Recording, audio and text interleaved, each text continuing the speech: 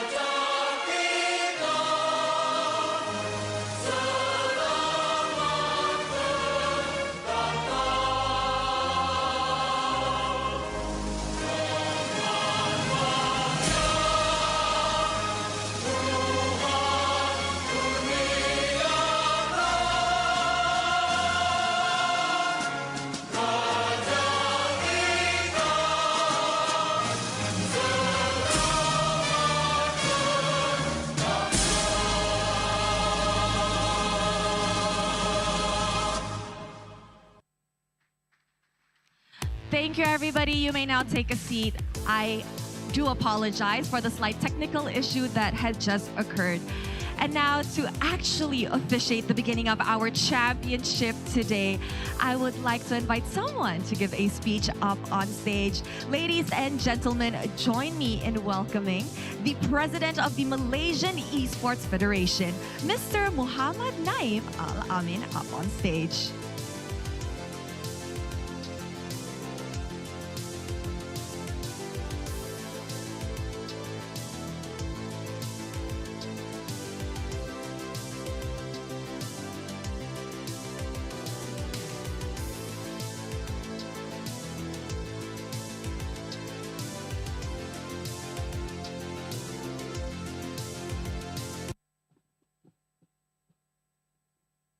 Bismillahirrahmanirrahim. Assalamualaikum warahmatullahi wabarakatuh. Salam Malaysia Madani, ladies and gentlemen, distinguished guests, athletes, sponsorships, and friends. A very warm welcome to all of you and thank you for being here today. It's a true and honor for us to gather for this prestigious Grand Final MLBB World Esports Championship 2025 here in Malaysia. To our international delegates and athletes, selamat datang, welcome. We are delighted to host you in our vibrant and diverse countries. Today's event is more than just a competition. The organization of the World Esports Championship in Malaysia reflects our commitment to elevating esports as a dynamic, professional, and globally recognized industry. Through this competition, we aim to achieve several key goals. First, to show Malaysia potentials as a leading hub for international esports events.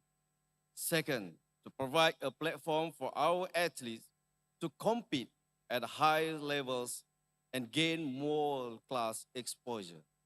Third, and to strengthen the collaboration between the nations, organizations, sponsorship partners, and the global esports community. Hosting World Esports in Malaysia is also an opportunity to highlight our culture and identity. We hope all our guests will take the chance to enjoy the flavors of Malaysia. Whether it's our famous nasi lemak, you have been tried before? Not yet? You guys should try. This is the best food we have. And char kway teow from the Chinese traditional foods. And then roti canai. And also the refreshments of the sweetness of chendol. After a long day of this competition, our food, like our people, reflect our unity, our diversity, and our warmth. And also you can be friends to our local people because we are very friendly. Maybe you try to get, knowing each other. And as we begin in this championship, let us remember that the why victory is always the goal. Sportsmanship must remain at the heart of everything we do. Compete with patience, play with integrity, and respect one another. Because true champions are defined not only by their wins, but by their characters. To all athletes, may you give your very best to our official volunteers, and especially to our sponsorship partner. Thank you for your trust and for making this event possible. And to everyone present today, thank you. Thank you for being part of the journey. And I also want to giving the highest credits to IESF, Mr. Boban here, Mr. Igor here, because you have an excellent team helping Malaysia to be one of the history to host the World Esports Championship. Giving applause to them. With that, it is my great pleasure to officially declare the World Esports Championship open. Let the big games begin, and may this event inspire excellent unity and unforgettable memory. Thank you. Terima kasih. Thank you very much to Mr. Muhammad Naim for officiating and kickstarting our championship today. And of course, this wouldn't be a World Esports Championship if we do not have teams from different nations representing their country. It's now time to welcome the nations to Malaysia and this global championship. Let's kick things off with Team Argentina.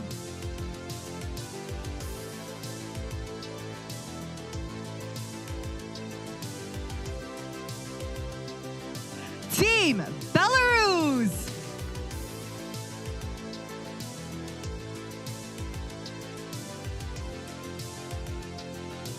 Team Bolivia.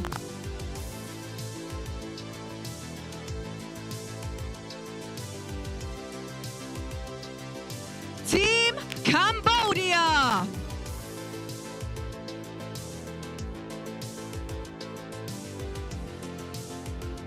Team Colombia.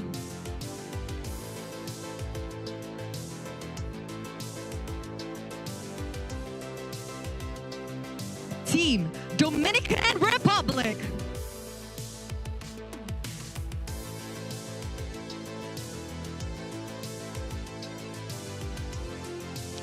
Team Egypt.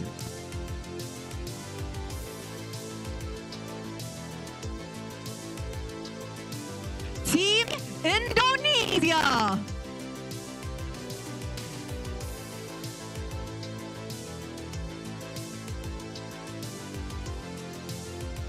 Team Iran.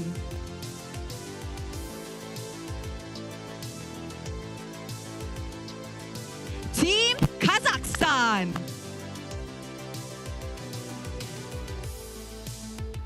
Team Malaysia.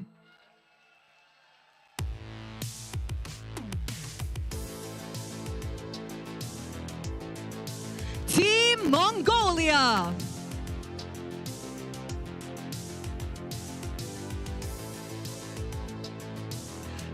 Team Myanmar.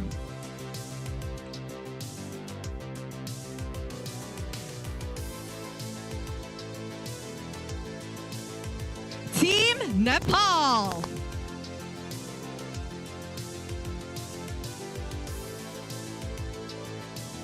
Team Peru.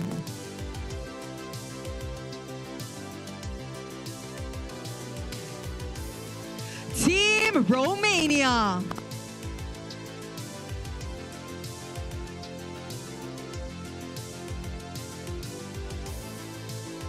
Team South Africa.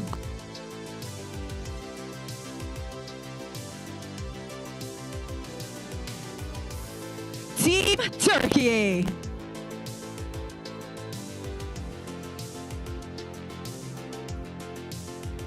And of course, Team Uzbekistan.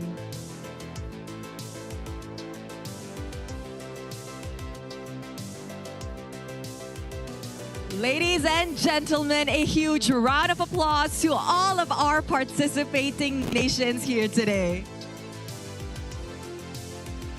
And of course, to share some words on behalf of the International Esports Federation, please join me in welcoming the IESF General Secretary, Mr. Boban Totovsky.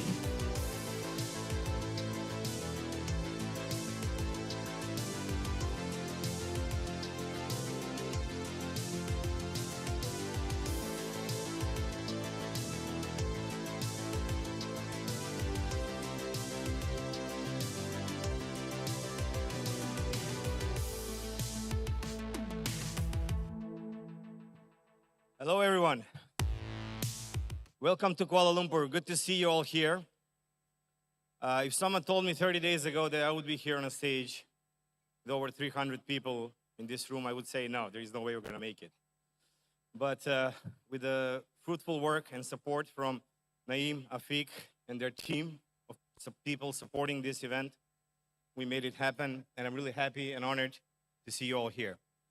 I would also like to extend huge thanks to the government of Malaysia, especially the Ministry of Youth and Sport, for being a supporter to ISF and to MESF for hosting this event.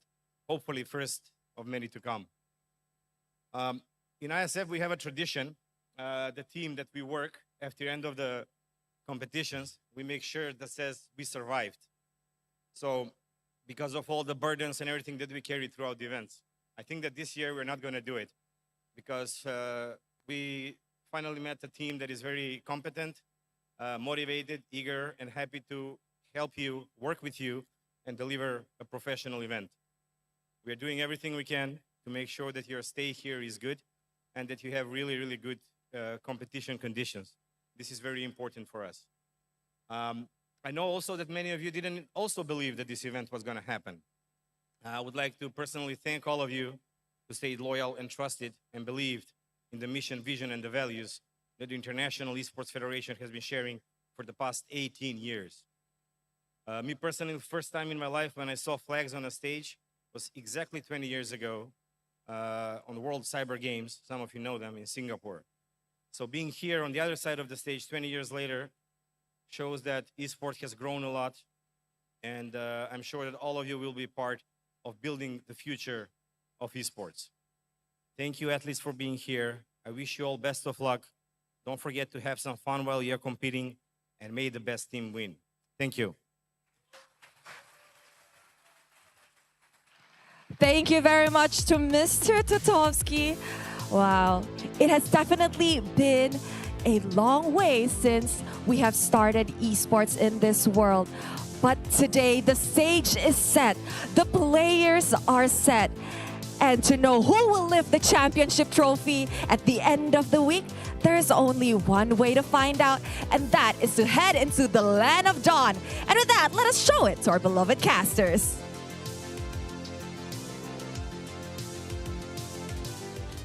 Oh my God, thank you so much to our wonderful, most beautiful host actually, Rose, and welcome to the WEC 2025. Assalamualaikum and apa kabar Kuala Lumpur. Lumpur, or in English, how are you, Kuala Lumpur? Are you ready for our first day of WEC 2025? You're with me, Fasha Bunny, on the Casa Deck with Stafa. Hello, hello everyone. It is an honor to be here on the WEC stage once again with many regions representing every corner of the globe who will very soon be facing off head-to-head within the land of Dawn to determine who is going to be the champion of yet another year of IESF WEC. We've got both men's and women's tournament happening. It is day one of the competition, so there's going to be plenty of MLBB action coming your way.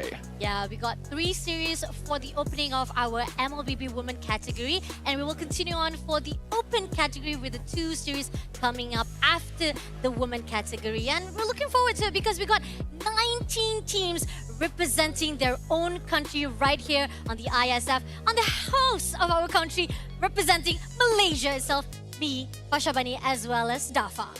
Of course, all of these teams up on this stage right now within this arena will be battling for the pride and glory of their regions. But that doesn't mean we can't add on just a little bit of a bonus as well. We've got the prize pool breakdown up on screen right now, starting off with the MLBB men's category, where the champion will be walking away with $32,500 US.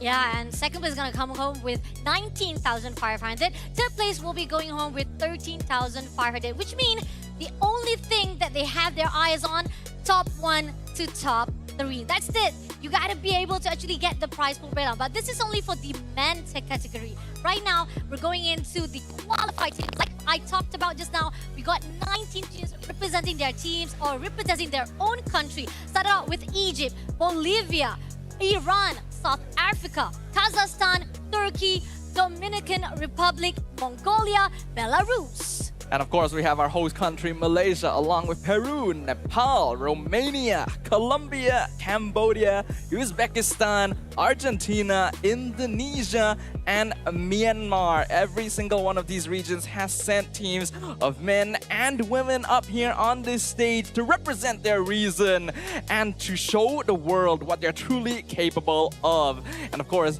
we've talked about this already, but we do have another prize pool breakdown up on screen right now for the women's category specifically, with the champion coming out on top with 17,500 USD. Wow, 17,500 for our ladies. And it's not only that, like we talked about, the eyes right here is for the top 1 to top 3. So from 12 teams that qualified for the women category, they have to fight to be the best from the top 1 to the top 3. Number 1, second place, as well as third place. That's a really tough call, especially we have like 12 teams that is coming in from their own country, Stafa. Yeah, it's going to be really interesting to see which of these regions will be able to show off to the world once again. Will it be former champions? Will it be new dark horses and new blood? We've got 12 teams in the women's category for WEC 2025 who have been distributed into 4 different groups of 3.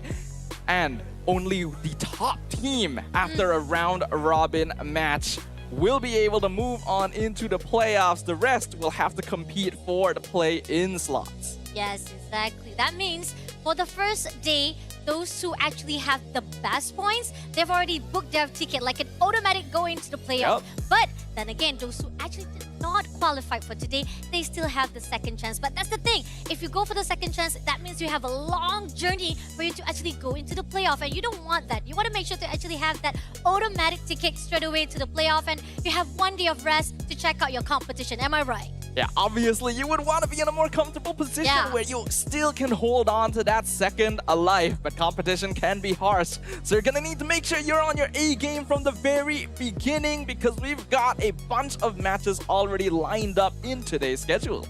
Yep, we got the first series coming in, Malaysia versus the Iran team.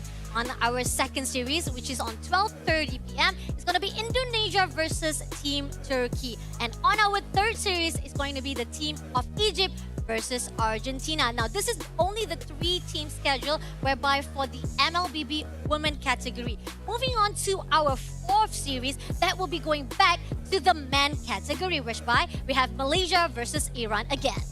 So for anyone watching online who may be a little bit unclear still about how the scheduling is going to work for this year's WEC, both the men's and women's tournaments are going to be happening concurrently. Yep. And we're going to be having the women's matches first today, followed by 2 matches of the men's at the very end. So we're going to have a lot of action happening. You guys want to make sure you don't miss a single moment of it. Agree, because I think pretty much we have a highlight from Group A, from Group B, as well as Group D. I think most of them who are actually wondering like, oh, from Group C, we do see like we have like team from Cambodia, Mongolia, but mostly right now, highlights are definitely for our first series. As we talked about, this is our host country, Malaysia.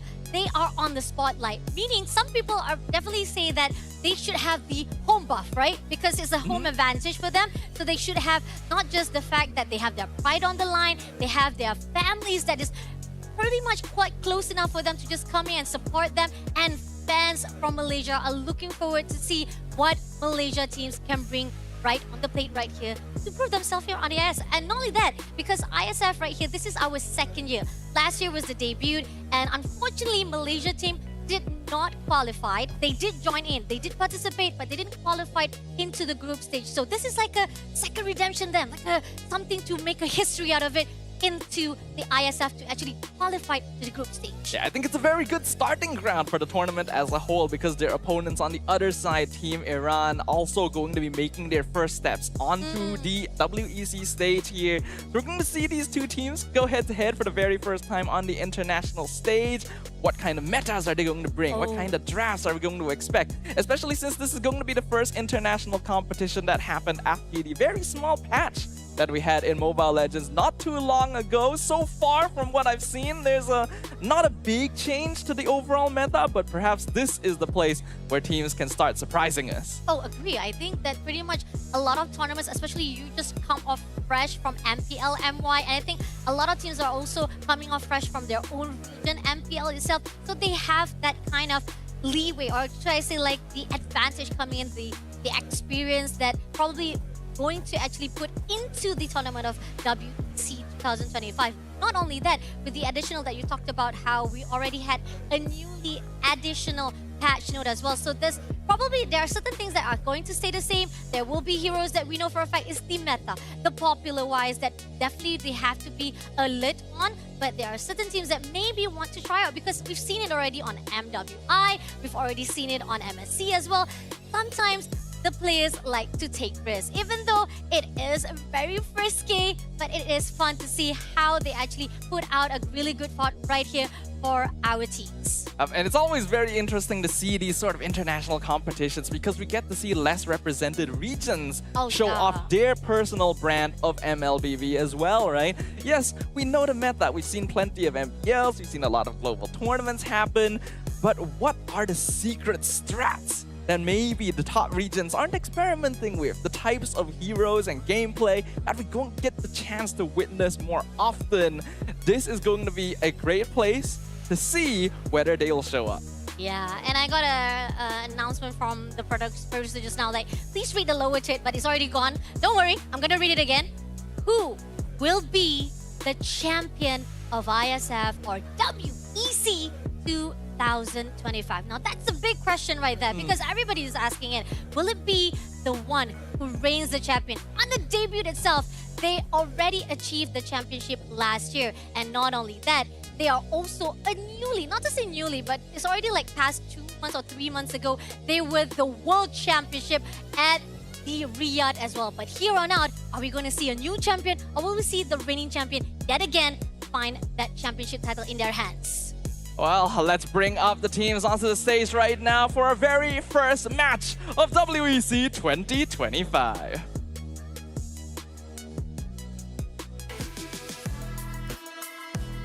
Kicking things off, our very first team to compete, the champions of the IESF West Asia qualifier, making their first steps onto the WEC stage.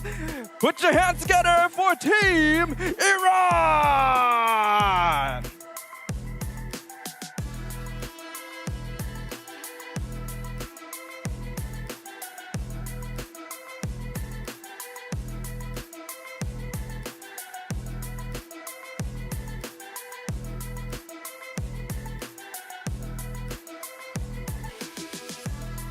Facing up against Iran is going to be our home buff team, the host country, Malaysia. Will they be able to make the history right here? Give a round of applause to our team!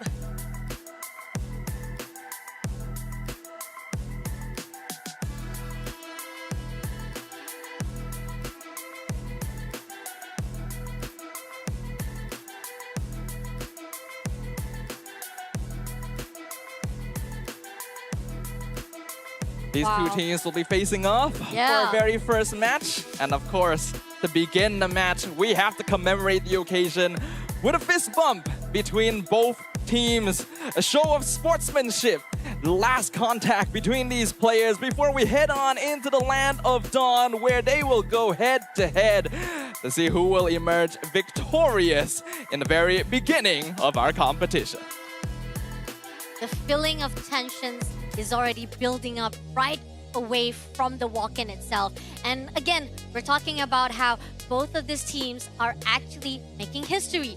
Iran did not able to actually qualify themselves, didn't even have their name on the placing. They didn't even have actually, how do I say, a qualified teams, not just from the group stage, even as a participant for the IESF 2024. But this year, finally, they made a history. They made a name for themselves, for their own country right here for 2025. Now, coming in for Malaysia, on the other note, they did not qualify, however, for the finals. But then again, it's gonna be a new year, a new start, even though it is already the ending of 2025. It may be the ending of the year, but it is a brand new beginning Yes. for many of these teams right now. And the very beginning of WEC 2025 Kuala Lumpur. Sparks about to fly, ladies and gentlemen.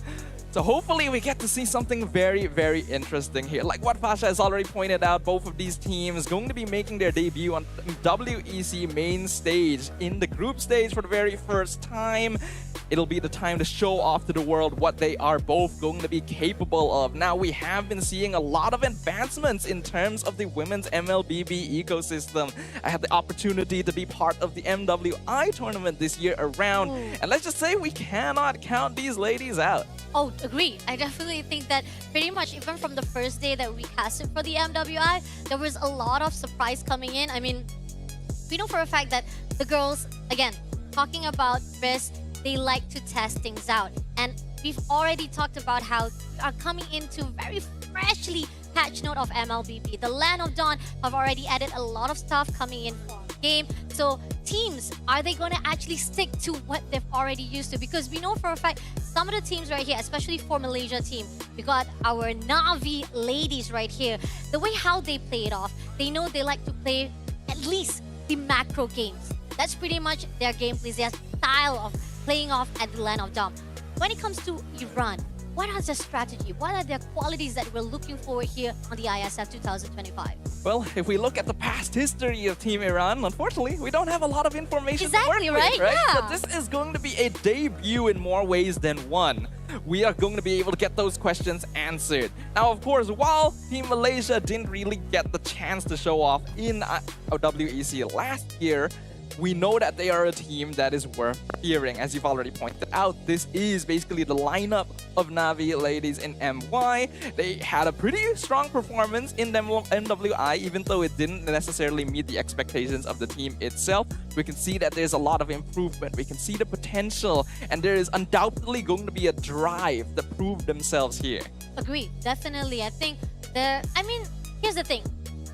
People make mistakes. And here's the thing, not every time you're going to actually be on the top. Even though we do see rising off from the first day of MWI, our Navi ladies were just amazing. They had a really good start off with a beautiful, actually 2-0 if I'm not mistaken, for their best of 3. But then coming on for the rest of their brackets or even on their group stage, that was when they faltered and they couldn't even make it out to the playoff itself, which is on the 3rd day. So question is right now, even though we have like a huge gap from July to December, this is other timelines for the players to actually build themselves from those mistakes, from all the failures they've done, because those are the crucial things that actually should motivate them to be even better. And again, representing your own country, you know for a fact, a lot of things is on the line. Absolutely.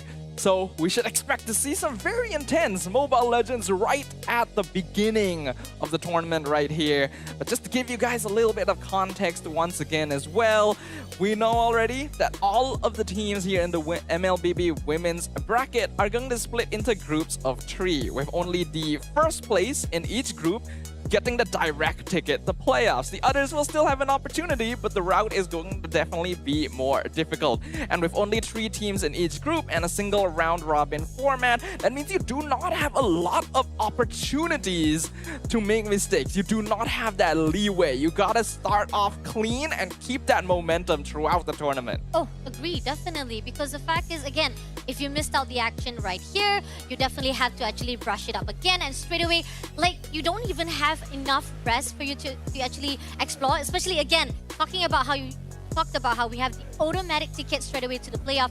Those are the teams that have the privilege to rest one day, wait it out, looking for the opportunity to actually learn the components or the competitors, the players or the teams that coming off to go into the playoff. They're looking for the second chance.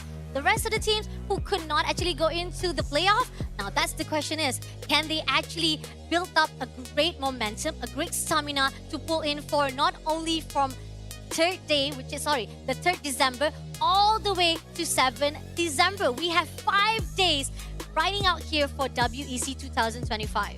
But just because just 5 days doesn't mean we get to actually witness every single nitty-gritty of the competition as well, right? As we know, group stage gonna be single round robin. That means there's gonna be a lot of matches happening at the same time, and we're only gonna be able to broadcast some of them. So we gotta make the most out of the matches that we're going to be able to witness, the matches that we're going to be able to cast here, the matches that we will be able to bring to everyone watching in the arena and at home as well. Oh, agree, definitely. It's just quite sad, isn't it? We can't be actually seeing the whole entire teams that actually play, because again, we're talking about 12 teams that will be concurrently playing together. They're going to actually compete, but only the teams that are going to be highlighted here for the live stream is the 3 series like we've talked about. Malaysia versus Iran, Indonesia versus Turkey, as well as the team of Argentina versus... Oh no, I kind of lost track of time just now. But yeah, pretty much we have like 6 teams playing off for the women category. And then we're going to actually continue on with the men category right after this. And another fun note for everyone as well, we're not the only casters on the desk for today. We do have Lafel as well as Husky, who will be taking over for the second shift, which is on right after the women category. Men category will be taken over by the 2 of them. Yep, I'm gonna be looking forward to watching those once I'm done with my shift, but of course it's the very start of the day, so let's keep our eyes peeled and our fingers crossed, because we want to root for every single one of these teams here and see what exactly they're going to be able to bring to the table. Now, we've already gotten to witness a little bit of the current meta. As I already pointed out earlier, it's the first time we're going to see some competition happen after the smaller patch that occurred roughly a week ago. But overall, is there anything that you personally would want to see? This is tough because I think pretty much, again, we are representing our country, so we don't want to be too biased. That's the thing. We've already talked about it. We want to be neutral.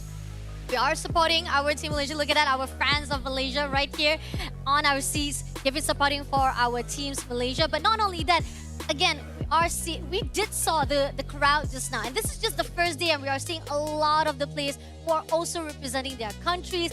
They are also supporting their own teams as well. So again, it's a lot of feelings of knowing for a fact that we're going to be served with a lot of dynamics, presentation, or even performance from all of the teams.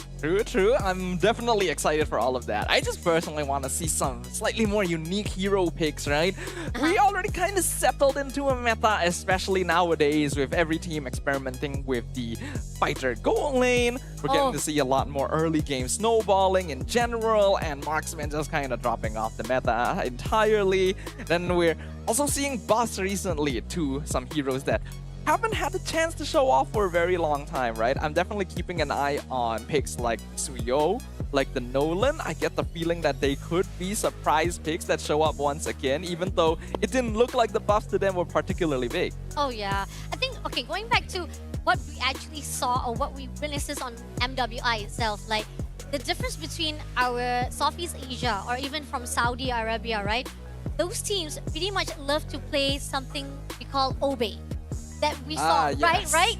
Because those are the things that kind of actually sparks out into like a question how Renma talked about it, Lafel even talked about it, Ictuna also talked about it, how is it still relevant to actually have the Operation Obe here inside the tournament, even though a lot of teams are actually kind of discarded it. They already say like, hey, Obe is not the meta anymore. We've already seen what Blacklist International have done already the past few years. That was a long time ago. It did amazing for them. But now I think that a lot of teams have already learned how to actually counter it. Yeah, it can be countered, but we also can't deny that Ube is still possible. Personally, I don't want to see it because I just don't like the strategy very much. That's a little bit of personal bias there. But here we've got our random map selection for our very first game. And we're going to kick things off with Flying Cloud for Game 1 between Team Malaysia and Team Iran. Flying Clouds. I mean, again, we talked about how this map, right? It's just pretty much how it gives a little bit of advantage for you to go into the LAN a little bit earlier on, a bit faster, but that's pretty much it. Just at least before you actually try to go enter for any team fight, you have some teleportation or even a cloud to actually fly you straight into the team fight. But that's pretty much it.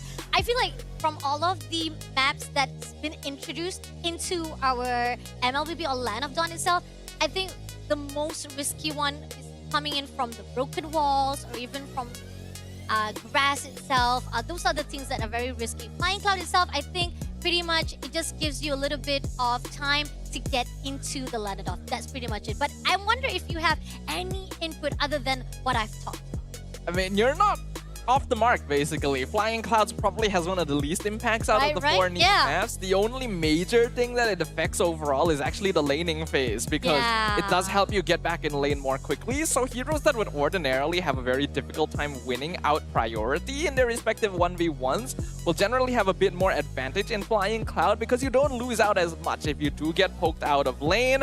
But once you head on into the mid-game phase, the ability to back your team up with Flying Cloud is actually a very rare occurrence. There's only very niche situations where it actually matters heavily towards the game state. Oh yeah, I agree with that, definitely. And the fact that I think that's pretty much the thing that the teams have to actually take note of.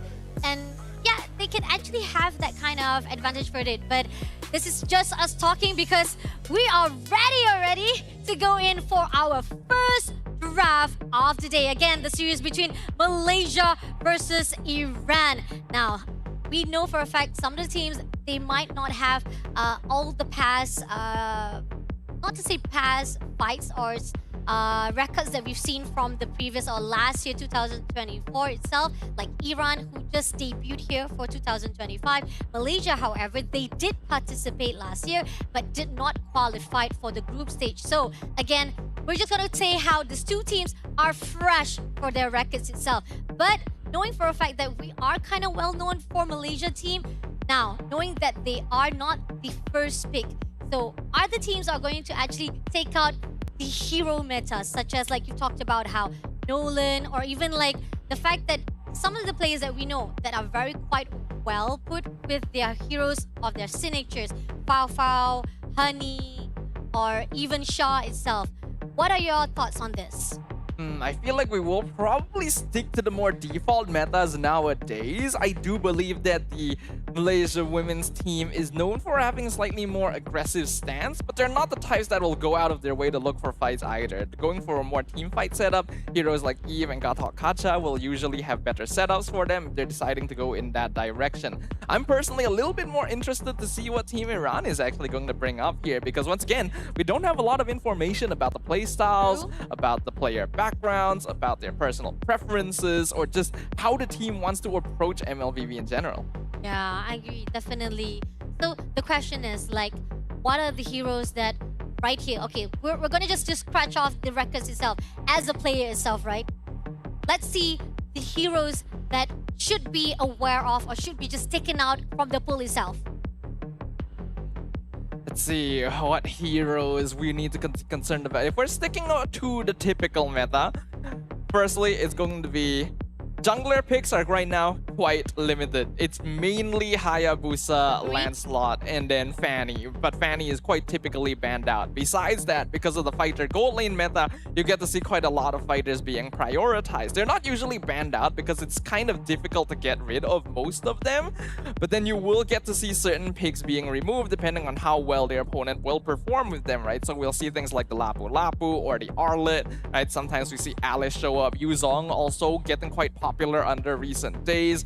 Hilda also recently getting a small adjustment. I don't think it's too much of a buff. It's more of a bug fix than anything, but can be a quite solid pick if you are dealing with something like an assassin in the opposite jungle. Oh, yeah, definitely. And we're kind of actually getting a little bit of technical issue right here as the fact that we're not going to be able to see the banning phase. However, unfortunately, I'm really quite sad about that, but we do apologize right here from our own desk as well as for the production. Not to worry, probably we'll be able to see it sooner or later. Hopefully they'll be able to fix it out as soon as possible. But then again, let's just going in wondering what it's going to be. This is like mind games for us to actually read out what are the strategies coming in from Iran as well as Malaysia. It does mean that we're basically going to be surprised once we actually do jump into the game, right? What kind of hero picks are actually go? Oh, hold on. All right, we've got the update. Thank you very much, everyone, for being patient. Now let us analyze. Team Iran gonna be going with Gatot Kacha, Alice, and Granger, whereas Malaysia have Eve, Grok, and Yisun Shin. Wow.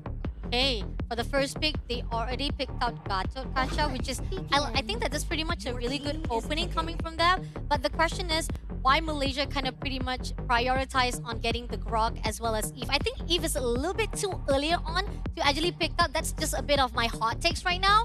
But it depends. I don't know. I'm not sure about it because I think that there's a lot of heroes that they can actually prioritize. But now coming into Iran, actually giving a little bit of response after the two players or two heroes been picked out, Alice as well as Granger is a very good response coming in. And now with YSS already been picked out, we're going in for the second phase of banning. I gotta respond to you there because Eve is just straight off a good pick. Really? Like she is just one of the best mid laners in the meta currently.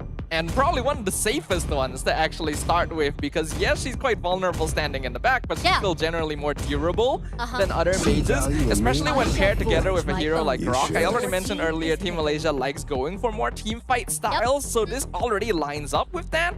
And by going with the Yisun Shin in the jungle as well, they actually open themselves up for potential double fighter side lane matchup, which allows them to deal with hero picks like the Granger and Alice, which require a little bit more time to get scaled.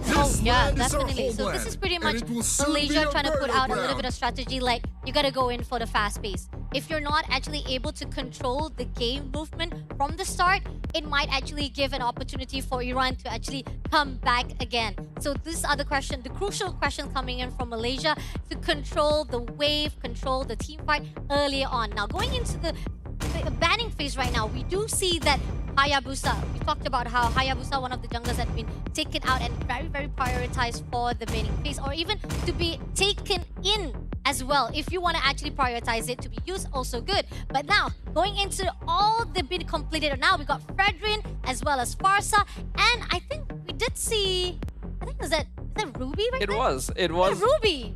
It was the Ruby Lapu Lapu, so Team Malaysia is actually going for the double fighter side lane composition, and it's going to be very powerful because they already have a solid mid-game lineup with the Eve and the Grok. One thing that they could be lacking is general independence because this team is going to need to play together a lot of time to make things happen, but they're not going to be punished for that too much because Team Iran is playing a more default lineup. They're going for tank jungler with Fredrin to try and set up for Granger's late game scaling.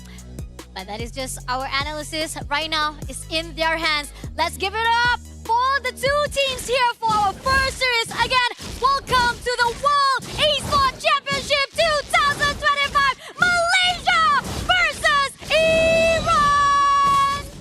Game 1 about to begin in grand fashion right here, ladies and gentlemen. So for anyone watching at home, place your bets right now. Guess which of these two teams is going to come out on top in game number 1.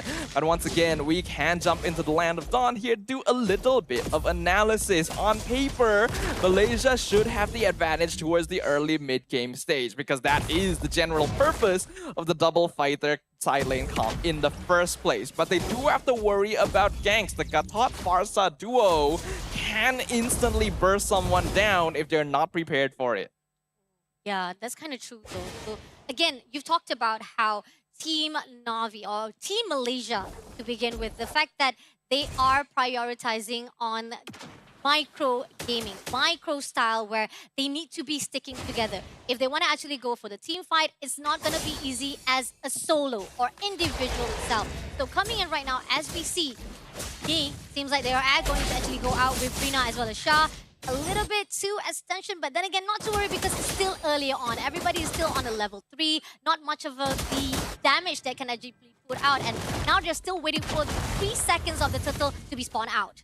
Team Malaysia is definitely the one that wants to create momentum on their side. Again, playing double fighter side lane, having strong team fight heroes like Rock and Eve comboing together means that in general, they will have the advantage during objective battles. It's very difficult for Team Iran to walk up if there's enough members of Malaysia around, but they're still gonna try. Oh, they're definitely going to try and going all out. Right there, Mountain Shocker straight away, able to get the turtle first. Oh, RW have been put out. Gad, Lishka for the first blood. As well as now, they're not going to allow any Sturgeon coming in. Nil will be taken off for the second kill as well. No, he was able to move in. She is able to back up. Only one casualty was able to steal away by Team Malaysia. That was definitely still a win for Team Malaysia, but Team Iran was able to get away without losing as much as I would have expected there. It was a very good initiation from Neil. Actually got a 3-man Throne of a Ruin right there inside the turtle pit, but unfortunately, she went just a little bit too far. The rest of the team is not able to catch up in time because they do have 2 slower frontliners, and without them, it's very difficult for them to actually try and disrupt the positioning of Team Malaysia. Because of that, it was very easy for them to make sure that Rina was still able to secure the red 3 timing on the turtle, and then the RLM just locked them in. It's lucky that Team Iran didn't actually lose more there.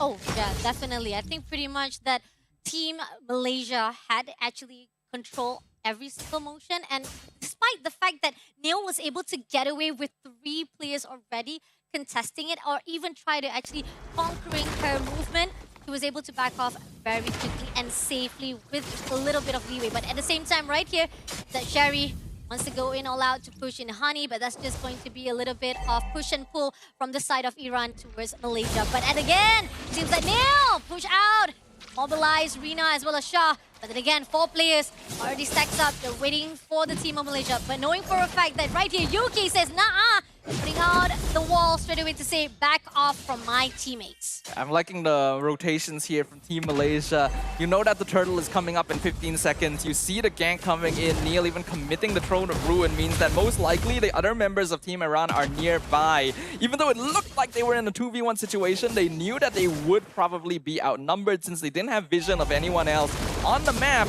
And by doing that, they keep their entire team alive, all of their cooldowns available as well. This should be a very easy turtle take once again. Yep, definitely.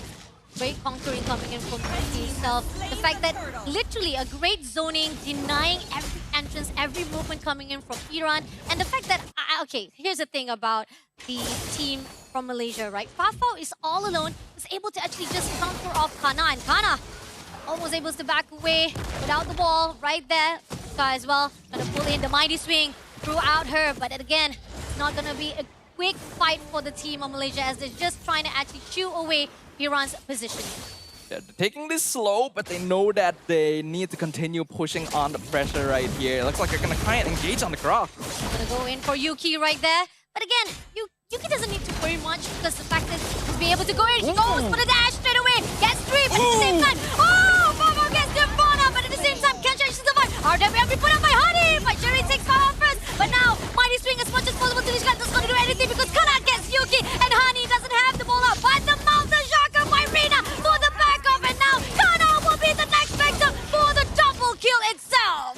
All right, quite a quick sequence of events right there. Iran, honestly, good call to actually try and engage on that since they knew that the rest of Team Malaysia were on the opposite side of the map. But unfortunately, because they are a scaling composition, they weren't able to burst down the members of Team Malaysia long enough. Then we got to see the massive combo of the Tectonic Charge into the I'm Offended AOG, while Iran was still coming out on top because Rina and Shah were not part of that fight. It lasted long enough that the Yi Sun-shin was able to make it over and get the cleanup in, which means that Team Malaysia still does come out on top, and that's an excellent timing as well, because the next turtle is going to be up in another 15 seconds.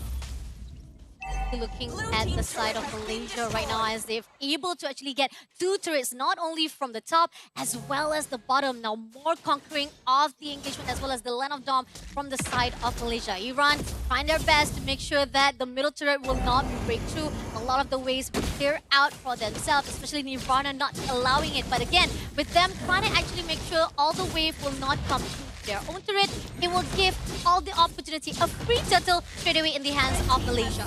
We're at the stage of the game right now where Team Iran is unfortunately going to need to give up a little bit of their mid-game in order to make sure that they're still able to farm up. The goal right now is to basically sacrifice farm on the rest of the members in order to make sure they can funnel as much as possible into Kana on this Granger. Luckily for them, the gold lead still isn't the biggest right now. It's only a few thousand in favor of Team Malaysia, so it is still possible for them to make a comeback as long as they don't lose too much more map control. It's going to be difficult to achieve that because Malaysia is definitely starting to put on the pressure. A lot of pressure, a lot of thorns been put out by Lisicka, but still it's not going to be enough to actually stop every movement of Malaysia. This is where we talk about how the macro gaming, the team fight, they will stick together, make sure they contest each and every single trade. And again, the mid lane finally has been break, so the first layer of turret has already been conquered by Team Malaysia. Getting closer and closer, they'll be able to actually even steal some of the buffs, not only all of the buff might be in the hands of Team Malaysia already. And again, the Team Iran somehow looks a little bit lost at their moment with the crucial state. Yeah, Team Iran unfortunately going to have a very difficult time even finding any space on the map right now. And this is one of the benefits of going for the Yi Sun-shin with double fighter side lane composition. You have a lot of heroes that can operate generally independently, and that means that you can spread your grip over the map a lot more easily. Iran playing a more classic lineup, relying very heavily on this far side Granger to do damage, means that their backline is always going to be vulnerable to dives. Oh, and look at that. They're literally giving opportunity, but again, they put out the frontal strikes right here, but at the same time, it's not going to be enough just to give a little bit of clearing of the minion wave. They're just letting off a little bit of breather for Iran to have their own space. But again, lots of the turrets already been taken out by Team Malaysia. Now they're looking forward for the mid as well.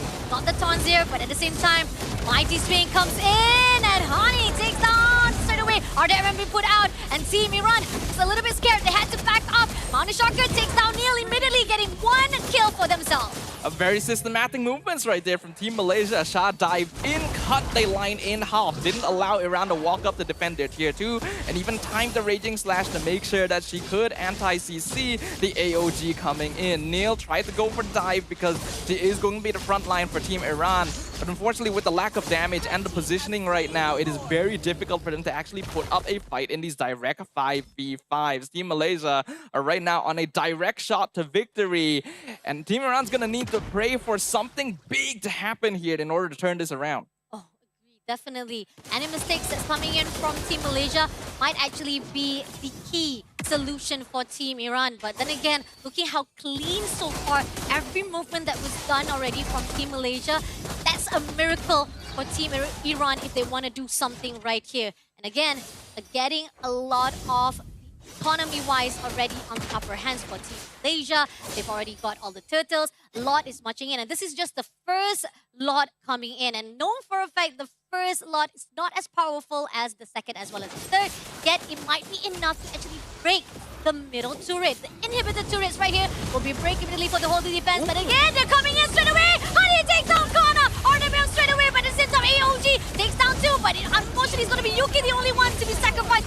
Now trying to push in, Ripapa try to go in for the offended, but unfortunately not going to be able to take anyone. Team Iran goes back to the middle with Crystal already been an opportunity to the side of the team Lot, and as well, Lot has crashed, but Farfall still away Neil, and now they're pushing in even more. Are they going to actually deny it immediately? With Sherry trying to pull away, trying to make sure that Shah does not. Feather Strike trying to be open up to actually shoo away the team of Mars, but Malaysia still surviving. Crystal just a little bit more if they can actually pull through. Rina looking forward to Kana, but doesn't manage to take quick down, so she had to pull her into the fountain, but did manage to take down Sherry instead. And Lishika will be the next victim for the mega kill of Rina. And again, the crystal will be first, and it is going to be the first win to Team Malaysia.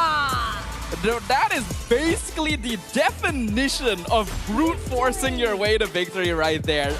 Legitimately a ridiculous call being made right there by Team Malaysia to full dive behind the middle inhibitor while the Lord is still trying to break it down. They could have been punished super hard for that, but I also respect that they made the decision. They knew that their lineup might start dropping off if they allow the game to last too long, so they decided, we're going to take this risk right now. We're going to use the lead that we have built up throughout this game and just muscle our way into the base, and they were able to do so. I mean, looking out from how it started out, right, it was very clean for the team of Malaysia. But then as they kind of seen a little bit of desperate a bit or trying to push, like they say, like, let's just clear it out right now. Let's just end it off right here. Let's not take too much time, because again, you've talked about how when it comes to the skilling wise of the heroes that is in the hands of Iran, it might actually go in for their favor if they allow that time to build in for their teams or for Team Iran itself. So Malaysia does not want that Risiko to come in. They don't want to have that risk. So those are the things that Team Malaysia are just putting in their heads right now. But at the same time, I do agree on the note that it might actually be a little bit more clean. But it is what it is. At least it is a win. So a win is still a win. I don't think they needed to force the game end on the first Lord. They had easily control of the map for the next few minutes. They could have claimed the second Lord, used the first Lord just to break the base open, and then won off of that.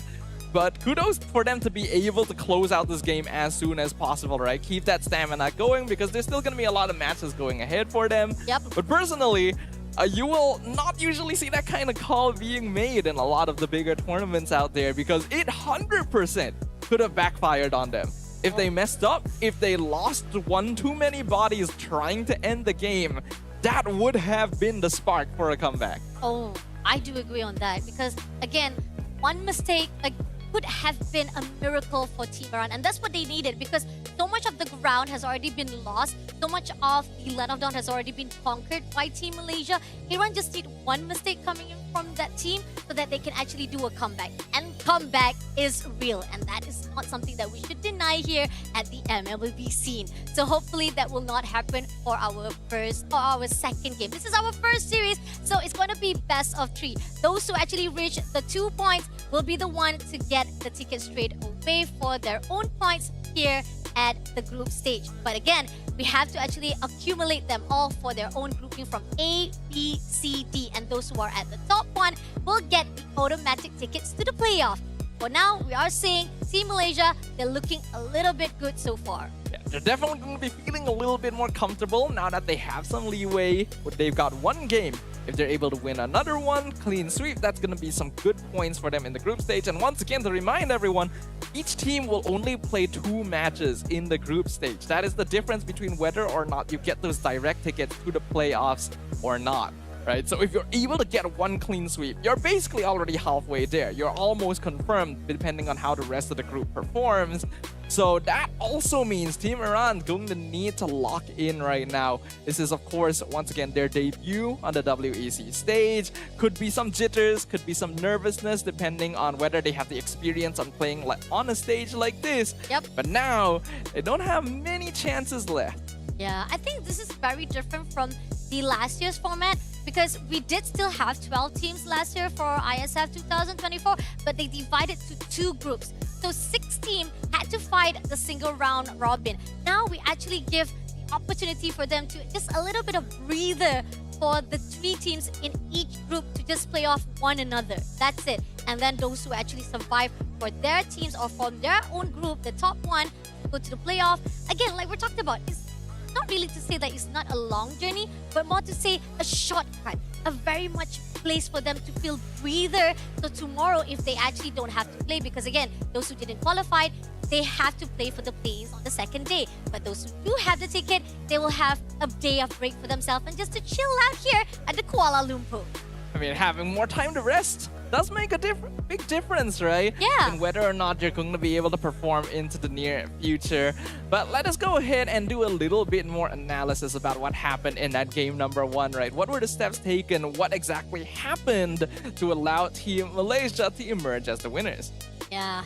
Congratulations again to Team Malaysia to get the first point here for the first series. Again, shout out to Fao, Yuki, Honey, Rina, as well as Shah. And I want to see the stats itself, like how much they were able to actually build up. I think pretty much even from how we see in the middle of the game, they were able to actually had the 3,000 lead against Team Iran itself, and that proved how much economy-wise are much more in advantage to the Team Malaysia compared to Iran. They have their itemizations already, even from the first round. That's just the first lot itself, and we can see the momentum, the build-up of their power against Team Iran. And I think not only that, the positioning-wise was just really good.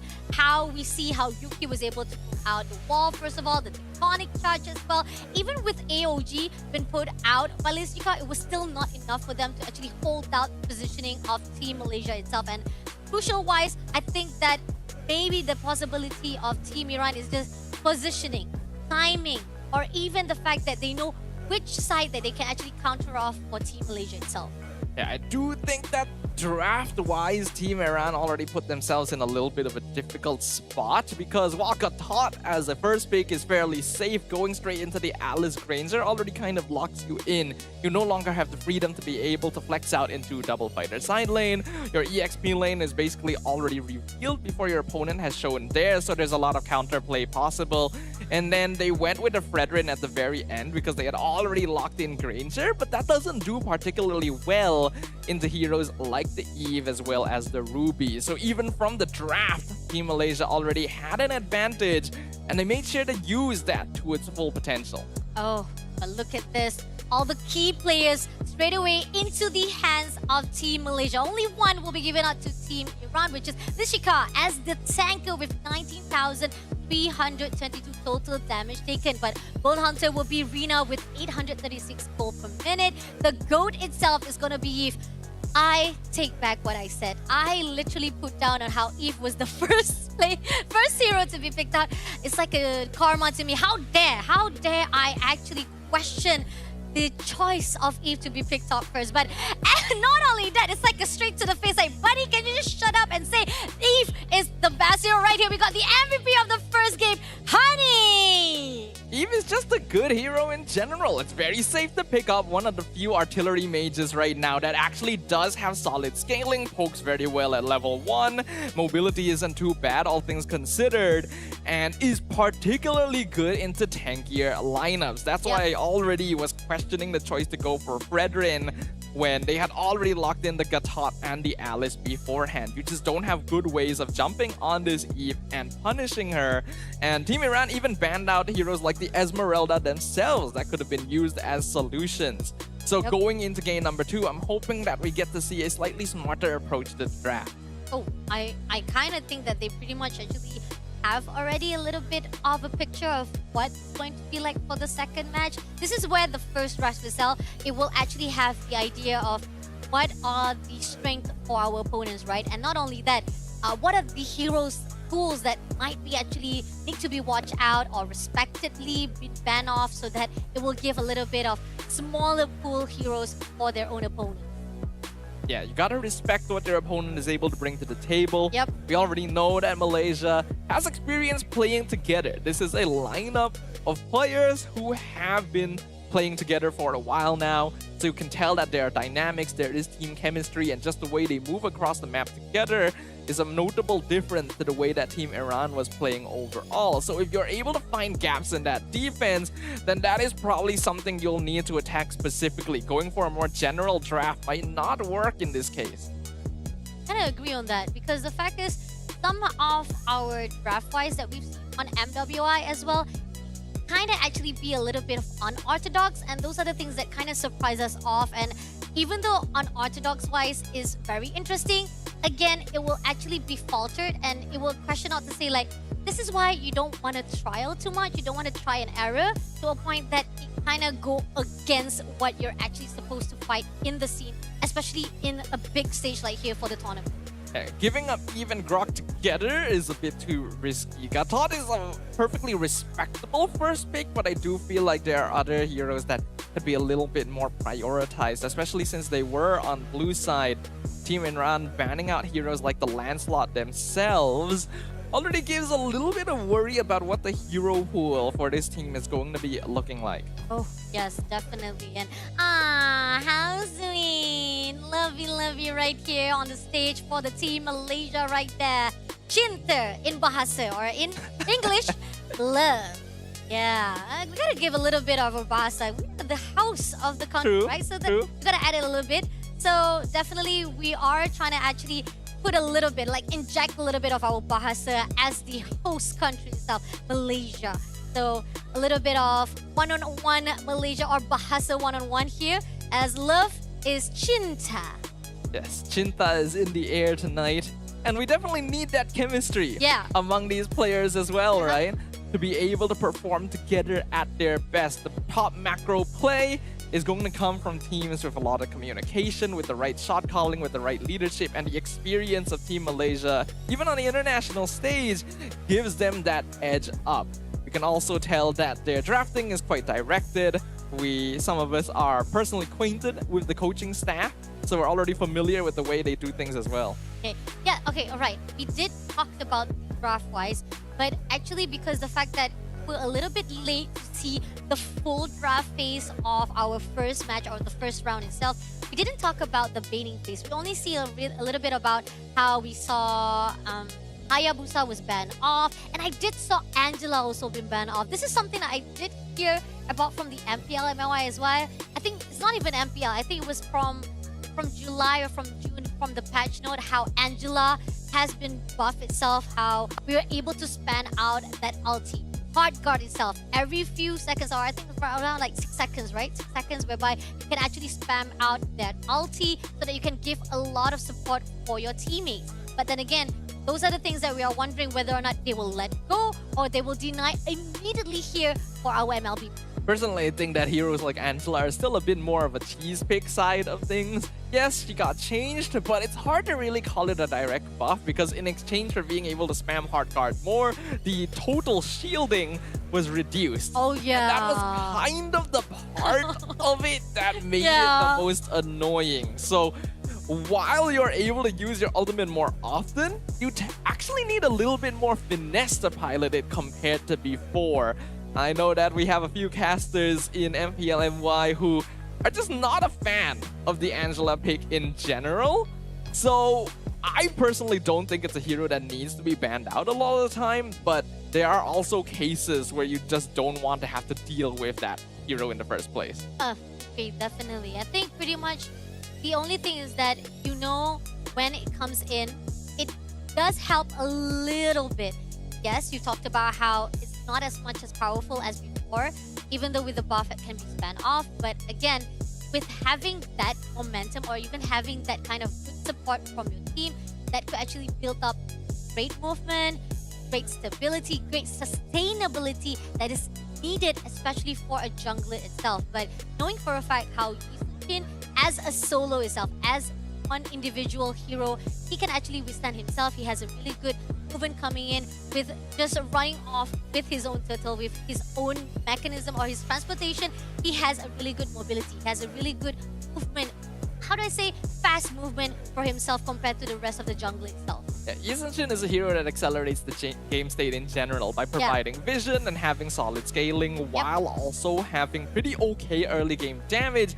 Means that it's a very multi-purpose hero, right? So it fits into a lot of situations. If you're looking for damage, if you're looking for utility, Yushin is able to fill those gaps. And it is basically the only jungle hero that perfectly synergizes with the double fighter side lanes, because other heroes just don't scale quite as well. The only exception would be maybe Lancelot under certain circumstances, but Yushin is the poster boy of the strat. Oh, okay. Poster boy. Yes. Yeah, it's kind of true though. Yeah, that's actually a really good note coming off here for the MLBB team, right? Then coming off for the side of how we see the fighters, why? Okay, this is a hot take coming in from me again. I know people are gonna hate me on this, but actually I do not like if there's going to be a triple fighter lane. No, because I'm kind of used to as the goal lane itself. It's kind of a risk. Yes, it does work out. We see a lot of the fighters being put out by the goal lane. It success very well, especially we see how Fafao using Ruby to fight against Granger. Even the fact that Granger has a really good stability or even a very fast-paced skill to be fanned out or even be used a couple of times, multiple times to actually, how do I say, to give a lot of damage to your own opponent. But the question is, the ability how Fafao was able to sustain that was just really perfect. That's why she was able to actually lane herself on her own without any help from the team itself. I mean, Ruby is basically one of the best fighter gold lanes in the game. Ruby and Yeah. TC are going to be top picks. Other fighters can be slotted in there, but I do think that these two heroes are just always the best if you just want to do that. Yep. So it is a cheese strat in the first place. Like, fighter gold lane has always existed. It's just generally not very viable because it takes away a lot of your scaling potential. But after recent changes to the way that gold works, to the farm speed of marksmen and general item changes, marksmen farm a bit too slowly in exchange for not as much reward. That's why the only traditional gold laners you see nowadays are Granger, Harif, and Claude. And even Claude is fairly rare. So I personally like the option of being able to play fighter gold lane, but I do think that it should be a more niche strategy that can be punished rather than just the meta strat that is prevalent now. Yeah, definitely. And the fact that we're still waiting for a second draft coming up, I think that we're about to be ready here. So again, sorry to those who are actually waiting for it. So let's see, our second map is going to be at Dangerous Grass. Now we're going to see a little bit even more challenge coming on for our first series of the game between Malaysia versus Iran. We talked about how Flying Clouds wise, the effects is just a little bit slightly giving a leeway of you moving off into the lane or laning phase or even to go into team fight faster. But now, coming in for our Dangerous Grass, you have a lot of heroes that can actually utilize this, can actually take advantage from the Dangerous Grass, such as Hilda, or even for a fact that you have Natalia. I know that for a fact we haven't seen Natalia for quite some time, but it's also a really good hero pool to be put out here for the Dangerous Grass. But other than that, what do you think that heroes can be actually put out here for the map itself? As you already pointed out, Hilda is one of the top picks for Dangerous Grass, especially after recent patches have buffed her time and time again. If you're talking about assassin roamers, it's not actually Natalia that's popular nowadays, it's Hellkurt. Yeah. Oh yeah! We see a lot of Hellkurt cheese along with tank jungles like Baxia or Fredrin, so that could be an aggressive strat that you could attempt to go for, but it is definitely risky because it plays very differently from how a roamer would typically approach the game. Yep, but hear it out. This is going to be our second draft phase. And again, this is going to be the best of 3, meaning only one more point. If Team Malaysia win the clean sweep, they will definitely have a great starting off here for their Group A. But looking on the phase of banning right now, Frog has already been taken out, despite they are the one who actually used it previously. Jushin as well as CG actually has been banned off by Team Malaysia. Okay, I think these are perfectly respectable. Grok is a very strong pick. Malaysia played it themselves, but not typically a hero you'd pick on the first pick blue side. So that means there's a higher chance of Iran grabbing it. So Malaysia doesn't want to give that away. Iran also giving a lot of respect over to their opponents, getting rid of 2 of the heroes they played against previously, the Yi Sun-shin and the Eve, which allowed Team Malaysia to get that MVP performance in game number 1. But that does mean the Lancelot gets let through and is locked in. Ooh, Lancelot.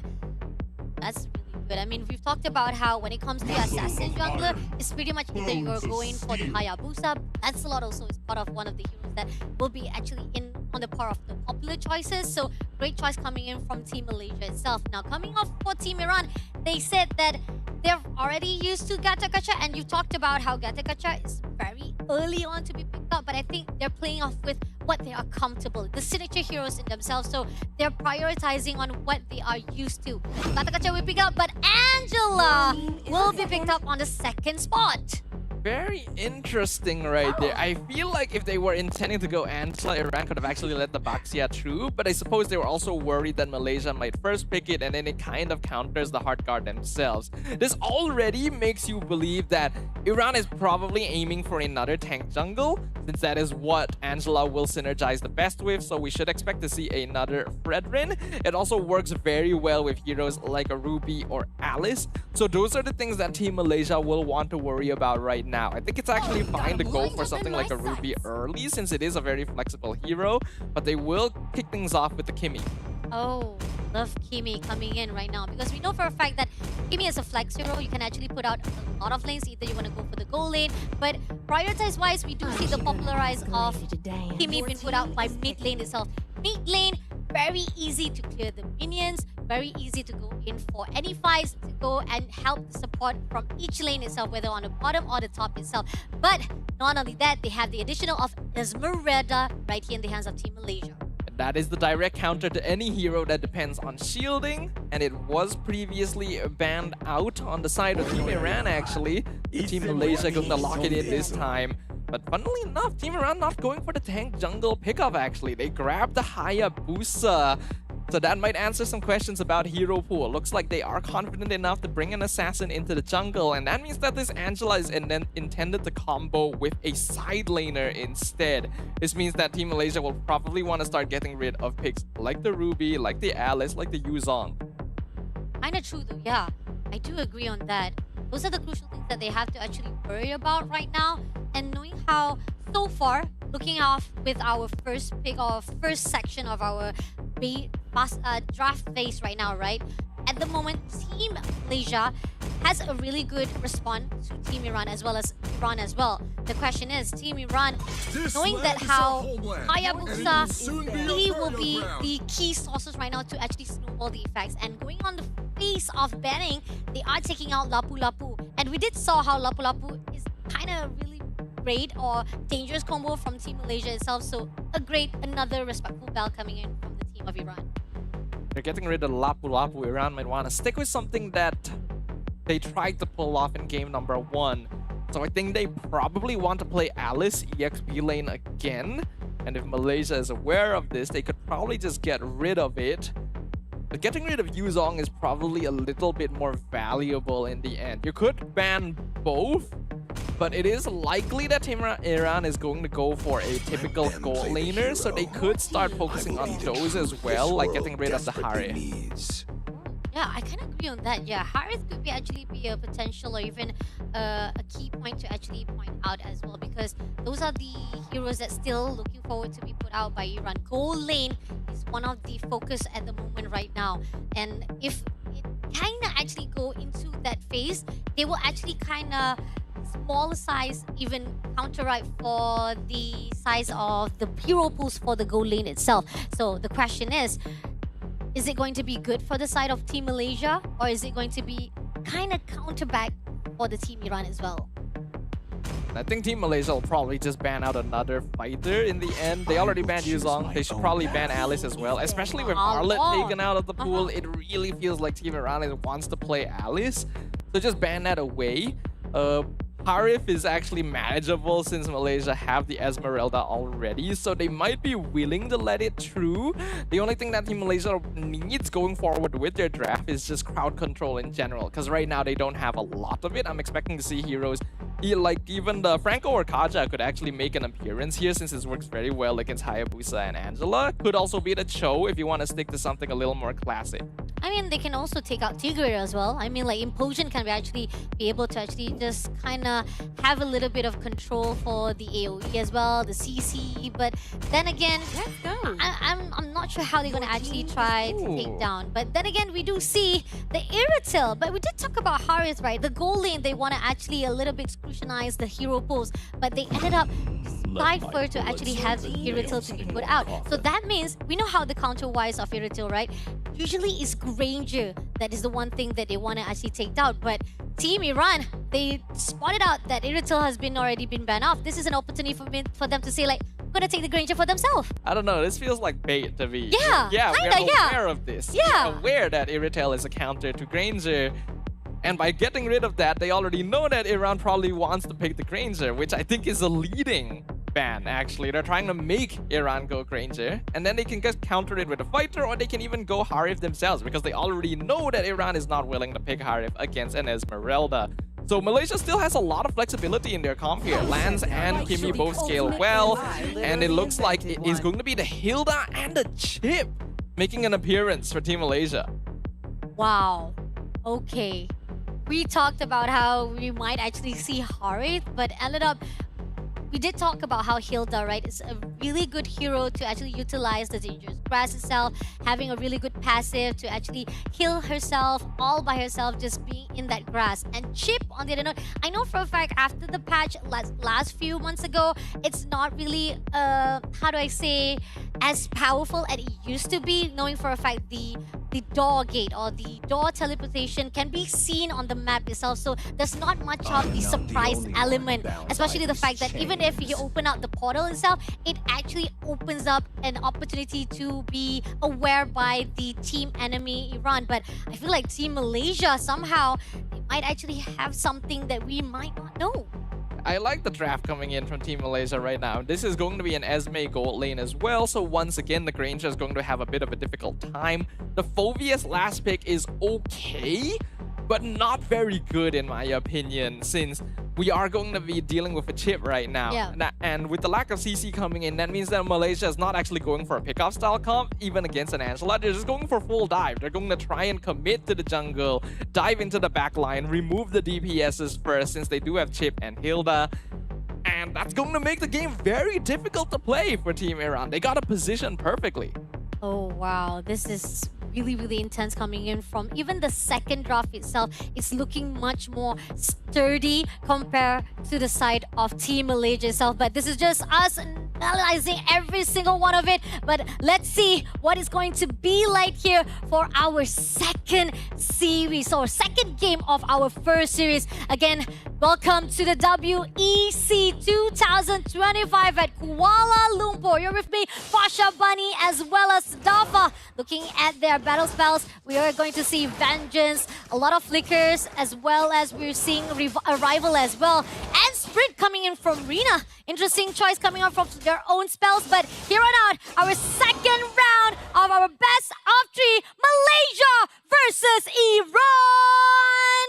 Team Malaysia already one game up. One more win will give them a very good positioning, and they're already trying to dive jungle as expected. Wow.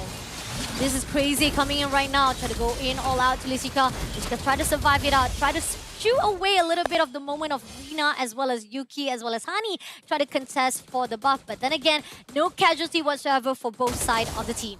Yeah, it was a little bit aggressive from Malaysia, but they're aware that they're going to be able to do that. That is one of the risks of the Angela mid lane. You just don't have a lot of pressure overall, and that actually allowed Rina to steal away that one jungle camp. Hayabusa going to be slightly behind at this point, but it shouldn't be too big a deal. Looking out right now, they're going all out, a little bit of aggression. Torrens not going to actually meet up Yuki. Great positioning from Yuki itself, just roaming around, try to actually spot out anyone from Iran, as well as Neil, even though try to push into Shah as well, they won't have any problem whatsoever to hold their own positioning as individually as well. And Hani, again, we're talking about how Kimi, just with the basic attacks and having the stacks already, it gives a lot of the spamming skills to actually push out the minion wave as quickly as possible and to do so much damage to Angela itself. Kimi is a hero that did get nerfed in the recent small patch in terms of reduction in overall damage in the first couple levels, because this hero was just so oppressive and one of the most flexible picks in the entire meta. Even after the nerfs, I don't think it's quite enough.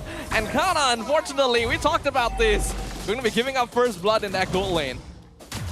First blood, but not only that, they're not going to be done there.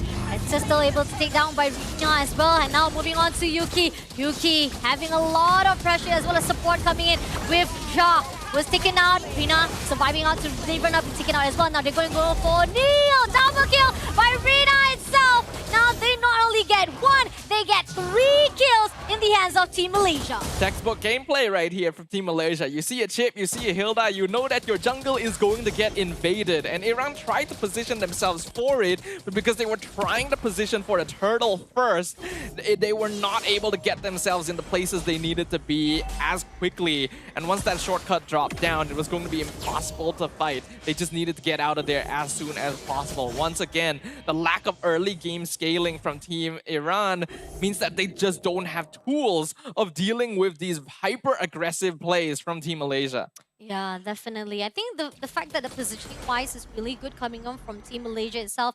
Really good response, very good reflex, as well as quick reflex coming in from them itself. After getting that turtle, a great zoning out, straight away Rina comes in to actually finish off the rest of the players of Team Iran. But with 10Ks of economy-wise in their hands, still Team Malaysia have a lot of advantage, and two players right at the bottom right here with Rina and Shah sticking together. They're allowing a lot of leeway from the side of Rina to actually get a lot of their buff, a lot of the creeps itself. So this is the question of the Team Iran. Can they actually control the movement of Team Malaysia? I really don't think so. Unfortunately, the draft just doesn't allow it to happen. Yep. They have to play safe. They ideally needed to at least get advantage in one side lane, but here we go again. Oh, here we go again. Hard guard has already been put out. Is it going to be enough to actually pull off with AOG been put out? Oh, managed to take down Yuki as well, but Lishika will be taken out by Rina. That's going to be double kill to Neil as well, with even Yuki almost barely surviving, yet Team Malaysia backs up quick, and Rina triple kill, making it a great job for Team Malaysia to get a great damage, as well as now second turtle will be in his hand. And this is why I said in my recent tier list that Lancelot could probably have been nerfed a little further. This hero got adjusted. He actually got nerfed a little bit in terms of his Torn Rose cooldown, but that's just not enough. His damage scaling is still so intense overall. And because of the lack of crowd control from Iran as well, they just have no way of locking Arena down. This Lancelot has free reign over the map, and now the snowball is really starting to get out of control.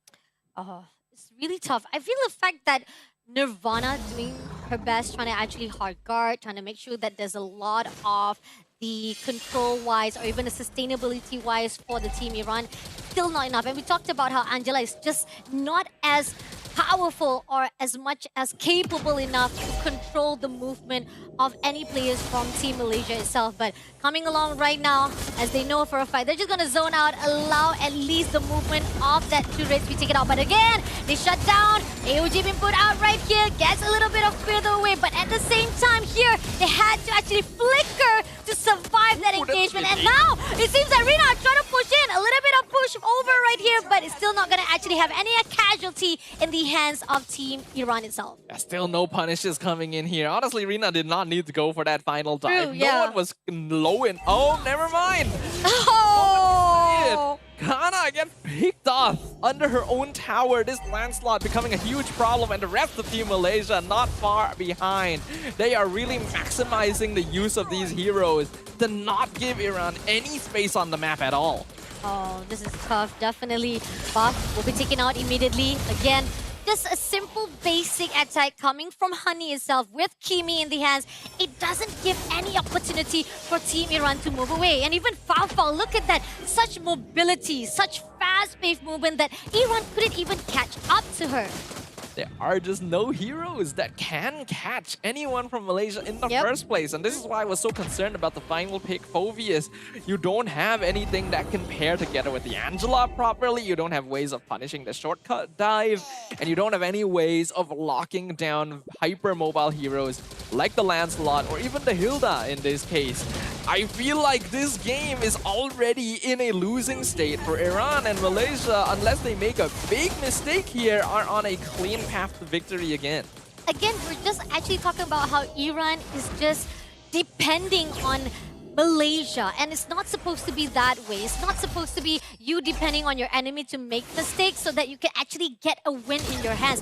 What you need to do actually control yourself. But then again, hard guard, that's gonna be enough. Even Farfall takes down Sherry immediately. Jungler was still away by Team Malaysia. Iran now lost with 4 players still surviving. Even Honey trying to actually get that turret in the hands all by herself. And now Team Iran looking lost as ever, allowing Team Malaysia just conquering every single each movement.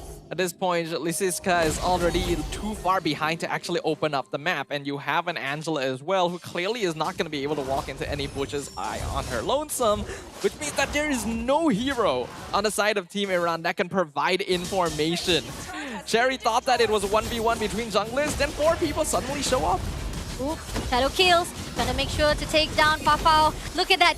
4 players just try to shut down Fafao by herself. And Fafao just survived it out. Every single thing. Star Moon Shield. She is doing well just by herself and not giving any opportunity for Team Iran. And now comes along puncture by the team of Malaysia. Rina just tried to shoo away Team Iran. And what can they do? Fafao is invincible right here for our second game. If anything, it looked like Fao Fao was the one with heart guard a moment. Yeah. You can see just how little value Angela is able to provide unless you have a proper combo to deal with it. And Esmeralda, this is just typical gameplay for this hero. Oh, Traction Pulse, Sulisika right there. Seems that he's gonna dash a little bit, but at the same time, Sherry trying to go all out to the back line, but doesn't get anyone. Fortunately, had to pull away with the shadow, and in the end, had to actually just surrender and give more space for Team Malaysia to get the first Lord. At this stage, I do think that Team Iran are already too far behind. It is a 9k goal lead for Team Malaysia in 9 minutes. This is typically the threshold where you need to pray for a miracle to happen in order for you to get your foundation back into the game. And so far, the movements have been clean. I don't think Team Malaysia is going to allow that to happen. Oh, Rina is just free, just roaming around with 601 KDA in her hands. Talking about so much control in the Land of Dawn to a point that Iran couldn't even catch up to her. And we talked about how there's not much of a mechanism that is in the hands of Team Iran itself to actually catch or even to grab against. And here a puncher comes through and Thorn of Roses trying to get her, takes Kana. Now Nirvana, can he do it? Puncher again! Even though Might actually had to surrender or even to sacrifice herself, she got that double kill in her hands. A little bit aggressive, but I like it anyway. Honestly, that did not need to happen. Giving away an 8-kill shutdown is not really worth it. But hey, it was very cool. Yep. And sometimes you just gotta play MLBB to flex on your opponents. Agree. There is under no circumstance that she should be allowed to get a double kill diving that deep. There's basically no way out for her. Oh, Traction Plus get 2-0 as well as Lishika. But no follow-up right here. But at the same time, right now, Ja moving along, trying to go in all out to fight. Heart got been put out by Lishika instead. But and again, they are looking forward to actually shut down this Lord. But can they do so? Lord a little bit more, trying to get closer. Oh, not enough though. But at the same time, they're trying to pull it too far. They do manage to actually give a little bit of damage to Shah. So Shah had to pull away. AOG gets down a little bit of far, but not going to be enough. Rina will be the first one to be taken out. Neil goes in for pulls. And at the end of it, Malaysia goes back again. This is going to be a back and forth. They steal away. And again, Neil trying to survive it out, but will be taken out by Hani herself. And now living over Fafo right at the front lane. Just doing as much as possible damage as well as tankiness so that Team Iran doesn't know what's coming into their area. All things considered, that was actually not too bad for Team Iran. They got a 1-for-1 trade, and that one trade was on Rina, actually dying for the second time in a row. Maybe playing a little bit too deep. Oh, this is too aggressive coming in. Malaysia, a little bit too much of them trying to actually survive it out, but they are pulling in right here. Lishika, Hargard, unfortunately will not do anything. Kana takes down Lishika, also will be shut down as well. Neil trying to pull through, but can he survive it? G will be also be taken out with Sharp and shut down. Rina takes down Real, and it's going to be the second crystal be taken by Team Malaysia. A clean sweep to kick off WEC 2025 from the team representing the host country. Very impressive performance right there. And hopefully they can keep that momentum going forward. For now, as usual, we'll throw it over to Rose on stage.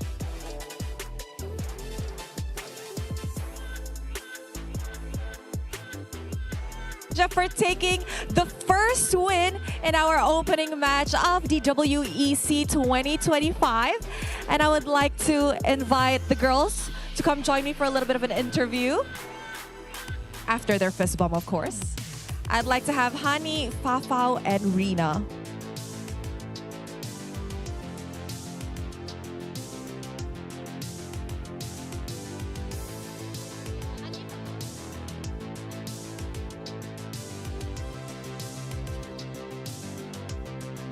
All right, congratulations, girls.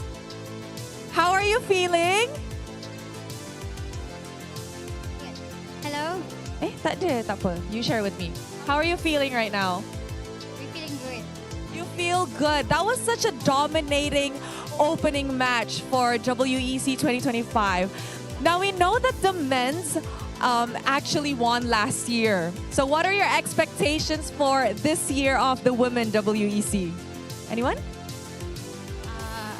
Kami expect lebih juga tahun ni expect champion and we will try our best lah. Wow! Team Malaysia is expecting to actually bring home the championship this time around. Now, let's talk a little bit about the other teams that we have in WEC 2025.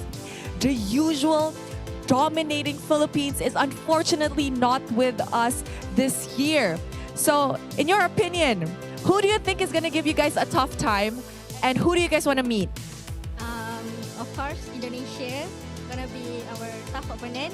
So we been waiting to meet Indonesia again lah. So revenge. For a revenge. Now, in a scenario that you guys do get to meet Indonesia, are you guys more than prepared this time around? What did you guys plan? Apa? Kami just main macam biasa and akan keep our momentum dari sekarang.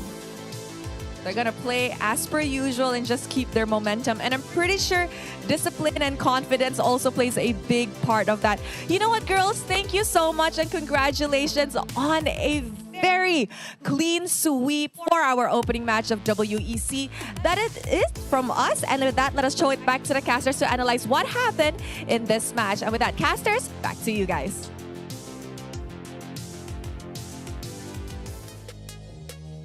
Thank you, Rose, and thank you to Team Malaysia as well for the interview session. So that is just our first series of the day between Malaysia versus Iran.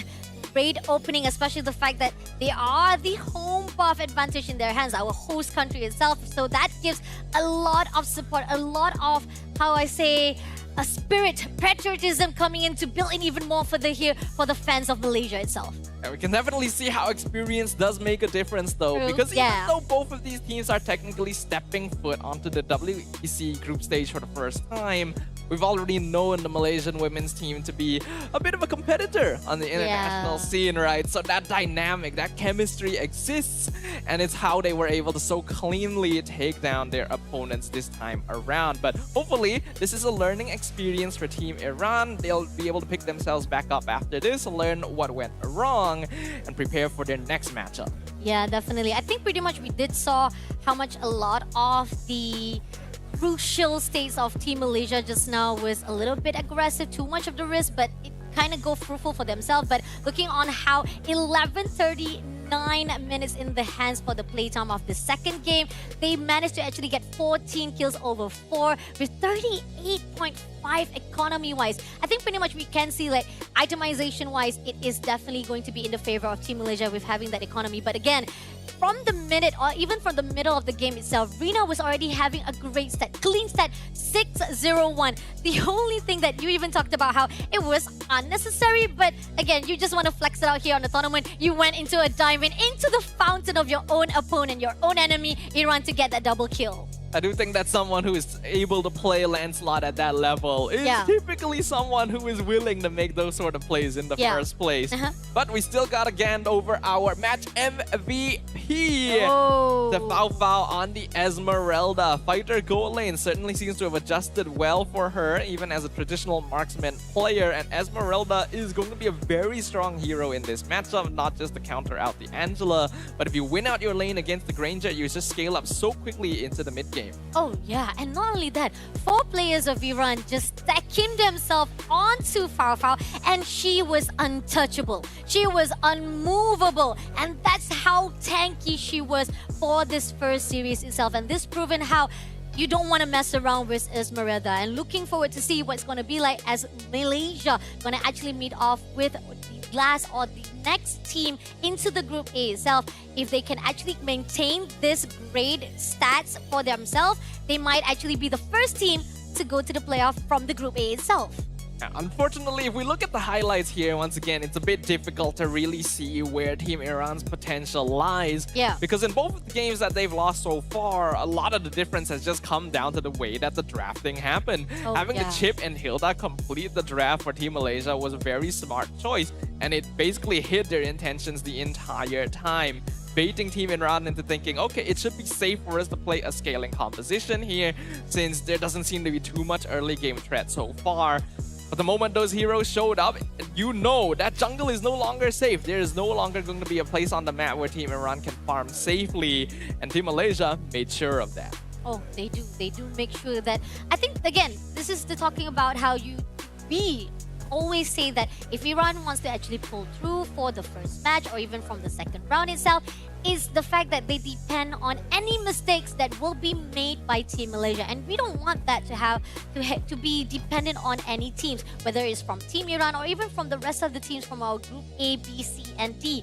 Looking forward to mistakes from your enemy, it's not something that you want to actually hold on to, so that you can have that opportunity of success. Success should not come from the mistake of your enemy. Success should come from your strength itself, from the probability that you'll be able to actually control each movement of your opponent. But then again, this is just the first series, and Iran, even though they do lose that 2-0 against Team Malaysia, now looking forward, they have the South Africa to be watched out on the next single round robin. So we're looking forward to see if they can actually do a redemption of themselves after that such loss. Yeah, but we're not going to be able to watch every single series like we mentioned earlier, so hopefully they'll be able to find a way to perform when they're not on the big stage, you know? Oh, maybe true. it might help their nerves just a little bit more. But remember, this is just the first step for Team Iran. This is a squad with very little international experience, so we can't blame them for being caught off guard by a team that definitely has a little bit more to bring to the table.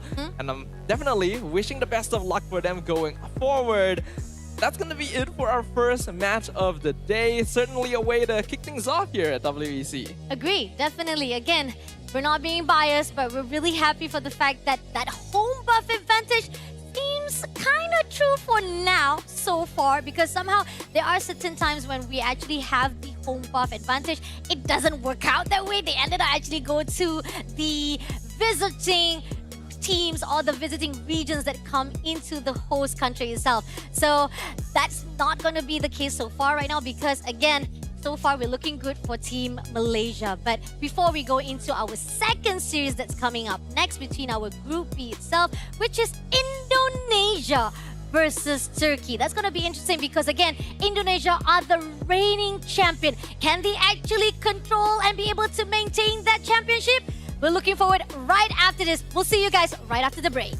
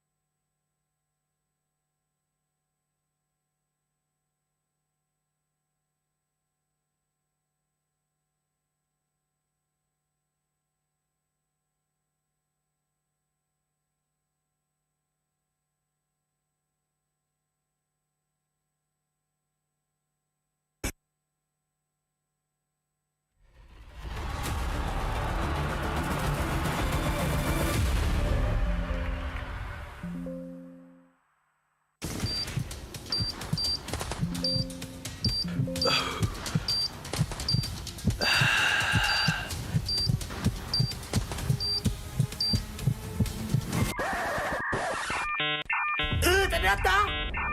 Data habis? Jangan risau.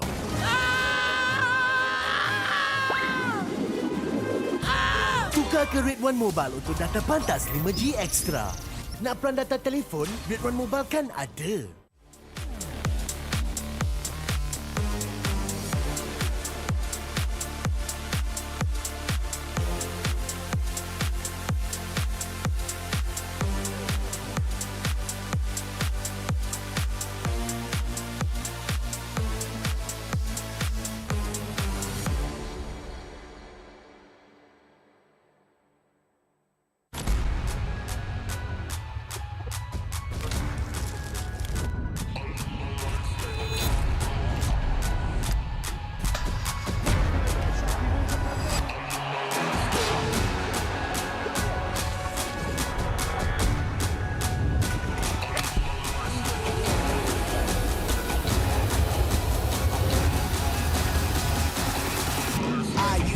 Coin in the waterfalls in the wishing well.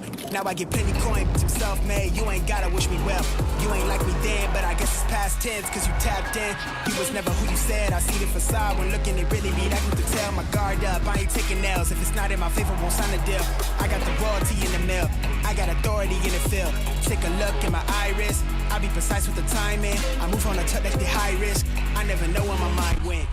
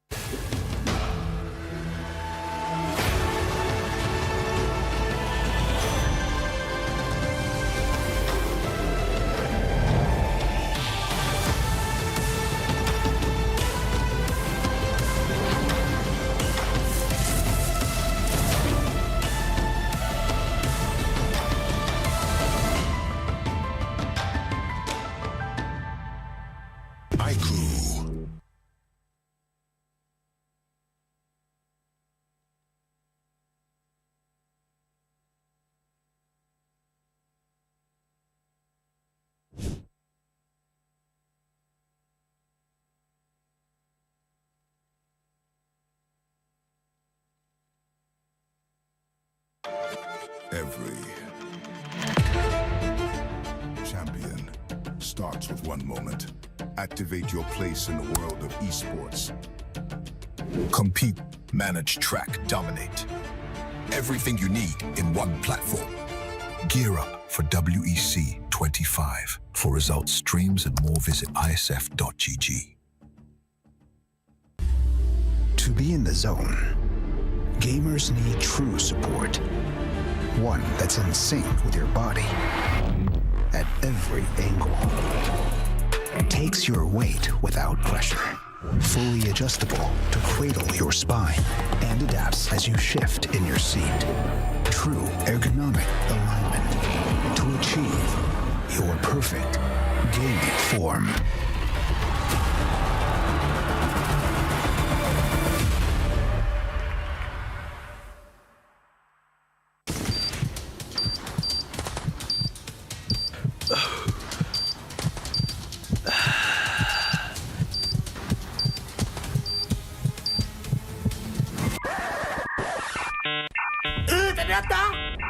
Data habis?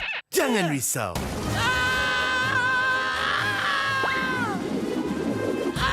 Tukar ke Rate 1 Mobile untuk data pantas 5G Extra. Nak peran data telefon, Rate 1 Mobile kan ada.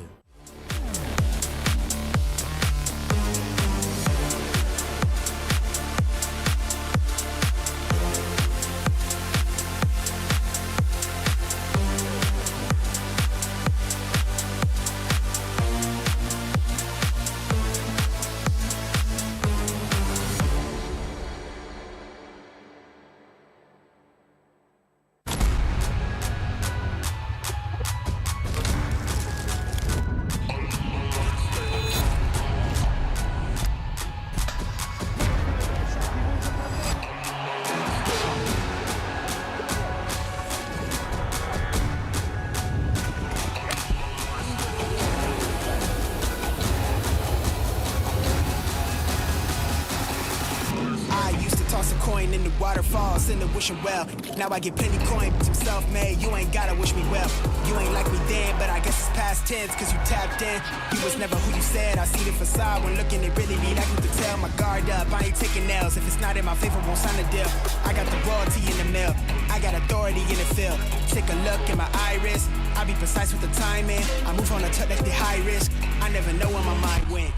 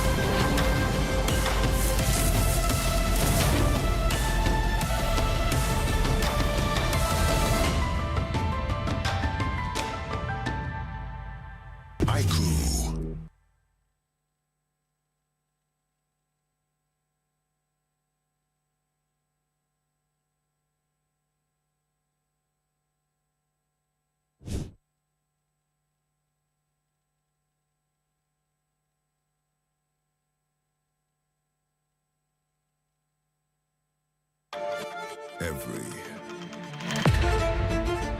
champion starts with one moment. Activate your place in the world of esports. Compete, manage, track, dominate. Everything you need in one platform. Gear up for WEC25. For results, streams, and more, visit iesf.gg. To be in the zone, gamers need true support. One that's in sync with your body at every angle. Takes your weight without pressure. Fully adjustable to cradle your spine and adapts as you shift in your seat. True ergonomic alignment to achieve your perfect gaming form.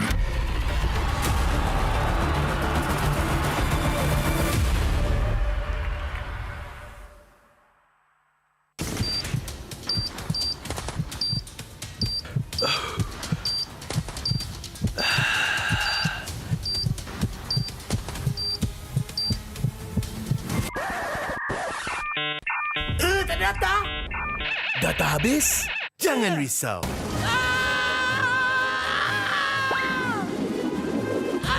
Tukar ke Red One Mobile untuk data pantas 5G Extra. Nak peran data telefon? Red One Mobile kan ada.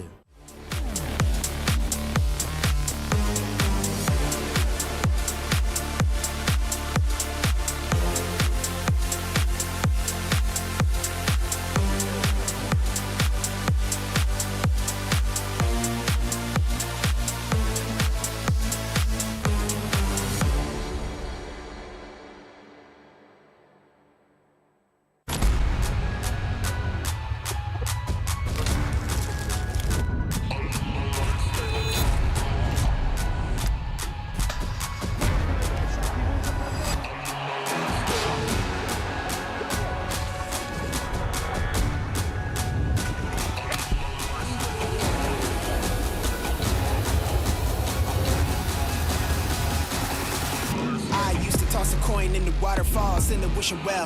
Now I get plenty coin, I'm self-made. You ain't gotta wish me well. You ain't like me then, but I guess it's past tense, cause you tapped in. You was never who you said. I see the facade when looking, it really be like you could tell. My guard up, I ain't taking nails. If it's not in my favor, won't sign a deal. I got the royalty in the mill. I got authority in the field. Take a look in my iris. I be precise with the timing. I move on a touch like the high risk. I never know where my mind went.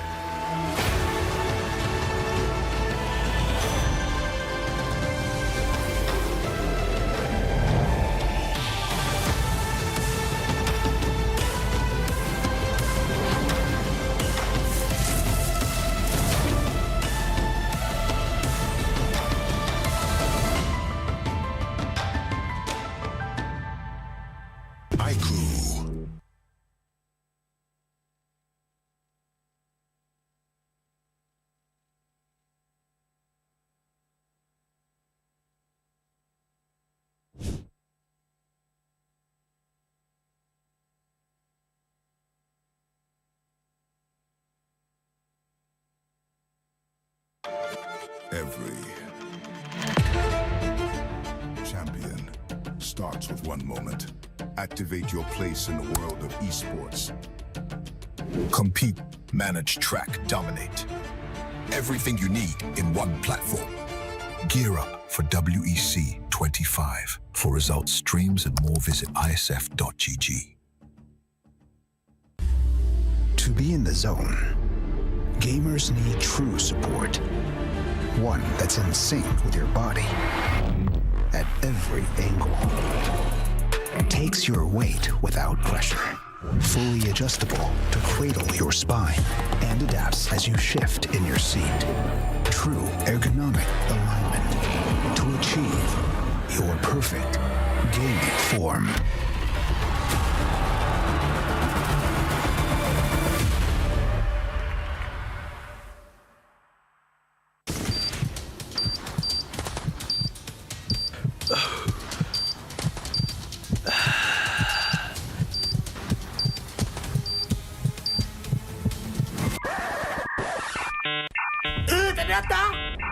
Data habis? Jangan risau.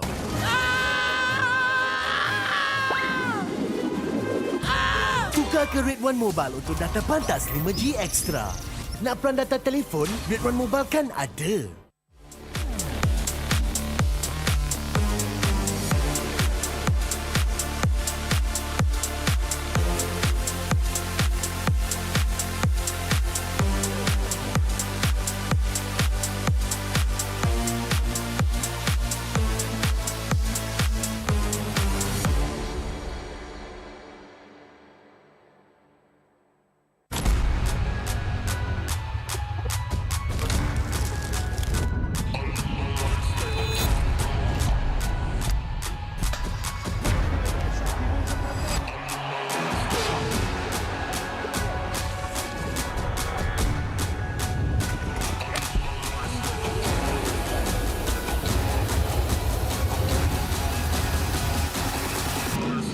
Toss a coin in the waterfall, send a wishing well.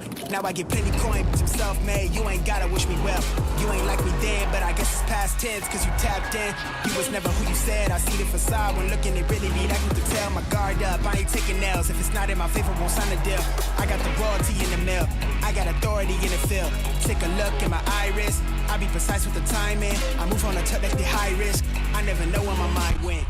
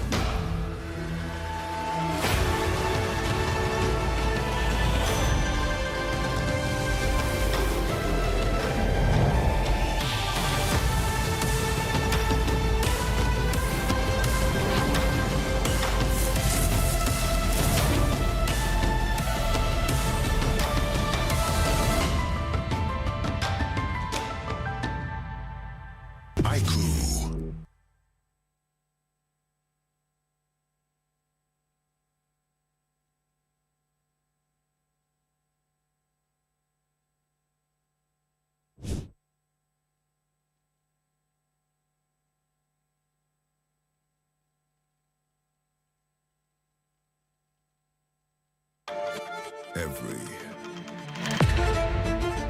champion starts with one moment. Activate your place in the world of esports. Compete, manage, track, dominate. Everything you need in one platform.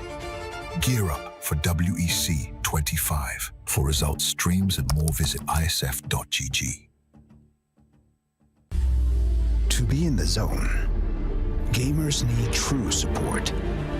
One that's in sync with your body at every angle. Takes your weight without pressure. Fully adjustable to cradle your spine and adapts as you shift in your seat. True ergonomic alignment to achieve your perfect gaming form.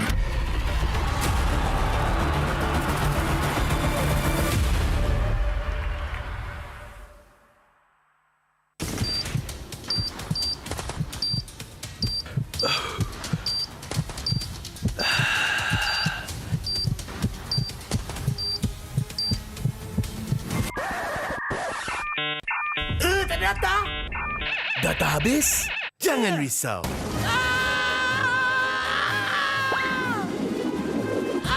Tukar ke Red One Mobile untuk data pantas 5G Extra.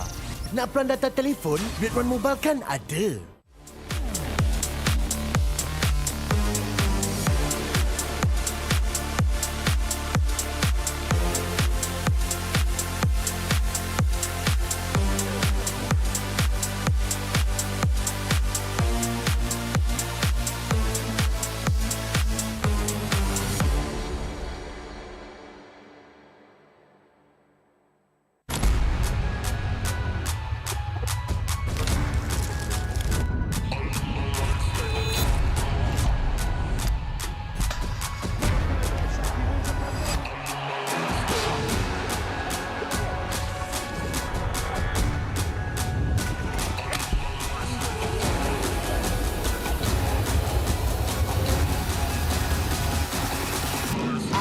Toss a coin in the waterfalls in the wishing well. Now I get plenty coin, I'm self-made. You ain't gotta wish me well. You ain't like me then, but I guess it's past tense, cause you tapped in. You was never who you said. I see the facade when looking, it really be like you could tell. My guard up, I ain't taking L's. If it's not in my favor, won't sign a deal. I got the royalty in the mill. I got authority in the field. Take a look in my iris. I be precise with the timing. I move on a tuck like the high risk. I never know where my mind went.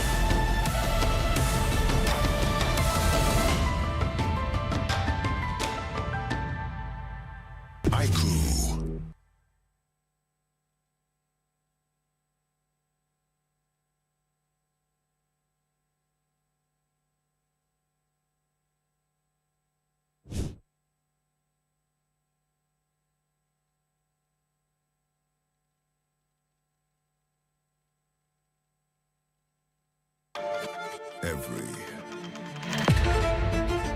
champion starts with one moment. Activate your place in the world of esports. Compete, manage, track, dominate. Everything you need in one platform. Gear up for WEC25. For results, streams, and more, visit iesf.gg. To be in the zone, gamers need true support. One that's in sync with your body at every angle. It takes your weight without pressure. Fully adjustable to cradle your spine and adapts as you shift in your seat. True ergonomic alignment to achieve your perfect gaming form.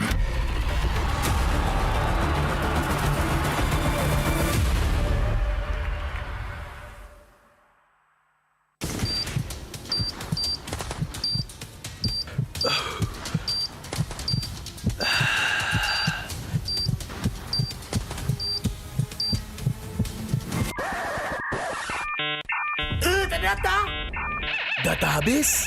Jangan risau.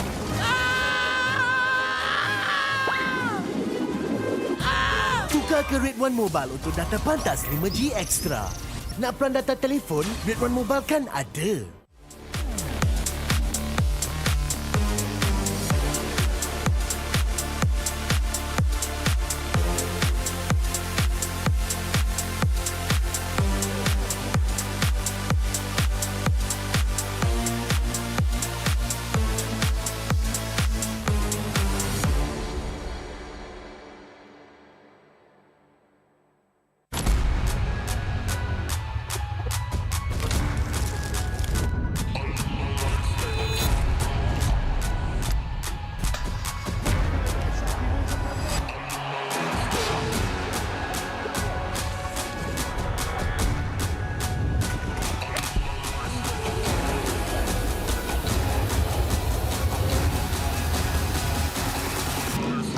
Toss a coin in the waterfall, send a wishing well.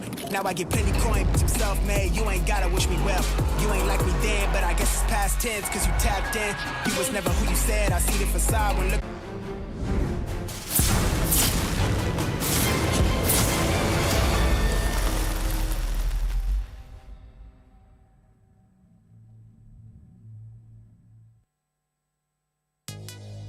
The curtain draws once more on the stage of WEC 2025. You're currently watching day one of the tournament, where we just came off of the very first match as well, with the host country, Team Malaysia, coming out on top over Team Iran. But that's not all. We've got more matches coming up, so make sure you guys stay tuned. My name is Stafa, once again joined on the desk with Basha.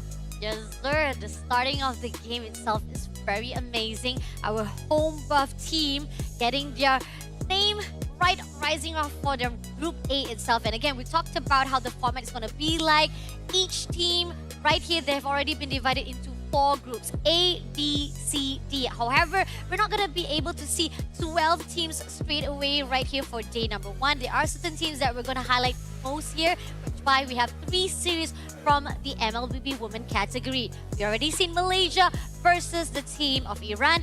Now, we're going to move in for the second series. But let's recap even more further with the graphics that's going to be given out to you guys right away. Let's take a look again right here as Malaysia and this is team Iran has already been done. Now we're moving forward with our 12:30 set, which is Indonesia versus Turkey. And this is from the Group B itself. And when we're done with the second series, the second or the third set is going to be Team Egypt versus Argentina. And we're done for the day for the MLBB Women category. Whereas there are certain teams that will not be able to show a highlight from our live stream. But then we're going to focus on for the MLBB Men category, whereby Malaysia versus Iran for the 4:30 p.m. and Indonesia versus Kazakhstan at the 6:30 p.m. set. So once again, as a reminder to everyone that might be watching at home, the women's tournaments and the men's tournaments will be happening concurrently. Yes, so sir. the first half of the day is going to be the women's tournaments, which is currently ongoing. And then later on, around 4:30 p.m. at GMT +8, will be the beginning of the men's tourney. But let's go ahead and get things started with our second match. Let's go. We're going to take a look to our lineup of Turkey. They are fresh right now, trying to actually redeem themselves after being denied by the one and only Indonesians and they're going to face off. We got Uno Hana, Kujo, Zendaya, Miko, as well as Duro to rise to the occasion. Can they prove themselves here on out for our WEC 2025? Whereas they didn't even able to qualify last year for the group stage itself. Yeah, we definitely can't count them out though. They had a very stellar showing when they represented their region in MWI. True. But they're gonna be facing uphill odds because their opponents are none other than Team Indonesia, consisting of Fumi Echo, Vival, Sini, Shell, and Vivian. I think this is a team that needs no introduction because anyone who has kept up with the women's MLBB ecosystem is well aware that these are the dominant faces in the entire community. Agree, definitely. I mean, like talking about how Vivian has already raised her name by herself with the tagline, mother of Tank itself. And with Sini as the MVP of MWI, such amazing leadership coming in from herself. And we know for a fact that not just the newly fresh face coming in for the reigning champion of MWI as the world champion Indonesia, they are also looking forward to actually set the record, saying that we're not just champion at the EWC, we're also for the WEC. That's a little bit of twist tongues words right there. EWC, WEC. But again, it's all about just saying we're the world champion in whatever tournament that is in the world level stage. And in fact, they are the defending champions of WEC, as well as the team that took home the title in the first ever appearance of women's MLBB during the IESF competition. Therefore, they're going to be eager to defend that title. And I'm sure that a lot of people watching already expect them to be the favorites to take home the entire tournament as well, especially with typically strong contenders like the Philippines not even being in the tournament in the first place. Yeah, I kind of like that notes coming in from Rose herself for the interview, right? Because we are quite a little bit sad for Philippines unable to actually participate here for the WEC for 2025. So that's kind of giving a little bit of space for the rest of the teams who know for a fact that if there's Indonesia, there's Philippines, those are the two top teams that is very massive names here for the MLBB scenes. But with Philippines not in the picture, can those teams that have been put down or have been denied by these two teams can have the chance to rise their name into WEC 2025 instead? And again, you talked about how in debut, Indonesia, it's as if they don't really care is it debut or not, because they have that well experience from previous of world champions in their hands itself. And debut or no debut, they make such an opening for WEC 2024. Now 2025, we have a lot of new faces as well. Like we talked about how Iran, this is their first debut. They might actually have a little bit of nervous anxiety coming from them, because especially you talked about how maybe on the stage they couldn't perform well compared to Malaysia team. They have a lot of experience to be given out here for the WEC 2025. But now Turkey as well is going to be in the same shoe. However, they do have their own experience, as you talked about, and we are going to actually get involved with it with MWI. They were the one who managed to actually survive the group stage, even though they were bottom by from the side of Onyx itself. They actually been taken down by Onyx from the lower bracket, but they did manage to be the top 8 into MWI. But that's the question. Coming off right here to meet for the first match itself for the Group B, they had to meet the one who denied them immediately from that top 8. They managed to go to playoff, that they cannot go to finals because Indonesia team, you're done. You're good to go for top 8 only. That's it. So Team Turkey, or in their own org for the MWI, is Food Esport. Can they actually redeem themselves with additional for a fact that now they're representing WEC for Turkey for region themselves? You certainly seem quite passionate about it. Kinda. I'm like happy for the redemption. Quite a long ramble there. There's a lot of information here. But it's all important information because you're right? Turkey, even though compared to Indonesia, definitely has a little less experience here. Is also a dedicated team themselves, right? There's a lot of these regions who don't have as strong of an ecosystem, who maybe aren't as notable in terms of like official esports organizations. But Turkey is Foot Esports. For anyone who watched MWI, they are a team that actually caught our attention a little bit, despite not really being under the radar of the international community before then.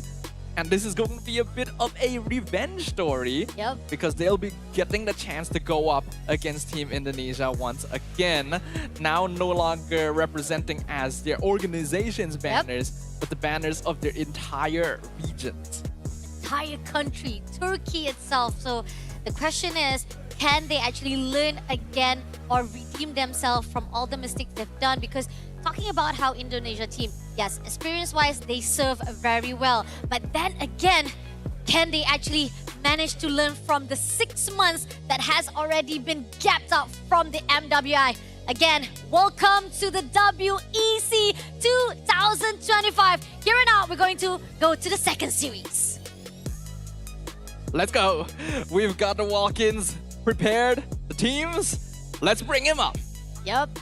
Looking forward for our first team for the walk-in is going to be the Team Turkey. looking for the redemption story. Can they make it right here to say, Indonesia, you stop us once. This time, you will not grant any more blockage for us to go to the playoff right here. WEC 2025.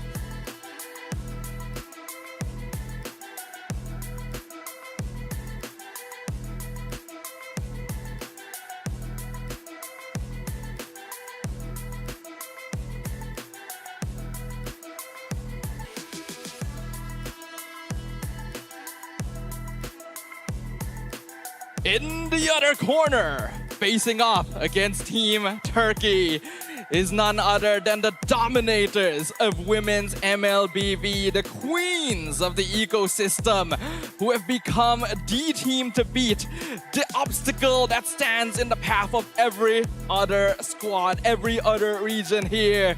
It is Team Indonesia!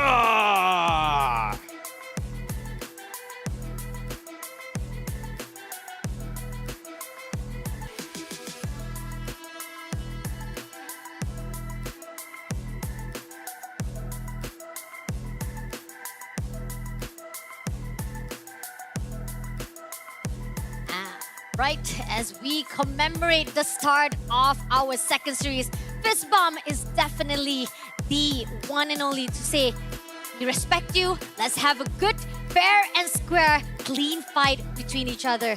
There you have it, both teams getting warmed up, rising off their own momentum right here to start off the game. I think that compared to the first match of the day, we're going to definitely see sparks fly just a little bit more this time around. Both teams have had experience up on the international stage. Yep. And while there may be a little bit of a gap when you compare both sides, they've already proven that they are capable of coming up with strategies and gameplay necessary to come out on top. Oh, definitely. So, I think very much we saw from the team of Food Esport itself, they had a really good start when it comes to MWI for the group stage itself. The only problem is that once they actually survive to the playoff, and we talked about it even among ourselves for the casters, right? The next day, which is the playoff day itself, they only have one life. The moment you actually qualified all the 8 teams, if you lost the first match itself, you're done. You're done for good. You're already saying like, okay, goodbye. Thank you, MWI.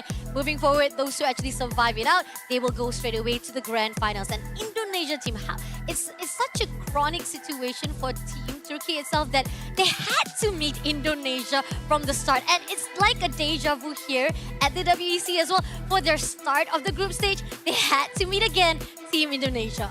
Yeah, this is a team with a lot of potential to be the dark horses of the tournament. And I'm sure a lot of people look at the circumstances and already think, ooh, this is a bit of an unfortunate grouping. Yeah. We already know that only the top team from each group does get that direct ticket to playoffs. But I think it's also a little bit unfair to completely count out Team Turkey at this point. Yes, the odds are stacked against them, but that is where we get the best underdog stories. And I believe this is a lineup, this is a squad that is capable of writing those stories in the first place. So I'm really looking forward to the types of drafts and heroes that we're seeing here. Yeah, definitely. I think if we are talking about Turkey on its own, right, because we don't have much threats from themselves because they are newly here for the WEC as well, we can only actually hold on to the MWI previous performance itself.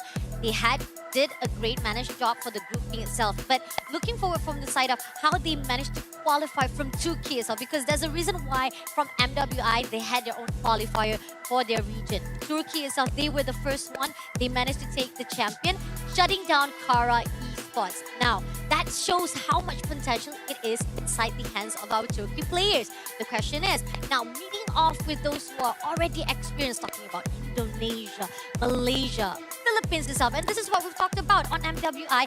They had to meet off with Onyx Philippines, and they were taken down to the lower bracket for the group stage itself. But they did manage to pick up themselves, and they did qualify for the top 8.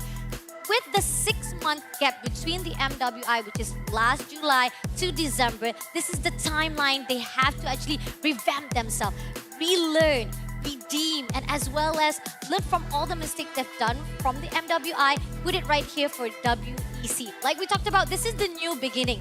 It could be a new beginning, or it could be a beautiful ending for 2025 to bring to 2026. That is true. If they're going to be able to create an impact here, that would certainly be a gift to send themselves in the future.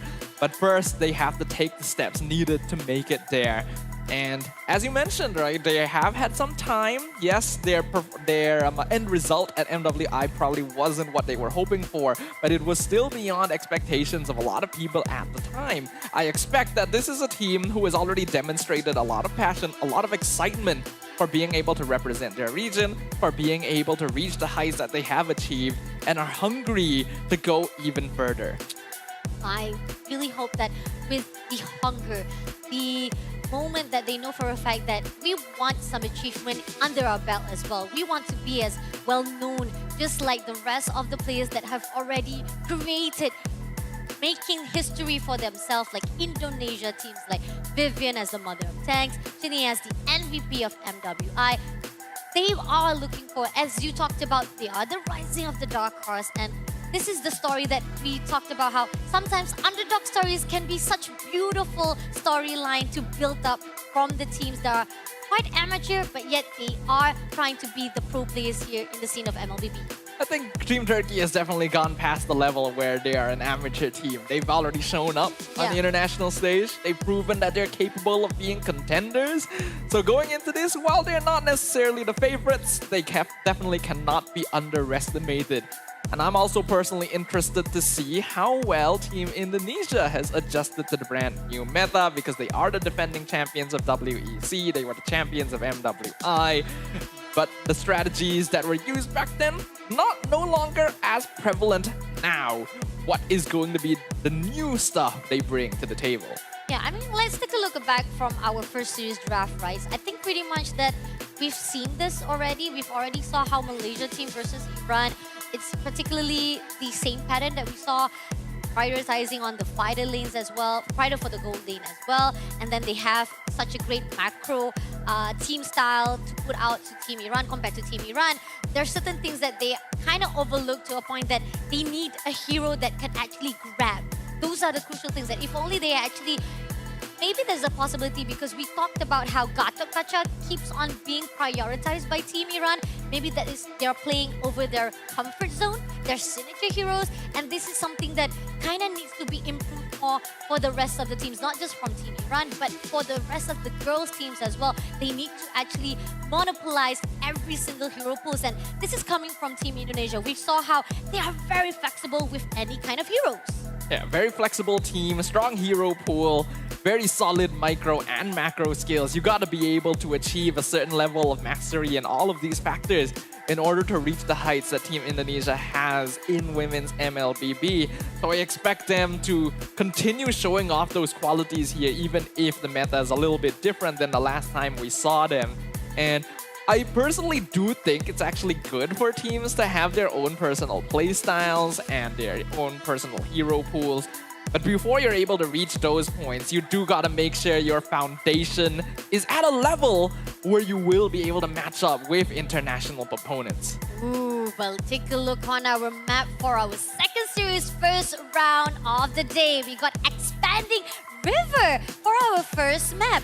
I mean, we talked about how the fact that Flying Clouds doesn't give much impact, but then we move into Dangerous Gas, where Hilda was really prominent from the Team Malaysia itself. Such great usage of the hero itself for their own lineup. And now coming into Expanding Rivers, what are you looking forward to right now, Stefan? Well, Expanding Rivers is the map that facilitates the most early game rotation. It supports teams that are already known for being able to move around the map very quickly, support the side lanes, and start contesting objectives. So this is already an additional factor adding on to the difficulties of Team Turkey, because we know that Team Indonesia likes to do these sort of things. It is a map that favors their style of play, so we definitely cannot count out Turkey, since they can be quite aggressive if they have the right comp. Agree, definitely. Now, looking on the first ban phase, Jushin would be the first one to be taken out by Indonesia as well. If I know for a fact that we don't like Jushin. Jushin, with the fact that you'll be able to pick off. I like the idea that some of the casters will say that if you have Jushin, you will deny the movement, the mobility of a hero that uses their feet to walk around the map. So Jushin like to pick off those kind of people, those kind of heroes that have probably can catch up and just pick them up and straight away give the opportunity for team fight to just gang up against that hero. So Jushin is some heroes that needs to be taken out from the proportion. On the other side of Team Turkey, they took out Chi-Chi, and we know for a fact Chi-Chi is such a good flex when it comes to EXP and even goal lane. We've seen so far from the history itself, very good hero to be picked off as well. Looks like they'll also ban out the Baxia, so already targeting some very interesting things. I do actually like the ban on Baxia because this is a hero that already rotates the map very quickly. So if you add on the expanding rivers as well, he becomes very oppressive in the first couple minutes. Yeah. And I know for a fact that the signature heroes coming off from Team Turkey, right? If we see from the past of MWI, they love to prioritize Gacha Gacha, just like how Team Iran did just now. So my question is that going to be the same case? Because most of the fight that we see that actually was very fruitful or successful on the side of Team Turkey when they have Gacha Gacha or even Farsa to be prioritized. Now the question is now Indonesia prioritized to actually take down Hilda, even though Hilda might be very also fruitful on the dangerous gas, but on rotation as a roamer as well, this actually gives so much movement and it will deny the areas that junglers want to expose or even get into for the contest of the buff. Do you agree on that? Yeah, it also tends to be a hero that allows you to read a little bit about what they're thinking. Oh, because you banning the Hilda means you probably want to play an assassin, right? And so far there hasn't been any assassin bans, so Lancelot, Hayabusa is still there. You could even go Yi Sun Shin to keep things more open. So Turkey, they're gonna keep it open. They ban out the Grok instead. Wow. So much of the tankiness, sustainability, but it seems that it's going to be Indonesia to actually get Gacha Gacha as the first pick itself. Now it's going to be open for Team Turkey. I thought about how Team Turkey prioritized on the Gacha Gacha instead, but here on out, they can still be able to actually take the first assassin jungler if they want to go in or out, or they can actually just pull out for their mid lane first. They want to actually go out for maybe Farsa, because those are the hero priorities that they are quite signature to for Team Turkey itself. Or are they actually trying to play along and say like, let's play for the sustainability heroes first? What do you think? I think you don't usually put out sustain heroes first. Right? You want to prioritize heroes that do things that no other heroes are capable of. That's why the Gatot gets picked up so early on nowadays. It's a very easy hero to open the map and disengage if necessary. But that's a very interesting combo coming out from Turkey already. The Angela comes in with the Esmeralda, so trying to take away one of the Angela counters by quicking them together. But a very quick response from Indonesia as well. If you want to counter an Esme, Lunox going to be a very good bet. Not such a good pick coming out from Indonesia, but Lancelot, like you talked about, is quite open to eventually picked out, and Indonesia says like, might as well just pick out the assassin straight away right here before being denied for the second phase of the banning. So now we are seeing such great rotation, such great movement coming up from Indonesia for their hero picks, with AOG in the hands for the Gacha Gacha, even Lunox, such great escape mechanism for itself as well, such great movement around for itself as well. So it doesn't have much, how do I say, challenge for the team of Indonesia to just surround themselves and have a good fight with Team Turkey. Now, Team Turkey, they have to have a good response coming off against Team Indonesia. If you're dealing with a Gatot Lunox, you already have a very difficult time controlling the mid lane, especially if you intend to field a mid lane Angela as well. That means that Turkey needs a roamer with good wave clear and the ability to match up to the sustain coming in from Gatot and Lunox. There's not a lot of those left in the pool. We might need to see them look at things like the Cho, since they would also be a good solution to the Lance. For now though, they will lock in the Hayabusa first, since they're definitely not going to have access to him if they continue leaving the jungle open after this. Oh, kind of true though. I think that pretty much prioritize coming in from both teams itself. They know that when it comes to the second phase, they don't want to actually be taken out too much of the pool to be scale even more down. So now they prioritize more sustainable, and they have like mobility wise as well. And I know for a fact that we've seen how Iran had picked Angela as well as Hayabusa. It didn't go in their favor because how much of aggression that was done by Team Malaysia. But if Turkey can play around with having Almereyda's sustainability, that could actually give a lot of chance for Team Turkey to just come off with a quad shadow, with a shadow kill to go to the back line as well to take down Lunox. But the question is it going to be fast enough to shut down Indonesia? And it's difficult because in the first place, Lunox counters Hayabusa. Having the brilliance around just helps you deal with a lot of things. And while I do like the idea of picking Angela and Esme together, I do wonder whether it's something that Team Turkey could have actually left off for later in the draft, because now they don't have as much access to the more priority hero picks in the meta. By going for this, hopefully means that they have some more flexible options in the second half of the draft. I hope so. But now looking on the face of banning, Hylo's been taken out as well as Yuzong. We know for a fact that with the Glory of Pathway, it actually kind of gives a lot of easy access for Team Turkey to go to the back line. So those are the things that kind of crucial, and I like the idea that how Indonesia is denying it for the Team Turkey itself. It makes you wonder what Indonesia is planning to grab here. I really like the export ban coming in here from Team Turkey. This already indicates to us that they actually want to play more of a tanky lineup, which makes sense since you already have the Esmeralda and you will probably need the one more frontliner. And Exborg is one of the direct counters to something like an Angela as well, since you want to put that hero up against tankier options. Arif are going to be the final ban from Indonesia. I think, yeah, I kind of know for a fact that Haris is also a signature hero coming from Turkey as well. But we know for a fact that both of the two heroes that has been banned off, if it is coming into a combo between Harith as well as Hylos, it's not really a good positioning for Team Indonesia as well. So there are possibility that Indonesia is reading alongside of not just the signature heroes of Turkey, but the strategy that will be put out by them. Thinking about what Team Turkey will want to grab here, the Cho is still an option. Again, they need a fast clearing roamer that ideally has a little bit of reliable crowd control as well, since they don't really have a way of locking down the Lancelot. And well, that does fit the bill. The Kaja gonna be locked in by Turkey. I like the fact that Kaja, it is kind of a pick-off hero, can be able to actually drag off with the skill itself. So the possibility of Turkey trying to actually maybe separate either one of the heroes from Indonesia as well. Even though it's not going to be easy, because we talked about how Lancelot, escape mechanism with Puncher, as much as possible, he will be able to flee away as quickly. So this is the question is, Turkey, who you want to grab out? And not only that, we talked about how Lunox, mobility-wise, escape mechanism is also very crucial as well. So, Kaja-wise, yes, clearing wave is good, but catching off is still hard. But going into Indonesia right now, they clear off for the two last heroes. It's going to be Ruby with Alot. Even though Indonesia doesn't have access to heroes like the Yi Sun Shin, because they have the Lancelot and Lunox together, that's already enough late game scaling to enable double fighter side lane.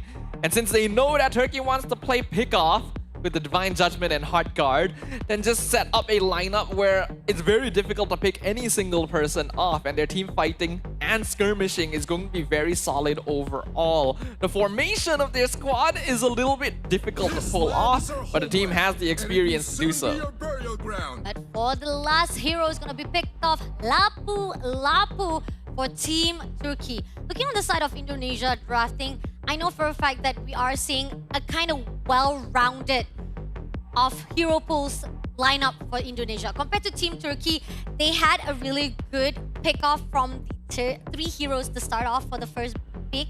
But then going into the second phase, I kind of feel like their response to Indonesia is much more like a desperation for, say, like, we need to shut down, we need to find a way to actually shut down some of the players from Indonesia. Kaja-wise, yes, you talked about how the clearing wave might be a good answer for it. But again, they don't have that capability to actually hold out the mobility that is inside the Indonesia team. Yeah, that's the difficult part. You only have one Divine Judgment, and there's a lot of high mobility heroes on the opposite side now. Not to mention that despite both teams going for double fighter side lane strategies, Turkey is the one that probably needs to win early because they just don't have as much scaling in comparison. due to this Angela mid lane.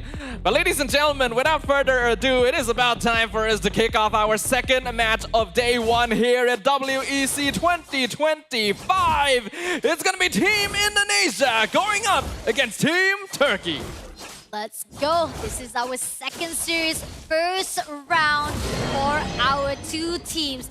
Best of three. Those who actually get 2-0 will move on to get the best points, and those who actually get the most points from their grouping will be the first one to go automatically to the playoff. But looking on so far right now, Team Food, they need to be very aware of Indonesia movement, right? Because we know for a fact, like, yeah, got Nora right here, trying to make sure that he'll be able to actually do some, at least stealing away some of the players' movement or dragging it into the corner so that Team Turkey can do some team fight or team damage. But is it going to be enough? Because Indonesia-wise, too much high mobility heroes in their hands. They have a way to actually just escape any ways that to be picked off by Team Turkey. Now, we do have to highlight that Kaja isn't only a Divine Judgment bot. He does actually offer some utility in that passive off of his Ring of Judgment here, where he does slow down damage coming out from Team Indonesia. So if the fight lasts long enough, that could build up. But at the same time, Indonesia is perfectly happy to take longer skirmishes. The thing is, right now, we see the difference coming in from Team Malaysia, right? They pretty much prioritize on fast-paced game. Indonesia-wise, they are kind of a little bit more strategic. Concha comes through, not going to get anything. Concha comes in, but still, they're just picking off a little by little, trying to actually tease away from both sides of the teams, whether or not Food, trying to actually bait out, are they going to go in all out? Now, Nora goes in for the front side. Vivian just backs off with the Taunt as well, and Hard Guard comes through. Unfortunately, seems that Little might be engaged right here. Looks like Vival's going to jump back into it. Vival secures Turtle. Kujo goes down. City picks up first blood in the back line. They're going to see if they can find anyone else, but Turkey will be able to back off. They'll cut their losses there. I think pretty much we see that quite the fast-paced fight coming in from Team Indonesia itself, and Team Food, they kind of try to play around with it, but ended up it goes into the favor of Team Indonesia. Now, Team Turkey somehow, I feel like they're playing by the cards or playing by the games of Indonesia movement itself, and even with Vival, couldn't actually be taken out or even try to be grabbed out. Again, Nora's in trouble. Yeah. Darkening comes out from the taunt. Not quite enough to finish off the Kaja. You can see that the slowdown level 4 is really messing with Turkey's game plan. Not well. Even from the start itself, Indonesia is pretty much playing by their own rotation, by their own game. Oh, they get another taunt right into the AOG. Nora has no way of escaping, no flicker available. The rest of the team's coming here to back her up. Hard Guard comes out, is surrounded. Vivian, a little bit too deep, gets punished for that. Looks like Unohana wants to chase down Cine as well. Still has Bravest Warrior, jumps forward. Flicker comes out, final slash from Bumiyako, pushes them into the tower, chases down Zendaya, and finishes off the Angela. That is such a clean fight indeed coming in from Team Indonesia. Great fight from the side of Turkey as well. They do somehow try to actually push forward, try to actually make sure that they will fight or try to actually make sure Indonesia comes into their hands, but ended up Indonesia had the better upper hand.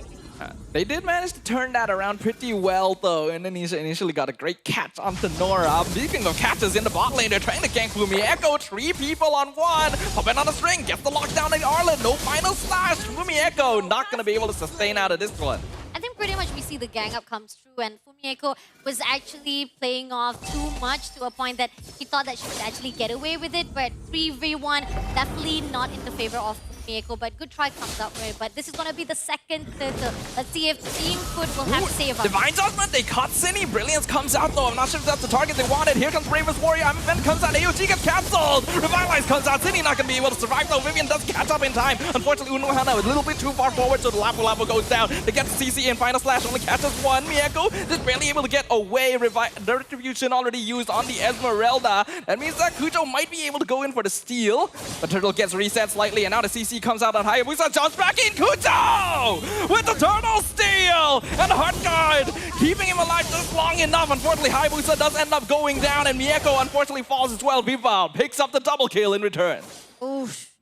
Great composure coming here from Indonesia. Such contest comes through, and in the fact that Team Turkey does have their arrow spawn, but somehow it wasn't able to actually maneuver the casualty to the side of Indonesia. Now, looking on the side of economy-wise, definitely is in the favor. Even though with 1,000 or even 2,000 the lead for Team Indonesia, they have 2 items already built up, or Lunox as well as Lancelot on the side of Team Food. However, it's still not that much of a gap. They still can be able to pull through if they can maintain the position.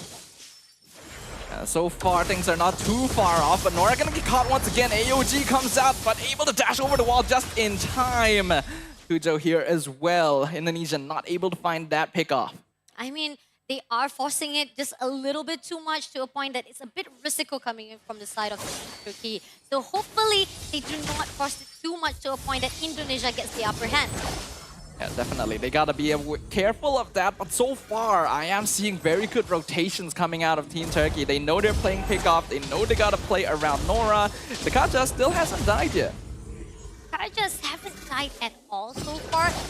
It completely coming in from him, but then again, I feel like Nora needs to find a way to actually drag up at least one of the players in Indonesia so that it can be an opening for Team Turkey itself. And that's what they're looking for right now. No matter how much they try to actually push out Shell, somehow it's not going to be easy because Shell is guarding herself very well. Yeah, good positioning there from the Ruby. Is aware of a suspicious movement from Turkey and knows that the Kaja isn't showing on the map. Unuhana also going to be popping the bravest fighter but not catching anyone with it.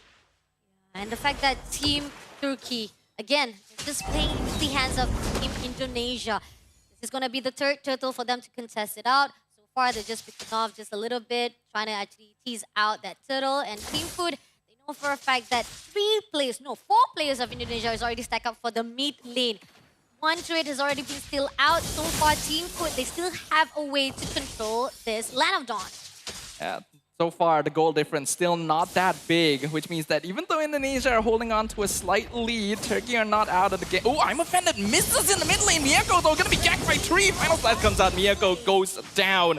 Bravest fighter comes through as well, but Indonesia has already backed off and reset their position for the turtle. Now a 5v4 situation. 5v4 situation. Nohana trying to find a way, but Miyako comes through, but at the same time, Shell goes out to Nora. A hard guard being considered. But Indonesia doing a great job of maintaining distance. Vival secures the turtle, and they're not going to force anything more than that. They're not going to be able to secure more than that, but it's going to be enough for them, though. They'll be able to actually zone out every movement of Team Food to a point that Team Turkey doesn't even have a way to break off that rotation. Yeah, but so far, still not the worst. The only hold on in the bot lane. Final Slash comes out. Kujo in trouble. Already takes the quad shadow. Not able to get out, but Fumi Echo dies to the tower. Zinni, though, making up for it. Flickers behind tier 2 to pick up Zendaya. I mean, a little bit of diving composition coming in, but then again, still enough, though, to have that 2-1 in the hands of Indonesia. And now, pushing on through, they still have so much discipline coming in to defend that turret. But turret in the top lane, just a little bit more further if they can push in. And somehow, Chell will be able to get the first turret right here at the bottom.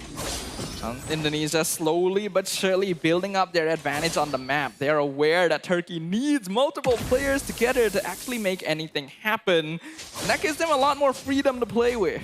Yeah, then definitely we see, like, again, the fast drastic coming in from the side of Indonesia, right? The gap of the economy-wise is not that much. 2,000 of the gold lane, that gives a lot of the itemization for Team Indonesia. But Team Turkey, again, they're quite disciplined on their rotation. They're quite disciplined on their own mechanism. That's how it gives them so much of an opportunity to just control this movement for Team Indonesia. Some poking happening here in the river. Vival finds the kill on Miyako in the bot lane alongside Zinni, but that means Turkey knows they have the numbers here, but the AOG comes in! I'm offended! Sets them up! It's a double kill for Fumi Echo as Indonesia bites back hard. 3 teams somehow was able to actually beat it off somehow, and now we're moving in. Seems that Indonesia will have the upper hand. Nuro somehow gonna go all in out for the final slash. 2 flickers gonna be forced out here just to get Turkey out of that situation. They lose their mid tier 2. Holy defense gonna be gone in the mid inhibitor as well. Indonesia instantly transitions to the Lord. Transition to the Lord. The middle turret right now holding on to life. 1 lifeline left. Unless if the Lord marches in, it might actually opens the gates for Indonesia to infiltrate Turkey. And Turkey somehow started out really good to control composition, but now they started to falter just a little bit more. And this is the concern I talked about. Turkey does need to be leading in the early stages because their late game just doesn't quite add up comparatively. And since Indonesia is already leading by a pretty good margin now, it's going to be very difficult for them. It is difficult, definitely. And the fact that, yeah, you did manage to actually steal away the bottom lane for the turret itself, but God is going to march in. Right now, we do see for the players of Indonesia goes in for the top lane. Bravest Fighter comes out. Heart Guard can be used as well. He gets taunted in. Final Slash pushes them out as well. Revitalize can be used. Flicker forward. In trouble. Shell actually gets punished. Going too deep. Turkey finds one kill. Gets the stun on Fumi Echo once again. The cooldowns are running out on Indonesia. They're not going to be able to continue this. But Vivian re-engages. AOG comes in. Gets the knock-up on Mieko. But do they have enough damage? Here comes the last Final Slash! From Fumi Echo gets 3. Sets them up. Sydney with a double kill. They find another one as well. Vival finishes off one more. Only Kujo left standing on the side of Team Turkey as the full force of Team Indonesia now pushes straight into the base alongside the Lord. Will Kujo be able to clear this up in time? Looks like the answer is yes. At the very least, they'll keep themselves alive for now. But Indonesia is still pushing in. Oh, Shadow kills Vival. iframe. Shadow kills survives Final Slash. Nearly gets the kill. Kujo going back in. Gets the pick off on Fumi Echo. But is it enough? The crystal is wide open. They're going in for it. But Team Turkey has held the line. Oh, wow. Just in the nick of time, the moment when they know for a fact only Kujo was the survivor that was able to actually defend it wise. The rest of the teams was able to actually spawn back and give back hope for the team of Turkey. Indonesia lost 4 players, but now they need to be more disciplined. It kind of opened a little bit of the door for Team Turkey to actually goes in for the turret. But is it going to be enough time though? They do go in for the invitation. They invade to get the buff. Somehow, are being denied by Shell. Shell can be pulled forward. Did manage to steal the purple buff away, but loses her own life in exchange. I don't think that's worth it. Yep, that is so not worth it. Trying to survive it out, trying to make sure that at least the buff will not be seen by Team Turkey. But then again, it is going to be a reset for Team Indonesia. They've done a lot of damage already, getting up the opening for the middle turret as well, for the individual turrets. And the fact that the top turret as well, just a little bit more, might be able to tease out to take down. And somehow, 3 players of Team Food looking forward to actually go in for a fight with Vival, but Vival already had awareness coming in. Good positioning here. Team Indonesia so far has been able to move across the map with awareness that there could be a Kaja hiding behind every corner. Vival could be in some trouble here and be isolated from the rest of our team, but I don't think Turkey is gonna full commit to this because another fight is happening in the backline with Mieko. The fact that, you know, they are trying to make sure that all the divide attention coming in from Team Turkey needs to be very aware, needs to be alert on every single situation that you've done. And now they're moving in for the second rod as well. Heart Guard comes out once again on the Lapu. Indonesia trying to fight this. Final Slash only finds one. AOG gets cancelled out as well. Fumi Echo is the first one to go down. Revitalize could not save her. And now the rest of Turkey is just pushing forward and making use of the heals coming out of Zendaya to keep themselves in the fight. But they've already run out of Heart Guard timing, and they do still have waves pushing. They can't continue this.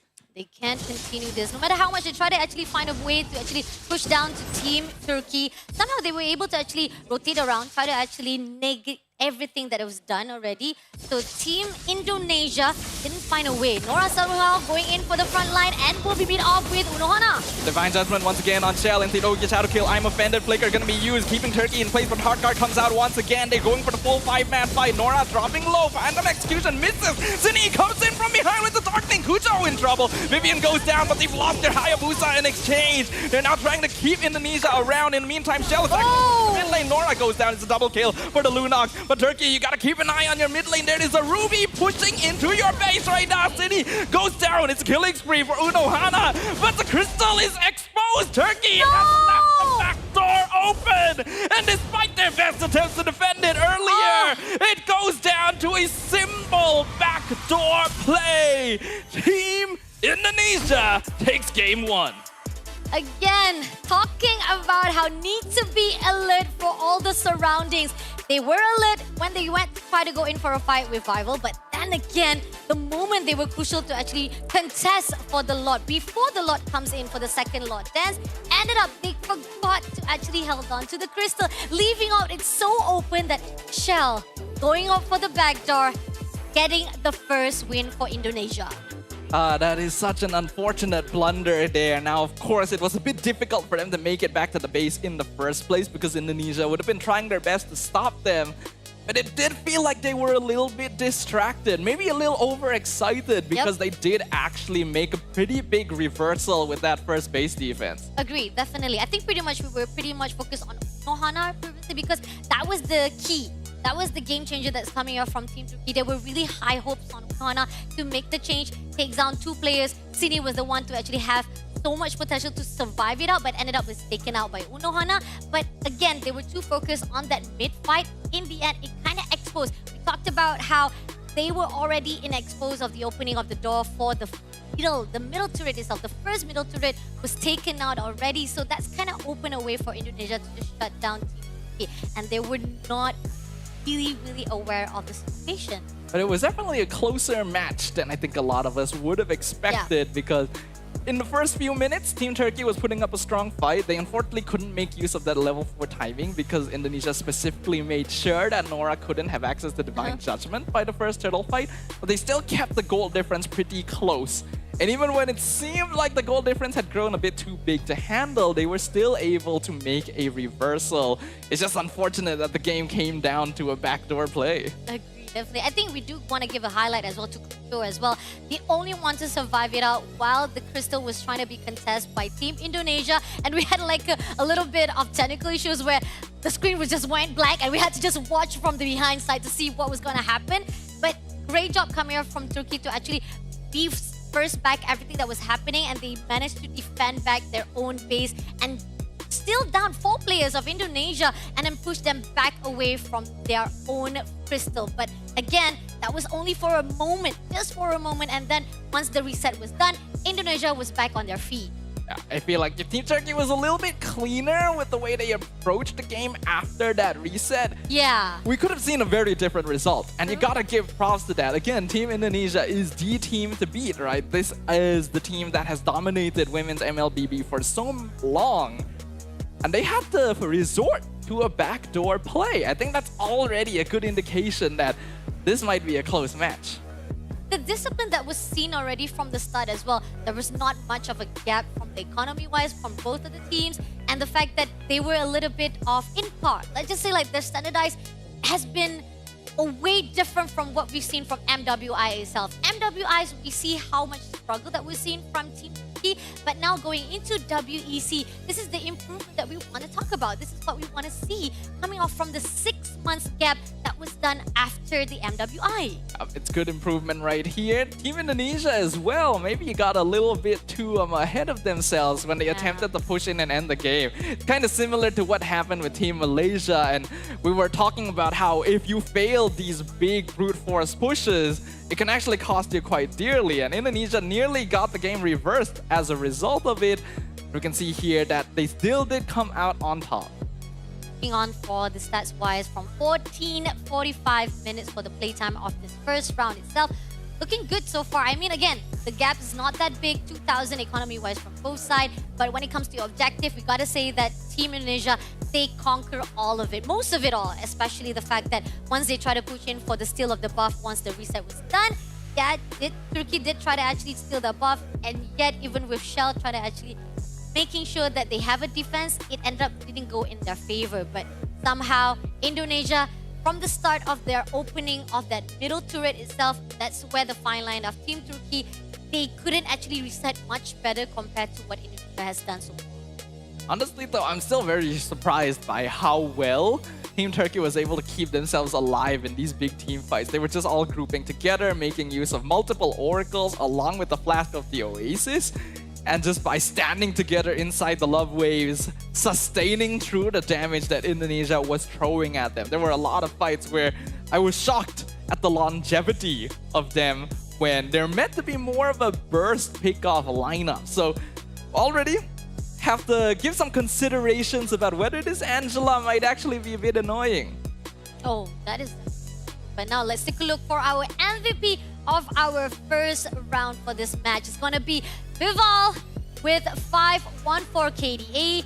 Goal per minute is going to be 696, as well as with damage per minute it's going to be 1,934. I mean, we did saw the diving composition coming in from the top lane, right? And that's why we see how Vivian, she was barely surviving. She only have like 1 HP, and she's like, go for it, Vival. I'm going to just take care of you. You'll be able to get that kill with that puncher. And that was what makes top lane was just so much interesting to for contest, and it opened a way for them to actually push in for that mid turret. I think Vival had a very impressive performance on the Lancelot. We're getting to see some very strong micro mechanics on this hero today. But I feel like I gotta give a shout out to Cine as well on that Lunox, because that Lunox was a problem. Turkey just didn't really have the damage necessary to deal with it, and every time they tried to burst her down, then the brilliance just comes back out. We can have a look at what happened in this game once again by revisiting the highlight. Looking how it is that I think Nora was doing her best trying to actually initiate the fight, trying to actually steal away maybe with the Divine Judgment, trying to make sure that to be able to actually frag one of the players, but it didn't connect to how they want it to be, and ended up Cine was just able to press it out as much as possible for that team fight. But we can see these team fights were surprisingly difficult for Team Indonesia as well, even though they should on paper have more burst damage and overall more crowd control thanks to the combination of items that came out of Team Turkey. And although Team Indonesia was leading towards the mid-game here, a mistake in the base push allowed Team Turkey to regain their footing and make up for this goal difference. And the AOG somehow, I like the fact that how Vivian was almost in the most chronic dangerous zone, but ended up like able to actually catch 3 players, spawn them out, stun it out immediately. That gives a way for Vival to just get on with on throws, going in for the puncher as well. And that's what she was able to actually go in all out and dive into the crystal itself. But Kujo here, highlight for Turkey itself to be able to survive it out, and waiting it out for the rest of the team is to spawn out and actually moving away to defend that crystal at the crucial point. Yeah, if Team Turkey was the team that won instead, Kujo would 100% be the MVP. True, because that was a 1v5 base defense. And it's because so, gotta give props, gotta give respect. I think this has now given both teams a chance to really figure out who they're dealing with. Agree, definitely. I think we are actually very impressed of the movement that Kujo has done already. That's trying to actually give us a great picture of what can be expected coming in for the second draft. Now, again, we talked about how if any of this team be able to actually go for 2-0, best of 3 wise, they're going to actually have a clean sweep for their own start game, but they will meet for another team, which is single round robin. They have 3 teams. That means they're going to meet 2 teams in one grouping of themselves. So Indonesia-wise, if they can actually continue this momentum, maybe learn to actually be a little bit more disciplined, because started out, they did had a really good control. Even though there was a back and forth with Turkey as well, there were countless of time that we talked about how unnecessary movement or how much they try to push so much, they try to pressure so much, or try to actually say like, oh, I want to go for the fight, I want to go in for the kill, I don't care. Even though it kind of sacrifices them. Like we did so, Fumieko was going in for the final slash, did manage to actually get 1 off kill, but then traded off with herself to be taken out by the turret itself. Yeah, I think it's personally still fine. I don't really think they made that many mistakes actually outside of that one big base push where they underestimated Kujo's ability to clear. But otherwise, the trading of bodies in order to secure things is actually perfectly fine coming out of Indonesia, especially from the Ruby and the Arlet, since they are generally setters. They know that the main cores are going to be the Lance and the Lunox. Yeah, but again, going back to the draft-wise, what do you think that kinda needs to be fixed back for the team of Turkey? Because compared to what we see from the draft of Indonesia, right, I think we know for a fact that it was kinda perfect already. It was already a well-rounded lineup for Team Indonesia. They were able to actually guard out for the high ground, the front line, as well as the back line, so that there were not going to be any exposed positioning coming in from Team Indonesia. Compared to Team Turkey-wise, they were pretty much just holding on to Unohana or even Nora herself to make that initiation. And if it doesn't connect, it ended up will be backfired against them instead. I do think that Kaja ended up being a pretty good pick coming in from Turkey, because Indonesia specifically had to play the game slower due to the Kazakh's presence. You can see that the way they move around the map is a lot safer because they know that they could get punished for walking into the wrong bush. I think that if you do want to go Kazakh though, you probably don't want to pick Angela because it doesn't pair up the best, even though the Angela was the one keeping them alive. That's kind of, but seems that we're gonna go back to Expanding River yet again here for our second round for this second series.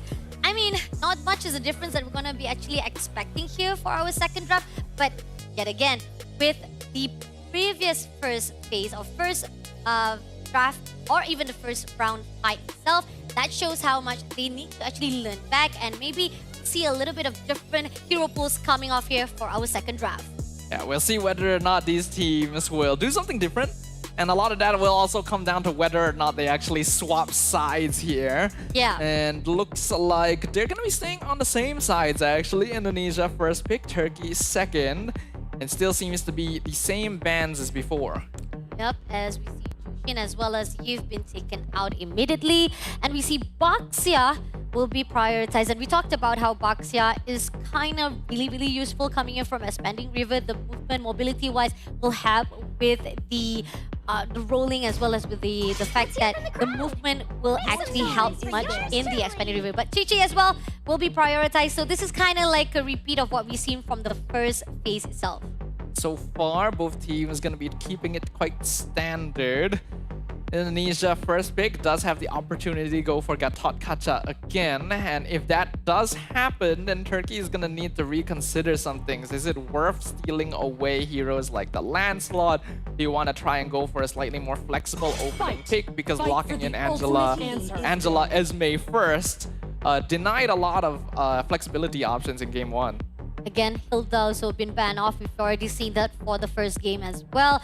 Now, my question is that, are they going to actually do a respect ban to Hayabusa as well? As we saw how Kujo kind of really good in the rotation-wise, how she was able to defend off that crystal all by herself with 5 players, 5 men of Indonesia trying to actually take down that crystal into that baseline. But then again, they might actually not carrying much of the Hayabusa, but for me, I feel like that kind of needs to be prioritized as well. I mean, you have to make a decision here. Indonesia's already made theirs. They're not banning out the Hayabusa in the first phase, so there's definitely a lot of opportunity for Turkey to go for it, and then there's not much that Indonesia can do other than just draft themselves to counteract it, and they already kind of did in the previous game with heroes like the Lunox. So since the bans are going to be exactly the same from game 1, so are the picks. Oh wow, Gatot Kaca again being the first pick. Turkey. People say that if it's not broken, don't fix it. But then again, I kind of feel like Team Turkey has some things that they can actually switch around here for the second phase. Maybe can actually try to steal away some of the players like you talked about, how Lancelot, kind of a really good option right here. Even the fact that if they do give away for Indonesia to take down, it might not be a good decision coming in from Team Turkey. So take away that Lancelot, it might actually have a chance for Team Turkey to turn things around. Yeah, I think so. That is definitely a possibility. And yes, they do actually steal the Lancelot away. So I'm very interested to see how well they will perform there. Kujo has already demonstrated her micro mechanics on the Haya. Will we get to see the same things on the Lance? Esme seems to be a high priority pick for them though. Esmeralda, I think pretty much we did saw how much of the sustainability that was done by Esmeralda, so they don't want to actually change up that. But at the same time, Lunox was well done in the hands of Shini, so no need to change pretty much the way how she was able to immobilize as well as moving around the circle for the team fight with Team Turkey itself. Indonesia knows for a fact that they can play against them again and again. Yeah, that is definitely a possibility. Lunox is still going to be very good here because it is a counter to the Esmeralda. Hopefully, Turkey does have some way of handling that because they're trading assassins now. Hayabusa gonna drop in the hands of Vival. Okay, a switch of assassin jungler coming in between the two teams, Indonesia and Turkey. But here's the thing. We did saw how amazing Lancelot here in the hands of Indonesia, how Vival was doing amazing job with the puncher coming in for the diving composition as well. The question is, Turkey, once you actually steal that away, can you actually put out a really good fight? And they did actually prioritize players such as Kaja to actually put out on the second phase. But are they going to actually put out another heroes to be for the tank twice? Oh, it's going to be Kalea for the pick-off hero. That's interesting right there. Kalea gonna be making her debut here in WEC. I thought that it would be fine for Turkey to go for the Kaja for a second time, since it actually seemed quite comfortable for Nora. But looks like they want to focus a bit more onto that mid lane. Compared to Kaja, Kalea has better lane sustainability, so it's easier to trade with her at level 1. If they're going for this option, I'm ideally hoping to see a more burst-based mid laner like the Farsa. Oh, kind of true though. Yeah, definitely those are the priorities that they are needed for right here for Turkey, because Angela-wise, it's not really particularly good for the lineup itself, especially the fact that we saw she did amazing for the first round. But then again, coming in for this lineup, I think they will prioritize a different kind of mid laner in the side. For the facing of our banning on second side, we do see Ruby being taken out.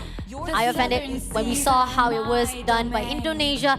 They drag off one after another players from Turkey, and it gives so much of the separation. End up their team fight was scattered around by Team Indonesia. But at the same time, Indonesia prioritized Kadita.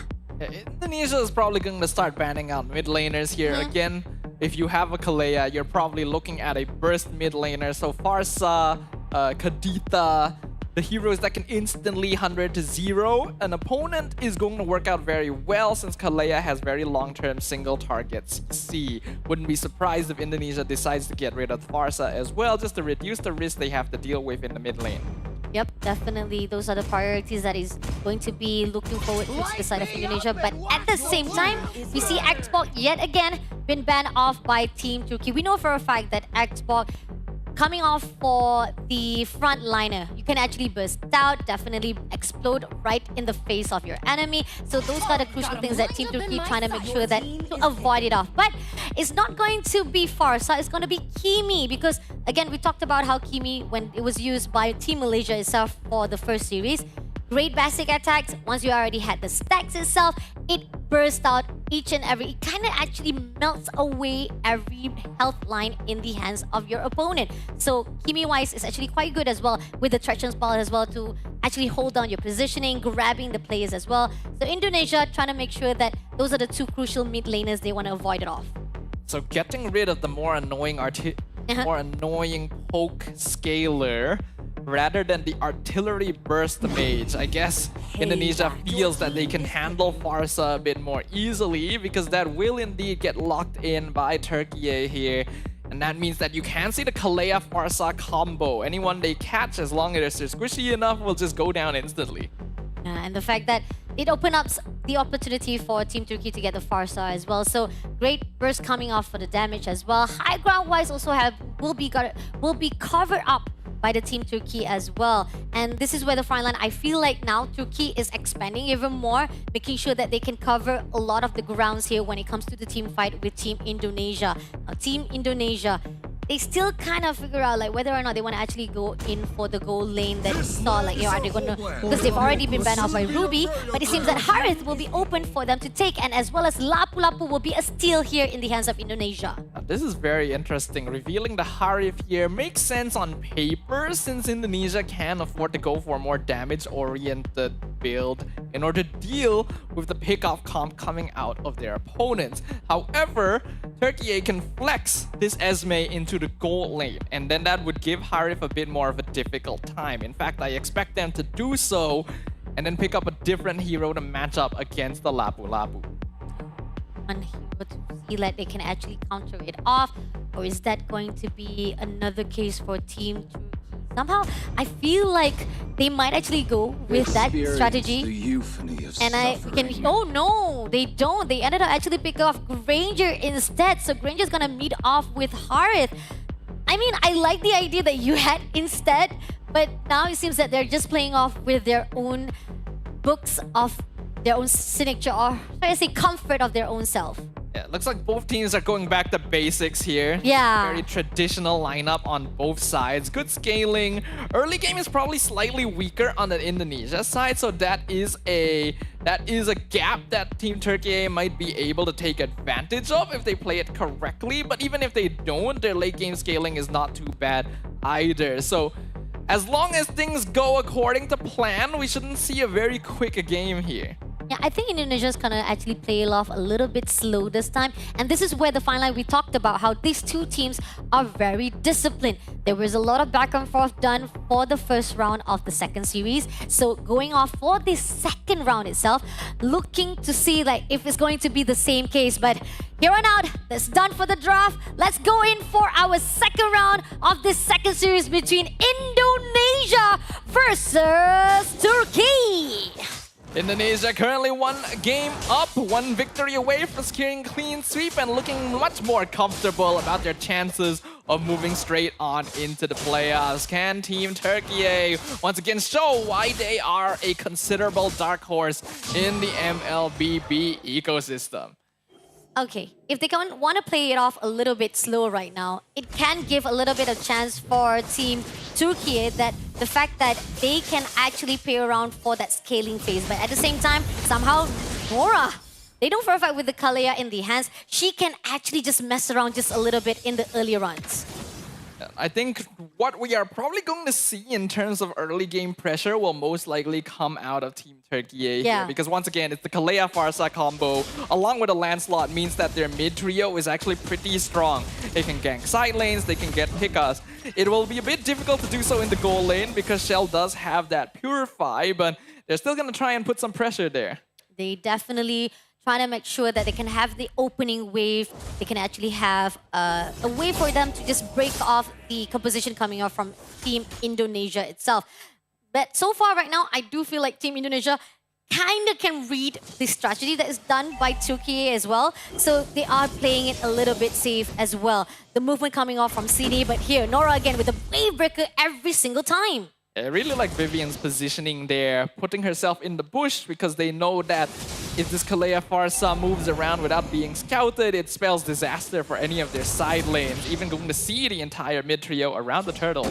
I like the fact that they keep on opening the whole entire map itself so they can just expose every location of Team Indonesia. But here on out, it's going to be the first turtle and the fight is going to begin. Comes in, they get the knockup. Vivian going to be forced to use a Revitalize. Gatot still very tanky. Here comes the backline dives, and they are going to be the first one to go down. Fumi Echo with the bravest fighter.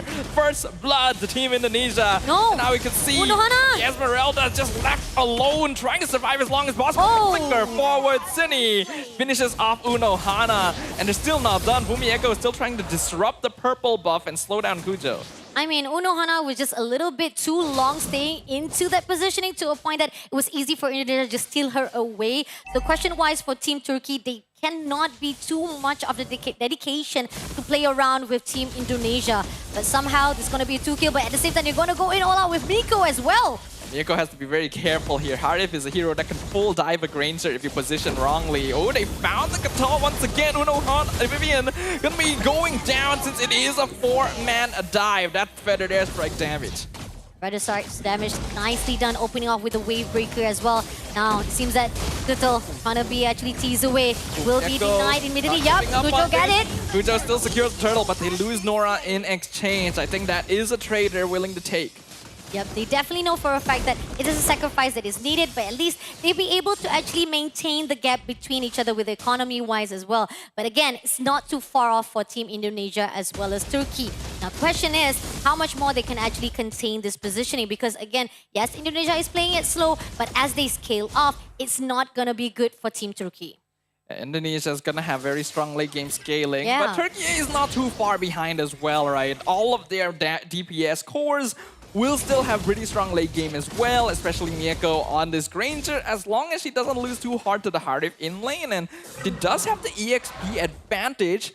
So Turkey is still doing a good job of making space for their core. Agree, because the fact is we are seeing that Team Turkey is just denying every movement coming off from Team Indonesia. They're allowing that shell, but at the same time, this is going to be a composition steal away! Slam onto the Gatot. Revitalize comes out. Feather Death Strike this time not going to be quite enough to finish off Vivian.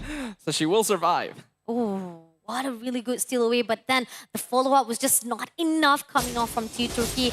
And now Vivian was just going to be backing away, easily surviving that fight. And Unohana on the other again, kind of extending herself too much, too long, and now Cine! Ooh, the flicker forward from Cine with the darkening. Again, this is why Lunox counters Esme. The damage is just so high. The damage is just so high to a point that Unohana just caught off guard too many times to a point that the damage cannot be faltered. And now, moving on, they'll be able to clear out every single minion wave. They'll be able to control every single movement of Team Turkey. But here on Kujo with Fumieko. It's a 1v1 down here. We can see Kujo starting to do a good amount of damage. I don't think... Oh, hold on. Cine comes in from the side. I don't think Kujo was expecting that one. The Landslot will go down. And the Brilliance even used to get Cine out. That's a perfect setup for Indonesia to start working on the turtle. Great gang up, coming up for 2v1 right there. Turtle might be actually free it off, even with the zone coming up from Nora and Unohana. Unohana tries jumping in, but Vival has the retribution, so it's going to be an easy turtle for Indonesia. And now Zendaya in trouble, but the Oak Shadow Kill misses. Vival missed time stat. So Zendaya gets out. The rest of Turkey also going to be able to back off a little bit here. They need to clear one minion, and they will be able to do so. But the flicker forward, Tsunami Slime gets one catch. Revitalize comes out, so Nora goes down. Unohana can be traded as well. It's a double kill. Cine gets a full dive. Zendaya goes down. Vival finds a kill. Backs it up as well. Indonesia instantly picks up 3 members of Turkey. 3 members taken down immediately by Indonesia. Great diving in composition coming in from them. Despite, however, Team Turkey tried to defend that mid turret. Alongside right here, we do see Team Indonesia getting more frisky to a point that Turkey could not defend themselves. Gotta be a bit more careful there. It was an initially good defense. Fumieko now in some trouble, but jumps into the minion wave to regen with the sustained Landshaker Raging Slash. Mieko has the flicker just to get away. Fumieko still surviving with the shields. Nora comes in from the side. So much effort just to take down this Lapu Lapu. 3 players come through, and even then, Shell able to take it out. And now one more, Zendaya will be able to be shut down by Cine as well, and they will move away without any casualty in their hands. Cine is an absolute monster on this Lunox. 5-0 already.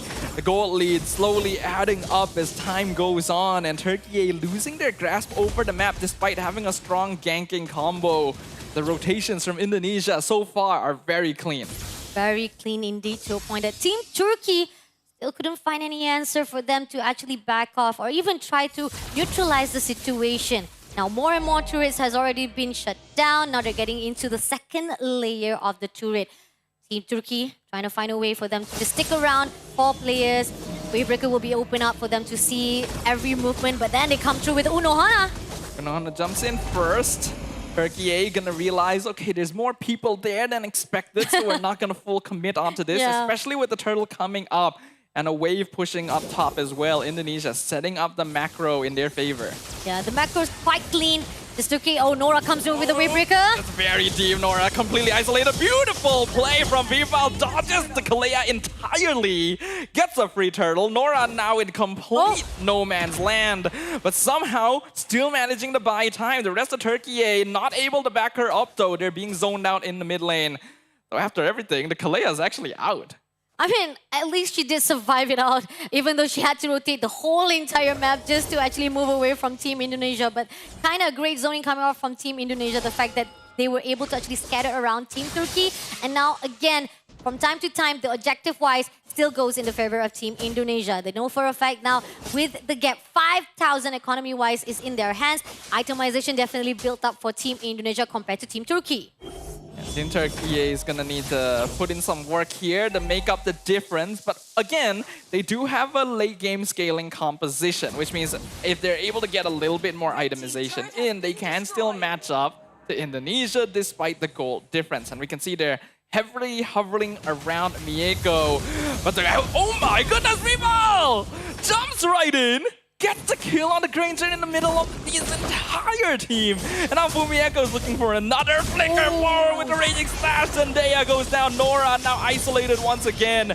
And Indonesia is gonna make sure to chase her down this time. Nope, Shell's gonna deny the movement. Yep, goes in for the Tsunami Slam, but Nora, unfortunately, will be tagged off by the 2 players. And again, she will be shut down immediately, even if she did survive it out. But it's going to be a Cine's kill. But then again, they go in for Kujo as well as Unohana.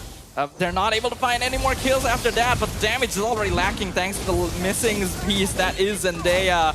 Mid tier 2 will fall. Feather Destroy comes out once again, but here comes the Shadow Kill! Vival!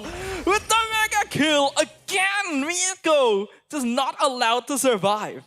Not allowed to even get into the baseline safely. That diving composition coming out from Vival with 402 KDA. No one can stop her at all. Previously, she was using Lancelot. Now with the Hayabusa, she's doing such a great composition, such a great movement, as well as clean sweep to a point that Team Turkey could not stop her.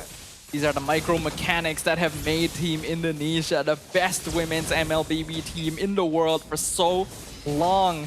And even though Team Turkey has so far been doing a good job of trying to match up in terms of discipline, the gap in experience is starting to show itself.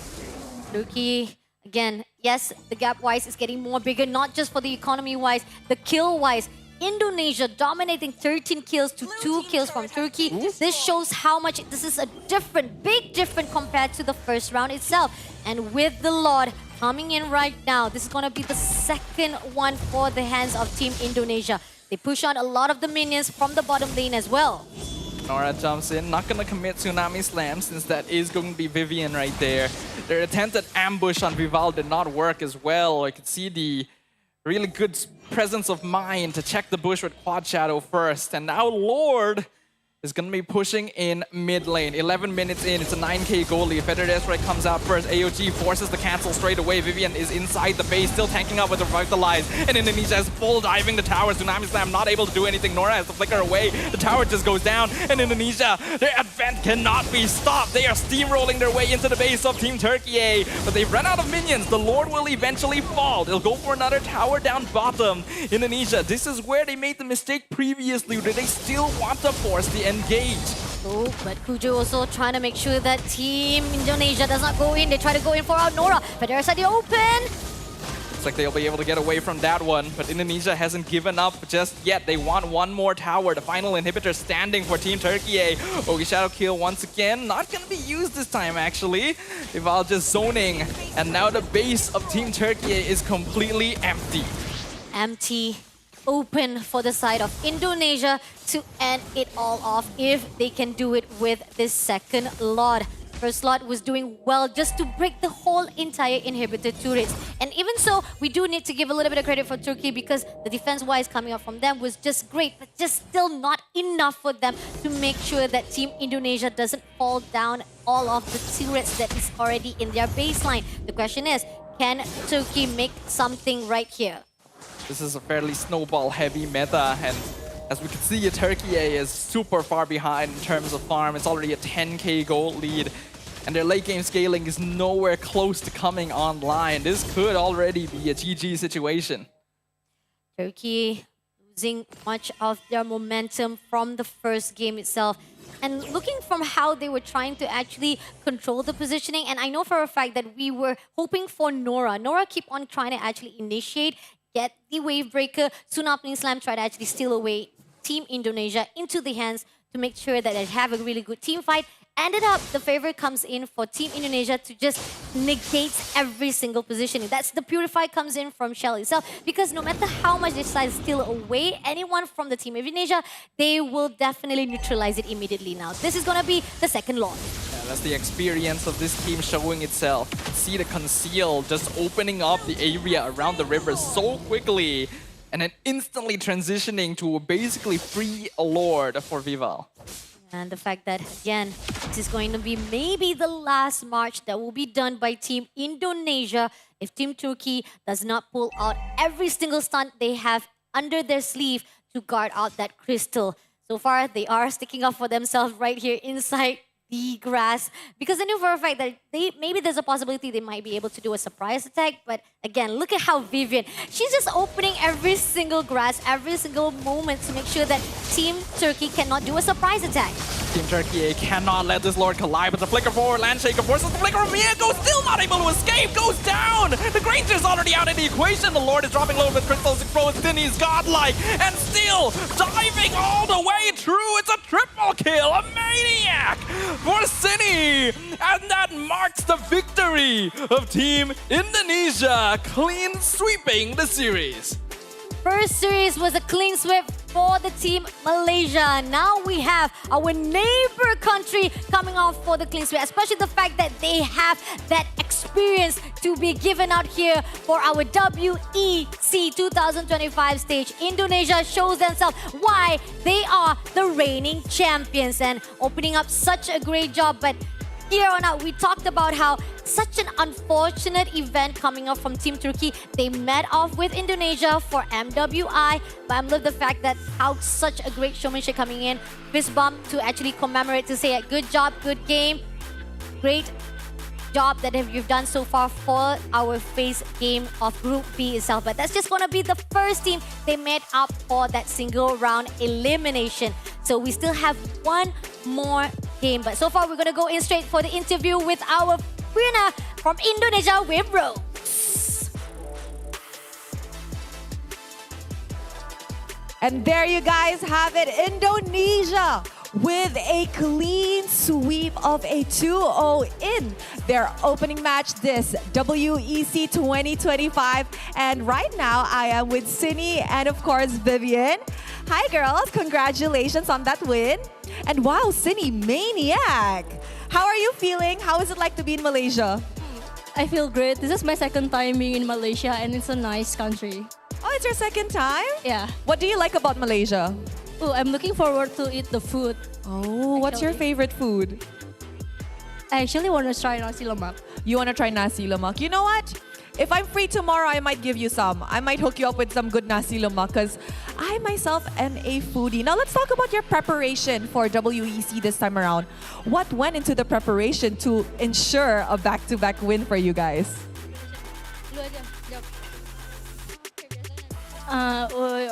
Just like another tournament for us. So basically we just play scrims and then ranked games and that's it. I heard some teams are actually struggling with finding scrims. Did you guys struggle with finding scrims, especially since it's quite an off season right now? I don't think so, but like sometimes we even reject people. Oh, okay. I think that's completely fine and understandable. And of course, Vivian, hello. Hello. How are you? I'm feeling good. You're feeling good. I know, that game made me feel good. Vivian, I see that quite a bit of fans overseas have been claiming you as the women GOAT for MLBB. How do you feel about that statement from them? And do you agree with it? Women GOAT. GOAT. Greatest of all time.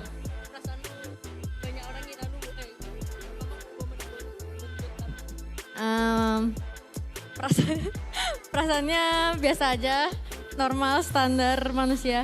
Normal je? Normal aja. Do you agree with it though? Agree nggak?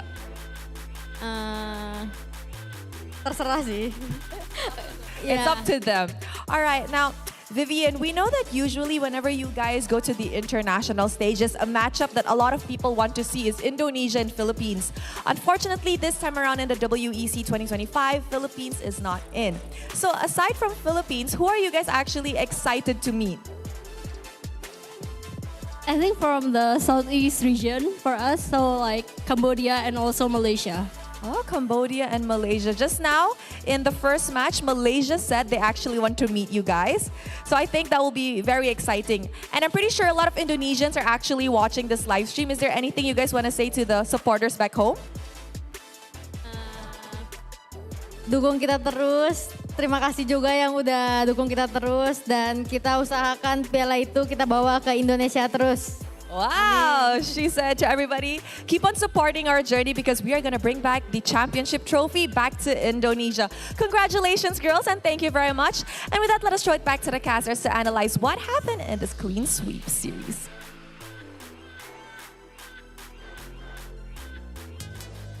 Thank you very much to Rose, and of course, congratulations to Team Indonesia for a clean victory here. That will definitely help them a lot in securing that direct ticket to the playoffs next up. But that was quite the game right there. Compared to what happened in game number 1, it definitely looked a lot easier for Team Indonesia. And you can tell that they used their time well to learn what what could have been done cleaner Yeah. in their previous series. I mean, we talked about how the first matchup, right? The first draft itself, how it was kind of like not much of a gap between Team Turkey as well as Indonesia. They did an amazing job to actually contest each other or play around with the rhythm that they put out. But then moving into the second match, this is where they actually put out such a vast difference, or saying that, hey, the first match, probably we're trying to play it slowly, or probably trying to read what's your pattern is going to come off. And once they actually read that up, they say, okay, this is going to be easy. We're going to actually try to make, not to say that they think it's easy, but it's just they already read it up very quickly to a point that they know when to strike, who to actually shut down, or how to actually make sure that they don't come into the context of Team Indonesia itself. Because we saw how it was on the first drive, right? Uno Hana is always on the front line with Kaja. And that was perfect, because that's a fact. That's how the division of the Divide Judgment was able to make sure that every movement that was done by Indonesia, he can be able to pull it out, make sure that they will not be able to sustain, or to say like they can be able to actually play around with it and shut down Team Indonesia every time they go for engagement for that team fight. But moving into the second round, that's where Team Indonesia said, no more Kaja. And they actually tried to pick out with Kalea, try to make sure that there's a pick-off hero with the Tsunami Slam. But somehow I feel like the Tsunami Slam, every time Nora or Unhona trying to actually make sure that they have that pick-off, it was unsuccessful because Team Indonesia was just slipping through the finger. Slipping through my fingers all the time. Pretty much, right? Because this Kalea Farsa combo Yeah. should work well on paper, and you should be able to rotate, get easy pickoffs, get easy kills. But there's one big issue to that. Yeah. Kalea is naturally countered by Gatot. Yeah. And Gatot was the first pick. So by Yeah. doing this, Team Turkey were already putting themselves in a slightly more risky position where they're very heavily dependent on this duo.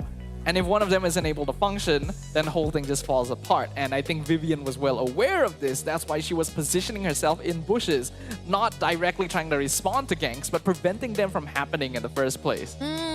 I do agree with that. The opening of the map that was done by Vivian was amazing. I think that was the key of every single movement that was done by Indonesia to just shut down every single attempt that was done by Team Turkey itself. But Turkey coming in for the post-game itself between them. So far, 14 minutes, 18 seconds. Again, it's too big of the gap that was done for the second match, because 18 kills against 2 with the objective all to the side of Indonesia. It shows how much of the domination is done by Indonesia. With their mid trio, which is basically Team Turkey's strongest aspect, being outright denied, they don't have a lot of ways for playing this game anymore, right? Since this yeah. Ranger needs time to scale, and then the Esmeralda isn't directly winning out lane against the Lapu Lapu either. Not to mention being hard countered by Cine on this Lunox, which, by the way, went 10-0 this time around. She already made a splash in game 1, and she really took over things in game 2. Oh, this is really great KDA coming out from Cine itself. And I like the fact that it's not just the fact that they are really positive on the side of their own KDAs, and most of the itemization that was built up shows how much they really know what's to be done.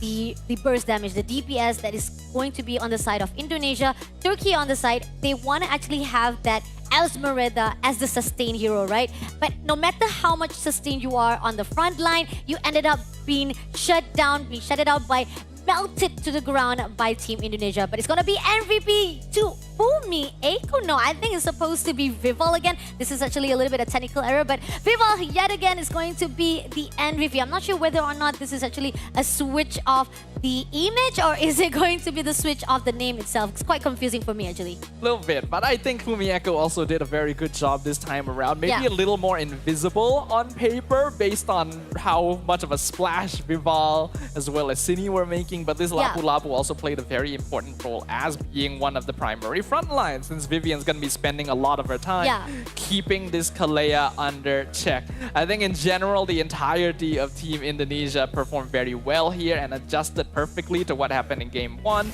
And since they no longer have to worry about a Kaja catching them on the other side, you can see how much faster they're allowed to play. Yeah, and the fact that it shows how much that Team Indonesia, again, we talked about how the hero pools itself. You take away the Lancelot, Viva will be able to do a great job with the Hayabusa again time and time again. And seeing how it is, no matter how Zendaya opening up with the Federer is right, yet it's not going to be enough to pull through to survive it out with the game, with the fight with the team of Indonesia. Even though the first turtle fight went pretty okay with Kujo actually stealing it out, you could see that the more aggressive rotations from Indonesia this time around caught Team Turkey off guard. They were more used to having a slower situation that was created thanks to having really strong catch heroes. But without that this time around, it's a lot harder for them to create space on the map. And Team Indonesia took full advantage of that. And I think pretty much we did saw a lot of the extension of coming up from Uno Hana itself. We did saw it, right? Many times that whereby she was left all alone and then she ended up like extending herself, and those are the things that she was caught off guard by the team of Indonesia. And even Nora had to actually do a long rotation into the no man's land. At least she did manage to survive it out, but that shows how much of the resistance that they tried to pull against Team Indonesia. But again, the game ends up with the team of Indonesia winning off 2-0. Well, it is an expected result coming in from the defending champions of WEC, but we definitely saw some strong potential from Team Turkey this time around. There's a reason why this region has always been lauded as a dark horse in MLBB tournaments, and I'm looking forward to see them improve and learn from this experience going forward. It is unfortunate that they ended up being drawn in the same group as one of the best teams in the world, but it's also a very rare chance to be able to get that experience facing off against them on stage. Agree, definitely. Again, we talked about how it is kind of unfortunate they had to meet off for the playoff from the MLBB. They were the top eight to be stopped by Indonesia, and now coming into WEC, this is like just a deja vu back to them. But we do admit that they did improve from that 6 month of the gap they've done from last July here on out to December here for the WEC stage. But it still needs to be more improved because not just them are improving, even Indonesia had their time. They do have their improvement on their own themselves because they already have their experience. They do not lack around as well for themselves. And moving on for the Group B, we have Uzbekistan for both of the team to meet off next for their single round robin. And we know for a fact Uzbekistan did not actually survive for their group stage on last year. Hoping forward for them to be at least surviving for the group stage here for our 2025. So looking forward to see another history to be made here for the two teams, whether Team Turkey or even Uzbekistan from Group B. Yeah, a brand new year means brand new opportunities to write new chapters in your own story. And I want to see more developing regions who might be underrepresented on the typical international stage to show off what they're capable of. So that's going to be all for Group E for today, because we're going to be moving on to another match later, which I believe is actually going to be some teams from Group D. So that's going to be fun to see. Yeah, we're going to have Egypt versus Argentina. These are the two teams who were actually qualified from the group stage at 2024. But talking about how they actually survived group stage, they were not the top three though when it comes to the fight, because we talked about how Indonesia was the one who was able to go for the championship. But then again, Team Egypt as well as Argentina, they have already their experience. Let's see if they can actually bring up or catch up with the 1 year gap between last year into the WEC 2025 stage itself. I think pretty much if we talked about the last year, right? They were the one who managed to be at their own grouping, like Egypt as well as... The funny thing is they were at the same grouping as well last year. They were at the Group A. They meet off with Indonesia, and only Egypt was the only one who managed to survive for the group stage. But we will talk more later on because we have a break right up ahead. So please do not go anywhere. Stay tuned right here for the WEC Stage 2025. You're with me, Fasha Bani, as well as Zafra. Right on after this. We'll see you guys. That's in. To be in the zone, gamers need true support. One that's in sync with your body at every angle. Takes your weight without pressure. Fully adjustable to cradle your spine and adapts as you shift in your seat. True ergonomic alignment to achieve your perfect gaming form.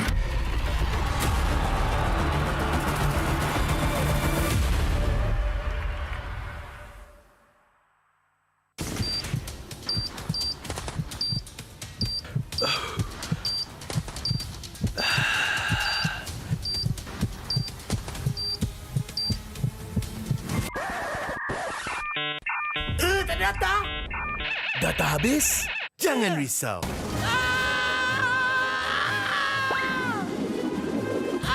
Tukar ke Red One Mobile untuk data pantas 5G Extra. Nak peran data telefon, Red One Mobile kan ada.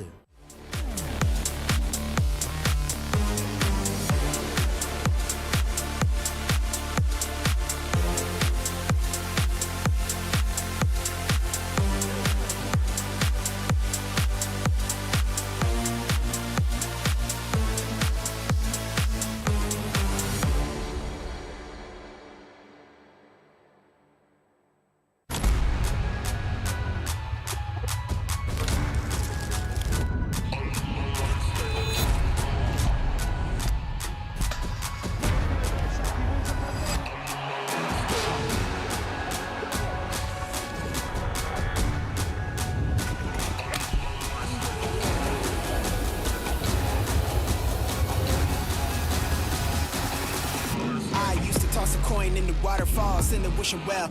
Now I get plenty coin, I'm self-made. You ain't gotta wish me well. You ain't like me then, but I guess it's past tense, cause you tapped in. You was never who you said. I see the facade when looking, it really be like you could tell. My guard up, I ain't taking nails. If it's not in my favor, won't sign a deal.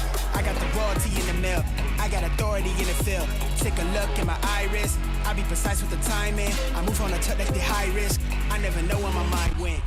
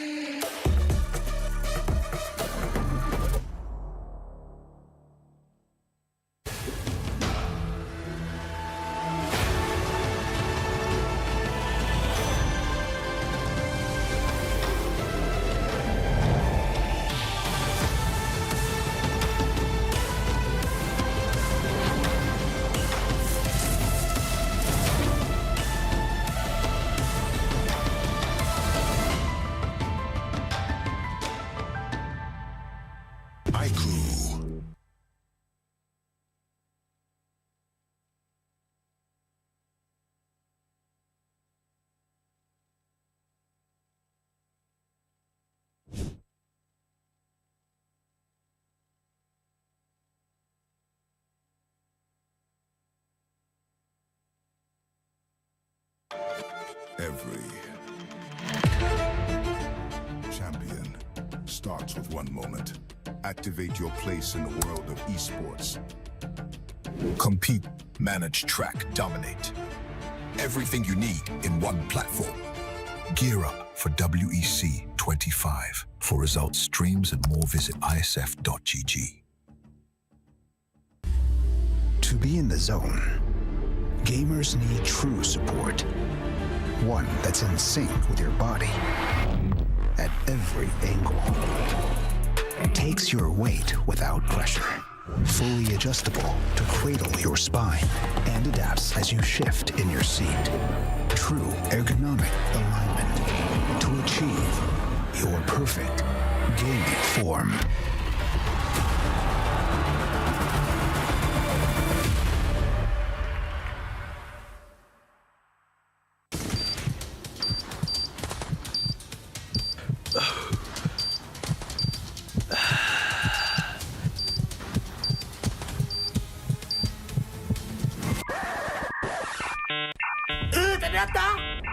Data habis?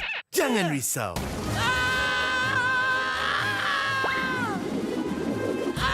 Tukar ke Red One Mobile untuk data pantas 5G Extra. Nak peran data telefon, Red One Mobile kan ada.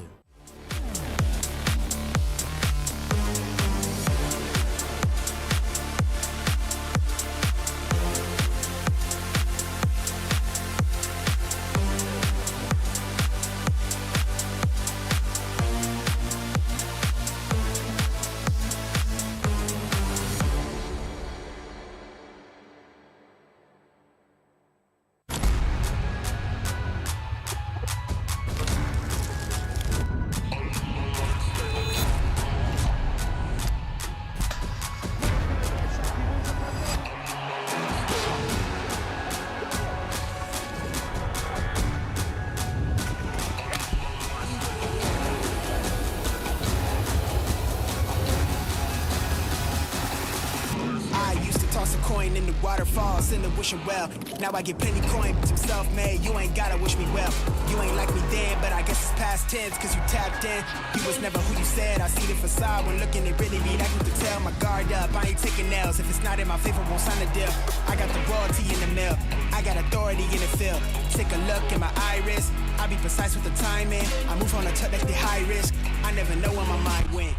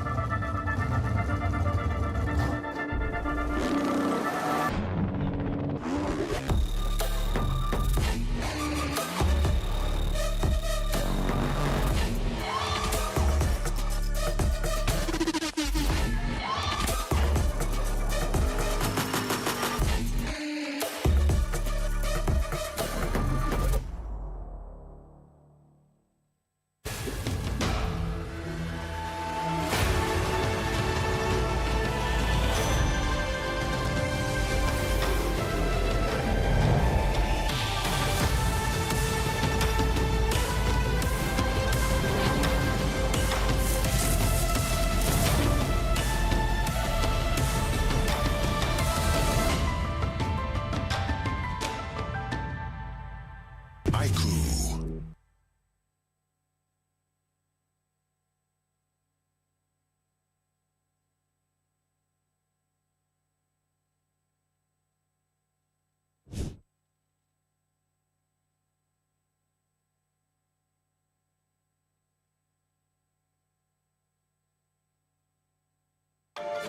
Every champion starts with one moment. Activate your place in the world of esports.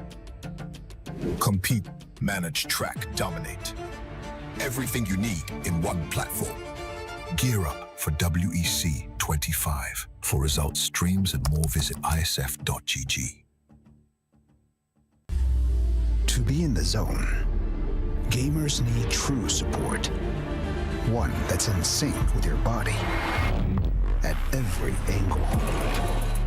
Takes your weight without pressure. Fully adjustable to cradle your spine and adapts as you shift in your seat. True ergonomic alignment to achieve your perfect gaming form.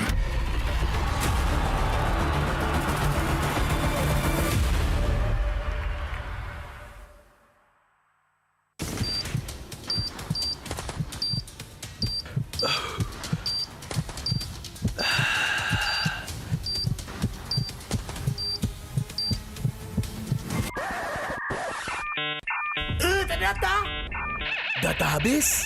Jangan risau.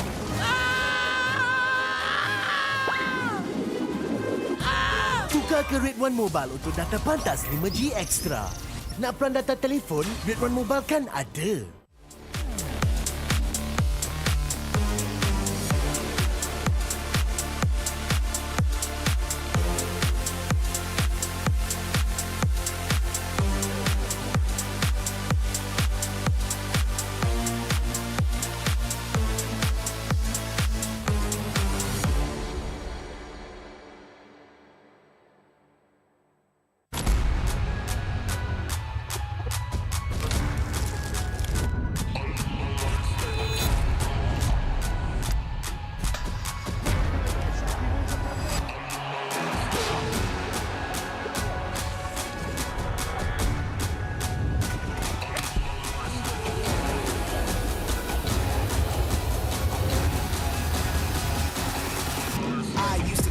In the waterfalls in the wishing well. Now I get plenty coin, but I'm self-made. You ain't gotta wish me well. You ain't like me then, but I guess it's past tense, cause you tapped in. You was never who you said. I see the facade when looking at really me. That you can tell my guard up. I ain't taking L's. If it's not in my favor, won't sign a deal. I got the royalty in the mill. I got authority in the field. Take a look in my iris. I be precise with the timing. I move on a touch like the high risk. I never know where my mind went.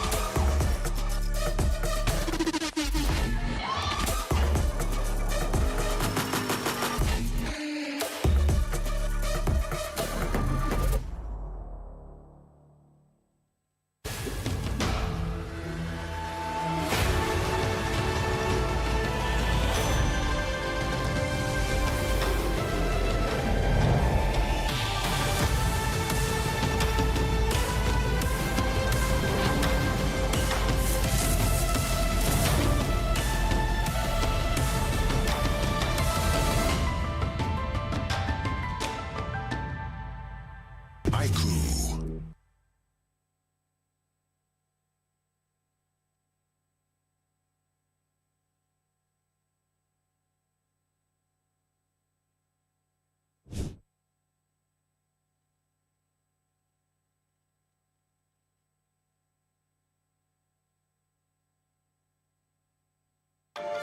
Every champion starts with one moment. Activate your place in the world of esports. Compete, manage, track, dominate. Everything you need in one platform. Gear up for WEC25. For results, streams, and more, visit iesf.gg. To be in the zone, gamers need true support. One that's in sync with your body at every angle. Takes your weight without pressure. Fully adjustable to cradle your spine and adapts as you shift in your seat. True ergonomic alignment to achieve your perfect gaming form.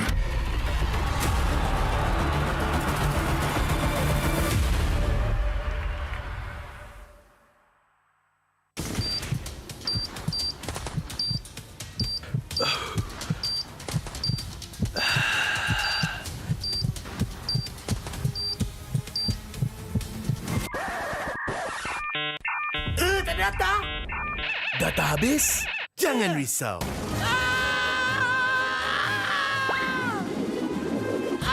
Tukar ke Red One Mobile untuk data pantas 5G Extra. Nak peran data telefon, Red One Mobile kan ada.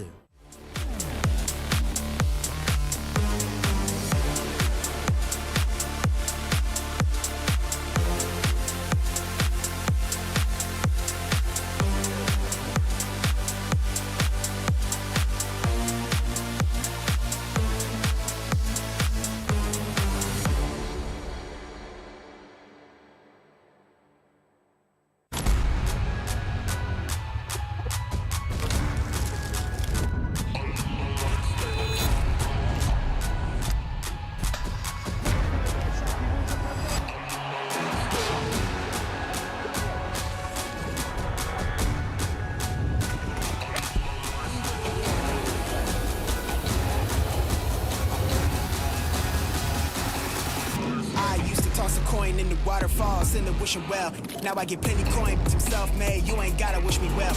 You ain't like me then, but I guess it's past tense, cause you tapped in.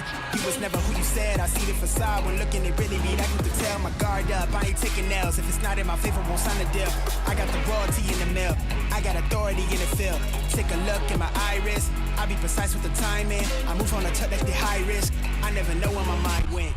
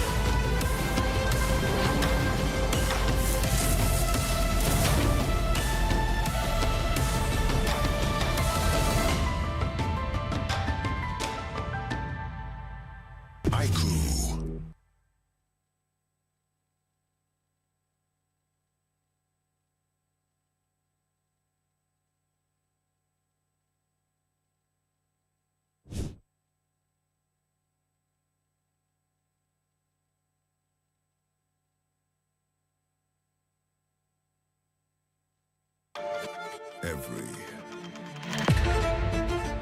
champion starts with one moment. Activate your place in the world of esports. Compete, manage, track, dominate. Everything you need in one platform. Gear up for WEC25. WEC25. For results, streams, and more, visit iesf.gg. To be in the zone, gamers need true support. One that's in sync with your body at every angle. Takes your weight without pressure. Fully adjustable to cradle your spine and adapts as you shift in your seat. True ergonomic alignment to achieve your perfect gaming form.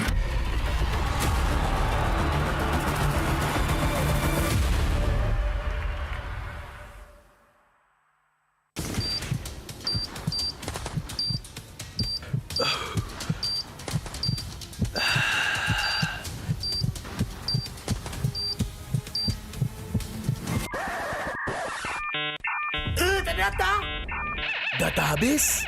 Jangan risau.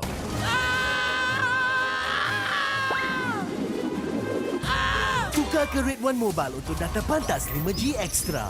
Nak peran data telefon? Rate 1 Mobile kan ada.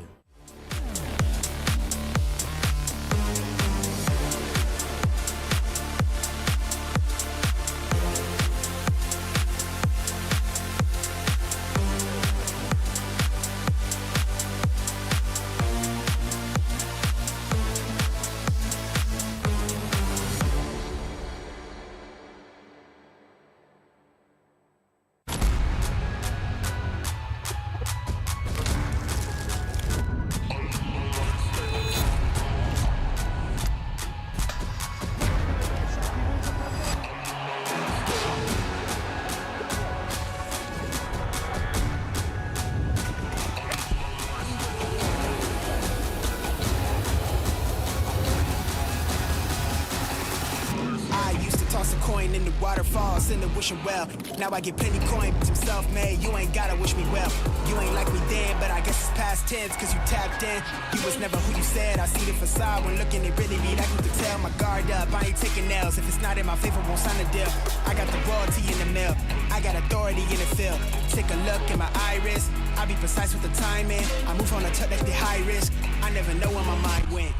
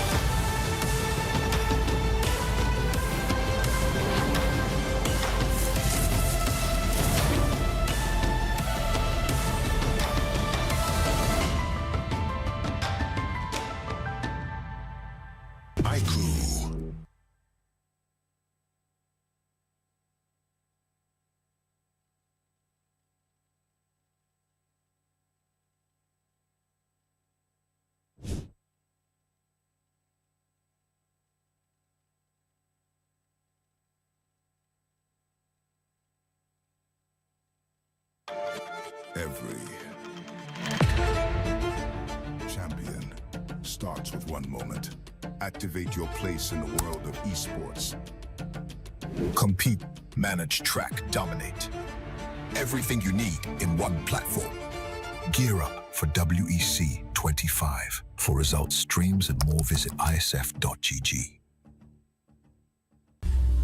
To be in the zone, gamers need true support.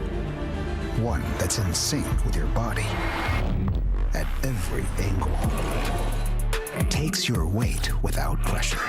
Fully adjustable to cradle your spine and adapts as you shift in your seat. True ergonomic alignment to achieve your perfect gaming form.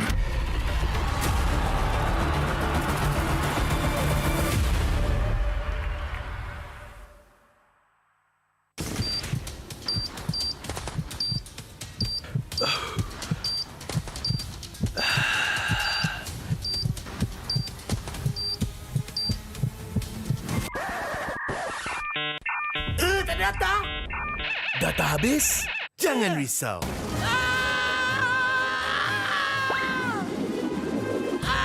Tukar ke Red One Mobile untuk data pantas 5G Extra. Nak peran data telefon, Red One Mobile kan ada.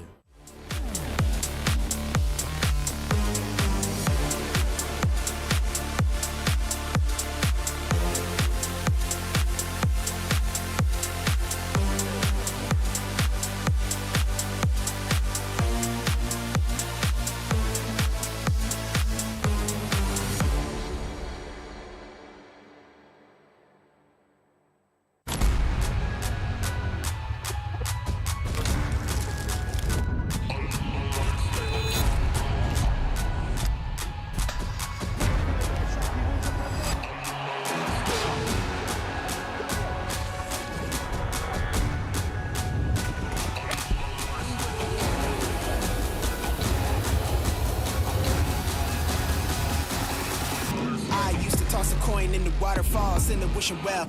Now I get plenty coin, I'm self-made. You ain't gotta wish me well. You ain't like me then, but I guess it's past tense, cause you tapped in. You was never who you said. I see the facade when looking it really be. I can tell my guard up. I ain't taking L's. If it's not in my favor, won't sign a deal. I got the royalty in the mail. I got authority in the field. Take a look in my iris. I be precise with the timing. I move on a touch that's the high risk. I never know where my mind went.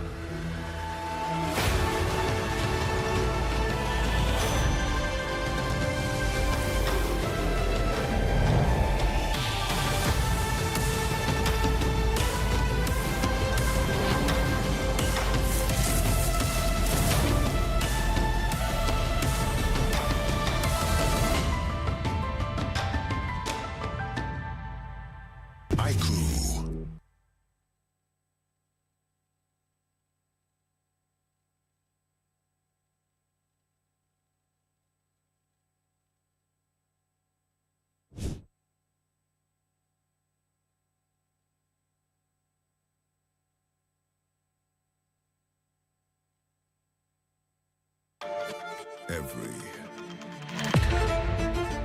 champion starts with one moment. Activate your place in the world of esports. Compete, manage, track, dominate. Everything you need in one platform. Gear up for WEC25. For results, streams, and more, visit iesf.gg. To be in the zone, gamers need true support. One that's in sync with your body at every angle. Takes your weight without pressure. Fully adjustable to cradle your spine and adapts as you shift in your seat. True ergonomic alignment to achieve your perfect gaming form.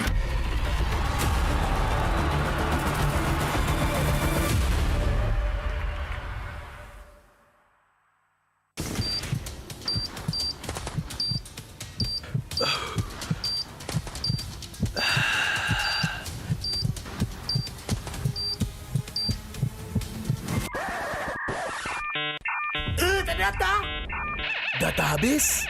Jangan risau.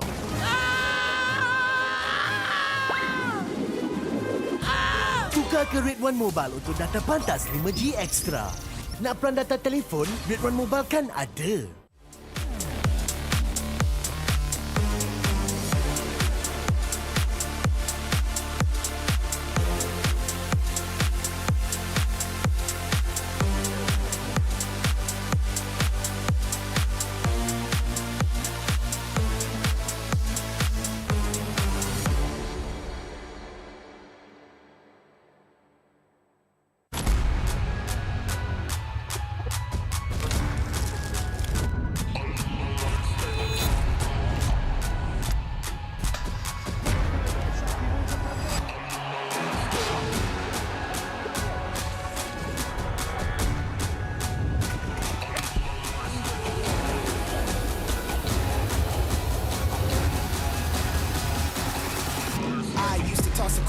waterfalls in the wishing well. Now I get plenty coin, bitch, I'm self-made. You ain't gotta wish me well. You ain't like me then, but I guess it's past tense, cause you tapped in. You was never who you said. I see the facade when looking, it really be like you could tell. My guard up, I ain't taking nails. If it's not in my favor, won't sign the deal. I got the royalty in the mail. I got authority in the field. Take a look in my iris. I be precise with the timing. I move on a tuck that be high risk. I never know where my mind went.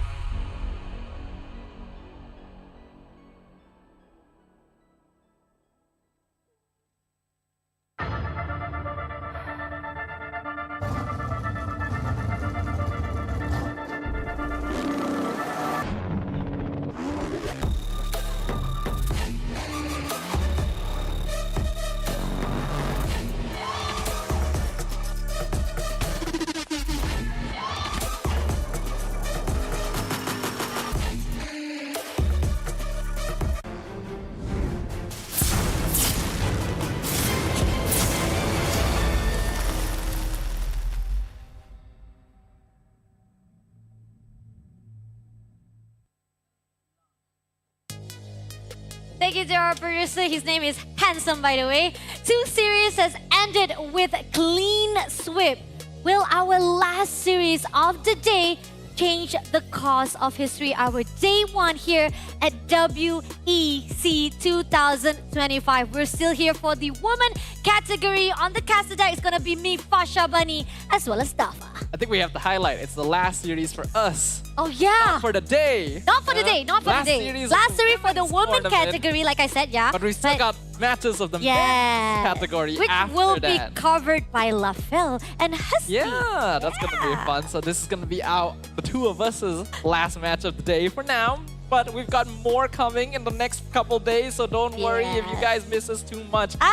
But let's talk about what's about to happen for the 3rd match of day 1. Yes, definitely. I mean, like, again, we talked about how it was a clean sweep that was done by 2 of our countries, which is Malaysia, our host country itself. And then it was continued on by Team Indonesia against Team Turkey. But now we're going to focus on Team Egypt. This is from the Group D itself. We got Egypt, we got Argentina, as well as Nepal. But the only highlights that we're going to see is only between these 2 teams, because we talked about it. Stuff already covered it all out, that whereby we're not going to actually showcase every single game. We're only going to give a highlight, but behind the scene, there are concurrent teams or concurrent games that is going on behind us. But like we talked about, there's 2 more series to go right after Egypt versus Argentina. That will be covered out against the team for the men category. So lining up for our team, Egypt, Stafa. We've got Velvet, Nana, Nucci, Names, and Fivin coming in from the side of Egypt. And these are going to be names that some of you might find familiar because they are, of course, the members of Team Falcons who have represented their region in tournaments like MWI as well, which does mean they have some experience under their belt. Now, I can't remember if this is the exact same comp that they competed in last time around during WEC 2024. I think it is the majority of the same players because Egypt did get 3rd place during WEC 2024. So they're coming into this with the goal of reaching even greater heights. Agree. So this is the teams that qualified. But the question is, meeting off with Team Argentina, they are the team that qualified, but they didn't manage go into the playoff. For grouping wise, they did amazing, but unfortunately they were just tied in 1 slot whereby they were at the top 4. We got Neo, Miyuki, Naval, Riza, as well as Miss. And I think pretty much some of the players from the roster itself are kind of actually familiar from the last ISF or WEC 2024. The only thing that we can talk about is the switching role itself. Because previously for the WEC 2024, Miss was actually the mid laner and she loves to prioritize Vexana. But coming on for this new roster for WEC 2025, we have Neval to be added on as the mid laner. So I'm kind of looking forward for Miss changing her own lane right now as a roamer, how she's going to actually adapt. What are the new things that are going to actually be shown here for our 2025? It's an interesting swap around, and not the first time it has happened as well. It's actually fairly common for mid laners to switch over to the roam position. So it's going to be interesting to see how well she has adjusted to this. Miz as well as Riza, I believe, are the only two returning players from Argentina's 2024 lineup. And as you already pointed out, they unfortunately were not able to rank in the playoffs previously, ending the tournament at 7th to 8th place. So they're also gonna be eager to move even further this time around. And the fact that the teams that they would manage to be able to take down for their Group B of last year was only Mongolia and Cambodia. Now, moving into this year, the grouping stage that we talked about is quite different. Last year, they split up 12 teams into 2 groups. This year, we actually minuscule the grouping wise into 4 groups of 3 teams. So the single round robins is much more less dangerous path for most of the teams, like we talked about. And coming up to Argentina, they only had the teams that they fought off or they won against had been separated into Group B. So now they meet off with Team Egypt that they had no experience whatsoever. They never actually faced off each other. So this is going to be very interesting. But there is one team they already faced off from last year, which is Nepal, but they lost against. Okay, interesting. So there's some history overall, but as you mentioned, it's the first time that these two teams in particular are going to be going head-to-head on the international stage. So that's going to be a very exciting ground breakthrough. We, of course, know a little bit more about Team Egypt compared to Team Argentina because they did compete in MWI. And if I remember correctly, Team Egypt was known for enjoying a spot of ube gameplay. So they might bring that here once again.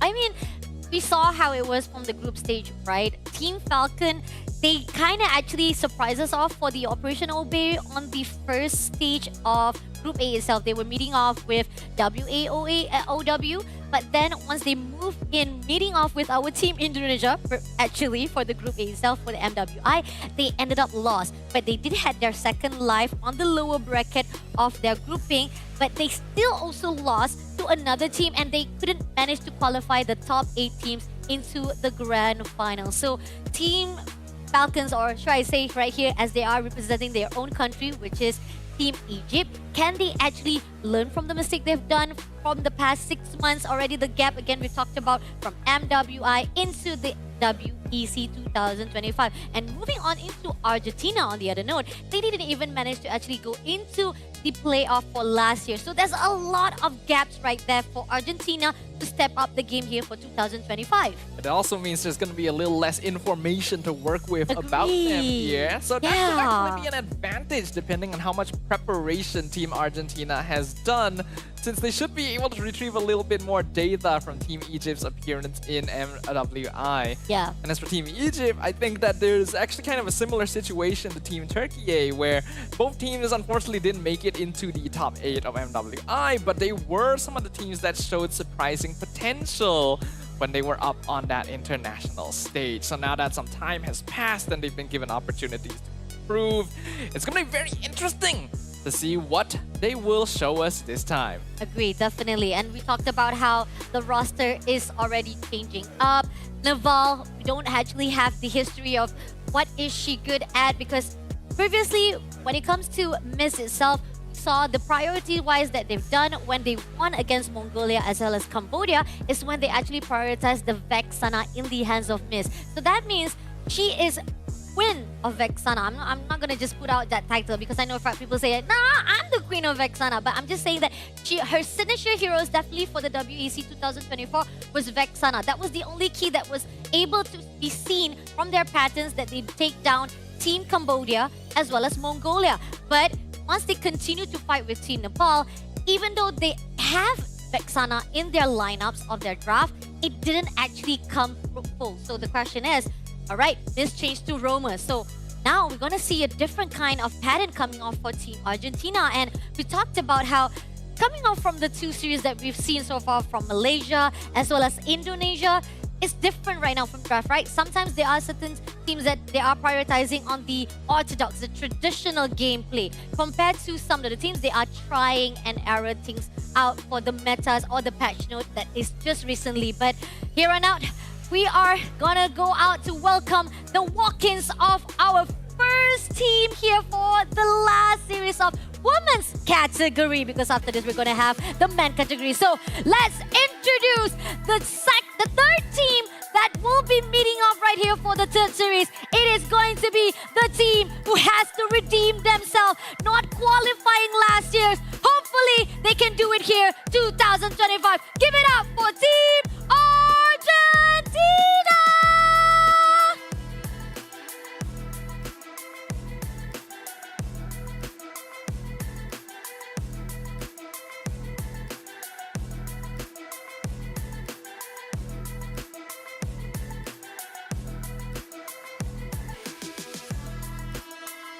Their opponents for this first meeting on the WEC 2025 stage, the defending bronze placers of WEC, eager with a goal to make it higher up in the podium as they finish another round of the competition. Give it up for Team Egypt!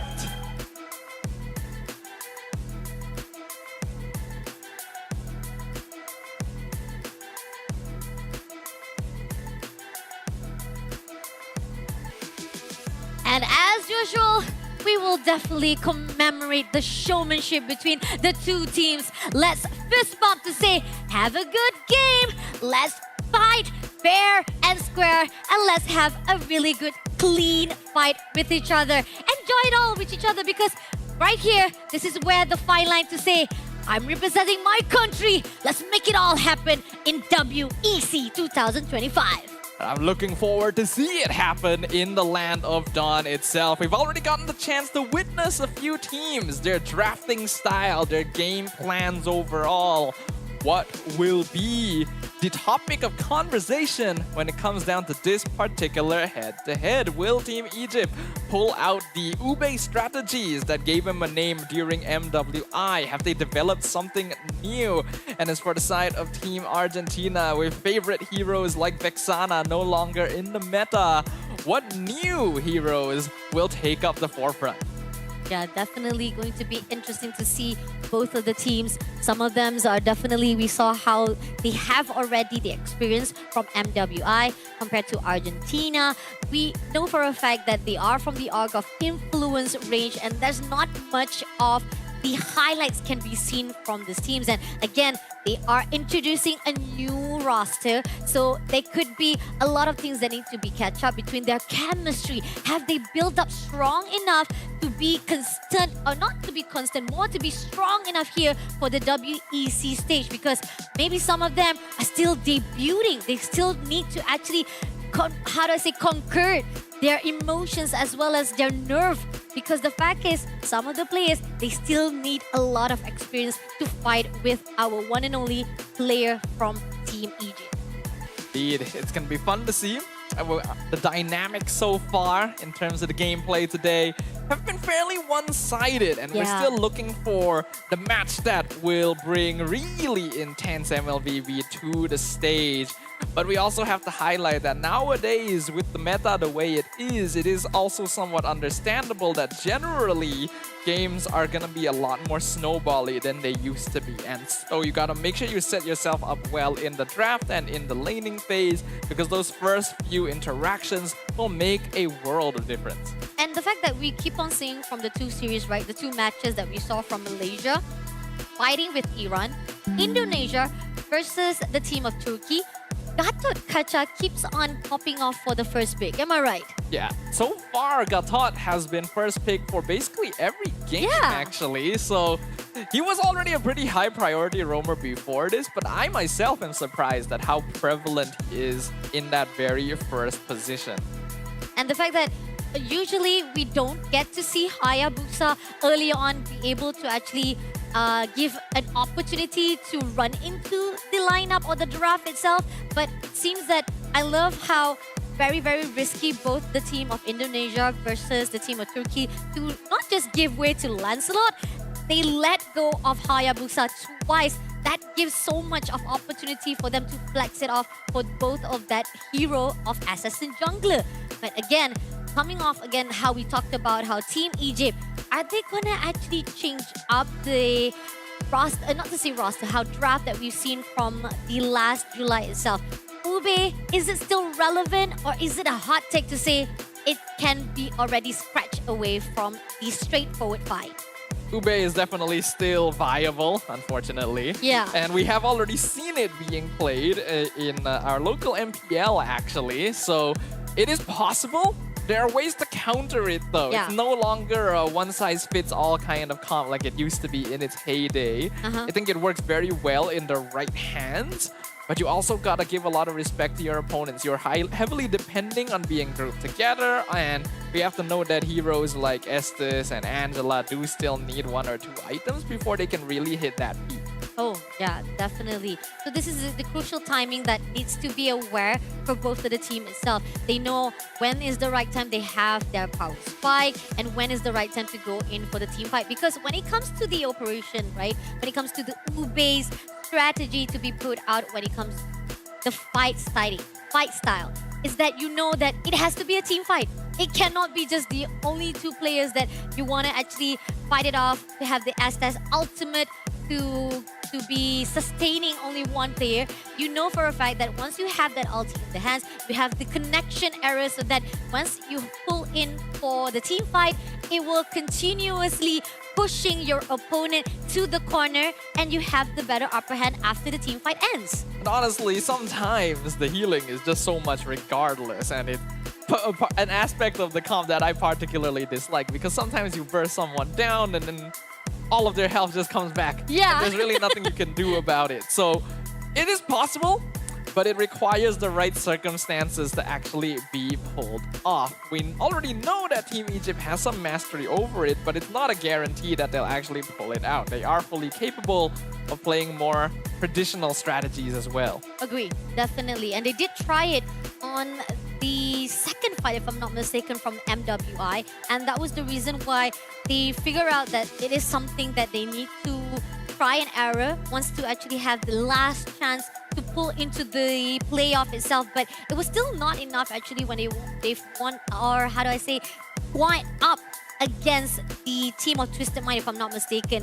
But yet again, it shows how much they're not really particularly in favor of those kind of straightforward fight, because they're already used to the Ube strategy. But here not for the map selection, we keep on seeing Expanding River previously, but now we're going back to the Flying Cloud. Surprisingly, we haven't seen a single game of Broken Yeah. Walls yet today, so well, RNG is just like that sometimes. Though Yeah. it is unfortunate because Broken Walls is one of the more interesting maps to watch overall here. Flying Clouds once again means that the early laning phase is a little bit more, there's a little bit more leeway to play around with if you happen to get a losing lane matchup, but it's still not ideal. I mean, again, the impact is not that big of a deal as long as you be able to actually have the potential of too much of the minion when being pushed by your opponent.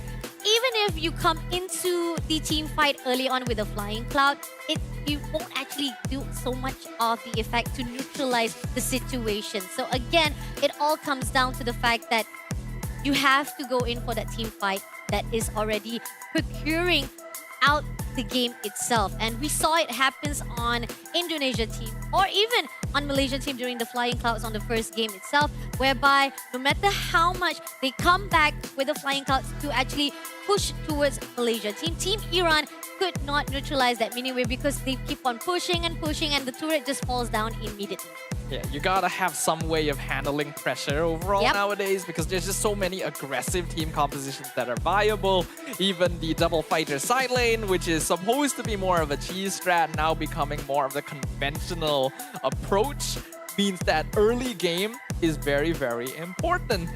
And you gotta have a hero pool that's wide enough to be able to handle these sort of situations. So without further ado, ladies and gentlemen, let us go ahead and jump into the draft. And ooh, already seeing some slightly different bans here from these teams. Wow, previously we keep on Jushin as well as you've been taken out, but now we see Alice, Esmeralda, as well as Kimi being taken out. But the first pick coming out from Team Egypt is going to be TG as well as Lunox being picked out for the second hero. But on the side of Argentina, we got Lancelot being taken off, Baxia as well as Fredrin, and Lapu Lapu as well as Gatot we've been taken out for the 2 heroes first. Interesting. Oh. 3 junglers banned out by Team Argentina, including both of the viable tank junglers. So they might have done their research and are making sure that Egypt won't have an easy way into the Ube strategy. They'll lock in the Granger, so it looks like they're sticking with a more default scaling gold lane, but having the CC is a very scary thing for Team Egypt because this is just such a flexible hero. Even after multiple nerfs, it is still one of the best fighter gold lane options. Oh yeah, definitely. And this is where the fine line we keep on seeing that. I like the fact that Argentina, knowing how Team Egypt loves to play tankiness, sustainability, jungler comes in, so they actually take down just a little bit of the pool. But now coming in for the second phase of Baning, they took out Hylos as well. Taking out Hylos is interesting. Makes me think that Team Argentina might actually want to pick up the E for themselves because the Hylos is usually used as an answer to the RWM, and so far Eve has not actually been banned. I'm actually kind of curious why Team Egypt got rid of the Alice and the Esmeralda, because CC and Lunox are both counter picks to those heroes, so getting rid of that means that they're planning something. Interesting. And somehow we are seeing that Team Egypt, who they want to actually shut down, they might actually be able to actually shut down a little bit more of the mid laner because yeah, that still is in the scene for the Argentina to pick up. So Eve will be the next one to be taken out from the proportion, so shutting down even more of the pools. And again, we talked about how when it comes to Miz as the mid laner, she likes Vexana, but we don't know what is the hero pools of Neval because this is the surprise idea that we're gonna actually see, the surprise how do I say, item or factor coming off from Team Argentina itself. The mid lane hero pool is already becoming a little bit narrow here. Kimmy and Eve already taken out, Lunox taken away by Egypt as well, means that Farsa is basically the only remaining meta choice unless you count heroes like the Valentina. And right now there aren't very good ultimates on the side of Team Egypt to steal, so that's not particularly viable. I do like the Yu Zong ban though.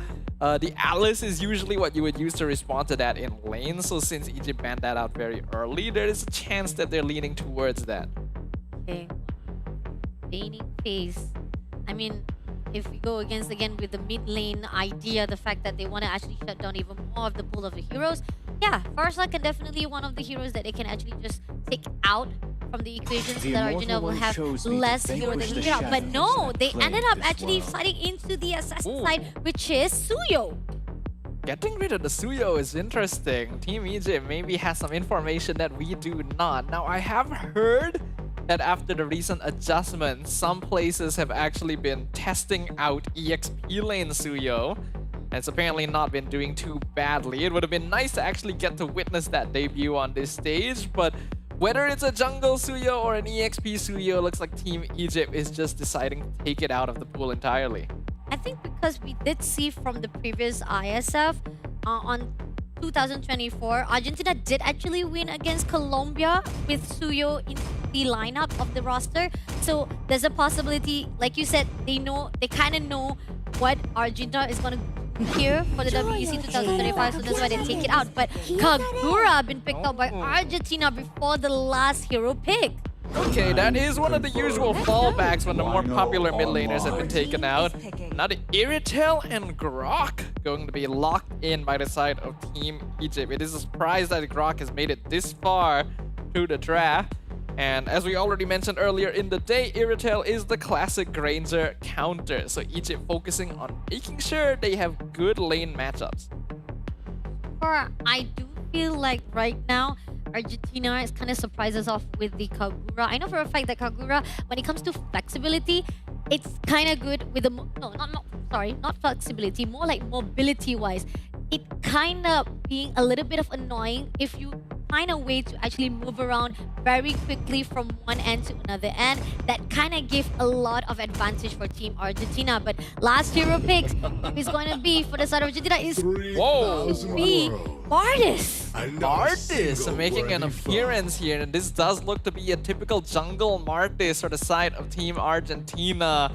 They've got a solid amount of mid-game burst, but in order to get there, it's not going to be an easy journey. And there's a lot of heroes that would be able to handle the burst potential of Kagura and Martis on the side of Team Egypt. Not too sure how well this will work out, but it is interesting to see a squad bringing something new to the table. Definitely, we are seeing a little bit of, not to say unorthodox, but it is a little bit of different side from the team of Argentina. But we are looking forward to it. Like we talked about how this is their first face-off between each other. They've never seen each other from last year's ISF. So looking forward to see what's going to be like on Argentina. They were denied to go to the playoff because they were just 1 point shorter to go into the playoff because they were at the top 4. Compared to Egypt, they already have their history made last year. They are at the 3rd place. So can they make a difference here for 2025? Give a round of applause, guys, because this is going to be the 3rd and last series for our group stage between Egypt versus the Team Argentina. All right, let's get things started as we jump into the land of Dawn. Once again, this is going to be Flying Cloud, and we can already see Miz taking a lot of abuse here. Gotta be careful there. Ooh! Oh, coming off right now, they do try to actually execute properly and able to get the first kill. Nana will immediately shut down. Raid explosion as well as infiltration coming off from the team of Argentina. That was just a bit of a mistake coming in there from Team Egypt. Yes, they got good poke in on the Gatot, but they should be well aware that Miz is not going to be at risk of dying at this stage, especially with Revitalize still waiting in the back. Nana put herself way too out of position without access to Quad Shadow. Now, as we see, that kind of overextension can give a little bit of the advantage for Team Argentina. Even on the start round right here, even though it's not that much, yet they are coming in through for the fight. Gonna go in for the taunt once again. Pavin in trouble, has to flicker out, just barely escapes on this Grok. Barely escaped with a mighty swing just to pull away to make sure that Team Argentina does not do as much as damage. But again, it is still risky coming off from Team Egypt. Again, the overextension needs to be very careful. But now, moving forward, we do see Velvet all alone trying to zone out for her own lane right here. And it seems that Miyuki with the turtle will be going out. But we do see right here as team from Egypt try to pull away and zone out team of Argentina. And they're doing a great job of it so far. This is why Grok is such an impressive roamer nowadays. Those walls cause a lot of trouble, and Names actually able to get a 1v1 victory against Riza in the goal lane. And the fact that right now, seems that Team Egypt raise zoning out, Odin Rapid right on the spot to make sure that Team Argentina doesn't push through. The overextension finally looks good, but now they're pushing in. Neval try to make sure that Nucci as well. Oh no, takes on the charge. Mighty Spring and had to pull away, but one Shadow comes through. Now Shadow Kill comes in a little bit more, but is it going to be enough for the damage? Go for the Shuriken, but no, one more hit, and Nana unfortunately won't be shut down immediately by Miss. That was beautifully played by Miz, timing the taunt to the end of the Ogi Shadow kill. And because Nana was stunned for so long, no longer had access to Quad Shadow to get out from that dive. So punishing the Hayabusa, 2 deaths already.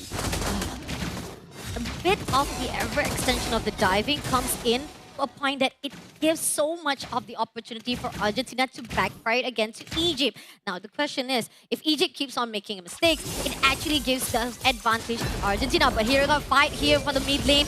Urgent Rapid being put out to make sure that they don't give too much damage. Oh, good disengage right there. Argentina, they've been able to pick off Nana twice, but their farm is still a little bit behind that of Egypt. And in terms of late game scaling, I do still have to prioritize Egypt just a little bit more since they have heroes like CC and Lunox around. Ooh, Miz! This comes in at the... Oh! Takes down Miz immediately by Nucci. But at the same time, right at the bottom right here, Neo is much damage. But Velvet just pulling away with a yo-yo, making sure that Neo does not goes into further line. It's like they somehow managed to pick off Miyuki during that battle as well. So both junglers not necessarily having the best of times. So it ends up being fairly equal in that regard. But it is very important that they are able to start getting some kills in on Nuki and Names right now, because these are going to be the late game powerhouses of Team Egypt. kind of a lot of back and forth coming off from both of this team. The discipline, yes, we can see they try to maintain constantly, but at the same time right here, chasing off the turtle. This is going to be the second turtle, and it seems like they push into Names first of all. Names, too much, too long right here, and he's going to be helped by Nana. Nana pushing for the shadow kill. Is it going to be enough though? But no, pull out with the AOG instead to survive it. Argentina playing this discipline, playing this slow. They go in once again with the burst. Going off with the tectonic charge, but at the same time, Velvet surviving it out. But even so, Nuji takes down Miss for the occasion, and Riza takes down Nana for the trace. But Names shuts down Miyuki, and now Riza, just a little bit too close with a mighty swing by the Vivian, takes down another one, 3-1, moving off the Egypt, the high advantage. Vivian on the grok, getting a massive 4-man tectonic charge in the middle of that fight right there. Set things up for Team Egypt. Even though they had already lost a little bit of ground earlier, Argentina's decision to try and recommit ended up putting them out of position and getting punished for it. Because of that, Egypt should be able to get this turtle quite easily, but Nana really needs to start minding her position a little bit more careful. This Hayabusa has already died 4 times. I mean, not only that, the fact that keeps on trying to push to make sure to have that much damage, it's not gonna be easy, especially the fact that with 142 KDA, it gives a lot more damage or even much more of sustainable or even itemization for the team of Argentina itself.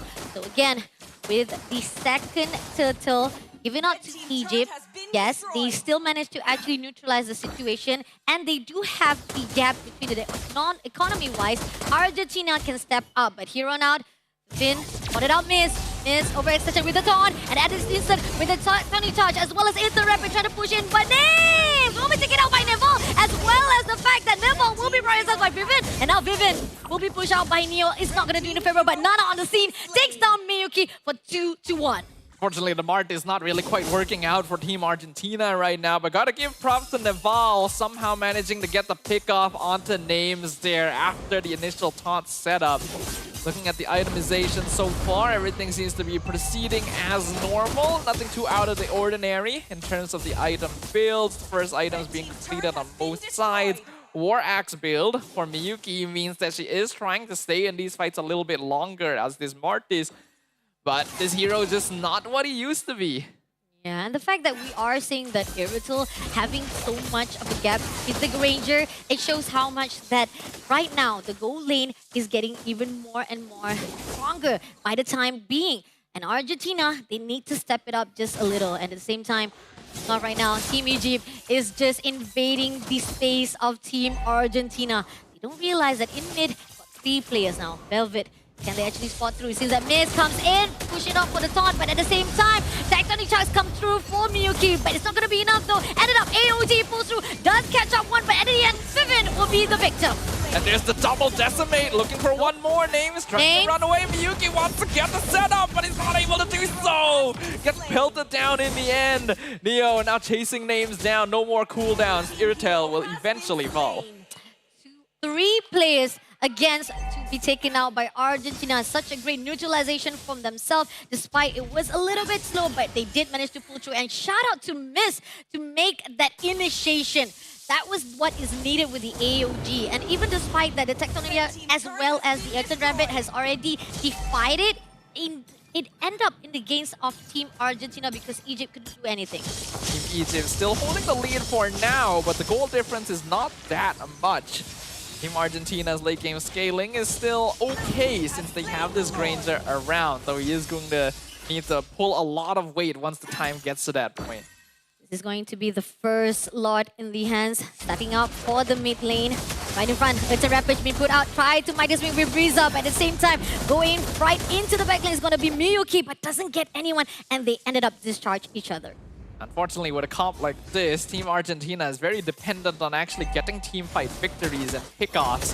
They're not as good at controlling the map through macro, which Team Egypt can take advantage of. They have very high mobility heroes with some good iframes on heroes like Hayabusa and Lunox as well. It's a lot easier for them to rotate around the map And you can see that is why Team Argentina is having some difficulty finding space. And the fact that we keep on saying Vivian always open up the map, going in for the tectonic shot, gets two, but at the same time they pull away. But Miyuki doing his best, trying to actually hold out names, but unfortunately time goes in for Neo, takes down Vivian. Nucci will be neutralized by Neville, but at the same time right here, it seems that Team Argentina can just go in out for that 2 wins for themselves. Very good counter-attack there from Team Argentina and somehow keeping every player alive by rotating them out perfectly.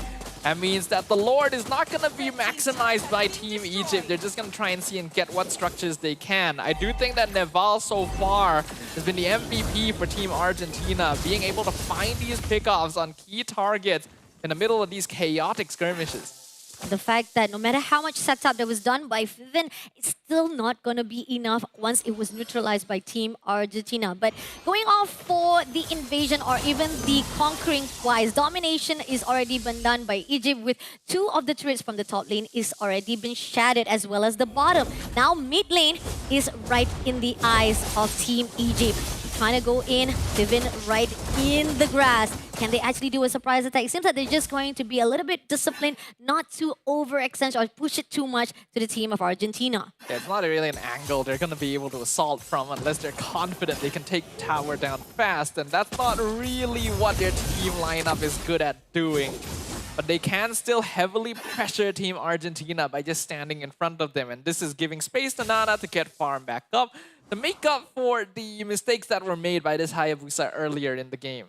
Yeah, and the fact that the level or the difference between the kills itself is 9 to 10. Right now, it's a Rampage been put out right behind the turret. They're trying to push in straight with the tectonic charge, but then again, it's just to push away the team of Argentina so that they can get the turret.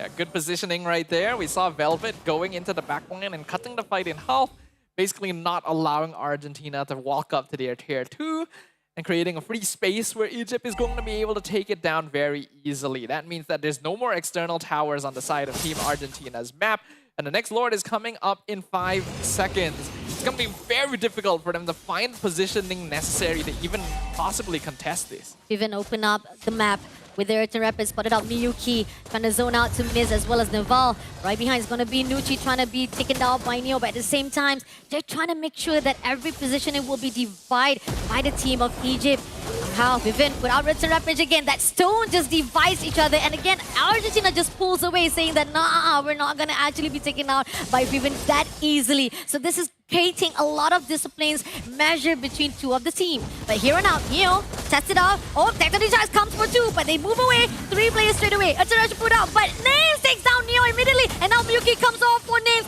IOG comes through, but doesn't tag jump anyone. And in the end, Neville will be taken out by Velvet. And putting on right now, Miyuki trying to survive it up by 4 players. Can he survive? He did manage to take down Velvet, but it will be survived by Nucci instead. And this is going to open the lot in the hands of Team Egypt. Team Egypt still does kind of come out on top in the end, but Miyuki was able to get some really cheeky kills with that Decimate there, especially the initial one on Names. That Irritel was the first one to go down on Egypt, and that meant that their consistent DPS output was heavily hindered, and that allowed Team Argentina to at least put some foothold in the fight. Unfortunately, with no one left alive, especially the jungler, they just cannot contest the Lord. That means Argentina is going to need to try and preserve the few remaining towers they have left. And the fact that every time Miz trying to position in that AOG, it didn't catch up to the point that Team Argentina can actually revamp back to the team of Egypt. And this is where the crucial point, can they actually defense up for the second lot that is marching in? This can actually open up the inhibitor turrets. The fact that they already lost the holy defense, this is the question whether or not their base is going to be open for the team of Egypt to just invade. Oh, I'm gonna be pushing up top. Argentina has all of their members standing. They still have all their cooldowns. There's a possibility they can hold this back, but what will it cost? Yep, turret will be taken out immediately. Law still marching. They can actually take down immediately as well for that lot itself, so they don't have any problem. But Earth Rampage been put out. Are they going to push in with the Tectonic Punch? Nope. AOG put out. doesn't get anyone. Miss in the midst will be taken out. No, but he will able to be survive it out, immediately take into the fountain to make sure that they will not have any casualties. So far, Team Argentina, great defense coming in from them, but at the same time, Egypt is doing so much damage, they can be able to actually focus more for the mid lane as well. But they're still playing this very disciplined, very respectful of their Yep. opponents. I'm pretty sure they already witnessed what happened earlier when Team Indonesia nearly got reversed on because of a mistake of overcommitting into the base push. They're still gonna try and stick around though. Another tower will fall. Again, I like the fact how Vivian opens up for the trajectory touch. Yuji takes down Riz, a double kill for herself. And at the same time, Miyuki finds out Vivian, but at the same time, Nana takes out Neo. Now, Name takes out Miyuki. Living only is all by himself. Not able to go away with the AOG Crystal. Will be immediately shut down in the hands of Team Egypt. A beautiful tectonic charge coming in from Vivian on the Grok right there. Honestly, even I saw it when Team Argentina grouped up under the crystal there. I had a feeling that was about to happen. And my feelings were proven correct. A beautiful setup right into the follow-up from the rest of Team Egypt has secured them game number 1.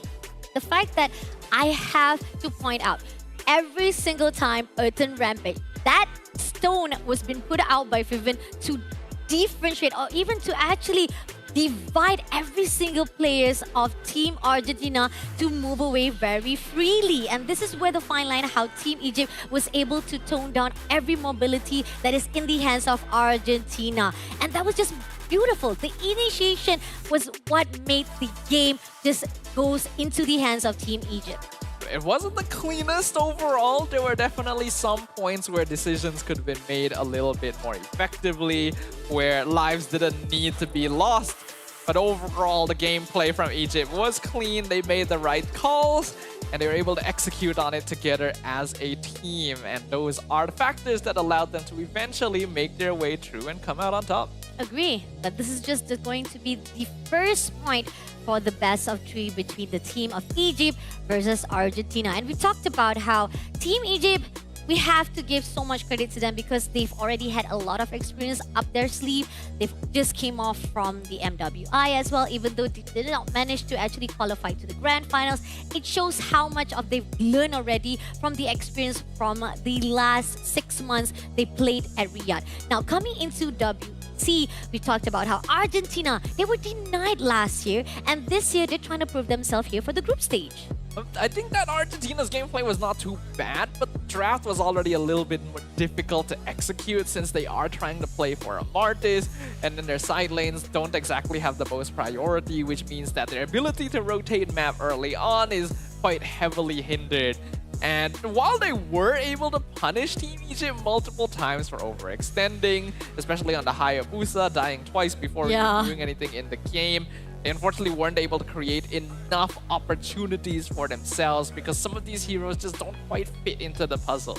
Yeah, and again, this is coming off for how it should have been a little bit more straightforward because I think there was a lot more hero pools when it comes to the mid lane that was shut down. We had Kimi been taken out. I think that we talked about how Farsa was still a viable option, yet they didn't actually pick it up. They ended up picking up Kagura, which I think could have actually been chained up for another hero instead because that Kagura-wise, yes, mobility-wise with the umbrella coming in and back and forth, but it was still not enough. We did see a keynotes that how we saw from the side of Team Argentina, they managed to actually neutralize things, but it was only for the one fight only. I personally feel like Kagura was a fine pick because a lot of the other meta mages were already taken out of the pool, so it's not like you have a lot of options anyway. And if you do go for something like a Farsa, then you just get dived by Haya or Easy. So they probably wanted Kagura to have some burst, but also built-in escape. And I think that Naval actually got some really nice catches on this, but this is a hero that ideally requires a bit more setup, and they didn't really have that. Yeah, and looking out for the 14 minutes, 29 seconds, 18 against 13 kills. And it actually started out to the side of Argentina. They had the numbers of the kills in their hands. And at the moment, the crucial where Egypt finally find their pattern, finally find their momentum, they managed to actually reverse back and getting all of the fights for themselves and giving so much space for Nana to actually step up. Scaling on Egypt will eventually outpace that of Argentina unless they play it perfectly. And I think there were just mistakes being done on both sides overall. But here we can have a look at some of the key players that happened, with Team Egypt basically taking up most of it. We have Nana as the Gold Hunter, having the highest GPM, and then Velvet as well. On this CC, there is a reason why this hero is still permabanned even after the nerfs. Yeah, and the fact that I keep on talking about how the AOG was not at the right place to be put out by Miss herself. And we talked about how previously she was from the mid laner, and I think there's a lot of things that she still needs to actually adjust herself, adapt from the roamer that she was done from mid lane to roam. So those are the crucial things that we are seeing. But again, with the damage that was dealt by her, it's still a lot with 144,327 taken. But best support coming out from Velvet with 9 total assists. This shows how much that Team Egypt is just doing really well for the first round. But our MVP for this first round is going to be the one and only Nucci. On that Lunox once again, this hero being a sleeper hit here in the women's bracket of WEC, having very high burst, good ways of escaping danger, and just generally having a strong mid lane presence as well, since you're generally going to be able to sustain yourself, and if paired with a fast clearing roamer, can make a lot happen on that map. I think that Nucci was definitely one of the cleaner players there, even though maybe not quite as flashy as some of the big tectonic charges coming out of Fiven. You still gotta have the damage coming in, and this is where it was coming from. Yeah, again, we did saw the struggle coming out from Nana, try to actually go out for the last hit, but ended up it goes in for the backfire. This takes down her, and then at the same time, this is the tectonic charge that was released by Fiven to actually catch up 3 players, and that was the great zoning, even though despite that Riza takes down Nana for the second time, yet it did manage to actually give a lot of space for Team Egypt to just shut down even more to actually revive back the whole entire team. This is unfortunately one of the downsides of picking a draft that's a little less conventional. Positioning is not quite as instinctual as it would be with your typical front-to-back lineup. You gotta make sure you assign the correct people in the correct places, and because of those lapses in judgment, you do see Team Argentina forgetting to respect the positioning of this Grok a little bit. There were way too many tectonic charges that should not have happened. And the fact that I think that Miyuki was keep on trying to go for the back line, trying to catch up names every single time, but been denied every single moment. And that's the crucial point where the fact that if you cannot catch up with the goal laner from your team opponent, this is where the fine line, the damage is just going to burst even more further to your own teammates. Miyuki tried their best. This was honestly a pretty good catch, but then the final push with the 4-man tectonic charge just lined them up perfectly for Team Egypt to roll over, and that means they are now 1 game up. So far, all of the matches today in the women's bracket have been clean sweeps. The question now becomes, will it be the same all the way, or will we finally get to witness a team fight back? I mean, it would be interesting if we have one team or one series that actually changed the course of our day today, because the fact is, giving serve 2-0 doesn't actually give a lot of highlights for the opponent side, right? Because we see Malaysia on the highlights, we see Indonesia rising off to their own occasion, because we talked about how they are the champions, the reigning champion from last year, the debut champion of the first year WEC 2024. But now coming into this third series, I do want to see a little bit of good fight, a really intense fight by these two teams, not just by Egypt, but also by Argentina. It's not going to be easy, right? Because you talk about how Indonesia are the defending champions, and because of that, they come in with a bit of a gusto in order to reprise their role. Egypt is also last year's top 3, right? They got 3rd place in WEC 2024. So that also means that they're eager to reprise their throne and even hopeful of making it further than last time. I will say their gameplay could have been cleaner. Definitely. Early game was not the best, but mid game started coming together a little bit more.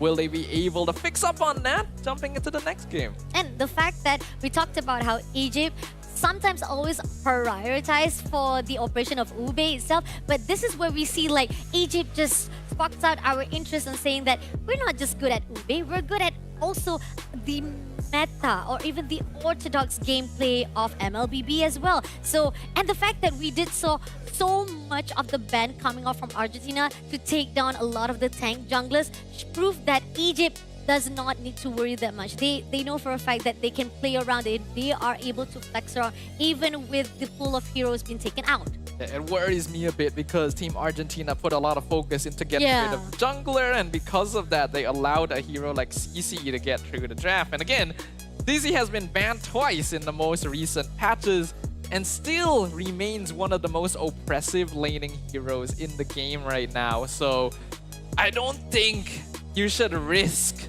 giving that away. Maybe now that we're going into the next game, the teams might switch sides. So Team Argentina might have the chance to put that threat up. Yeah, and the fact that we're going back to expanding river, we talked about how we haven't seen broken walls at all the whole entire series for our women category.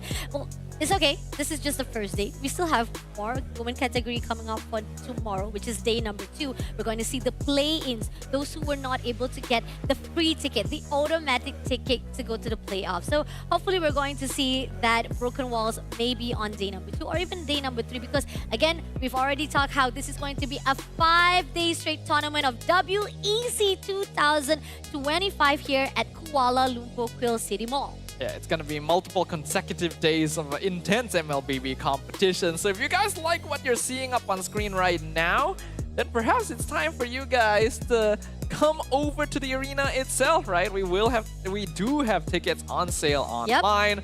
So if you're gonna want to join the festivities live in person right here in the heart of KL, we still got plenty of tickets out there for you guys. Yes, sir. But I saw how the VIP for the grand final day for the 5th day is already sold out. Imagine that. The VIP tickets, okay? Imagine they already set up for the grand final. So, but the rest of the tickets are still open, so you guys have to grab it as fast as you can. So now let's take a look for our second draft here between Argentina versus Egypt. Ban-off already started for both sides as Lancelot been picked up by Argentina as well as Arlet. Now on the side of Egypt, they picked up Lunox as well as Lapu Lapu. I think we did saw how Lunox is really good in the hands of Nucci. She was the MVP somewhere. So if it's not broken, why fix it, right? Yeah, we're already seeing some adaptations here, and the teams did indeed swap sides. So Argentina can continue banning out the tanks, getting rid of Baxia and Fredrin to avoid Ube, also getting rid of the Grok that caused them a lot of issues in the previous game. And since Egypt find themselves in second pick this time, they will need to get rid of the CC to make sure that Argentina doesn't get it. But it does mean letting through the Lancelot. And so far, the Lancelot players we've seen today have done pretty well with this hero. Yeah, definitely. So hard to actually catch up the Puncher as well as Tonrose, and it shows how much mobility is in the hands of Lancelot. It's kind of scary if you pick it up. But to counter off to Lancelot, we got Fanny in the hands of Egypt. Wow, a risky play right there. Fanny is still a very solid pick, but requires very high mechanical execution. Even compared to a hero like Lancelot, you get a lot less reward for the same kind of gameplay. So this is gonna be interesting. So far, Fanny has not been banned at all throughout day 1, because I think it's just not in the hero pools of most of these jungle players. The Team Egypt showing the world a thing or two. Oh, I think for a fact that we know after the nerf itself, the steel cable taking too much of the energy, you have to time crucial moments once you want to use that steel cable. And once you already use it, you need to actually go back to your fountain, or you have to go back to your base to actually revitalize again. So those are the crucial things when it comes to using Fanny. So not much of the priority bans coming in from our players, but maybe Egypt can change things up. But then again, going off for the banning phase of second, as Hylos again been prioritized by Argentina. Team Argentina wants to get rid of heroes that would cause a problem to their backline. I'm expecting them to still go in the direction of your typical marksman combo. Whereas Team Egypt bans out the Ruby. Now that is interesting. I feel like there was still a chance that Egypt could have grabbed it for themselves. But since they don't really have the skeleton of a double fighter side lane, they've already locked in Lapu Lapu. I guess they want to just get rid of that. Question is, what else might they be worried about? There is a good amount of heroes with CC that could make Fanny's life difficult. I mean, like, we do know for a fact that there's a way to actually maneuver against Fanny's mobility-wise and slippery motion. But at the same time, Jushin, yep, definitely one of the heroes that can be taken out into the proportion, because with Jushin picking off heroes that we talked about, even though, yes, Fanny is actually quite quick to actually move away with the steel cable, but once the steel cable depletes the energy, it will be easy to catch her off guard. But at the same time, for the side of Argentina, they took out Carry, the true damage dealer right here. Getting rid of Carry is interesting. Means that Team Argentina intends to bring at least one more bulky frontliner. Yeah. There is still heroes like the Hilda around. When you are dealing with a Fanny, you would typically want heroes that are very aggressive and capable of invading enemy jungle quite confidently and quite consistently. Hilda going to be the most obvious one of those, but you can also go in the direction of heroes like the Khalid or even assassin roamers like the Hellkurt. I don't think it's going to be Hellkurt because we already have a Gatot. But going Hilda or Khalid is still an option if Argentina is willing to play double fighter. Is there a possibility for Kufra to suddenly pop out right here as well? I mean, Kufra is a classic Fanny counter. Yeah, right? But I don't think he's reliable enough anymore. You just straight up want single target lockdown. Yeah. Okay, noted there. And we do see that Egypt, before the last hero pick, they took out Iritil. I think pretty much we saw how names was very, very dominating. So again, things that are not broken should not be fixed. Just stick with what you know and what you're already confident enough. This is what we see from Egypt. But on the side of Argentina, we got the Moskov right here for the goal lane. Moskov making an appearance. Now, this hero used to be very meta, but after changes to the gold lane and the way that they farm in general, it just doesn't really feel like he does enough damage anymore. He is a classic pick against the Fanny, since you have ways of getting away from her and even stunning her if positioned correctly. But it's a risky one, and they're pairing it with a Kimi as well, so Argentina is going for a very late game comp. And now, with the last pick coming out from Egypt, it's going to be Guinevere. I mean, this is very interesting from the both side of Team Argentina as well as Egypt. I mean, risky from Egypt, Argentina, quite, not to say unorthodox, it's quite actually straightforward coming from them side compared to what we see from the from the first draft itself. Now we see second draft, a little bit of, how do I say, improvement from the choices of the hero itself. Do you agree on that? Yeah, I think so. I think there has been some adaptation coming in here from Team Argentina, and they're going to be looking a little better, a little bit more solid overall from a lineup perspective. But this Fanny could change a lot of things. The Guinevere as well is very dependent on skill level. And previously, the gameplay from Team Egypt was not the cleanest, particularly on the Hayabusa. Now that Nana is on an even higher skill ceiling assassin, will it be something different entirely? I mean, for the fact that, yeah, SOD for a while is coming out from Team Argentina. Maybe they want to actually have that diving composition very quickly for the mobility.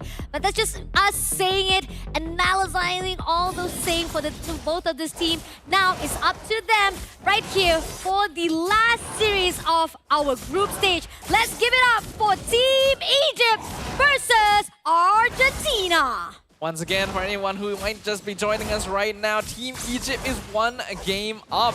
And so far, every single team that has taken game one today has gone on to sweep the series. Team Argentina going to have one final chance to maybe deny that at the end of the women's brackets on day one, but they instantly go aggressive. Oh, they go aggressive indeed. And the fact that Vivian had to pull away, make sure that still survive it out. Even at the moment, trying to quickly give out Neville, but at the same time, Dawn comes through. Nuji will be the one to be taken out by Miz as well. Now, Bessie attacks Fujon by the side of Neville, trying to go in, but Vivian will be able to move away with a flicker on the side. No, actually not flicker, on the side of skills-wise to make sure that she survives it out. There really is no reason for Team Egypt to be trying to force that trade right there. Yeah. Yes, Lunox has good sustain, but you're dealing with a Kimi and a Gatot with Revitalize. It's just not worth the trade. Yeah, and the fact that you know so much that the damage will be even more deadlier to Naval's side once she has that stack. So don't need to be pushing too much, but at the same time, right here, Puncher comes through, and Miyuki takes down Names. You can definitely see that Team Argentina's got a bit of a bone to pick after their previous loss, and they understood that Team Egypt was not the most stable in the first few minutes. So they're taking advantage of that right now and already setting themselves up. And at the same time, trying to go in for the Torn. Got to pull away to the side of Vivian. Now, Team Argentina, they're getting more desperate with the side of trying to actually hold out Nana's positioning as well as movement, but they're not going to be able to catch her up very quickly. Now, this is going to be the first turtle dance to be made, and it seems that Argentina is already putting a mark for themselves. Argentina ideally want to blitz this. They know that Nana doesn't have purple buff right now, and that's exactly what they're going to do. They take the first turtle of the game. There would have been an option to try and invade if they knew the timing on Nana's purple buff. But looks like they will just go ahead and steal camps on the opposite side of jungle instead. And the way how they are trying to make sure that there's no invasion coming off from the team of Argentina, it's quite good. But again, the gap-wise coming off from Team Argentina is still quite big. But here on out, goes out for the Fission and managed to take down Miz immediately. Just one kill right here in the hands of Team Egypt. At the same time, Puncher comes through, Miyuki doesn't get anyone in the process. And now, Nana comes in, but doesn't manage to actually go in all out and now had to pull away. Good Phantom execution there. The iframes on the landslide gonna make it very difficult for Fanny to actually catch up. The 1v1 between junglers is heavily skill-based. And so far, Miyuki still showing a slightly better mastery of her hero as compared to Nana. Now, nowadays, Fanny does ideally want 1 to 2 items before she really starts popping off, but she also wants to get proper setup. So that means Vivin, once again, needs to be able to find big AoE Violet Requiems in order for the rest of Team Egypt to feel comfortable engaging. The fact that right here, it seems that Torn comes through to Vivian. No matter how much Team Egypt try to make sure that they survive it out or try to actually just neutralize the situation, Team Argentina just pulling away, trying to make sure that they just shoo every movement of Team Egypt. And that's what Argentina wants. No invasion, no overextension. We're just covering every grounds that we have here for our territory. Team Argentina so far has been doing a good job of playing it aggressively. The gold difference still isn't all that much. It's about 500 gold in total, which is a perfectly manageable gap, especially when you look at the late game scaling. On Egypt, it's still pretty solid. Both sides do have marksmen to play with. Argentina, in fact, has 2. Combined with Lancelot scaling is also quite scary. Both teams have the chance to play for late game power spikes once their item builds are complete. Agree, but here on out, Vivian trying to push out. But somehow, one comes in. It's going to be Nana, takes down Neo immediately. But shuts down right in the middle with the turtle. Going to be contested out, but they managed to actually go in. Naval, a bit of overextension will be taken out by Nana as well. 2 kills in the hands of Nana. But this is a miss, unfortunately. Trying to survive all alone, but it is going to be torn off one by another. They managed to survive it up, but Names gets the kill, and this is going to be a free turtle in the hands of Egypt. Team Argentina had been doing such a good job of controlling their pace up until now, but they went a little bit too far with this turtle. Oh, hold on, Miyuki wants to steal it! Ooh, steal comes through from Miyuki, and not only that, even though with the steal, Nuchi comes through for the trade. They lose Miyuki in exchange for the turtle. I'm gonna be honest, I don't think it's the most worth it. It was a great steal, but Egypt have instantly reversed the gold difference there. And Team Argentina has to be aware of this. They just don't have enough burst damage right now. They have 2 marksmen. They need to wait a little longer before they can commit to a full 5-man fight. Because of that, Team Egypt got way too much advantage from that previous engagement. The fact that Nana doing well all by herself, able to actually clear out the waves right at the top. Team Egypt looking more sturdy than ever. Started out a little bit of jitter, started out really a bit rocky side, but then again, teams of Egypt finding their foot here on the ground.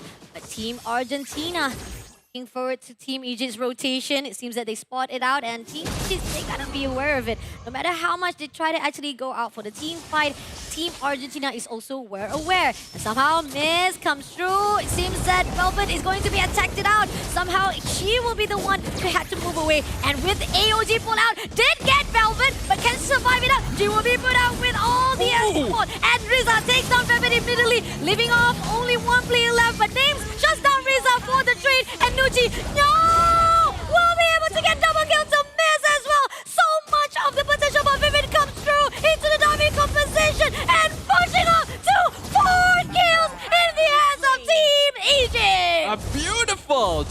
be Vance coming in here from Team Egypt, slowly but cognitively destroying and dismantling every player of Team Argentina at once. It initially looked like a good catch. They even committed the AOG in, but Lapu Lapu is such a slippery hero and a lot more durable than you'd expect. Velvet went down, but bought enough time for Nuki to re-engage with the Brilliance and drop everyone low enough to be cleaned up by the scattered forces of Team Egypt. Winning that fight allows them to take another turtle, and now the snowball officially begins.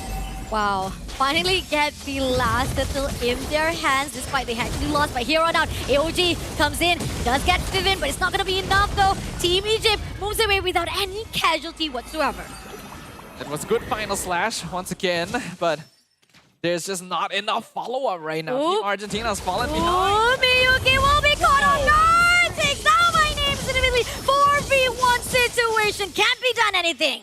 That is rough right there. Miyuki had been doing such a good job up until now, but the damage scaling has snowballed so fast, and Riza even gets taken out by Nana in the top lane. Every single counter has been done by Egypt. Vivian, Nate actually has the damage, but at the same time, Vevel comes through with this. Comes in with a Neville, will be shut down immediately, as well as Miz could not do anything to counter it off. Oh, Team Egypt really hitting their power spikes now. I think they've hit the item timing that is the strongest for them.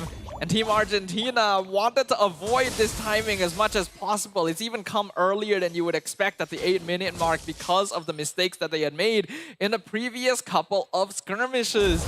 We've now reached the point where Team Argentina just has to play the map. They might be forced to sacrifice bodies just to make sure that Naval and Riza can at least get some farm somewhere. But even then, they're dealing with heroes like Fanny and Iritel. Look at that. Velvet just comes through right on the front line, trying to steal away Neo or even Naval. But at the same time, right here, Miyuki, Pancho comes through. It's not going to be enough, though. Launch it off with the side of Vivian, just a little bit perilous. And moving on to the side of Miyuki, just going off all the way. And will be taken out by Nucci immediately. And now Nana comes in, try for the dive, but then again, pulls away. Really like the rotation resources coming in from Egypt. You can see that they're starting to feel a lot more comfortable on this stage, making less mistakes. They had a slow start. Oh, dive! A great job coming up from Nana immediately, but at the same time, AOG comes in, but no! With the mitigation, immediately shuts down Neo as well as Devil, and now coming in with another kill in the hands of Egypt. It's gonna be 4 kills in the hands of them, and now pushing off only left Riza. There's really nothing left to say. Team Egypt is playing this perfectly. They are calm and composed, but they know the opportunities that they can take.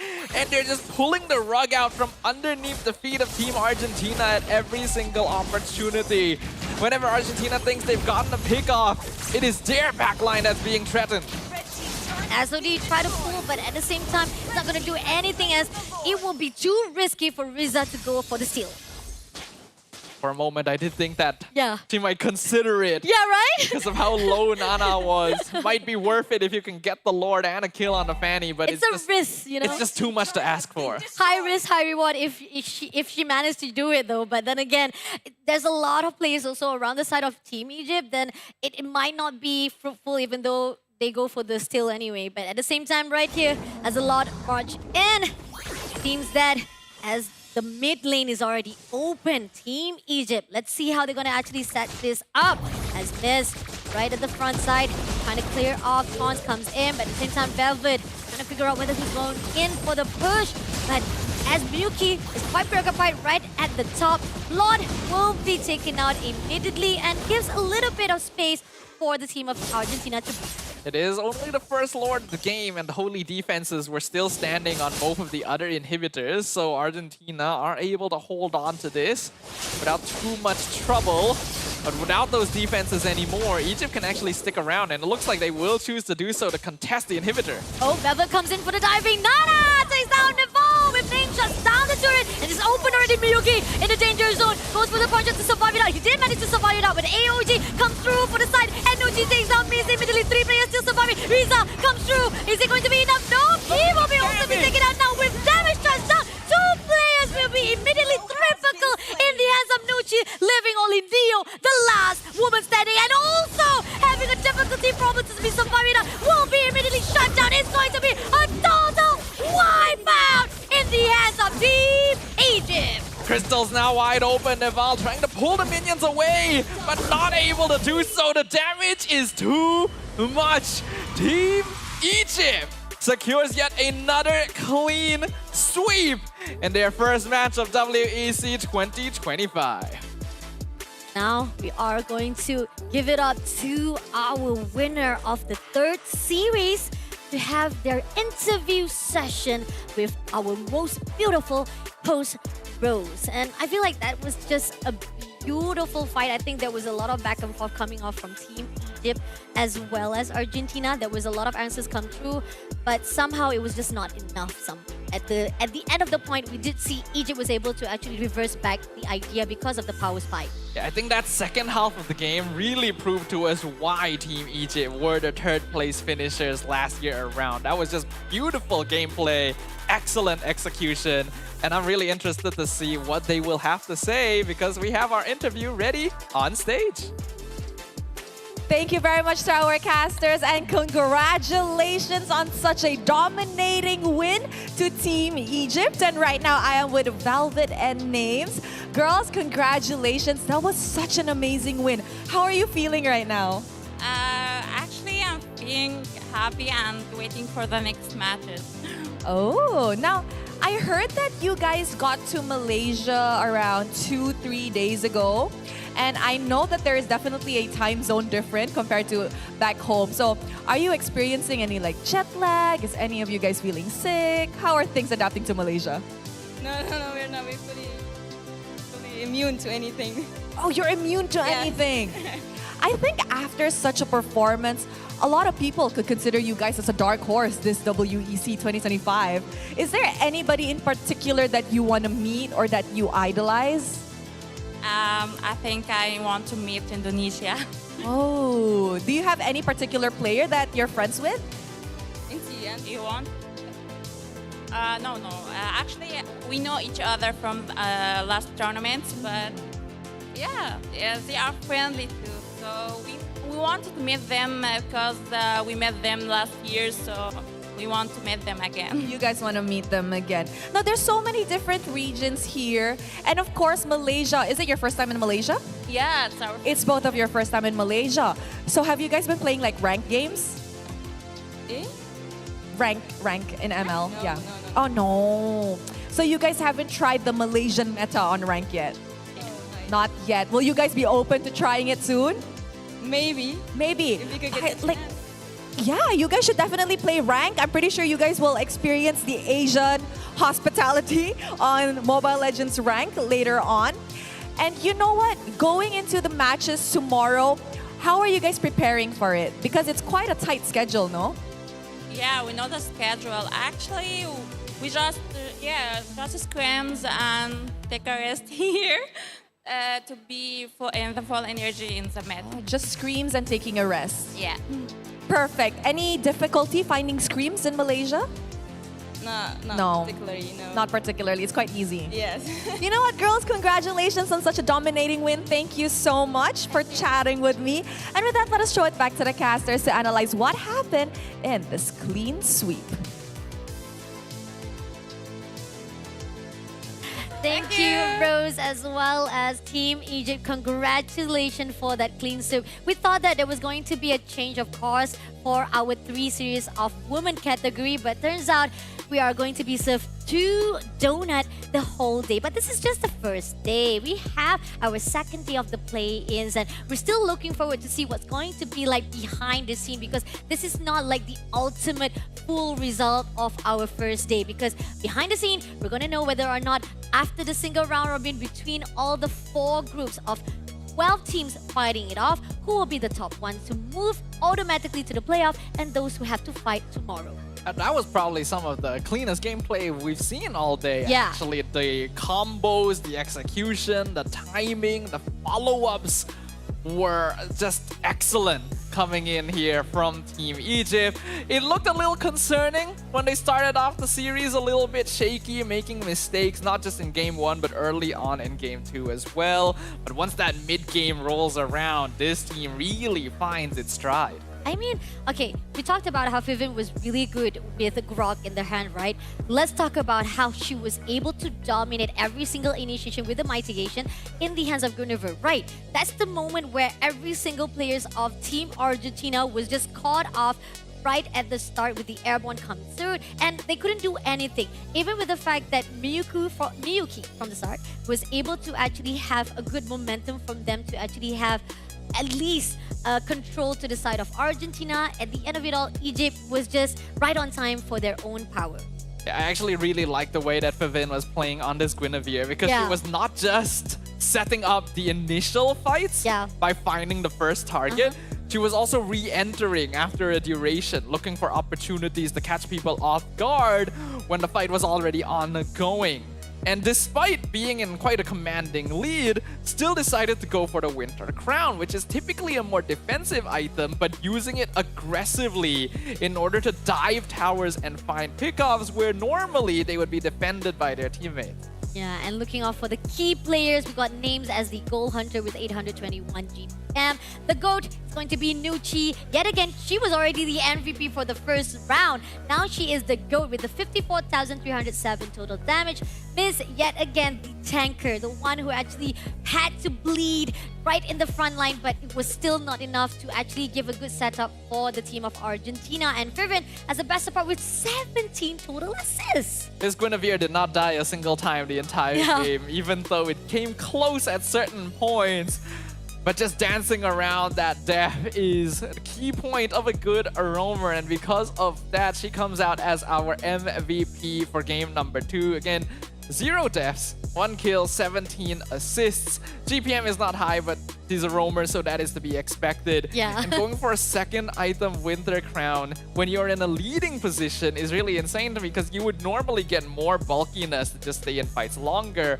But by going for the crown, she's able to find catches in unexpected positions. And those are the things that actually have the game changer, the game maker coming off for the team of Egypt itself. They know for a fact that once Lancelot was picked up, it was actually a good move coming off from Argentina. But then, as we move along for the last two heroes, actually, those are the things that we were questioning whether or not it was going to be enough for the initiation to survive it out. I think, again, Miss, I do see that there was a little bit of improvement with the AOG. She did manage to catch up, but here's the thing. The only person that Miss was able to catch up was Velvet. And you talked about how Velvet, Lapu, she can sustain herself on her own. And that's the crucial part when it comes to Team Egypt. If you actually catch up the wrong, how do I say, not to say victim, but more to say target, it gives a lot of opportunity for Egypt to just go back and reverse back all the situation. Yeah, I was already a bit concerned when I saw Team Argentina go for the Kimi and Moskov as the final 2 picks. Yeah. When you already see heroes like Fanny and Iritel coming out from the opposite side, Lunox as well. All of these heroes hit their power spikes way before you, have higher mobility than you, generally better sustain and utility overall, and you're still committing into a late game composition when you don't have enough lockdown to deal with them. I think they unfortunately made the bad call in terms of their second half of the draft, and Team Egypt was able to capitalize on it. Yeah, but we're not going to actually put down, at least there was a highlight of how Riza was able to actually do a little bit of the killing for herself, but that was just only one. And that's the question is, like, how much can you actually put out with the Moskov in your hands? Damage-wise, yes, we do see that Neval was able to guard out or actually control that mid lane, but as much as possible, at the end of it all, Team Egypt was just able to maneuver from all those damage, and they find out a way to just break off the formation that was done by Team Argentina. So that is the wrap of our last series women's category for our WEC 2025. But we're not done yet for the day, because we still have 2 more series to go to wrap it out our day 1, with Lafel and Husky just waiting on the line to actually come in and change our shift. In fact, second half of the day is going to be the men's bracket that we've already brought up multiple times. And I imagine there's a lot of people back at home that are particularly interested in that side of the competition, right? Will we get to see any new meta changes? since a lot of these players have already made this name for themselves on the international scene multiple times. Yeah, and not only that, we're going to actually see our host country for the first series. It's going to be Malaysia. So let's hope for the best for our man category. Don't go anywhere because we're going to have a short break. But right after this, it's going to be man category for WEC 2005. At every angle. Takes your weight without pressure. Fully adjustable to cradle your spine and adapts as you shift in your seat. True ergonomic alignment to achieve your perfect gaming form.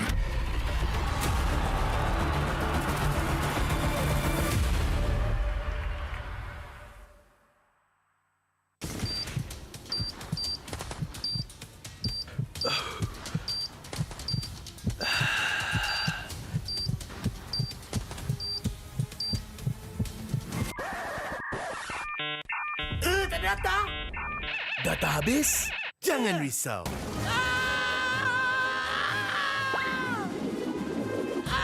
Tukar ke Red One Mobile untuk data pantas 5G Extra. Nak peran data telefon? Red One Mobile kan ada.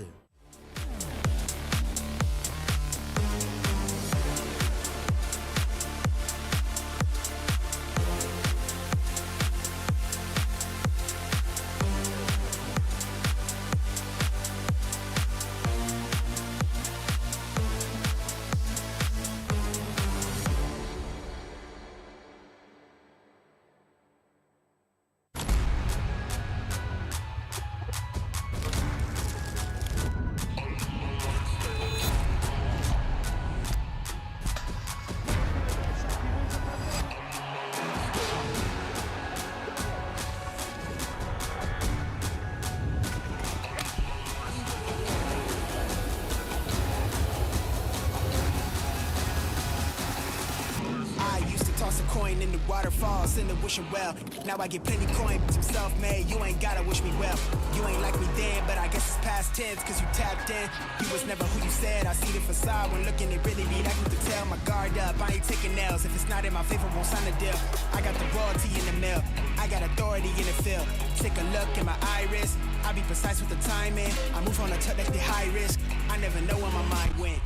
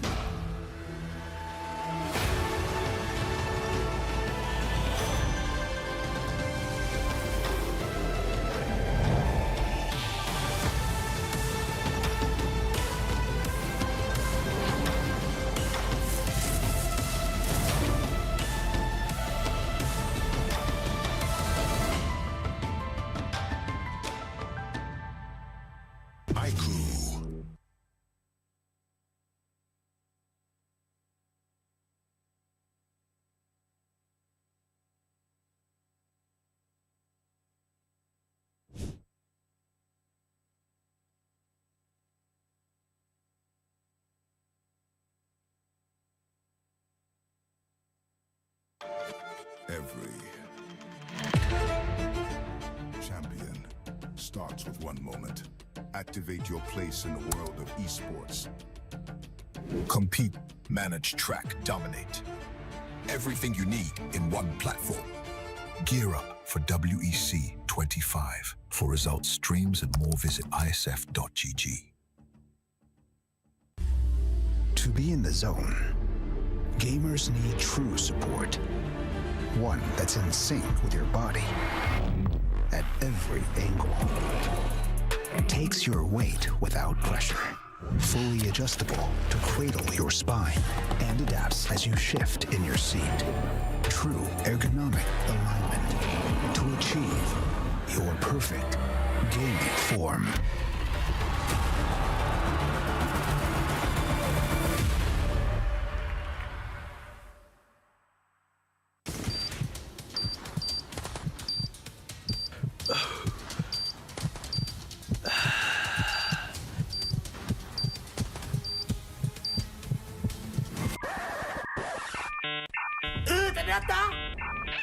habis? Jangan risau.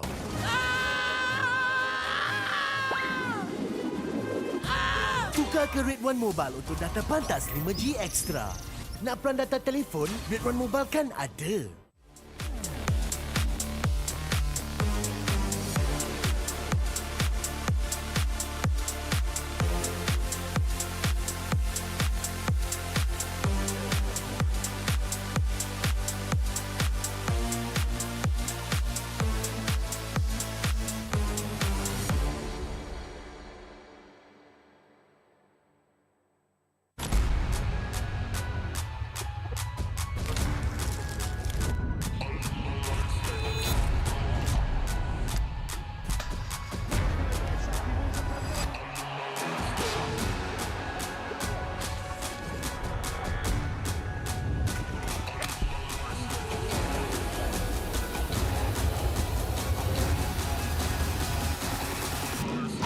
Toss a coin in the waterfalls in the wishing well.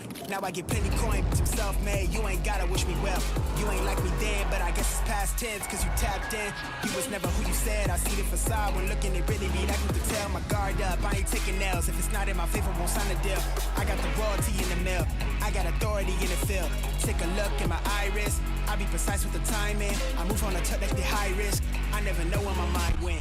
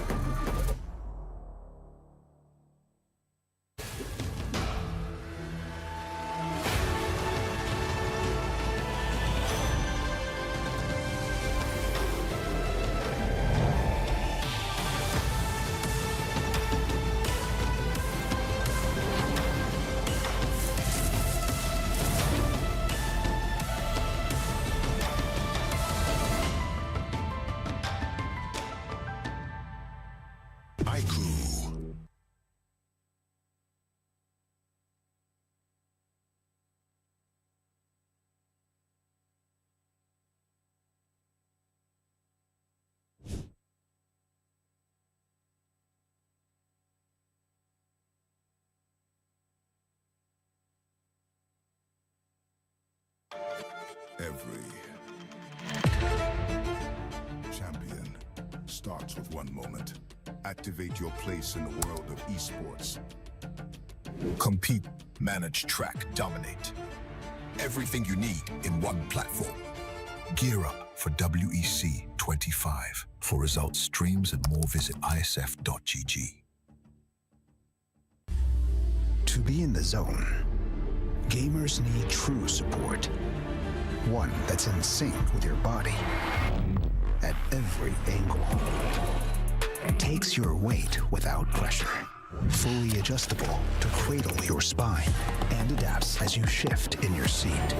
True ergonomic alignment to achieve your perfect gaming form.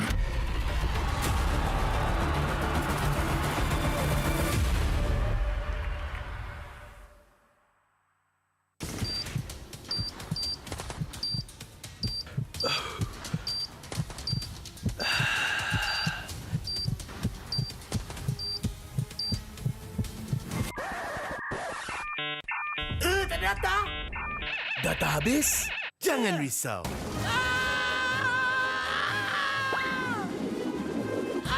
Tukar ke Red One Mobile untuk data pantas 5G Extra. Nak peran data telefon, Red One Mobile kan ada.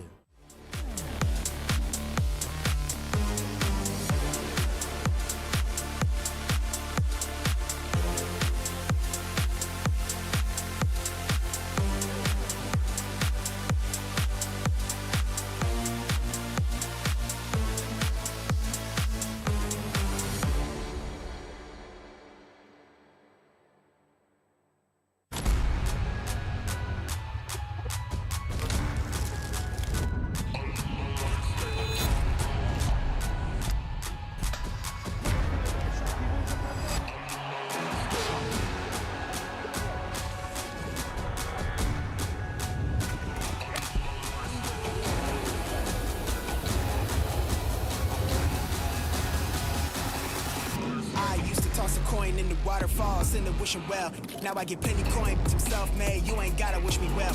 You ain't like me then, but I guess it's past tense, cause you tapped in.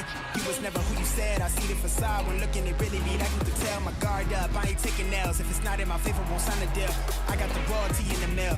I got authority in the field. Take a look in my iris. I be precise with the timing. I move on a tuck that's the high risk. I never know where my mind went.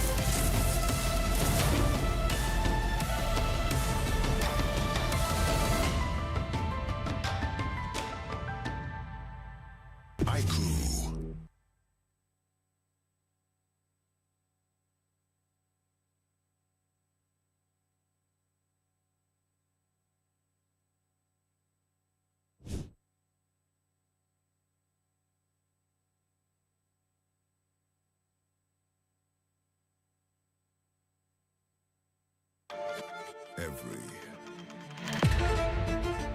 champion starts with one moment. Activate your place in the world of esports. Compete, manage, track, dominate. Everything you need in one platform. Gear up for WEC25. For results, streams, and more, visit iesf.gg. To be in the zone, gamers need true support. One that's in sync with your body at every angle. Takes your weight without pressure. Fully adjustable to cradle your spine and adapts as you shift in your seat. True ergonomic alignment to achieve your perfect gaming form.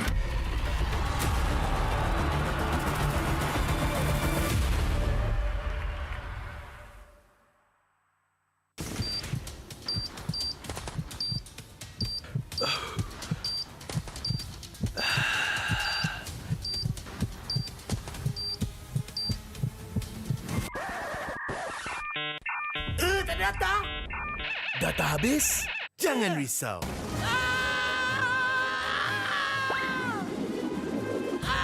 Tukar ke Red One Mobile untuk data pantas 5G Extra. Nak peran data telefon? Red One Mobile kan ada.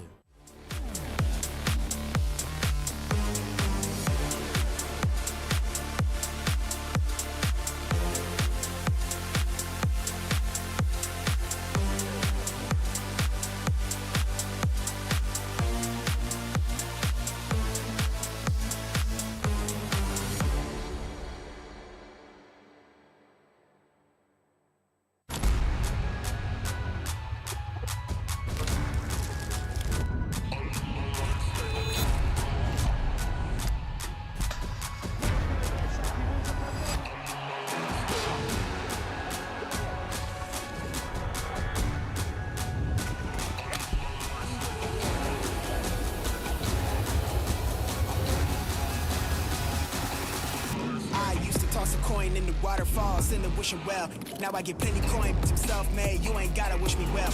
You ain't like me then, but I guess it's past tense, cause you tapped in. You was never who you said. I see the facade when looking, it really be like you could tell. My guard up, I ain't taking nails. If it's not in my favor, won't sign a deal.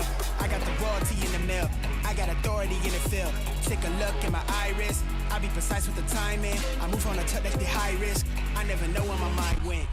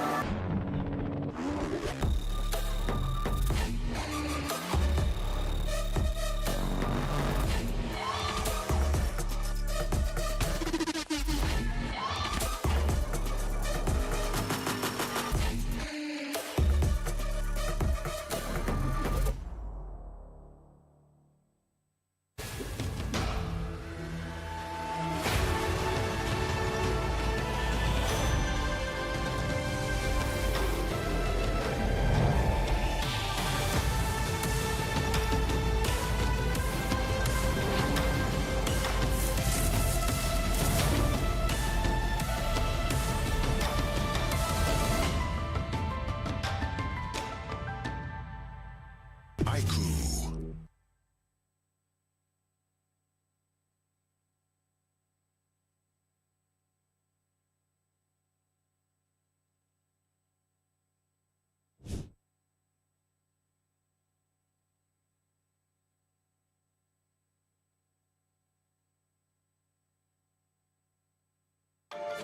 Every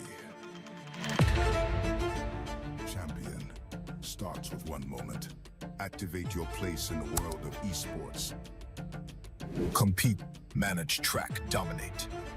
Everything you need in one platform. Gear up for WEC25. For results, streams, and more, visit iesf.gg. To be in the zone, gamers need true support. One that's in sync with your body at every angle. Takes your weight without pressure. Fully adjustable to cradle your spine and adapts as you shift in your seat. True ergonomic alignment to achieve your perfect gaming form.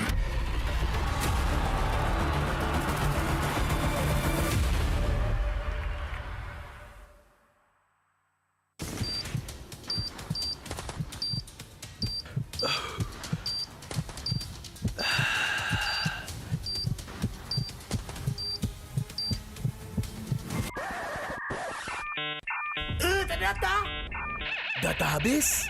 Jangan risau.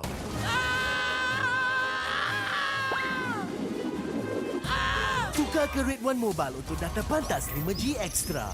Nak peran data telefon? Red One Mobile kan ada.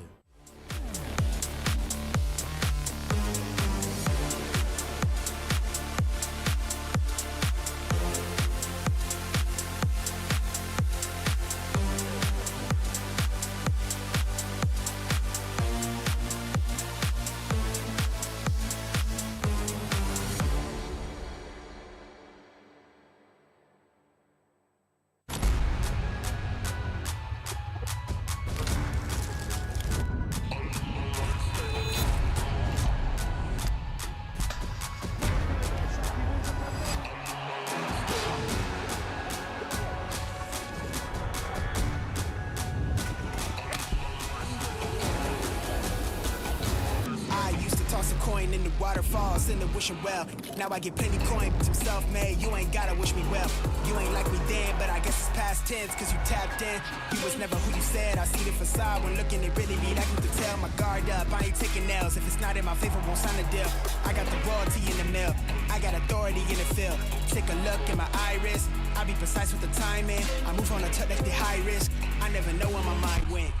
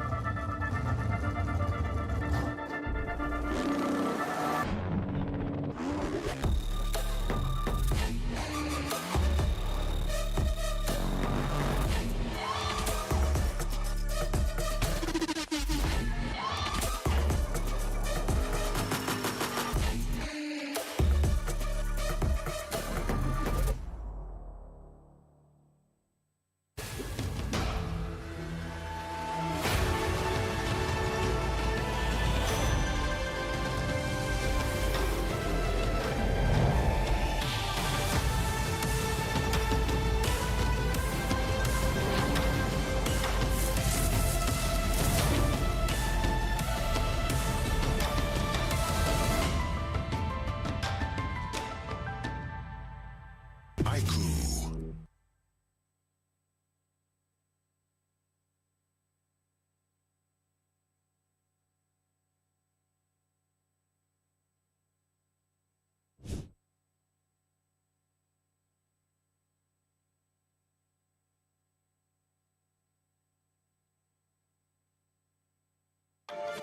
Every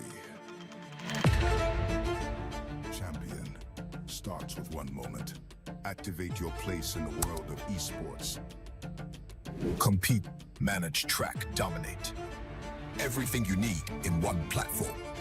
Gear up for WEC25. For results, streams, and more, visit iesf.gg.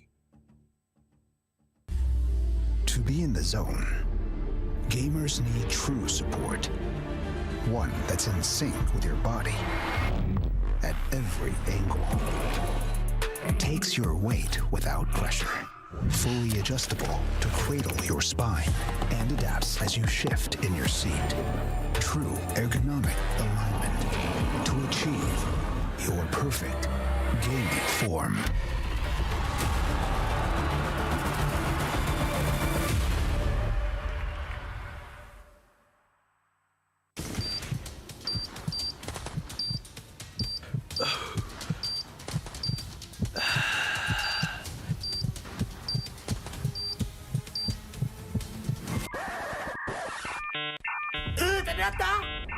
Data habis? Jangan risau.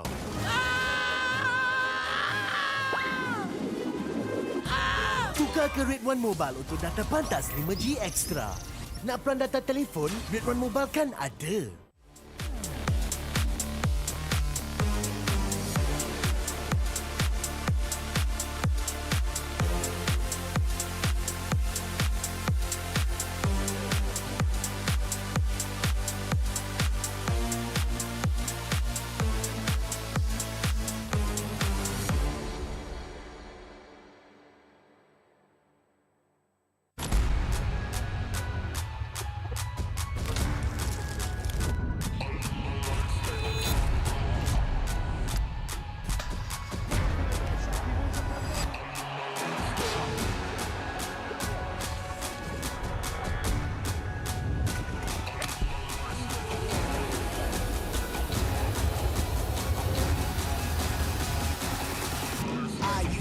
Coin in the waterfall, send the wishing well. Now I get plenty coin, but I'm self-made. You ain't gotta wish me well. You ain't like me then, but I guess it's past tense, cause you tapped in.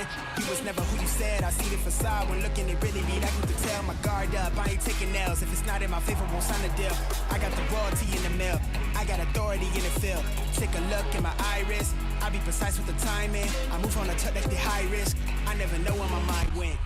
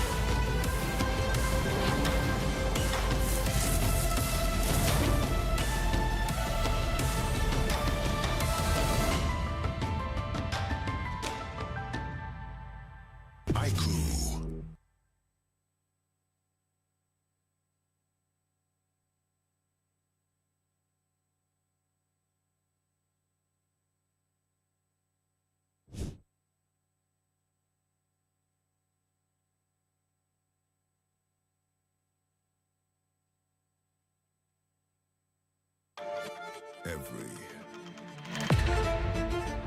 champion starts with one moment. Activate your place in the world of esports. Compete, manage, track, dominate. Everything you need in one platform. Gear up for WEC25. For results, streams, and more, visit iesf.gg. To be in the zone, gamers need true support. One that's in sync with your body at every angle. Takes your weight without pressure. Fully adjustable to cradle your spine and adapts as you shift in your seat. True ergonomic alignment to achieve your perfect gaming form.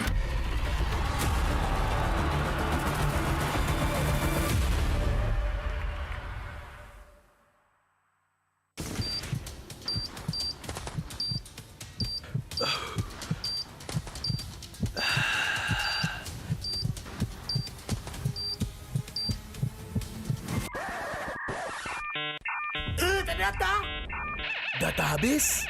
Jangan risau.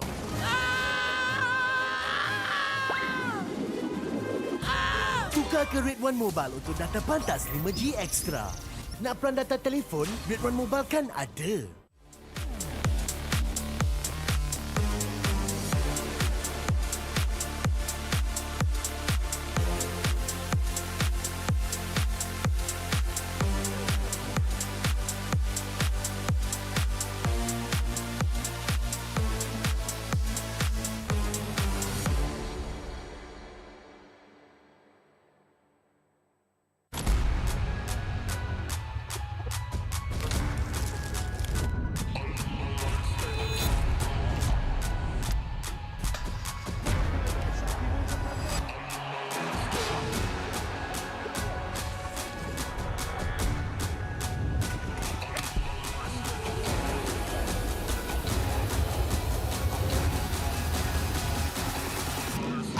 Toss a coin in the waterfalls in the wishing well.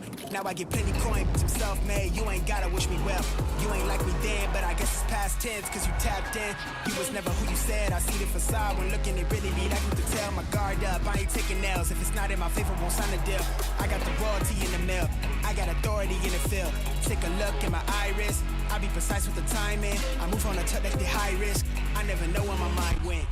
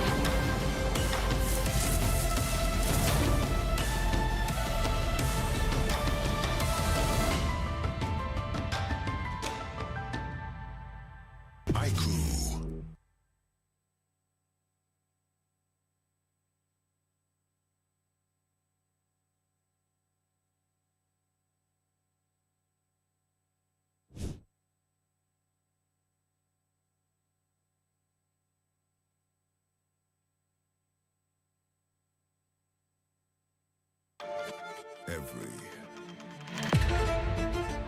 champion starts with one moment. Activate your place in the world of esports. Compete, manage, track, dominate. Everything you need in one platform. Gear up for WEC25. For results, streams, and more, visit iesf.gg.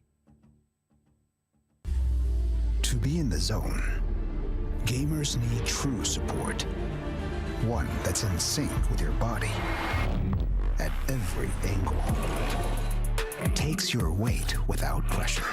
Fully adjustable to cradle your spine and adapts as you shift in your seat. True ergonomic alignment to achieve your perfect gaming form.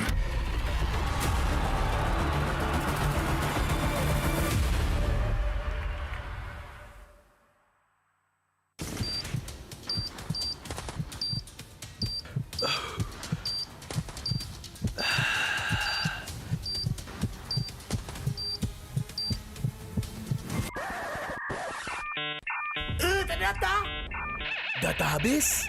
Jangan risau.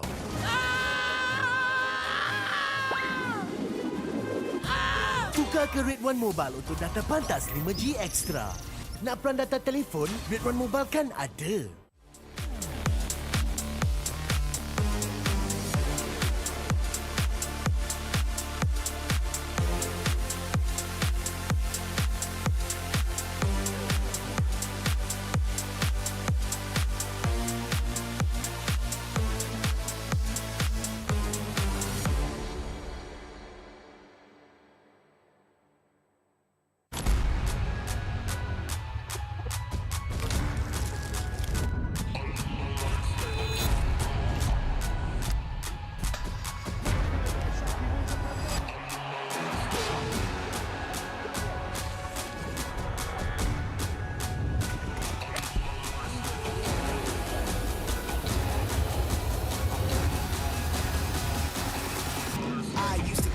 coin in the waterfalls in the wishing well. Now I get plenty coin, but I'm self-made. You ain't gotta wish me well. You ain't like me then, but I guess it's past tense, cause you tapped in. You was never who you said. I see the facade when looking, it really be that good to tell. My guard up, I ain't taking nails. If it's not in my favor, won't sign the deal. I got the royalty in the mill. I got authority in the field. Take a look in my iris. I be precise with the timing. I move on a tuck that's the high risk. I never know where my mind went.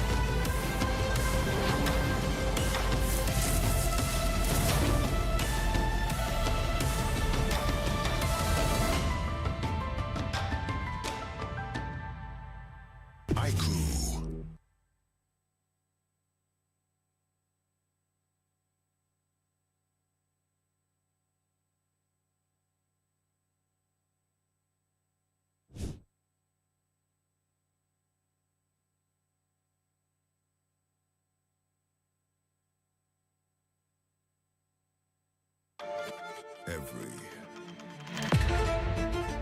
champion starts with one moment. Activate your place in the world of esports.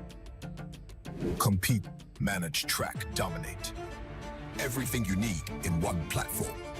Gear up for WEC25. For results, streams, and more, visit iesf.gg. To be in the zone, gamers need true support. One that's in sync with your body at every angle. Takes your weight without pressure. Fully adjustable to cradle your spine and adapts as you shift in your seat. True ergonomic alignment to achieve your perfect gaming form.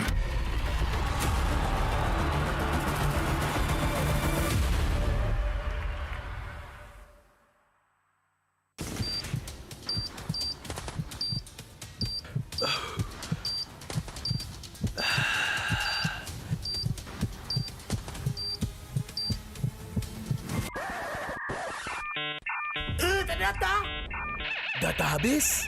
Jangan risau.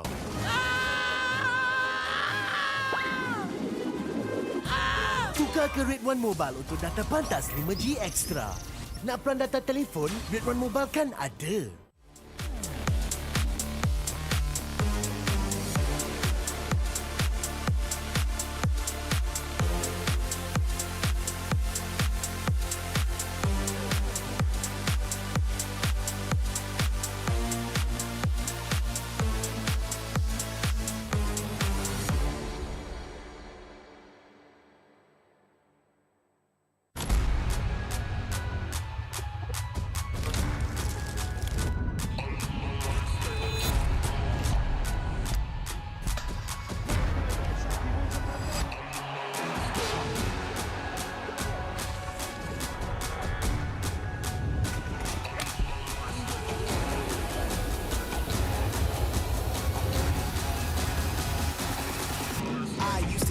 In the waterfalls in the wishing well.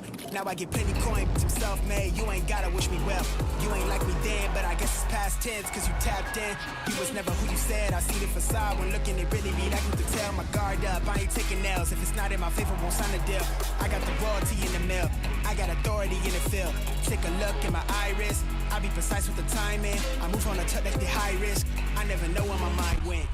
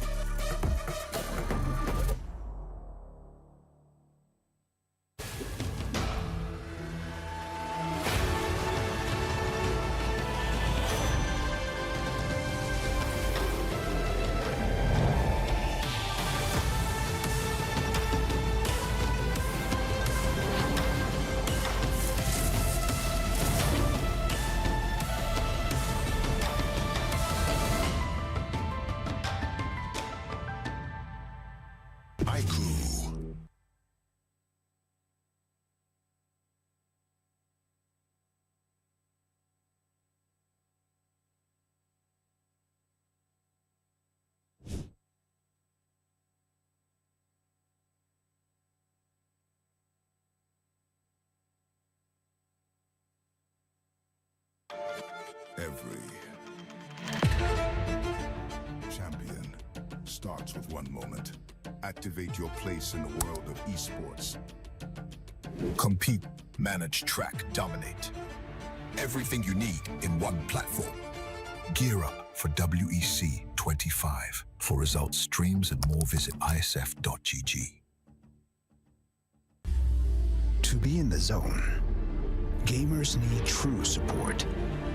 One that's in sync with your body at every angle. Takes your weight without pressure. Fully adjustable to cradle your spine and adapts as you shift in your seat. True ergonomic alignment to achieve your perfect gaming form.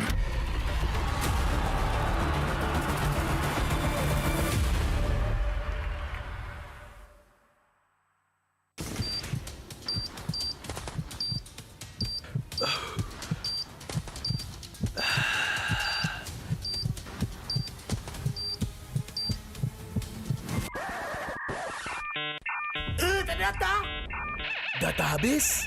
Jangan risau.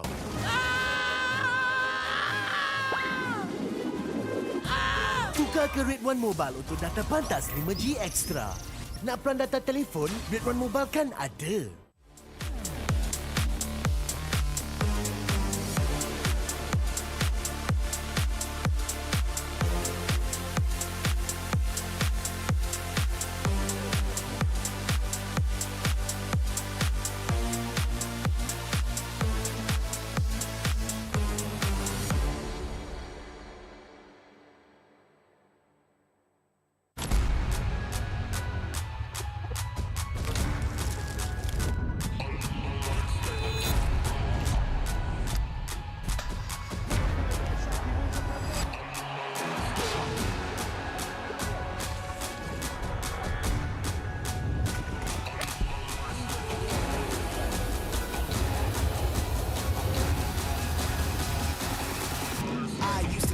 In the waterfall, send a wishing well. Now I get plenty coin, bitch, I'm self-made. You ain't gotta wish me well. You ain't like me then, but I guess it's past tense, cause you tapped in. You was never who you said. I see the facade when looking at really me. That you could tell my guard up. I ain't taking L's. If it's not in my favor, won't sign a deal. I got the royalty in the mail. I got authority in the field. Take a look in my iris. I be precise with the timing. I move on a touch that's the high risk. I never know where my mind went.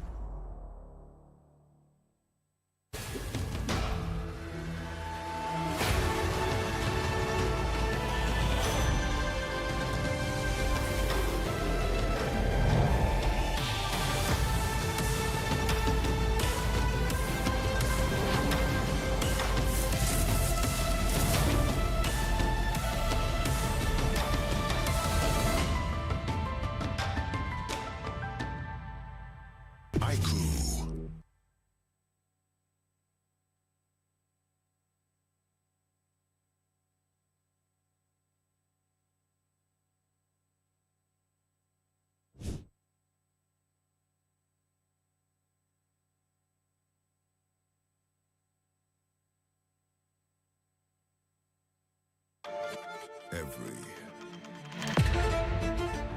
champion starts with one moment. Activate your place in the world of esports. Compete, manage, track, dominate. Everything you need in one platform. Gear up for WEC25. For results.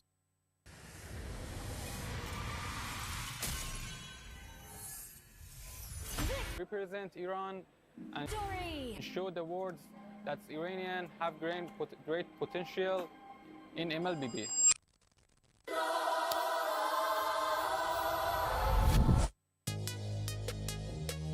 Hello, ladies and gentlemen. Welcome to the World Esports Championship, where this is going to be the battle of the countries. And we would like to invite everyone from all over the world to check out the MLBB Showcase. My name is Vel. Alongside with me is Husky. And I got to say, Husky, in terms of what make international events so refreshing is the fact that we can see many different styles and flavors coming in from different countries, regions, nations. But I don't know, it kind of feels like at this point, the meta kind of figured itself out. Yeah, in a way, right? Like me, I'm a big lover of food, and meta is like cuisine, right? You get different flavors, different tastes from all across the world. We have witnessed some amazing games in the female category, and now we go into the male division with our opening best of three, Malaysia against Iran.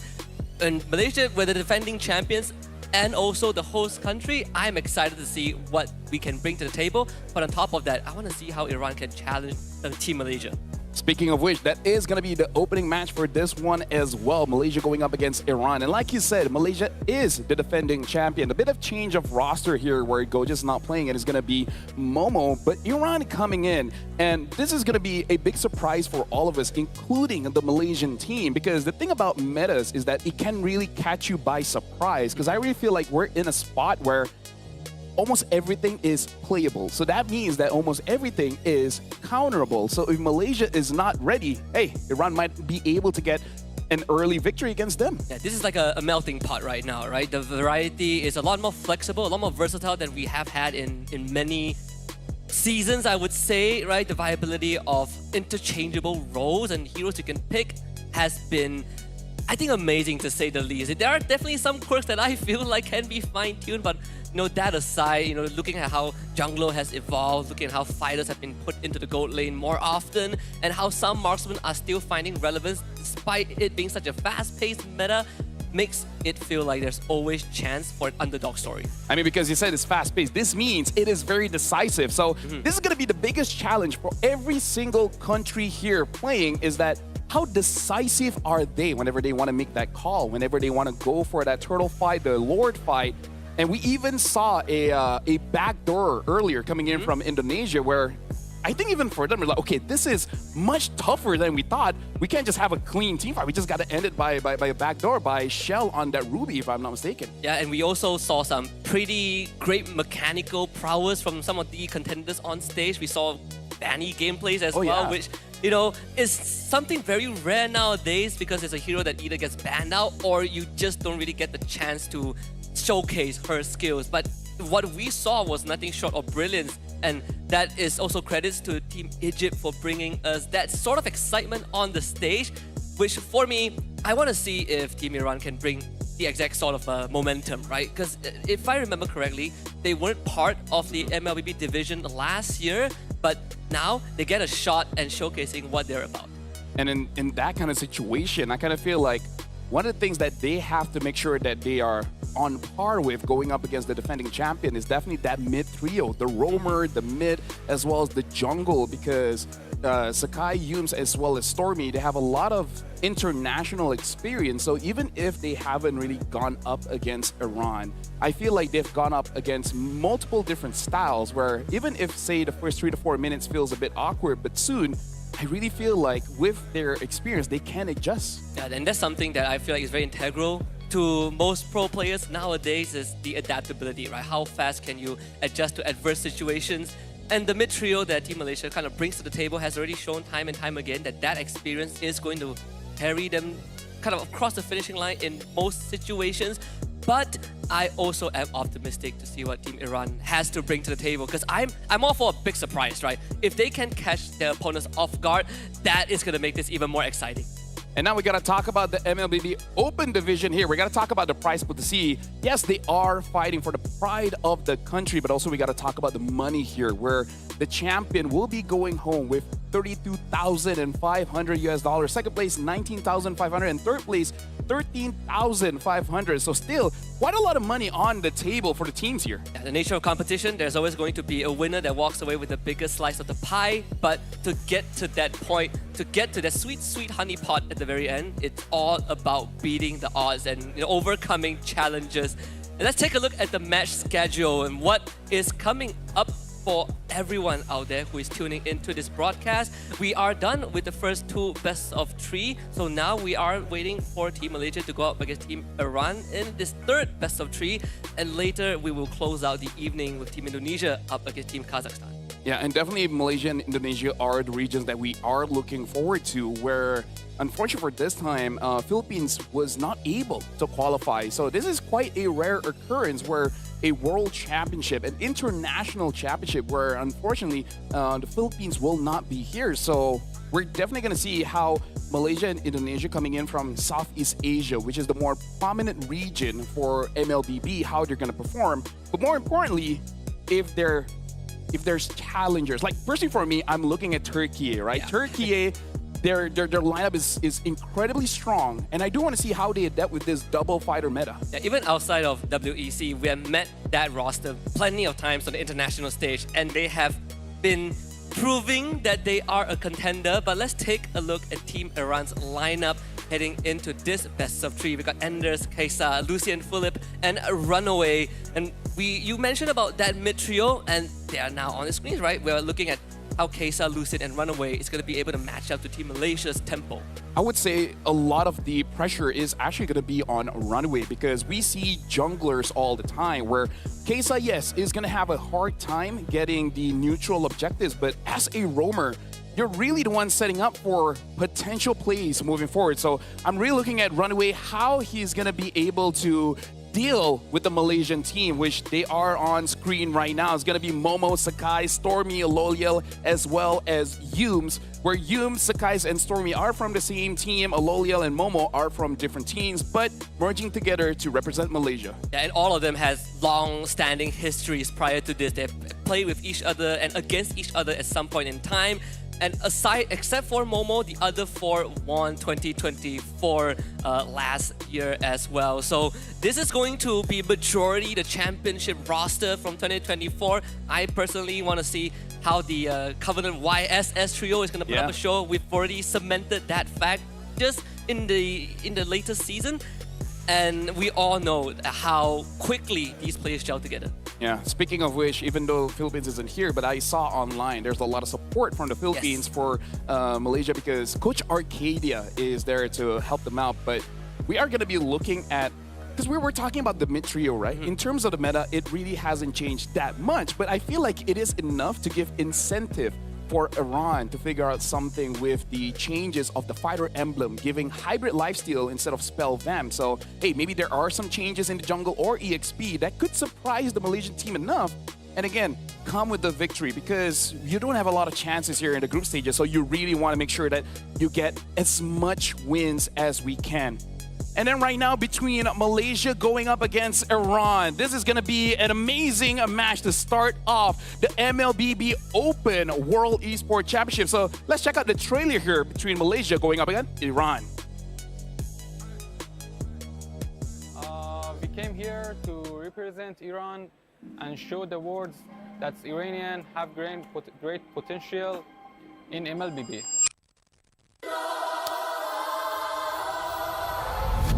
Your champions for the WEC24 IESF. Let's hear for Malaysia, everybody!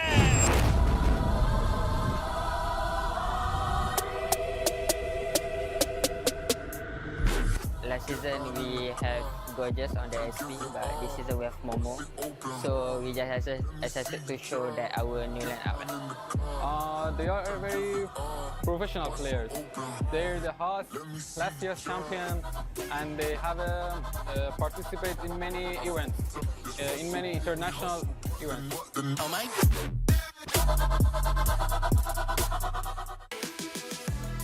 And now with the trailer being done, the stage is set. Let's welcome onto the World Esports Championship stage, coming in, representing Iran!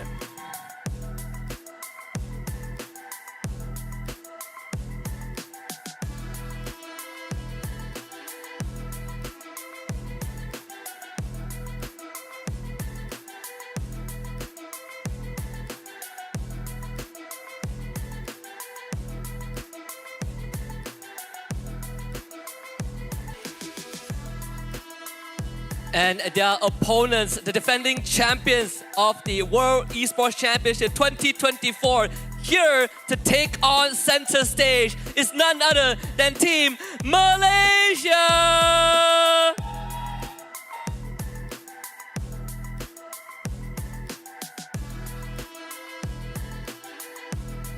And now both teams are on stage. Malaysia going up against Iran.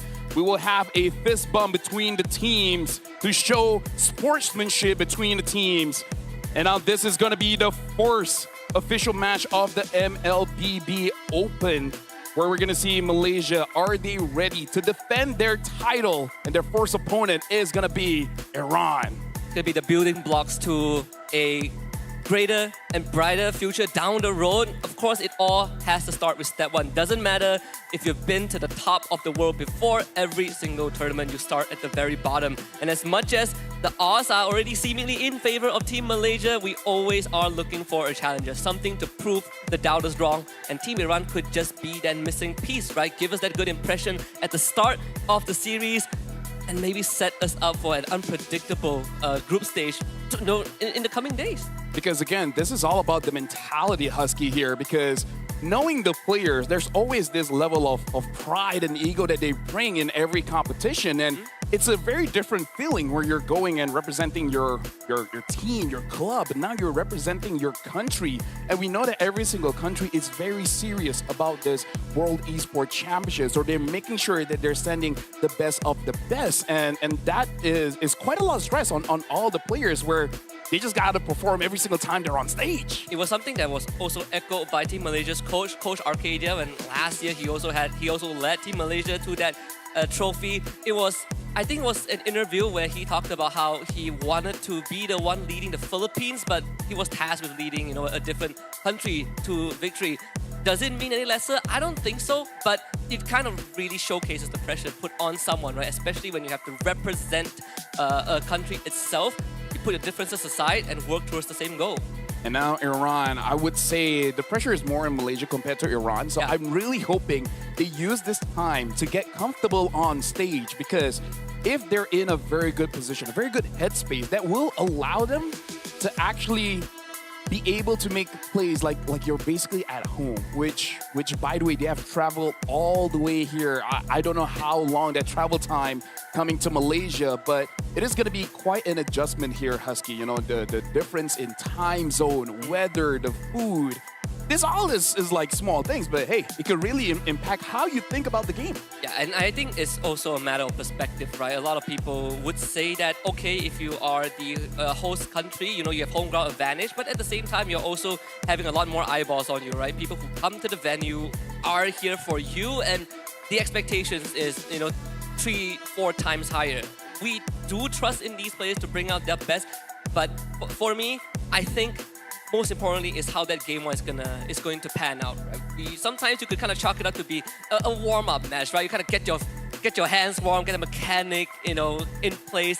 But without further ado, it's time to look at the map selections, and we will get Flying Cloud for game one. Yeah, which means that for the side laners, it's going to be pretty good for them. In case they're using a losing matchup, it's not that punishable.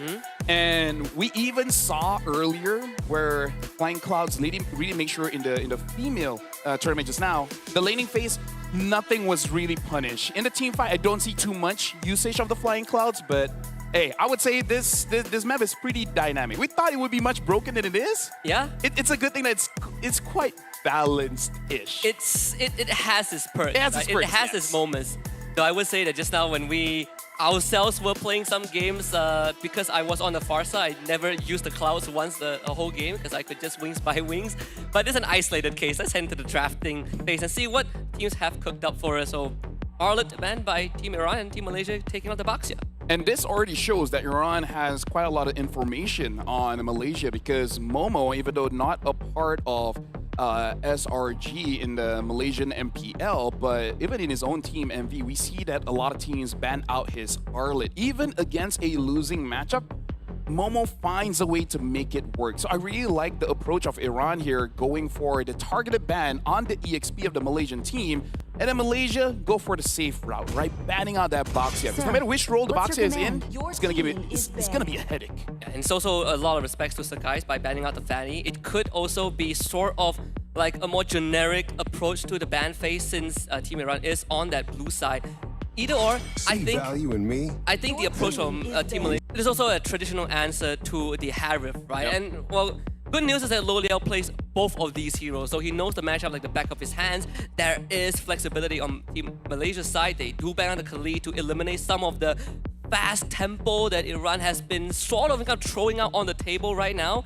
But I think if you are Iran, you might be considering taking out mid laners, right? Shrinking that pool for Stormy and see if they are willing to really put that Lunox mid. Yeah, but I think this is respectable as well. Taking out the EXP, protecting your Yuzong as well as whatever potential mids that's gonna come out. The question is, what is gonna be next? I feel like the safest one is gonna be that Esmeralda. If you don't want to get rid of Esmeralda, the CC is still open, has received quite a few nerfs. I myself have not tried the nerf movement speed on CC. I don't know whether it's super viable or not, but it's something worth considering. The Hilda ban comes out from Malaysia's side instead. Very, very understandable. I think CC has been, prior to the recent nerfs, has been in such a strong position, but I do feel like if you are still thinking of picking that hero, she always has that curtain call, which in of itself is one of the most powerful crowd control in the game when used properly. Unless you have invulnerability or purify, you are essentially bounded. So I think it's still not the worst pick, but it definitely opens up options for heroes like Yuzong to come back more into the meta, considering that CC was quite a pain for Yuzong to deal with a couple of patches ago. Yep. So now Iran, the final ban is going to be the Esmeralda. So protecting the Harif and potentially whatever mid they're going for. Because I feel like for them, Eve is probably the safest. I kind of feel like Farsa, there's still quite a lot that you have to be wary of. Other than that, Kimi honestly seems like a pretty nice pick for Iran as well. Then you are essentially running pseudo triple marksman, right? Yeah, like Ishin, Shin, Kimi, Lunox. If you ask me, I think Farsa or Eve. Like I personally would go for either of those two.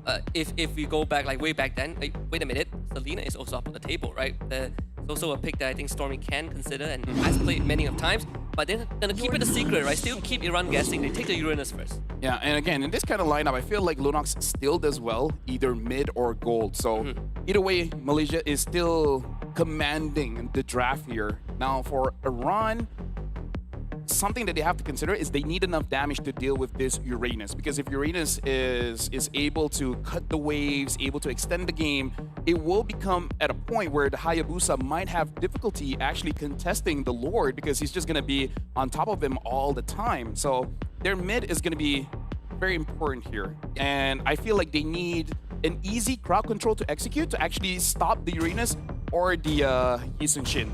We've seen even I think case study has shown there are ways to deal with Uranus, and one of the ways is you put pressure on him very early, right? You go for early ganks like Hayabusa is perfect to really stop the Uranus if you get a lead. They pick the Hylos and Kagura. There's a ton of damage. Like Team Iran, huge damage overload. Like 4 out of the 5 heroes have great burst. The scaling is there, but you are relying a lot on this Hylos to really frontline for you, and we have seen situations where the Hylos sort of starts falling off, especially if you don't really get the early game tempo your way. So something that I think Iran needs to pay attention to. I feel like Hylos is that bad friend because he's an enabler. Yeah, he is. Where it's like, hey, do you guys want to start a fight? They're like, not really. Hey, we're starting a fight, right? Like, whenever he activates his ult, it helps out the Yuzong, it helps out the Harif as well. And this kind of deters, in case Malaysia does pick up something like an Eve, you can cancel out the slow. And as you were saying, the Selena was open. And we saw in the grand finals of MPL Malaysia, the Gatot, Yisun Shin, as well as Selena, this mid trio, I gotta say, it does seem like Stormy on the Selena can solo control basically all rotations, right? Yeah. Doesn't matter mid trio, doesn't matter EXP, doesn't matter the gold. The Selena is able to stop all rotations. So I feel like That's just one hero, but Iran really needs to solve that problem. How are they going to deal with the Selena? And it makes a lot more sense why they hit that Selena until last, right? They see they have the last pick advantage. They see the last two hero choices from Iran, and they realize that these heroes kind of like to hide. They like to move around a lot. You know, Hayabusa, you have the Kagura. Selena solves that problem, and is one of the Stormy's recent signature pickups in the past few months. But it also means we get the Lunox into Harith gold lane, and we know how this matchup usually pans out. Things are looking pretty good. Yeah. And now with that being said, welcome everyone. This is going to be the first match. Malaysia going up against Iran here in the WEC 2025. And then... Hey, it's about building suspense, right? Yeah. The good things come to those who wait. That's what I like to say. Should have waited a little bit more to hype it up. Oh, well. You live and you learn, right? It is what is it, right? But this gives us an opportunity to talk about this, where I kind of feel like if Iran is able to get a lead on the EXP specifically, because I feel like it's better to leave Harith on an island, let him do his own thing, and then allow the high loss and Yuzong to actually go in. Now, speaking of going in, now we're back in the game. Thank you very much to the crowd for hyping us back up. Yeah, right on time, just in time for us to see also the jungle padding, both junglers starting on the purple buff, so it will be inverse.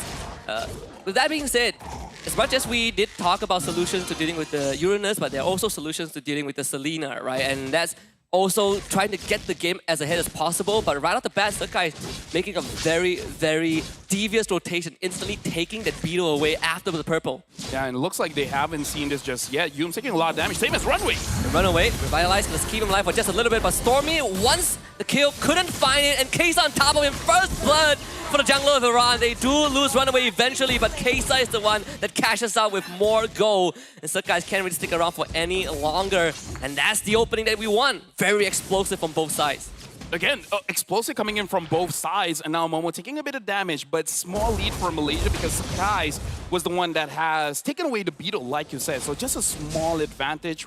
But I feel like as long as Iran as well as Malaysia, they don't extend anything further, it's basically even. Even if you look at the goal lead, there's basically nothing there just yet. The fact that Stormy was not able to go crazy, get a bunch of kills, that's already impressive coming in from Iran. We even saw Enders for a moment got that lane advantage, right? Was able to really bring Momo down low, but he is the Uranus, so he's gonna heal back up, no problem. Runs the Brave Smite. So these chip damage are only going to stop him for so long. You need to call in a gank, and preferably when your Hayabusa is level 4, which he is right now, but unfortunately Turtle has spawned. But Iran, they need to slow it down just a little bit. Okay, now Lucian does have level 4. He has the Yin Yang overturn, so now they can actually fight it out. But as I say that, Kesa, his HP has been dropped down quite a bit, so it looks like both teams, they're not going to be contesting the turtle just yet, making sure that they do their due diligence, get the buff, get your levels in, and then actually contest. Lucian, if he has a big Yin Yang overturn, Iran could actually win this turtle fight. Because of Sakai's earlier pathing, that means Kesa has an XP advantage, right? Because he gets to get his purple buff, but Sakai is forced to stick around, though Kesa lost more than half his health. Mountain Shocker gets used. The Quad Shadow's also off for Kesa. Black Dragon form to the backline. They gotta make a choice. Two-man Petrify into your Yin-Yang overturn. Iran takes out Sakai, and this should allow Kesa to get the turtle. Not a problem at all. Momo on the run, and they drop the carpet, run away, make sure that his team gets out. And this is what we say. This is why the draft coming in from Iran is very scary. And we talk about this before we even started the game. Decisiveness. How decisive can you be in the calls around the turtle, around the Lord? And Iran was decisive. They had the right heroes to actually go straight on to Yi Sun-shin. And Sky's paid for that. Yeah. He died, Malaysia lost the turtle, and now Iran has the advantage in terms of kills, the turtle, and gold. And a lot of times, the game of Mobile Legends is really decided on the most incremental, the most minuscule of things. And we talk about the early rotation from Sakai, right? That didn't end up paying off, and sure, he got a kill, he stole a beetle away, but he fell behind in experience because he couldn't interact with his purple buff. Iran is now just shy of 1,000 go ahead. They use the turtle board, vision, reveal. Enders is really absorbing a ton of pressure. He's forced Stormy and Sakai's here, and this is the third time they've done that visit. And Sakai's barely gets out, Runaway's carpet a bit late, and finally Malaysia gets something in return. Able to get Enders here. But so far, I gotta say, Runway on this Hylos has been absorbing the pressure that Stormy is trying to instill on the team, almost forgetting how much punishment the Hylos can really take, making it so that Stormy is not able to move around the map as comfortably as he wants. Now, this is going to be the deciding factor here. The upcoming turtle, speaking of which, Enders gets ganked again. Momo, his flicker is 10 seconds away, and Enders gladly takes the fight. Black Dragon Form was used very, very early, so he's not going to have that for the next turtle fight, which is up in 20 seconds, and that's going to put Malaysia in a slightly more comfortable position. Yeah.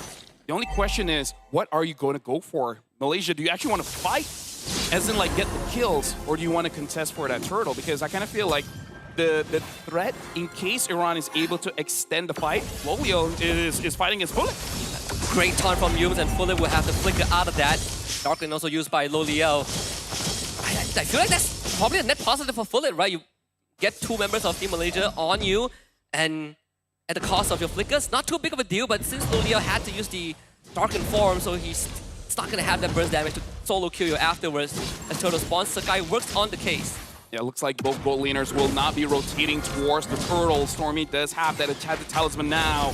Looking at Turtle, below half HP. Asa Runaway is there. And right now he uses the quad shadow. Sakai gets it. The taunt also helps Sakai out for the objective. Runaway would just have to use the carpet to get out of that. The glorious pathway, not that glorious in that situation. Again, we did talk about Enders not having the Black Dragon form, so it's pretty hard to interact with Malaysia in that situation. Iran, though, not taking any losses, and I think that's good enough, right? You know when to really fall back and not give Malaysia more than they have gotten. And that's translation to the bottom lane, and let's see what Iran wants to do about this. That is very important in competition, not to get too excited where you start making mistakes. And now, speaking of which, this is very even for both teams here, Husky. Both Malaysia and Iran having 2 kills each when it comes to the goal difference, only around 400, 500, so not that big just yet. Stormy gets it. Oh, and just great juggling. Kesa finds a solo kill on the Stormy. That's a second death on the Selena. And one of the cons about this hero, for all the pros that she provides, is that she's pretty slow on the income, right? Not the best at clearing waves, not the best at earning gold. If she falls behind too much, she becomes a secondary support for the team. And Kesa getting his second kill, that's great for Hayabusa. Yeah, Iran right now, what they really want to do is to secure, I mean, it sounds weird to say, but they want to secure the outside turrets as fast as they can. Like you said, Stormy on the Selena doesn't clear minions all that fast. So if they're able to get that kind of momentum, getting especially the mid turret, allowing you to enter the jungle, Malaysia's going to suffer a lot with this kind of drive. This is not the kind of drive that you can comfortably come back on. It's very mechanically intensive, right? It asks a lot from you, from the players individually, though Malaysia did get the bottom tier 1. I was worried that they're going to miss that timing because Fulip Flicker just came back up. Either way, 1.5k lead for Team Malaysia, even though it's just a 1 kill difference, but we are looking at almost the same objective, same turtle. What Malaysia has is just, in terms of getting more objectives, run away, bursted down by Sakai. He was going to eat up damage, the overturn comes through, Yums gets out with the AOG. Malaysia looks to disengage, Black Dragon from Enders, Kesa from the back, Loli Yao flickers away, but not enough to stay alive, and Fulip now gets to do a bit of damage. Sakai though cuts right through them, and Momo shows up. Sakai, can he win this against Fulip? Of course he can with the help of Momo. 4 down on Iran, and Enders is the only one left standing, and he is forced to run. At least we can say that both teams are not shy from a fight. And now Stormy wants to go in. Enders able to get some HP from the shot residue. And now Malaysia having 2,000 gold advantage, able to turn things around. And I feel like one of the factors is Enders was not able to fully utilize the Black Dragon form by getting as much people as he wanted with the Furious Dive, as well as he went in with half HP. So I feel like it could have been a lot better coming in from Iran. They forced it out a little bit, but you can see it could definitely have worked out in their favor. And Enders continues to receive pressure from Team Malaysia. They really want that top tier 1 and eventually will get it. Early on, I did say it comes down to the most minute of details. Fulip didn't have Zaman Force in that fight because he used it earlier on when Yunus was putting pressure as they were taking that bottom tier 1. Had he had the Zaman Force, that would have been a win. But maybe Stormy would be the exchange. Just have the flicker though. So Stormy gets out, 3.5k lead for Team Malaysia. And the pressure is now on. Mountain Shocker gets used, mid-wave gets cleared up, but the jungle taken over by Malaysia. At around 8 minutes here, it's really all about resource management because you want to make sure that you get all turtles and, oh, looks like AOG doesn't hit anyone. Runaway will forced to hold the front. Abyssal Arrow connects onto Enders. Not a problem there. The damage dealers from Malaysia aren't really in position. But Momo now has the liberty to basically frontline this forever. Black Dragon form gets used. There is the Petrify though. They get the control. Loliao disappears. Team Malaysia now on the run. Momo is going to be that distraction. With Yums holding the front, it shouldn't be hard for Malaysia to back off, but it's definitely a hefty price to pay. Yeah, Lolio got caught in a trap where Iran was waiting for anyone to go in. And then again, this is why it's nice to have an on-click stun, where if the Hylo sees you, he's just gonna stun you up. And then as a mage, you don't have a lot of HP. Yeah. Right? You don't need everything from Iran to take it down. But the thing is, at least Lolio is alive for the upcoming lore. This is, I would say the first lore isn't super oppressive, but still, in a very high-stakes tournament like this is going to be very, very important. So both teams, they got to make sure that the battle spells is up, the ult is up. I would say especially for Iran, because between both teams, I feel like Iran is more ult-dependent compared to Team Malaysia. I agree. So the one thing that they could bank on as well is there are no Purifies on Team Malaysia, so all of your crowd control is going to connect as long as you land them. Run away, though, can't run away from this one. Loliao finds his revenge. And Momo does what he does best on his Uranus, just hold back the front.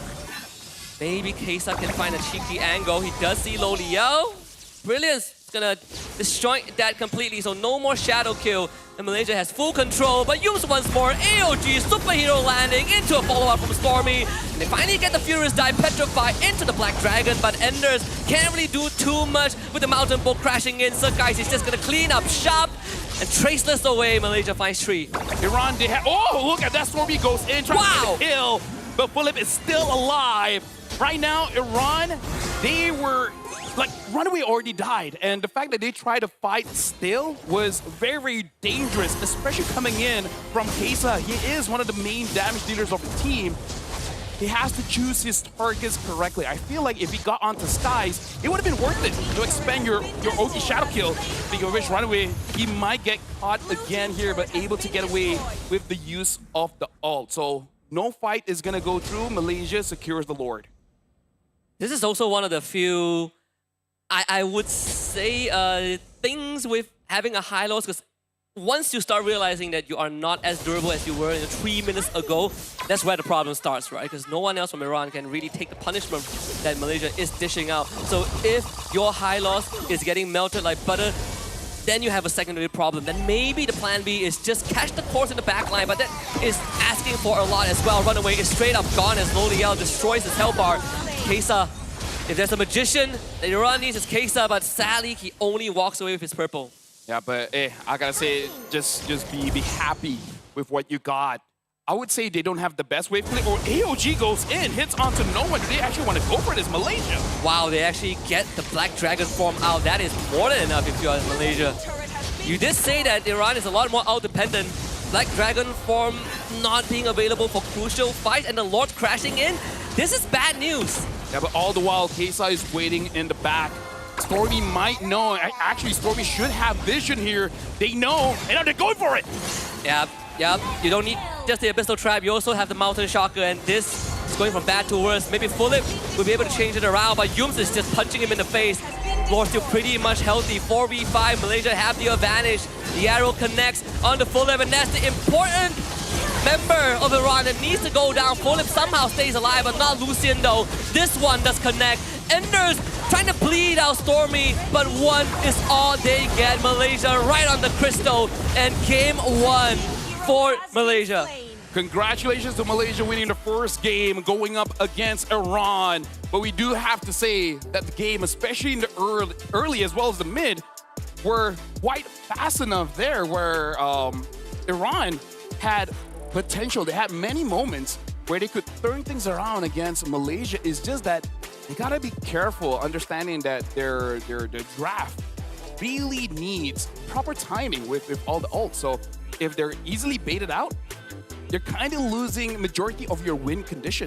Yeah, and you did say that you can't really get too excited, especially in high-stake games. So easier said than done, but once you get too excited and when you start making these mistakes, it does kind of compound itself, right? And most importantly is how we see in the later stages of the game when Iran started falling further and further behind. Any any slight movement from Team Malaysia forces out an ultimate, forces out a massive response, maybe an overreaction, as some might say, and that's where they might have to kind of dig deeper into, right? What can we do if we are 10 minutes into the game and we are behind? We need to be a bit more disciplined in our ability usage, especially when we need them to win fights.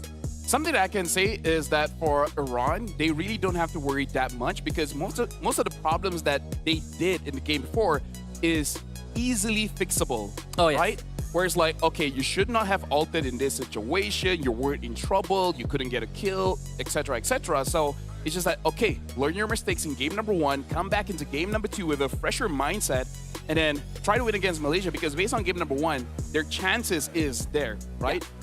I remember the mistakes Hayabusa tried to kill off the Lunox earlier on, where the Lunox has an iframe to cancel out your Ogi Shadow kill. Maybe a different target would be better, or just wait for your team. And we talked a lot about the Yuzong, right? He was not in danger. He should not be using the Black Dragon form. And I would say, despite how much attention that he has commanded from Team Malaysia, we keep seeing those repeated visitations to the top, to the XP lane. He held it pretty well, right? Like, all things considered, this Yuzong, despite all of the punishment that Malaysia is trying to throw at him, Enders held his ground. So I agree with you. I think a lot of the small whoopsies we saw from Iran are just minute things that can be easily fine-tuned going into game number 2. Let's take a look at the post-match stats though, because this really has gotten me very excited for what this series has entailed. Maybe Iran can take that game too if they just polish a little bit on what went wrong. Yeah. 30-minute game, and I kind of feel like this is what we mentioned during the draft, where I want to see what their answer is going to be for Uranus, because we already saw the Uranus and they need a different damage profile, more like a DPS to deal with this Uranus, and they pick up the Kagura, which I feel like is fine, but specifically to deal with the Uranus, which as we saw was quite a big problem for Iran, maybe a different pick, something. But at that point, like, what else is there? Because even the Kimi, I kind of feel like there's could, like, but yeah. There's always like, what do you call it? There's always like Yeve. Yeah, like it's another option, but then you sort of run the risk of getting dove by 4 people from Malaysia. Yeah. I think the Kagura was not exactly, it's not exactly the worst choice, but it's a very niche pick, right? You are leaving the Uranus to the Hayabusa and the Harith, and at one point, the goal is just we're going to ignore Momo, we take care of his team, and then we come back to Momo. Unfortunately, that never really happened because Malaysia started getting ahead, and then Momo is just standing in front of Iran every single fight.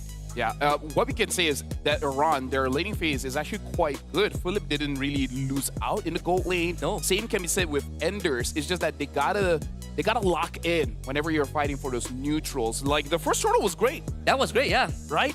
But then afterwards, they couldn't get back their momentum. And I feel like they just have to understand what their win con is and protect that win con. Don't let Malaysia disrupt it, and then they should be fine in game number 2. I think if you want a point of reference, right, as we go through the Hall of Famers, we have Sakai as the Gold Hunter, Momo as the GOAT. Total damage dealt, right? He's definitely the GOAT tanker as well. Yums as the support. But I think if you want a reference point for Iran during this break before game 2, just look at the second turtle fight, right? The main difference between turtle fight 1 and 2 is that they didn't have the abilities that they need for the second turtle fight, and they still committed. And even then, they didn't really take a big loss, right? It was like, okay, we lost the turtle, but we were able to get everyone out of the out of that fight. So something that they can use to build on. And hopefully, if they do decide to draft the same way as they did in game 1, we will see a bit more finesse. Yeah, I feel like if there's any change, if Philip has more heroes in his hero pool, maybe pick up your mid laner early, right? Yes. But now we gotta look at the MVP for this one. The MVP is going over to Sakai, 6-1 and 7 KDA, the highest gold earned in the game, and still deadly with the Yusenshin, despite, you know, an iffy first turtle. But after that, it was all good. I had a very, very cheeky rotation, right? Purple straight into the enemy Beetle. Try a contest for Little Wanderer. I think didn't get it. Walked away with 1 kill. Goes into the first turtle fight and completely forgot about the Black Dragon. Got petrified and taken down. But that was the only time that happened. And afterwards, he basically was carry and support all in one. Yeah, and now we gotta look at the highlights here to really see like what really went good for both teams, Iran as well as Malaysia. And here we can see a very early skirmisher shows the strength of the mid trio of Iran, that they are tanky enough to deal with the Selena. And so they didn't have any problem dealing with the early aggression. Same as this turtle fight here. And what a big difference when all your abilities are online, executable, and it hits the right targets. It's just that we only saw it once. If we saw it multiple times, it would be a much different game. And you can definitely see this is not, Iran's first rodeo, right? Like, these players definitely have that synergy. We even see kind of the decisiveness from the first turtle point onwards, where they commit for a dive, and it's just, we do it right. Yudong and Kagura, they both do it together. This is the fight where you sort of start to see things shift, the balance of the game in Malaysia's favor. There were definitely some key moments with Loh Liao with the great flicker to destroy the shadow kill, but from that point onwards, Team Malaysia started running away with the lead and really making Iran flinch every time they show up on the map. Yeah, despite the mistakes coming in from Loh Liao, he was, I would say, the reason why Iran had a difficult time, because their front line keeps getting shredded so much, and Loh Liao is the main shredder for the team, where Momo does a lot of damage, but it's not a deathly damage, right? He's just stacking up because he's hitting the front line over and over and over again, but the finisher is going to be Zakai's as well as Loh Liao. So I feel like it was a good idea for the Hayabusa to deal with the Lunongs, but again, the Lunongs has ways to protect herself. So again, just different decisions, and we could have, I don't know, this best of three might go all three if Iran is able to readjust. If there's one thing that I think was a good note after game one, is the mid trio from Iran did show some flair as well. Team Malaysia's mid trio definitely a cut above in game one, but we saw some great moments, right? Yep. We kind of saw the ideation behind the movements and the draft and how they were able to execute the early phase. And then it comes the tough part, right? Once you get that lead, what do you do with it? How do you keep stepping on the gas? Something that is going to take a while to figure out, but we see the foundations there for Team Iran. I feel like just another one that could really take their gameplay above and beyond if Philip is able to join the team fight just a little bit earlier, and again, choosing when to use the ult. Because I feel like if he saved his Zaman Force when it's confirmed that he can get a kill, I feel like it could have been much, much better. But now we're going into game number 2 here. Malaysia, that was not the cleanest of wins. What do you think that Malaysia really has to do to make sure that they are in the championship spot, that they can defend their title from 2024? Ooh, well, that's a tough question after that game. That's why I asked the questions. I think it's just, being a bit more aware of what's happening around you, right? I think one thing that really caught my eye was essentially the Loh Liao getting caught by a Petrify and the first turtle fight. Those were two very small but key moments where you sort of lose track of what your opponents have. In the grand scheme of things, it didn't really matter as much, but you can see that this is definitely not them fully awake, right? You kind of forgot that, okay, this Yuzong has a Petrify and I don't have Purify and all these kind of stuff. But again, it's a tough thing to do. Tracking enemy abilities, that is some advanced stuff.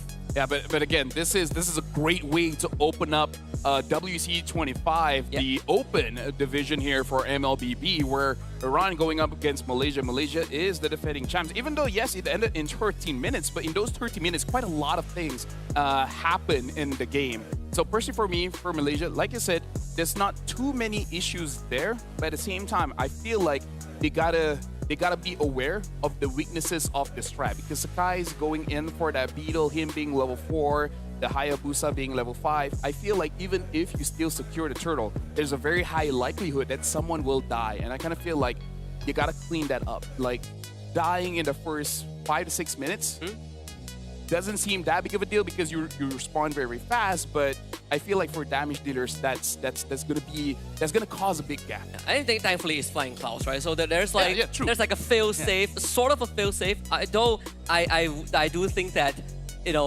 them making those kind of the early game moves that they did, I think is also sort of a limit test, right? They're trying to push the envelope. Like, we know these boys, they like to really push it, and once they realize that, okay, we can't really exploit that, then we fall back to the normal gameplay, which I think is completely fine.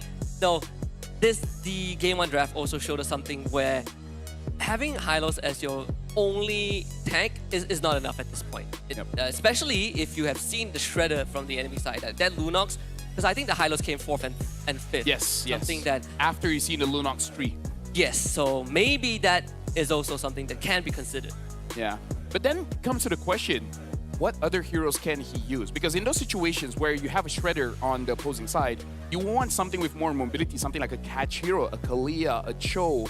We even saw in the women's match earlier that there was a Kaja as well. Yeah. Not saying that Kaja is on the top of the standings of being picked as a catcher, but a hero like Cho would have helped Iran out quite a lot in the in that fight particularly. It would have, but it also would have sort of changed the way that they approach the game, right? Which I think makes it harder to play. You don't have the enabler, sadly. You know, Cho can't just walk up and be like, hey guys, I'm going to start a fight now. He has to be sneaky.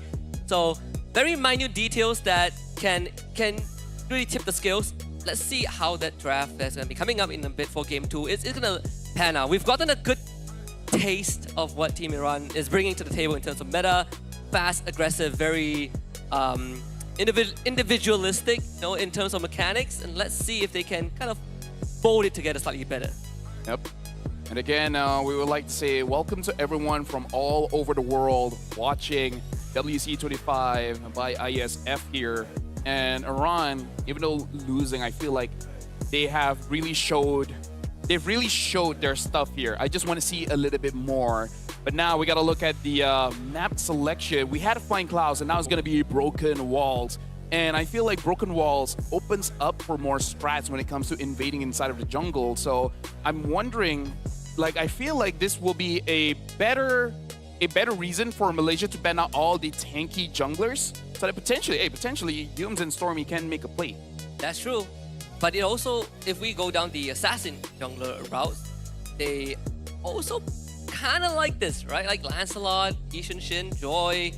You know, they were Flutter's news of Suyo maybe coming back thanks to the patch we had. Like Nolan was also sort of looking good, although that's kind of based on a very small sample size. And it was, well, I say very small sample size. It's just one guy that I saw playing, and it's one of our good friends realized. He said that Nolan is back and he has like a 22/5 KD in his game. But this is one game, can't convince me enough. Diggy ban from Malaysia. They definitely know something. They definitely know something because I don't see any reason for them to early ban a Diggy unless their first 3 picks are all CCs. I'm thinking picks like the Minotaur, Tigreal. Okay, if the Tigreal comes in first 3 pick, I would tip my hat off to them. It's a very hard meta for Tigreal. I mean, it's just a show of confidence at that point, right? Like, well, how far are they willing to go? Maybe not. Unless they know that there's a Diggy babysit meta in the gold lane, and Lolia was like, okay, I'm already having a hard time against Philip alone. Let's not give him like maybe. Need no protection. I enjoy the peace I get. Right? Remember, like, 4 or 5 years ago when that was a problem? Yeah. It might happen again. Please ban that out. Oh, and then if all is correct, Malaysia is first pick here, and they themselves ban out the Baxia. So it looks like Baxia is not going to be the first pick here. Iran banning out the Fanny. And this situation, like you said, even the Lancelot does well in Broken Walls. Nerfed a bit, but I feel like it's not enough. And it doesn't solve the problem of what makes Lancelot so strong. So Iran, I kind of feel like they have to ban out the Lancelot. If not, might be a first pick from Malaysia. I mean, we got like a 15-minute game in early on. I would say the nerf, at least he doesn't like 2-shot you. He needs like 3.5 shots. 3.5 shots, yeah. Slightly harder, but doesn't take him out of the game completely. I kind of had a feeling that it could be a YSS opening for Malaysia if they want to, right? Because I don't see what's stopping them. Or if they want to go the more traditional route, Leia is always there. So it hasn't really been the first choice for our boy Yums. Gatot is the more safer, more generic option now. Yeah, and now the Uranus gets banned as well, making sure that Iran doesn't get it. And a hero that has been adjusted, Hilda as well, in Broken Walls, does quite well and quite flexible as a first pick, able to put in Rome or in the EXP. It's just the Diggy is that makes me think, what is going to be the first pick here? Yeah, or is a big brain move, right? Yeah. Or it's nothing. It's just a feint. You confuse everyone else. You make Iran think like they're gonna go for 5 crowd control, and all of a sudden that's none. You make everyone else overthink it when the basis behind it is just it's psychological war. I mean, hey, it's affecting us. It is affecting us. We're overthinking it, ladies and gentlemen. Don't overthink. It's causing a lot of stress, and stress is bad for your health. He's gonna first pick Harif. First pick Harif. Oleal says, "Give me Harif." All right. Well, they're taking their time here, right? They're taking their time. Hilda is up. Looks like they're picking up the Hayabusa. So, are we just gonna do a switcheroo here? Where Iran's like, okay, now we pick up the Gatot and Yi Shin. I don't see why not. Hey, why not? Why not? Shout outs to coach. Why not? There has been some cases I think where you get like the same draft for 2 games in a row, but it can play out completely different.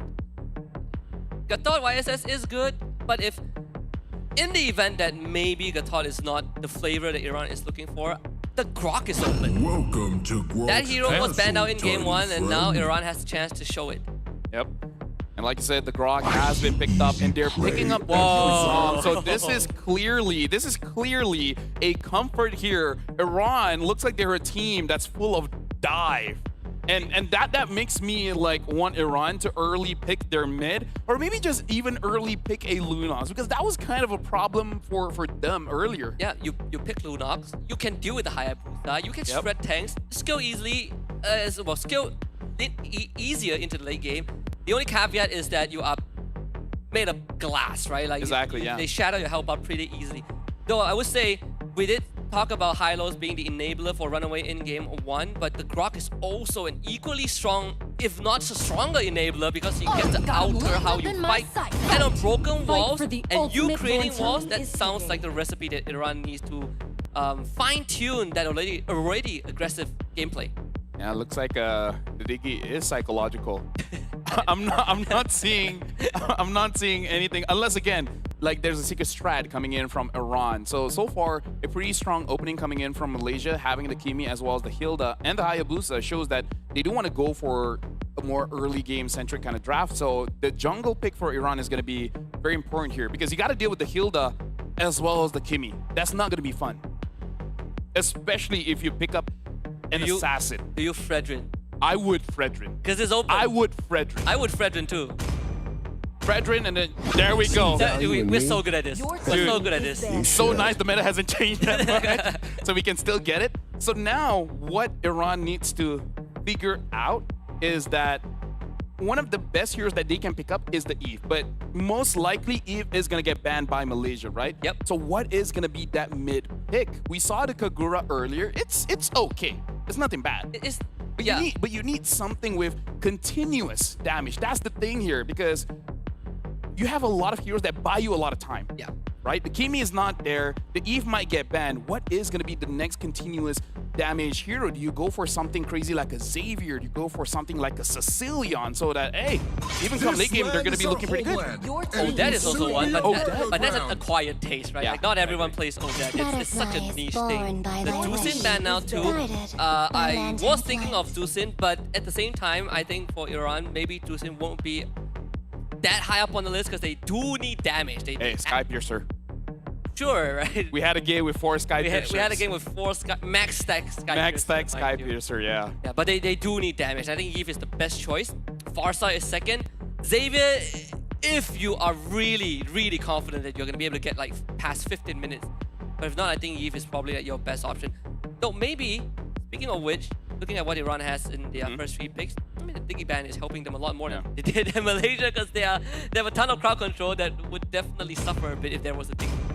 I wouldn't be too upset to see a Sicilian as well, because it has been buffed where you use less mana on your bad impact, so that you can actually get those stacks, especially with this kind of front line. You should be able to get those stacks. Your worry though is again the Hayabusa, but that's kind of like all mages problem. Yeah. Unless you're like a Kadita, then you don't care that much. Like the only way you can solve this problem for mages is just remove assassins, right? But that's just the dynamics of the game. Kadita, same problem.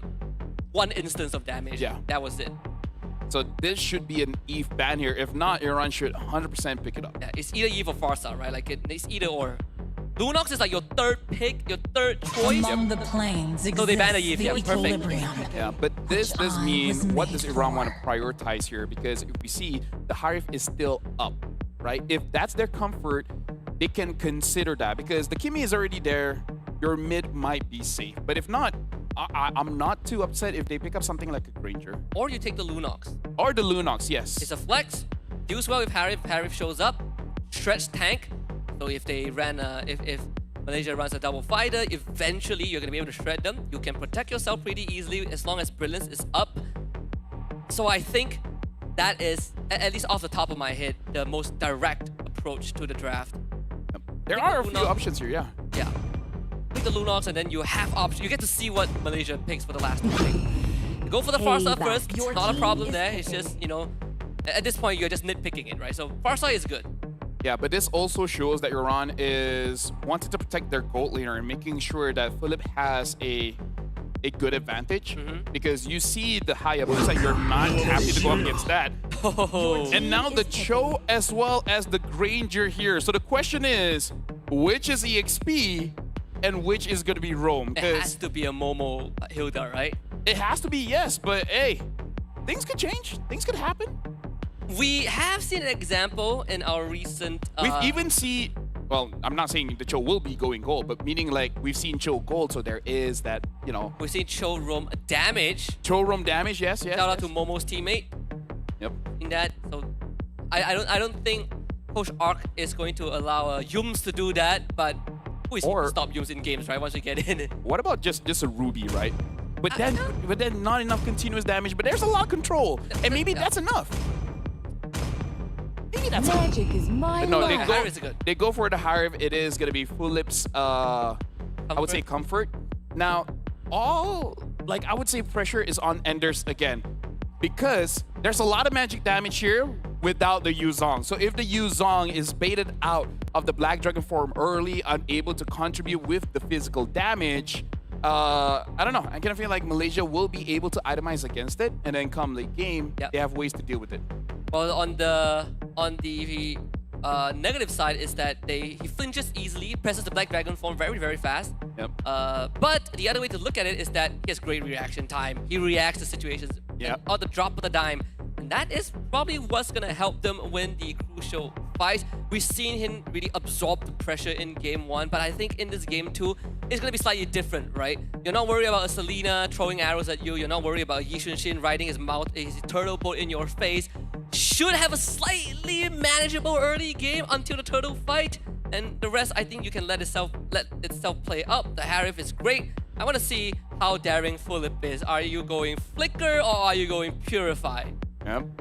And now, ladies and gentlemen, allow me to take my time to really simmer. It looks like we're jumping into the game. Game number 2, Malaysia going up against Iran. Malaysia is 1 point up, 1 more point to end the series. But Iran, they can continue this by getting 1 win against Malaysia. Speaking of which, looks like Sakai's is going for the invade again.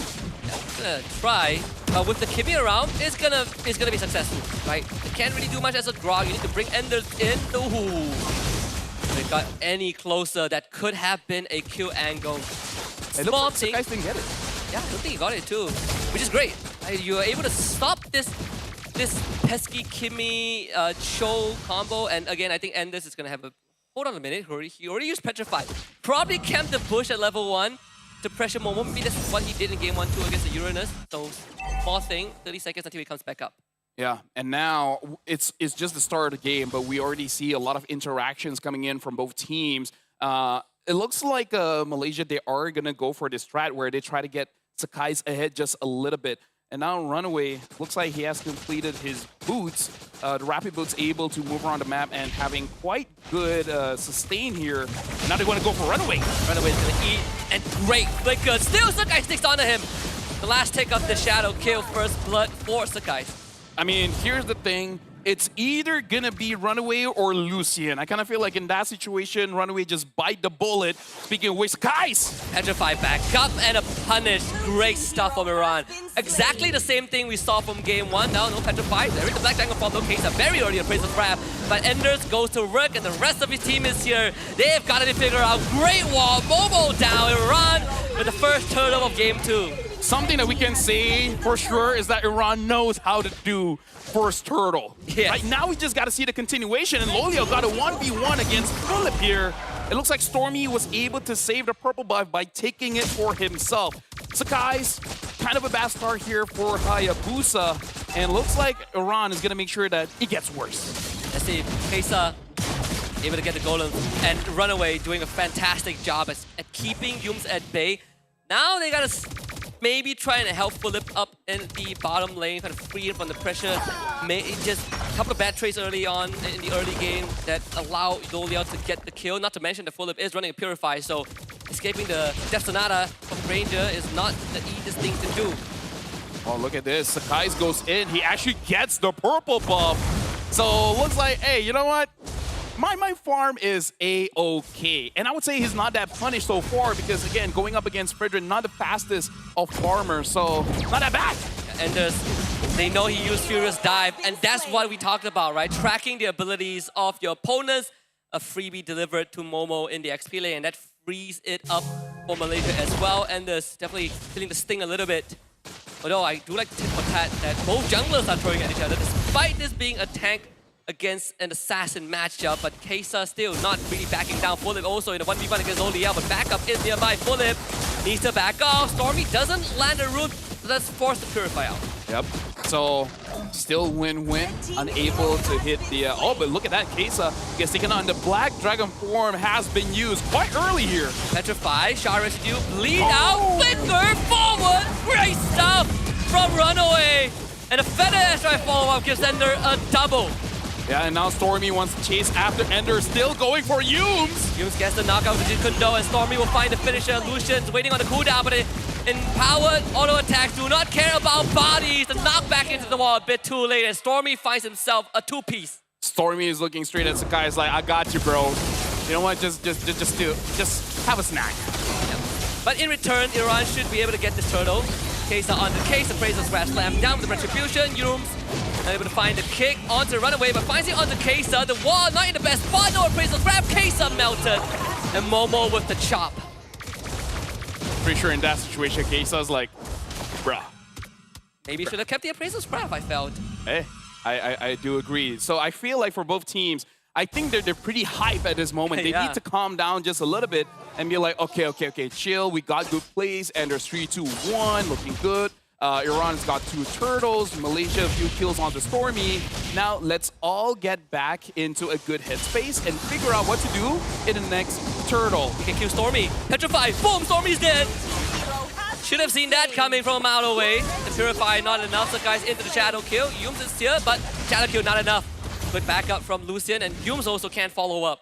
I gotta say, Enders is probably not too happy what happened in game number 1, and he's letting his feelings known here in game number 2. And, you know, folks, MLBB is a good replacement in case you need therapy, you know? Deal with your issues in-game. You find it. Oh, that looked pretty dangerous.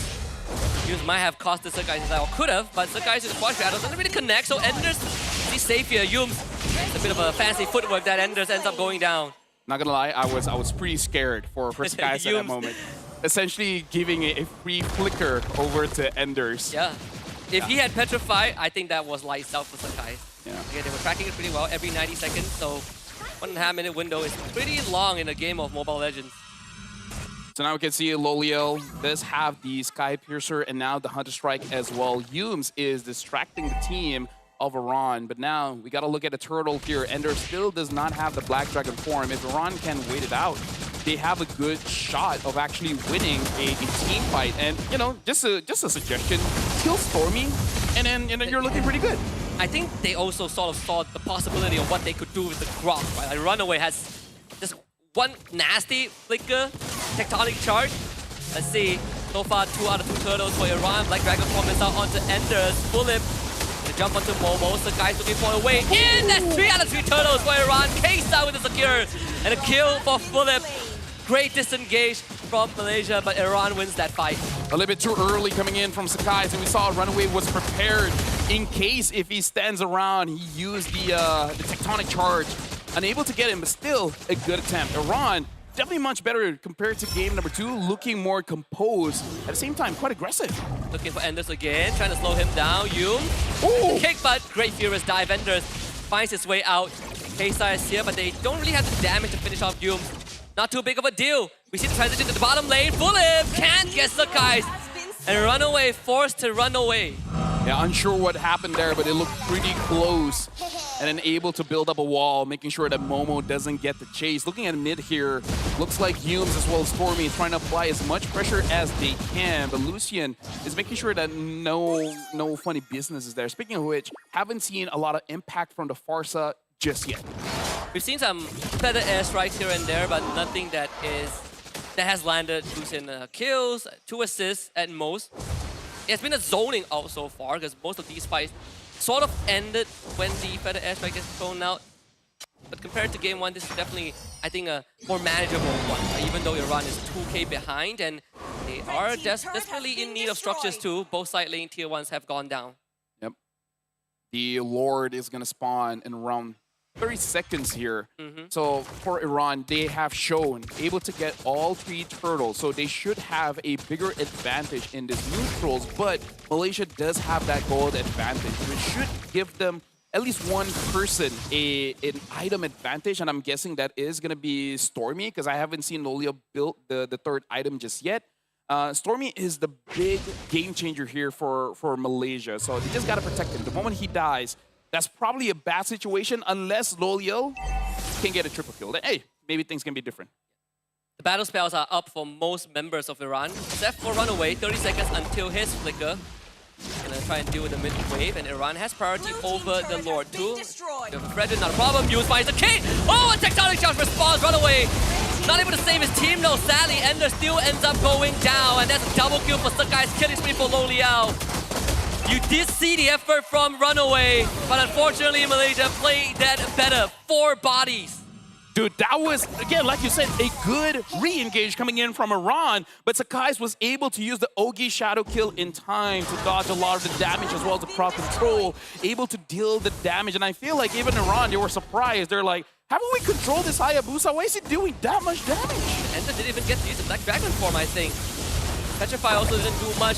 And by the way, that was an entire team fight underneath the mid-tier 1. And Malaysia got out with 0 casualties, 4 kills, and a Lord to boot. The exact same timing as game number 1. And now they're going to try to run away with the game if they can. They did end game 1 with the very first Lord itself. I don't think that will be the case for game 2, but they definitely have pulled ahead. Something Iran has to keep track is the Sky Piercer stack, because Loliel has at least 2 here, or 20 stacks, because he got a double kill in mid just now. Asa finds Fumes, but look at that, Stormy is doing way too much damage here, Husky. Enders did get the Queen's Wings. It's going to help him in these very spontaneous team fights that I like it ended too fast. The Tectonic, the Earthen Rampart actually delayed the Lord charge a little bit, the Lord marching a little bit. I know you can delay, I didn't know he would turn back. Get a runaway. I'd be scared if I had hey, you know what? Fair.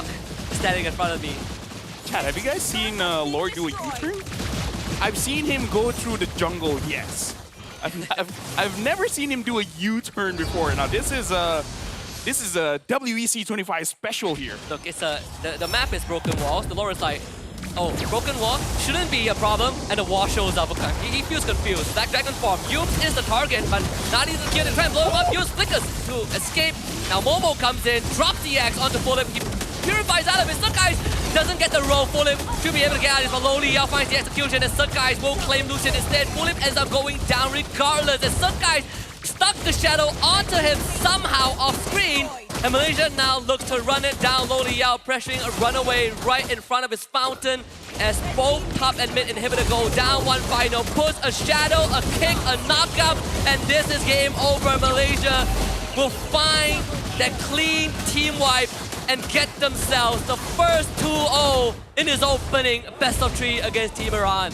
Well, we did say that game number 1, they ended in 30 minutes. You said that was not going to happen. And this time you are correct. They're ending it in about 12 minutes. Congratulations to Malaysia opening up WEC MLBB Open Division with a clean 2-0 going up against Iran.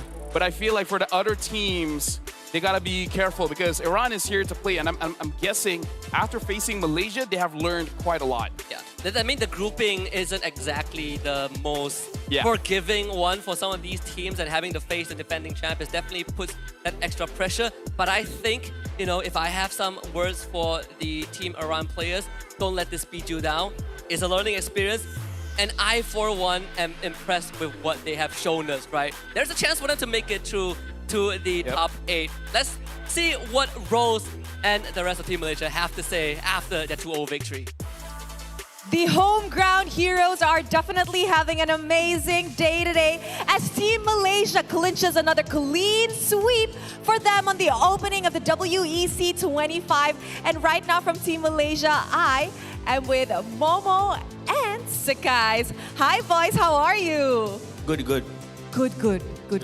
Momo, I know it's been a while since your last appearance in the international scene. How are you feeling to be back? Feeling good sebab dapat main international lagi. He said he's feeling good because he got to play in another international stages. Let's have a little bit of fun. Since you guys are technically the hometown representative, right? And we have so many delegates and players from all around the world. As a Malaysian, and you know, a lot of people say that Malaysia is a melting pot of culture, what do you recommend that our guests eat in Malaysia? I think you guys can try nasi lemak because the one is the best at Malaysia. Nasi lemak. Nasi lemak what? Chicken? Nasi lemak ayam goreng. Nasi lemak ayam goreng. So technically, nasi lemak fried chicken. What about you, Sakais? What would you recommend our visitors try? I think I would like to recommend my favorite one, which is we call it budu or fish sauce. You must try that. So budu is essentially a fermented fish sauce that originates from his hometown. Yes, and it is an acquired taste, so not everybody would probably enjoy it, but who knows, you might enjoy it. Now, aside from being the host country, you guys are also the defending champions of IESF, which is Team Malaysia. So how confident are you guys going into IESF that you guys can actually get back-to-back? To be honest, right now we don't want to be overconfident. We just want to take it slowly, which is step by step, and we just focus one game at a time. Wow, just focusing one game at a time. But I forgot to ask this earlier on. I know that you guys are quite packed with schedules, especially Sakai, Stormy, Yums. You guys have 2 more tournaments coming up, but not all of it has the same lineup. So how long was your preparation for IESF this time around? Sorry? How long was your preparation for IESF? If I'm not mistaken, about almost 2 weeks. Oh, After 2 weeks. How did you find changing lineup to be? Because you guys are also preparing for another tournament, right? The M7. Is it hard to adapt or everything's fine? Maybe for the first day, kind of confusing, but when another day, it just going, getting used to it lah. Getting used to it because at the end of the day, they're all friends. You know what? I'm pretty sure a lot of people want to meet you guys and your upcoming matches. How about you invite them to come? For the Malaysian fans or MLBB fans, you guys can come to Queen City Mall and watch your favorite team, but you can support Malaysia lah, of course. Thank you very much, Team Malaysia. And once again, congratulations on that clean sweep. And with that, let us throw it back to the casters to break down what happened in this match. Thank you very much, Rose. And again, congratulations to Sakai's as well as Momo. And yes, for Sakai, Stormy, and Yums, a lot of competition coming up. A lot of preparation has to be done. But hey, Shout outs to nasi lemak, ayam goreng, as well as budu. I don't eat seafood, so I have no idea how it tastes. I haven't tried, what's it called? Budu. Budu? B-U-D-U? Yeah, kind of. Yeah, I haven't tried it yet, but now I have a new recommendation that I can go try it out. Yeah, no rest for the Ayam weekend. gepok as well. If you can handle the spice, yes, bro, ayam gepok. Must. It's a must. There's many different shops for you. Just try it out. Yeah, I mean, Malaysia is a melting pot of culture and cuisine. Whatever flavors you want, I am pretty sure we have it. But again, good fight from Team Iran. They showed some great potentials. They definitely had some great ideas, and you can clearly see that the execution was better fine-tuned in Game 2 after some hiccups in Game 1. I'm excited to see what they can bring in the rest of the group stage, but for now, let's take a look at the scoreboard and see how Team Malaysia pull ahead. Yeah, in this game, 11 minutes and 53 seconds were done. And I gotta say, don't see a lot of Momo in the match, but still 3-3 and 8. Stormy really showed up on this. Kimi showing that even though Muntan's desire was to lessen the early game pressure, hey, looks like it's not enough. The Kimi was doing quite a lot in the early game. Sometimes you gotta nerf the player instead. Yeah. Hey, maybe give him like a match ban, and then we'll see. By the way, people in chat are like, why no bakso, man?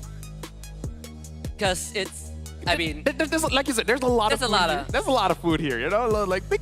Okay, so to people asking about it, I actually love bakso. Yeah. My first experience was, I didn't know that the green chili was inside the meatball. So imagine my horror when I bit down.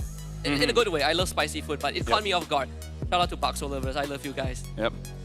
Speaking of which, someone said, it's a good thing they didn't say ayam gepok. Well, too late.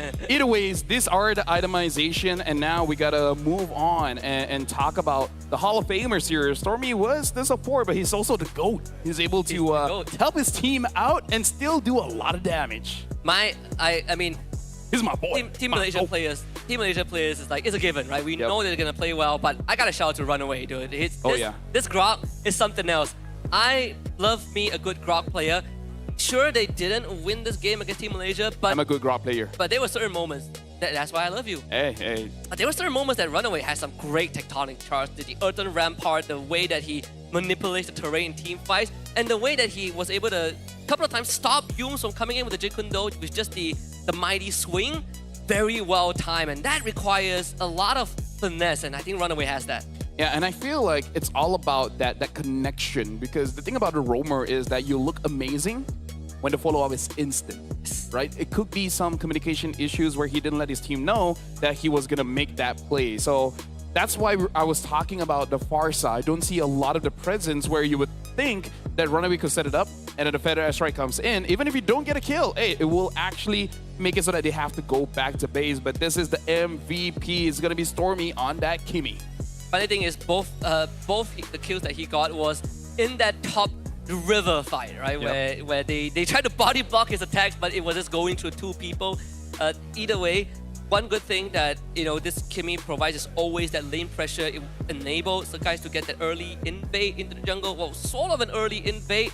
Didn't really translate to much, but you always have priority over the mid lane. He was keeping Runaway back. He was making life pretty hard for Lucille. Though it didn't stop Team Iran from getting all 3 turtles. Right now, we got to look at the highlights here, and it's not just Stormy on that Kimi. We got to talk about the Cho as well and the Hayabusa. But again, this tectonic charge coming in from Runaway really set things up nicely. It's just that they couldn't stay longer because of Stormy here. If it wasn't for Stormy, if Stormy was one of the first ones they were able to kill off in this fight, Iran would have run away with it, essentially, right? Get more inside of the jungle, making sure that Sakai's loses even more farm. But again, Stormy was the game changer. Yeah. And then he dies. Yeah, that was sort of like a whoops, I tried. I think Stormy was thinking to himself, I purify, I can get out of this. But hey, there's petrify, right? That 0.5 seconds, not enough. So at the end, all 3 turtles did go over to Team Iran. I think this was the 3rd turtle. And we even saw, like, in these objective fights, on paper, it was Iran that won out. This was what shocked me, because I honestly thought it would have been an even trade, but it ended up being 4-0 in favor of Malaysia. Looking back at that, the reason why Malaysia won was that the moment the tectonic charge hits, everyone was basically outside of damage range. So everyone was able to get out, including Sakai's. And then while the Fed Airstrike was channeling, Sakai's went back in, and at that point, basically maximum damage. He already has the shuriken stacks on the opponents. So it's about Malaysia as well, understanding the threat that a tectonic charge can come in. So position yourself in a way that you don't get punished. So they weren't punished. I think that was the best chance for Iran to really drag the game back into their control. Didn't happen. Congratulations again to Malaysia for taking their first best of 3 in the Open division 2-0. But Team Iran has shown us some great promises, and it got me excited for the rest of the group stage.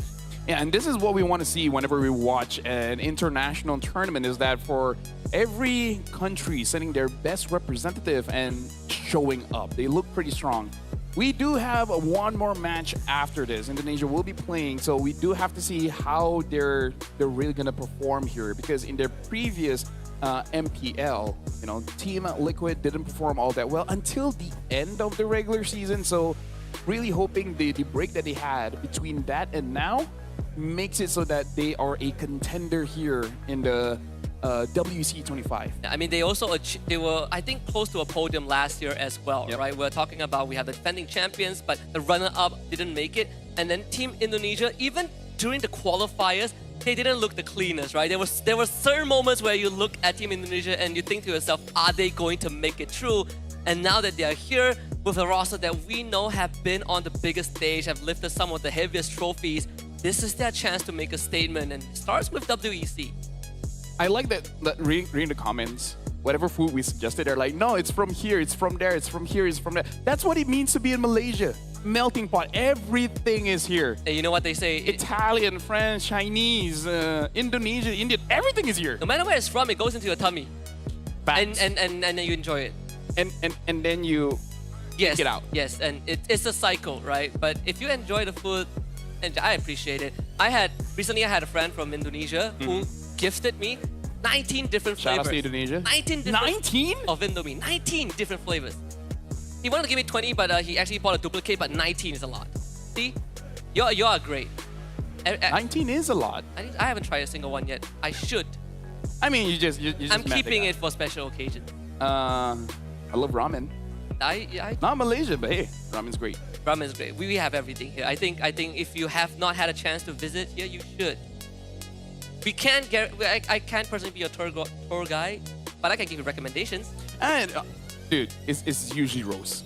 Is what? It's usually Rose. Rose is the one that brings you here and there. She's the real foodie. She knows shops that I don't even know exist. Yes. She's like, okay, you go to this street here at the back, there's gonna be one tent there. That's where you get the pisang goreng. And I'm like, yes. How do you know that? You look at that tree, right? You count the branches, right? By the 4th branch underneath it, 2 inches to the right. Shout out Rose. Great stand. You know what I get upset with? Yes. She's a foodie and she looks like that. I look like this. It's not fair. It's not fair. Life isn't fair. Bruh. Either ways, that is the end of the first match here of Malaysia going up against Iran. Again, congratulations to Malaysia. But again, in this group, we were saying that it's pretty tough. One of the other notable countries here is Turkiyye. Turkiyye, yeah. Where in the previous tournaments, they're known as Aurora. And, you know, legendary players like Rosa being in the mid. I do not envy anyone being in this group, including Malaysia. If there's one competitor that really scares us, it's definitely Turkiyye, but we don't face them today. It's an inevitability. But hey, we get out to a good start. I think for Team Iran, it's also something that they have to do some research on as well, because this is a tough group to be in. Well, with that being said, we're going for a break. But again, after this, we do have one more match. So again, thank you very much, Shasky. Make sure you guys don't go anywhere, because after we come back to the break, we're going to go for more WEC25 action.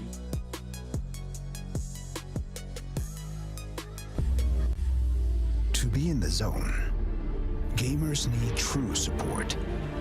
One that's in sync with your body at every angle.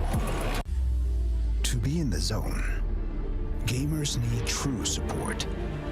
One that's in sync with your body at every angle. Takes your weight without pressure. Fully adjustable to cradle your spine and adapts as you shift in your seat. True ergonomic alignment to achieve your perfect gaming form.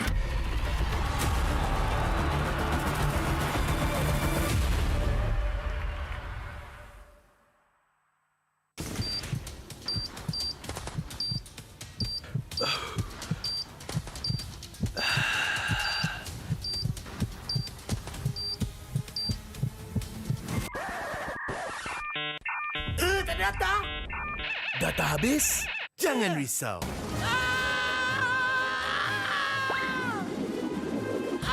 Tukar ke Red One Mobile untuk data pantas 5G Extra. Nak peran data telefon? Red One Mobile kan ada.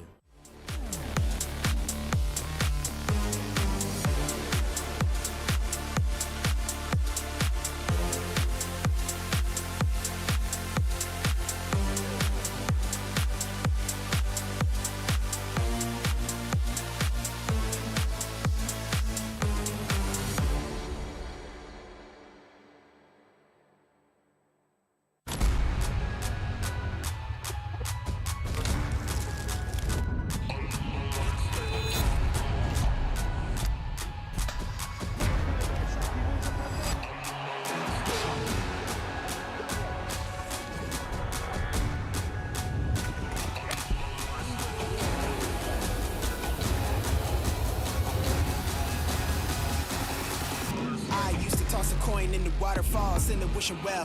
Now I get plenty coin, I'm self-made. You ain't gotta wish me well. You ain't like me then, but I guess it's past tense, cause you tapped in. You was never who you said. I see the facade when looking, it really be like you could tell. My guard up, I ain't taking nails. If it's not in my favor, won't sign a deal. I got the royalty in the mill. I got authority in the field. Take a look in my iris. I be precise with the timing. I move on a tuck like the high risk. I never know where my mind went.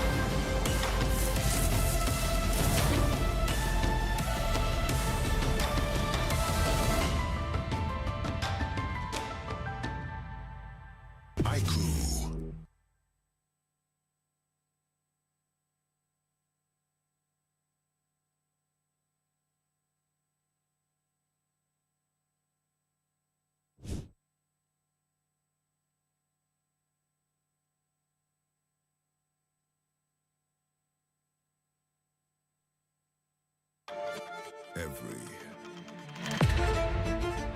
champion starts with one moment. Activate your place in the world of esports. Compete, manage, track, dominate. Everything you need in one platform.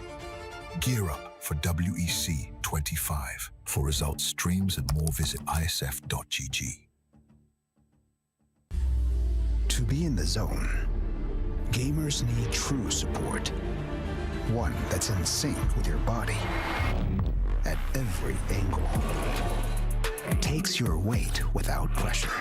Fully adjustable to cradle your spine and adapts as you shift in your seat. True ergonomic alignment to achieve your perfect gaming form.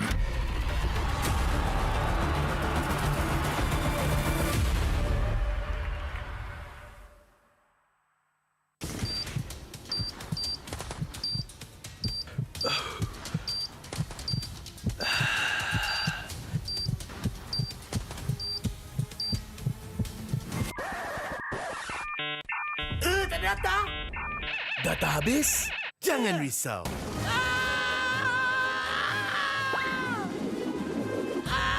Tukar ke Red One Mobile untuk data pantas 5G Extra. Nak peran data telefon, Red One Mobile kan ada.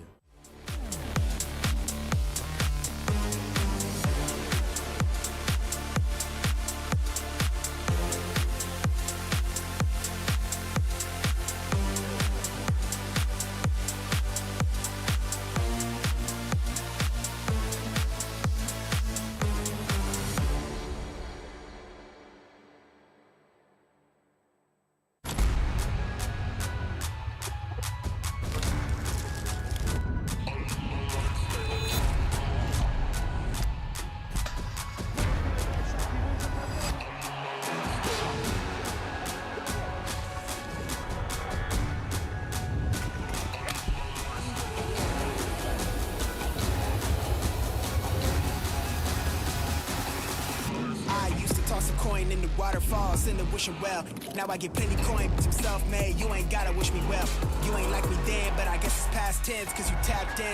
You was never who you said. I see the facade when looking, it really be like you could tell. My guard up, I ain't taking nails. If it's not in my favor, won't sign a deal. I got the royalty in the mill. I got authority in the field. Take a look in my iris. I be precise with the timing. I move on a tip that's the high risk. I never know where my mind went.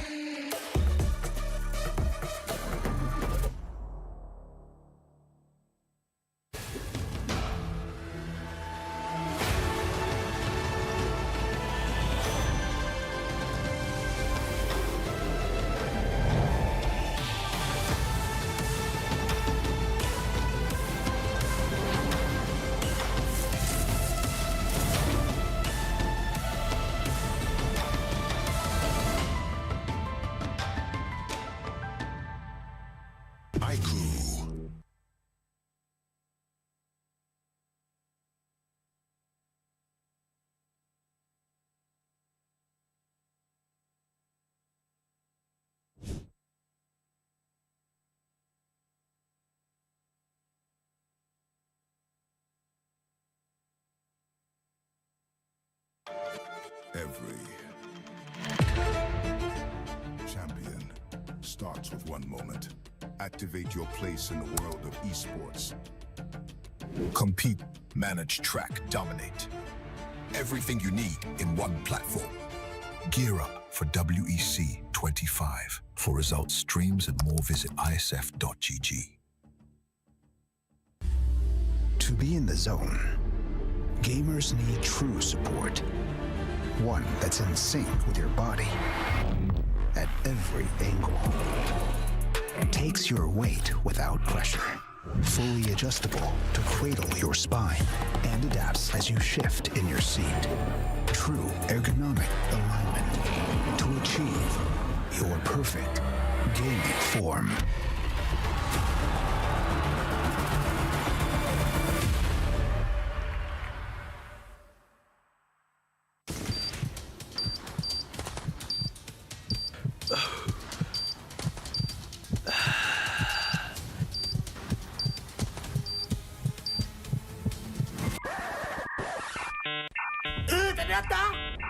Data habis? Jangan risau.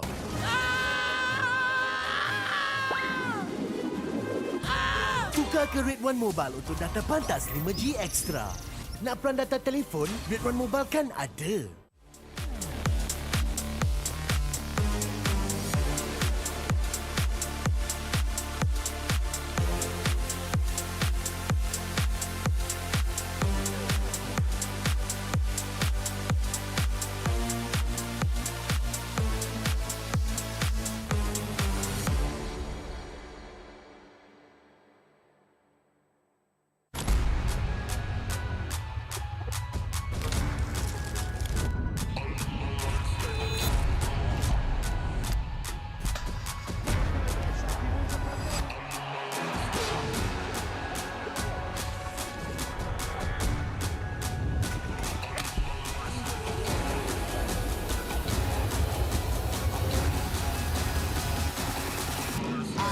toss a coin in the waterfalls, in the wishing well.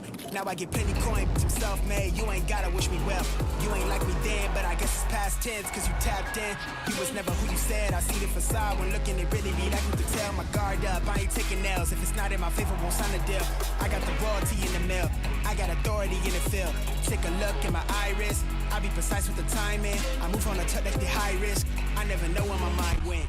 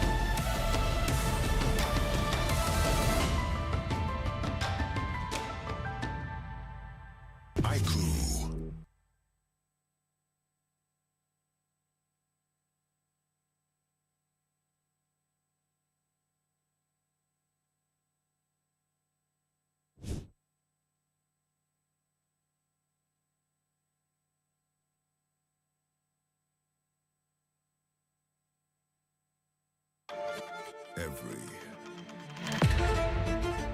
champion starts with one moment.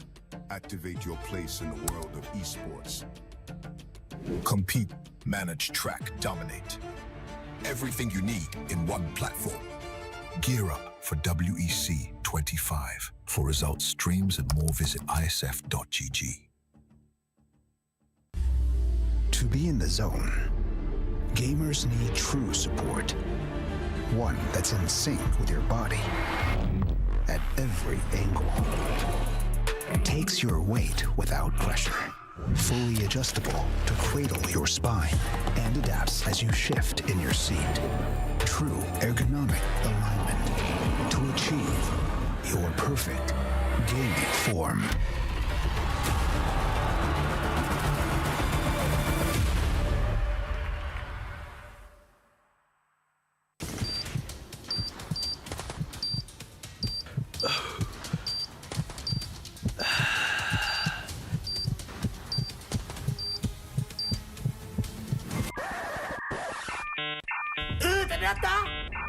Data habis? Jangan risau.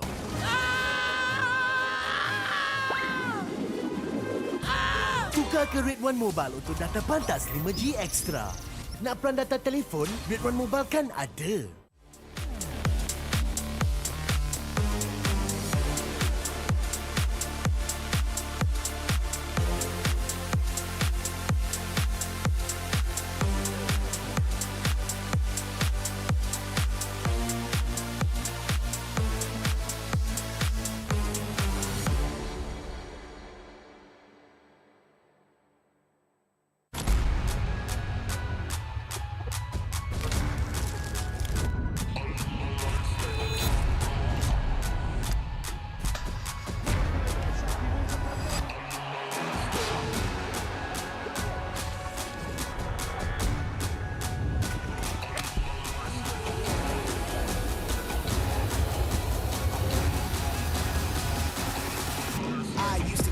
In the waterfalls, in the wishing well.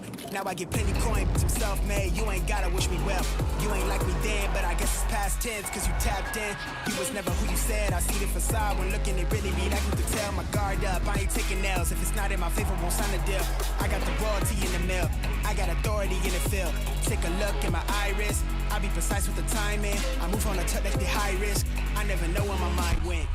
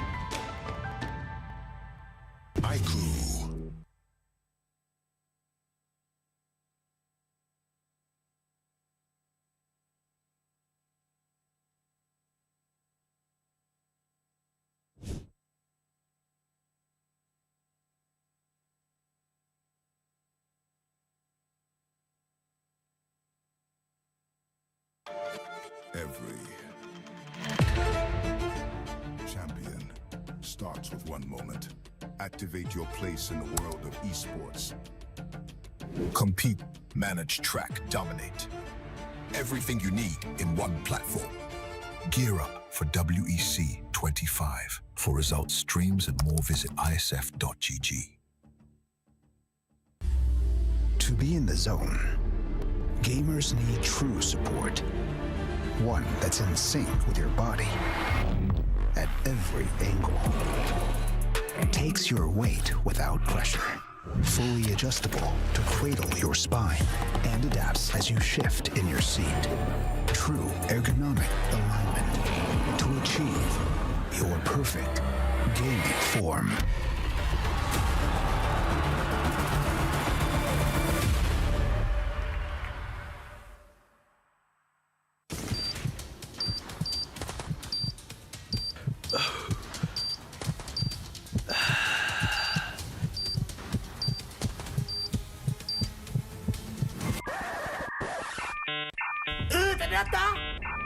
Data habis? Jangan risau.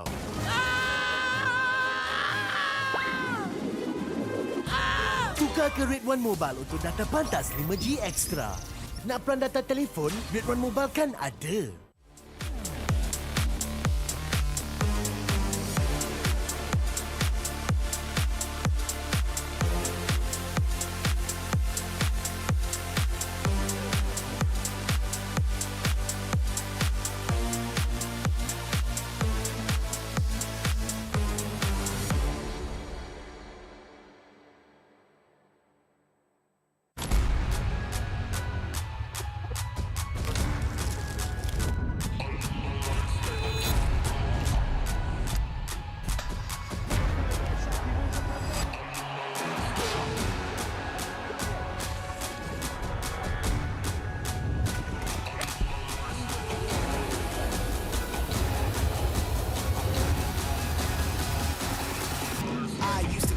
In the waterfalls in the wishing well.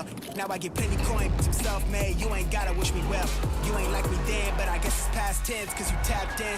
You was never who you said. I see the facade when looking it really be that you can tell. My guard up, I ain't taking L's. If it's not in my favor, won't sign a deal. I got the royalty in the mail. I got authority in the field. Take a look in my iris. I be precise with the timing. I move on a touch like the high risk.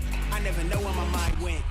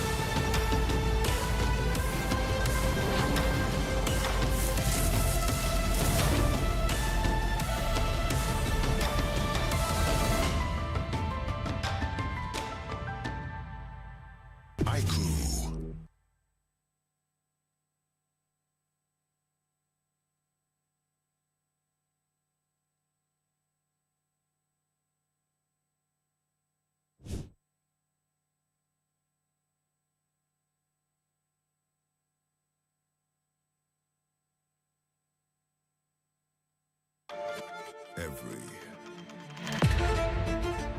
champion starts with one moment.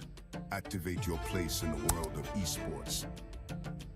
Compete, manage, track, dominate. Everything you need in one platform. Gear up for WEC25. For results, streams, and more, visit iesf.gg. To be in the zone, gamers need true support. One that's in sync with your body at every angle. Takes your weight without pressure.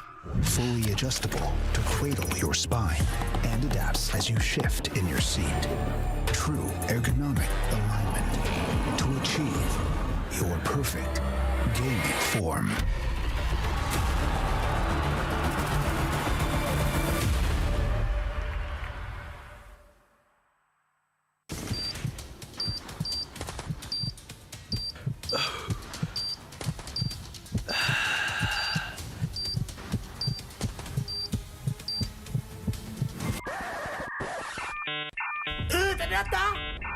Data habis? Jangan risau.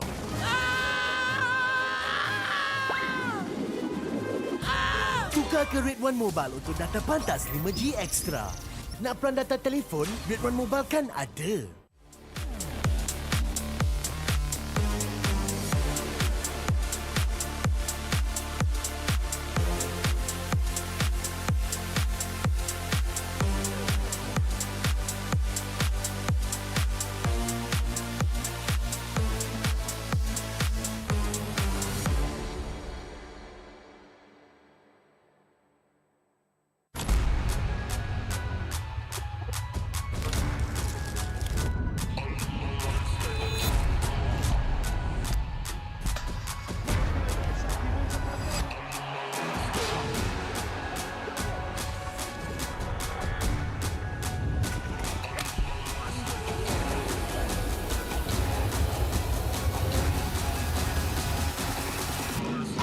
Toss a coin in the waterfalls in the wishing well. Now I get plenty coin, I'm self-made. You ain't gotta wish me well. You ain't like me then, but I guess it's past tense, cause you tapped in.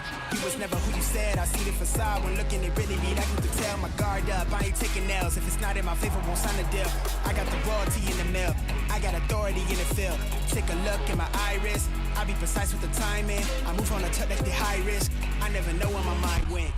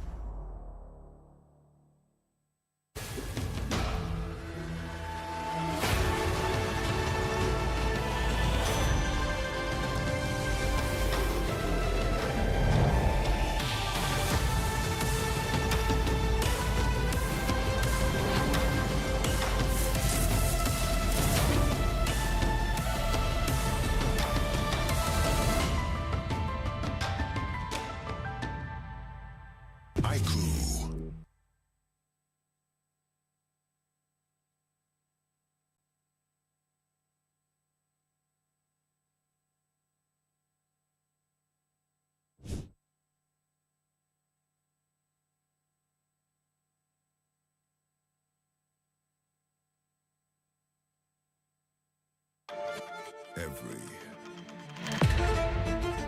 champion starts with one moment. Activate your place in the world of esports. Compete, manage, track, dominate. Everything you need in one platform. Gear up for WEC25. For results, streams, and more, visit iesf.gg. To be in the zone, gamers need true support. One that's in sync with your body at every angle. Takes your weight without pressure. Fully adjustable to cradle your spine and adapts as you shift in your seat. True ergonomic alignment to achieve your perfect gaming form.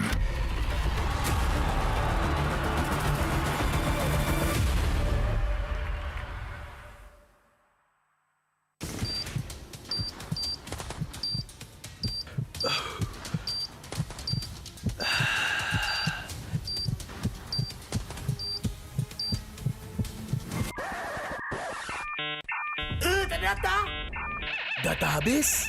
Jangan risau.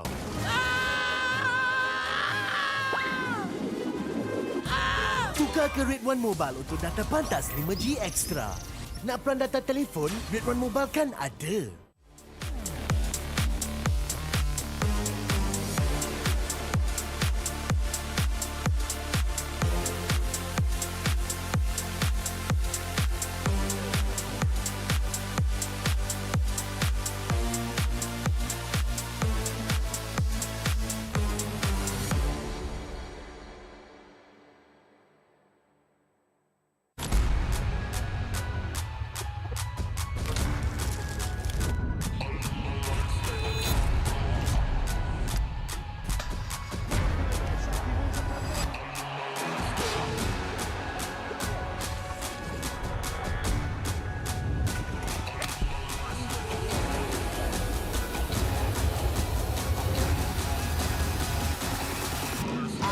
toss a coin in the waterfall, send a wishing well. Now I get plenty coin, I'm self-made, you ain't gotta wish me well. You ain't like me then, but I guess it's past tense, cause you tapped in. You was never who you said, I see the facade when looking it really be like you could tell. My guard up, I ain't taking nails, if it's not in my favor, won't sign a deal. I got the royalty in the mail, I got authority in the field. Take a look in my iris, I be precise with the timing. I move on a tuck that's the high risk, I never know where my mind went.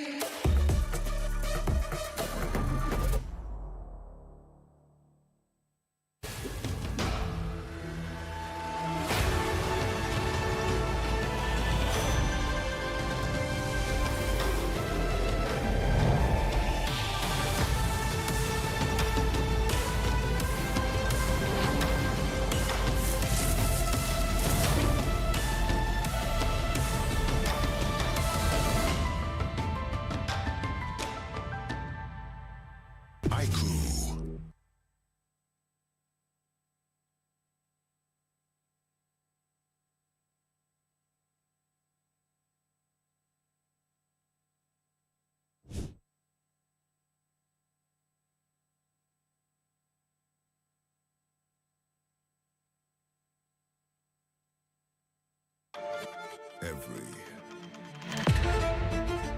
champion starts with one moment. Activate your place in the world of esports. Compete, manage, track, dominate. Everything you need in one platform. Gear up for WEC25. For results, streams, and more, visit iesf.gg. To be in the zone, gamers need true support. One that's in sync with your body at every angle. Takes your weight without pressure. Fully adjustable to cradle your spine and adapts as you shift in your seat. True ergonomic alignment to achieve your perfect gaming form.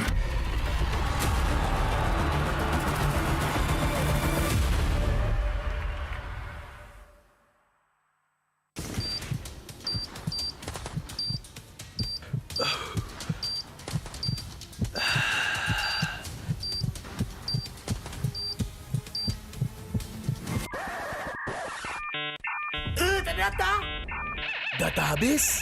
Jangan risau.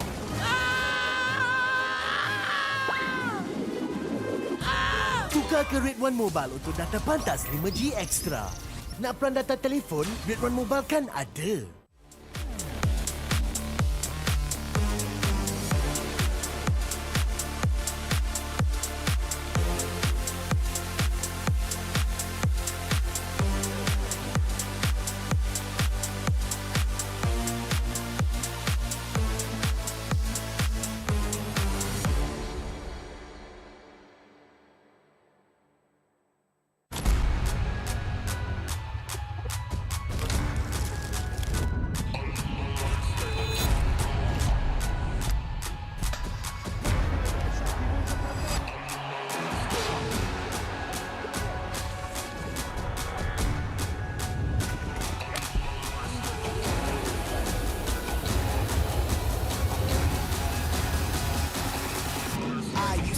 Coin in the waterfall, send a wishing well.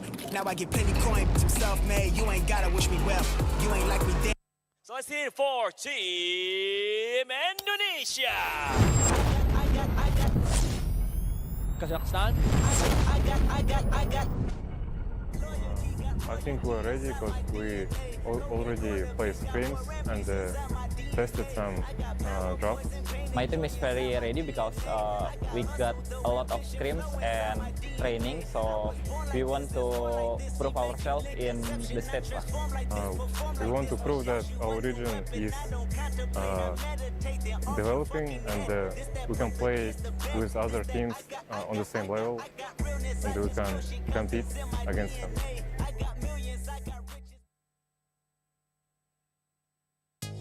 Welcome back, ladies and gentlemen, to WEC25, where all the proud teams from many different countries are here to prove that they are the best. And speaking of which, we're about to see the matchup between Indonesia going up against Kazakhstan. Welcome back. My name is Afel. Alongside with me is Husky. And so far, we watched Malaysia going up against Iran. That was an amazing bout. We got to see what the next matchup has in store for us. Our neighbor next door, Team Indonesia, they have been close rivals with Team Malaysia, and now we've gotten a taste of what the defending champions can do. Expectations are also high for Team Indonesia, but I think we come into this knowing that Kazakhstan, this is not their first time on the WEC stage. They've been here last year as well, finishing 9th to 12th. So that means that there's some experience that they can carry forward, and if Team Iran has shown us anything, is that Kazakhstan can also bring surprises. Oh, Mars! Boji! Assalamualaikum! Oh, it's a good thing they reply. You want to give some... how are you guys? You guys are enjoying the WEC?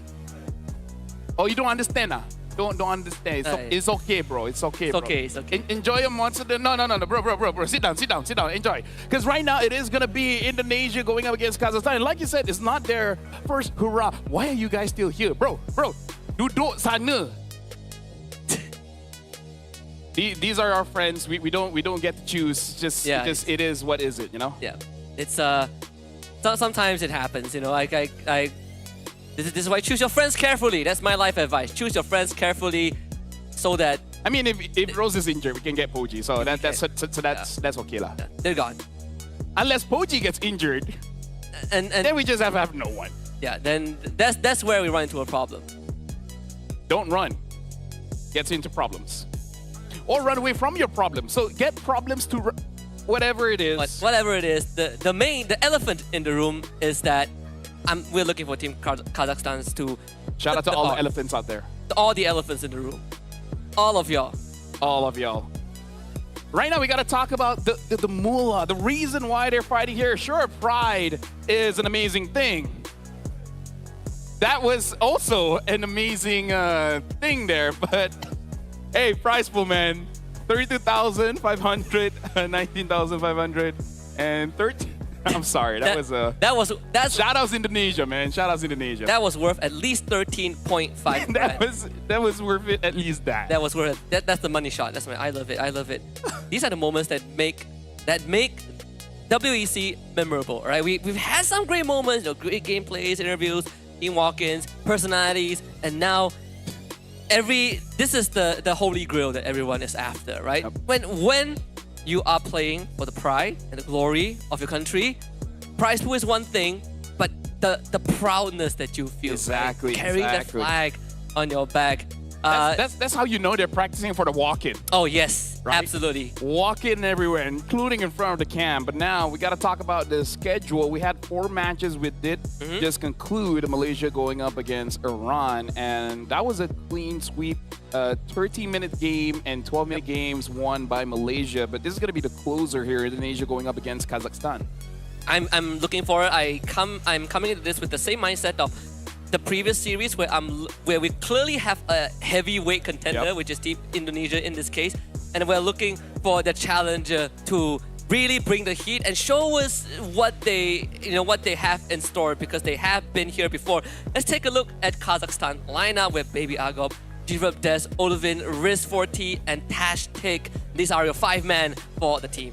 Yeah, and in terms of going up against Indonesia, their lineup, like we did talk about mid trio, but I want to specifically go for the mid laner here, because we saw what Stormy was capable of doing with the Kimi, right? Ensuring a good way to invade the jungle, allowing for, even though you got engaged on, you can turn things around. So I'm looking at Ulvin, whether he is going to be prepared here going up against Indonesia. Speaking of which, we got to talk about their lineup here. We got Aran, Joe, Ezekiel, Kabuki, as well as Witty here. And again, Ezekiel, the Ghost of Jakarta, likes using artillery mages, something with a little bit more range compared to the opponents, even making a name using the Novaria. Not really a staple in the meta right now, but hey, we'll see what he has. Yeah, I mean, some of these players on Team Indonesia have lifted a world trophy before. So there are definitely no pushovers. Of course, Kabuki is also a very seasoned player in their domestic league. This is going to be a tough challenge, but no mountain is too tall to overcome. Yep, we did it wise as well. We got to see what he has in store when it comes to the roam position. But now with that being said, let's introduce the teams going on to the stage. From the heart of Central Asia, the Warriors forged in the vast steppe, a team that rises like the golden sun on the flag they carry. This is Team Kazakhstan!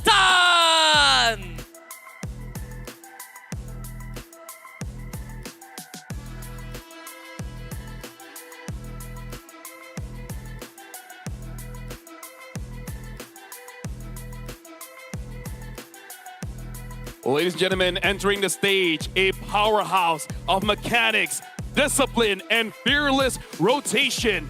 They are the pride of the land of Garuda, the red and white warriors. It's Team Indonesia!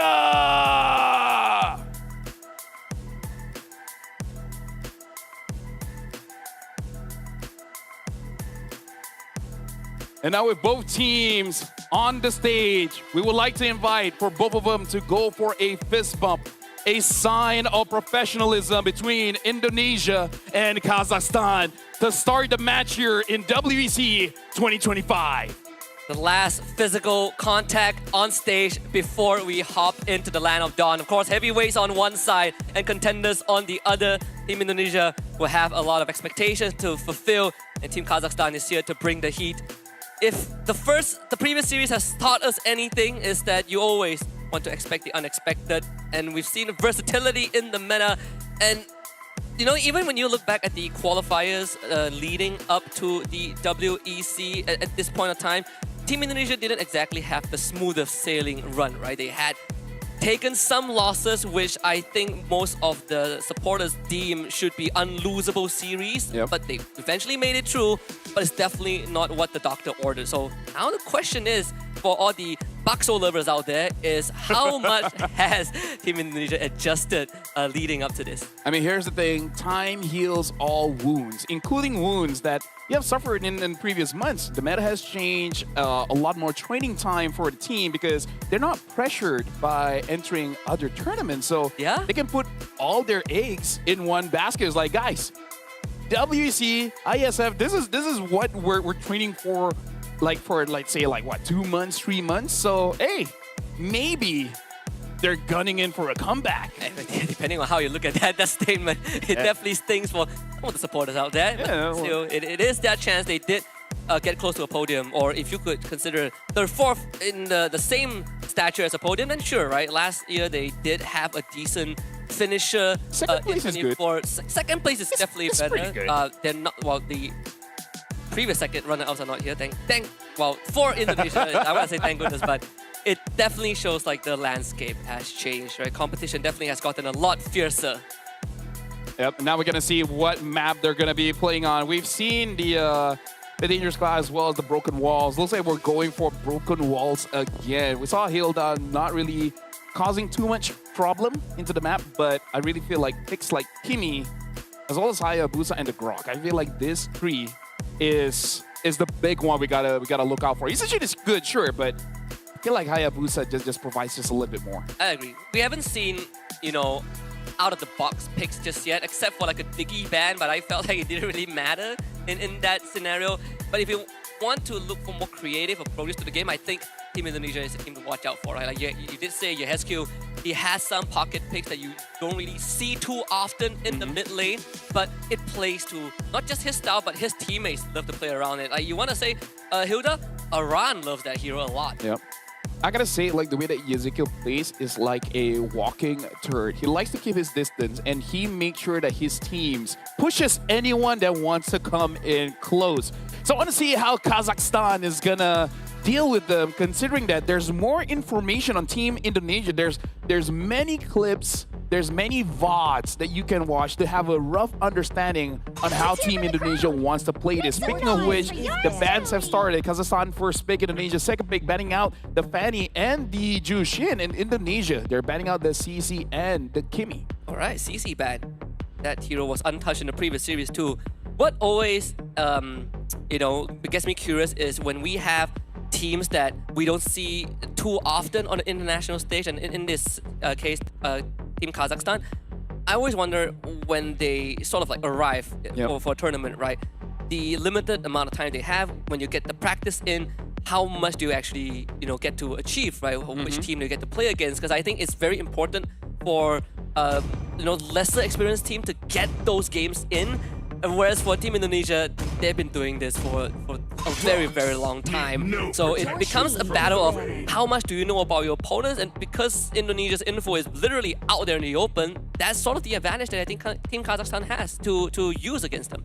One difference when it comes to different regions as well, everyone prioritizes different things. Right over here, we love the Yushin early pick, the Hayabusa as well. Now that the Grok has been banned out and Kazakhstan banning out that Baxia, honestly, there is still a lot of very, very strong openers when it comes to junglers, right? When it comes to mid, I would say Eve is the safest, but still, you kind of want to wait on that just a little bit. Yeah. I mean, Lancelot is open. Last series he was banned in both games. So Lancelot is now a possibility. That's not going to be for Kazakhstan. They decide to go for the YSS, but Indonesia now can go for the Lancelot for Joe if he wants to. But he also, I think, plays pretty mean Hayabusa and Joy. The option is there. But again, you look at majority of the players on Indonesia's side, I wouldn't put it past them if they consider a Fredrin at some point in time. Yeah, considering that the jungler has been picked up by Kazakhstan, they can delay it just a little bit. Maybe have priority over the Roamer or EXP. As we saw early picking it, the Yuzong helped a lot, but looks like Eve again is a very safe opener and is such a Ezekiel hero. Yeah. And then Witty on this Gato Kacha as well. It has been months here, Husky, but these are their signatures. Yeah, some things don't change, right? And I'm glad that they still stick by their guns because, like you said, Eve is a Yehescu thing. Like, you see him, you know that Eve is coming from a mile away because not many teams sort of pick her in the first two picks. Yep. Indonesia is one of them. Gatot, sort of a no-brainer, but I want to see how Kazakhstan is going to deal with this, right? Because you just saw a power pick. Lapu is one, or they can go for what the team in Iran did. The Yuzong is also not too bad of an option. I feel like as long as they have a diver to make sure that Ezekiel doesn't have an amazing time dealing free damage, it looks like they're going to pick up the Hylos first, which in a way with the slows or the anti-slow can deal with the Eve. So it looks like Kazakhstan might want to dive a bit. They're showing up the Granger here, so giving options to Indonesia, whether you want to pick up your jungler here or pick up your gold laner. There's still a lot of junglers on the table, so I feel like if you want a Hive, this is a good time to pick it up. Yeah, I think you can leave jungler for second phase, considering the draft sequence so far. Although I would say that Hylos feels more of a comfort pick, right? Sometimes you go for comfort pick, sometimes you go for the right pick. In this case, I think it's more of a comfort thing. It struggles against the Eve as the game goes on, so something that I think Kazakhstan needs to, be aware of, and hopefully they do, because you hit a certain timing, this Hylos becomes more of a liability when you go up against a Eve who gets, who's eventually going to build into a Wishing Lantern. Yeah. As a Hylos user, it's all fun and games until the Wishing Lantern is there. And I like the Lapu pick into a Yuzong ban because they're really protecting Ezekiel here because, again, he's a walking turret. So making sure that no one really enters his safe spot, his friend zone. His friend zone. Like, no, we're not friends. Don't come in here. That's one of the few cases where So maybe ban Alice as well? That could work, yeah. It's one of the few cases where, you don't keep your enemies closer than your friends. Exactly. That's what they say. The Arlet is also like a shout, I think, which was why you did bring up the potential of picking someone like a Lapu in the second and third for Kazakhstan, which, now you kind of see the effect of not having it. The XP lane might suffer a little bit for Kazakhstan. In my dream. Lunox ban, okay. But that kind of means that down the line, they might go for a jungler fourth pick and then consider whether they want something like a Uranus or Esmeralda. Because in terms of jungler options, they're banning out the tank jungles here. Husky. Okay, now they ban out the Hayabusa. Lancelot is still there. If they pick up a Lancelot, there is a good chance they can just pick up Esme, Uranus, and just make it into a problem for Kazakhstan, and that's what they're doing. Exactly. I think if the Fredrin wasn't banned out, maybe Fredrin would have been in the equation too. So you're sort of just, by process of elimination, this Lancelot comes through, so we get the classic matchup. My biggest worry right now is that XP lane is a very hard role to fill. Right? You get the Valentina, sure, you know, you steal the RWM, there's the AOG as well if you need, but that XP lane has so much burden on him. Right? If you find someone that is tanky, the Yi becomes a problem. You find you want someone that can dive. There's Esmeralda, sure, but again, Yi is a problem. Yeah. So now with Esmeralda being there, maybe Harvey got to be careful a little bit, same as Uranus. But I feel like it could be a good testing ground to see whether you will get punished or not if you pick up something like a Harv into an Esmeralda. I mean, like, they're not interacting in lane, so it's not that big of a deal, but it is something you gotta think about it. Kabuki, what if Kabuki just plays his Claude in the Granger? And if you want to go super... I feel like it's okay in this lineup because I don't think a Claude will get punished that much. This is like an Esma into Lapu, right? So it's sort of like, it's a matchup that pre-War X, the Lapu is going to, you know, have a slightly harder time, but afterwards it's not. Caught it. Yep. That's a Kabuki Claude. Hey, that's why we got picked, right? That's why we're doing this job. That's why we're doing this job. And so far, I would say it's a pretty good lineup coming in from both teams. It's just that Kazakhstan, I do have to say, they have a little bit more pressure because using a Valentina, you do not want to lose early. Valentina, you got to play with a little bit of ego where you have a level advantage over your opponents and make sure that they don't move around the map. Because if you, honestly, even if you're even, Husky, as a Valentina, it does feel like you're just the fifth member of the team. Just like, if you're there, you're there. If you're not, it's whatever. I think the advantage you have as a Valentina is that you will get a hit in XP, right? If you get favorable trades, you get some help from your Roma, you will definitely get that slight edge. The challenge that they have to deal with is you are a Valentina Gatot, a Valentina Hylos into a Yves Gatot. Which can punish you. So I don't think they get lane priority, sadly. The Hylos is sort of like your signal booster for your ego, right? It emboldens you to walk up, but into Yves Gatot is such a tough thing to do.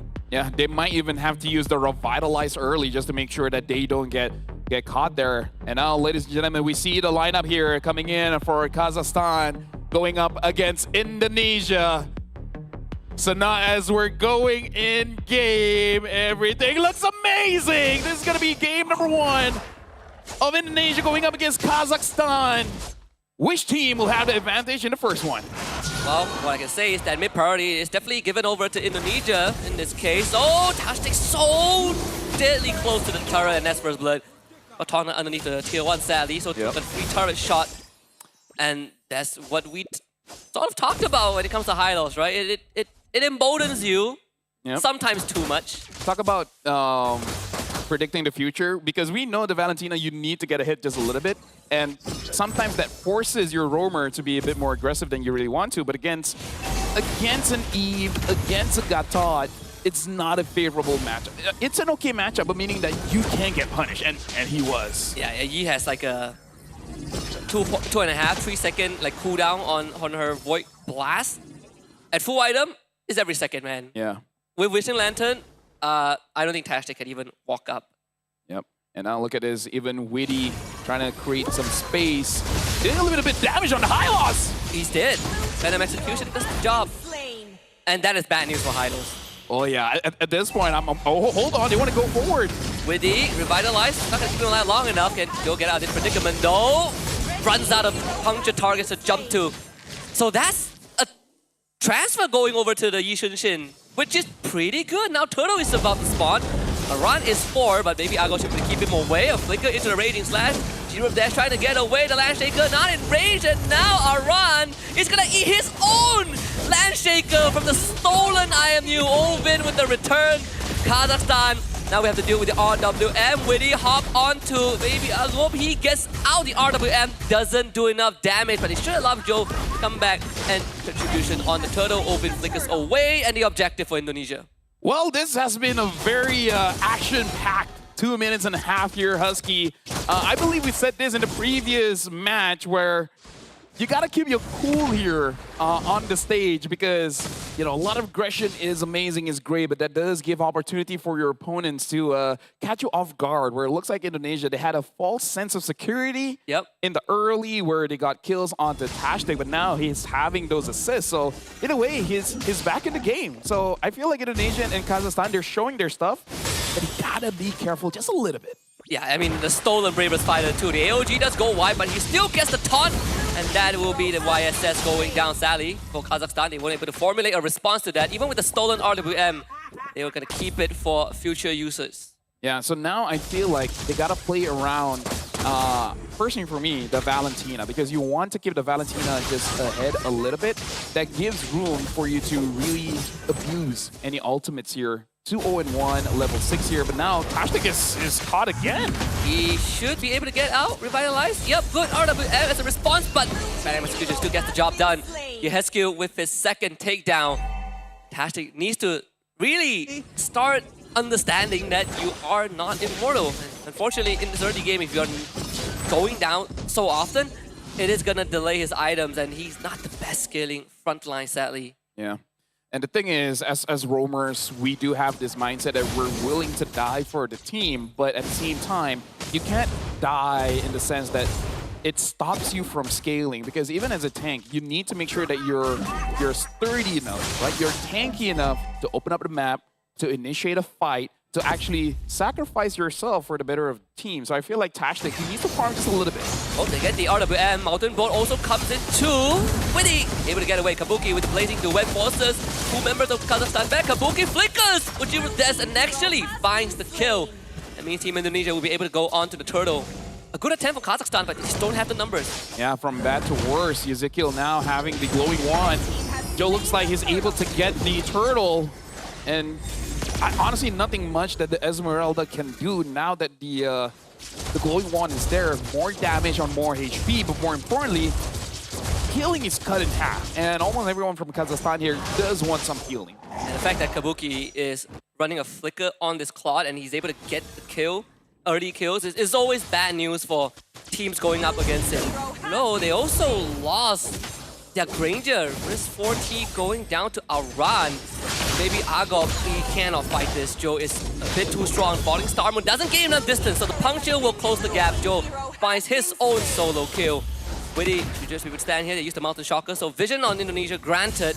Ujiro Des can't get the follow-up onto Joe, he's 2 levels behind.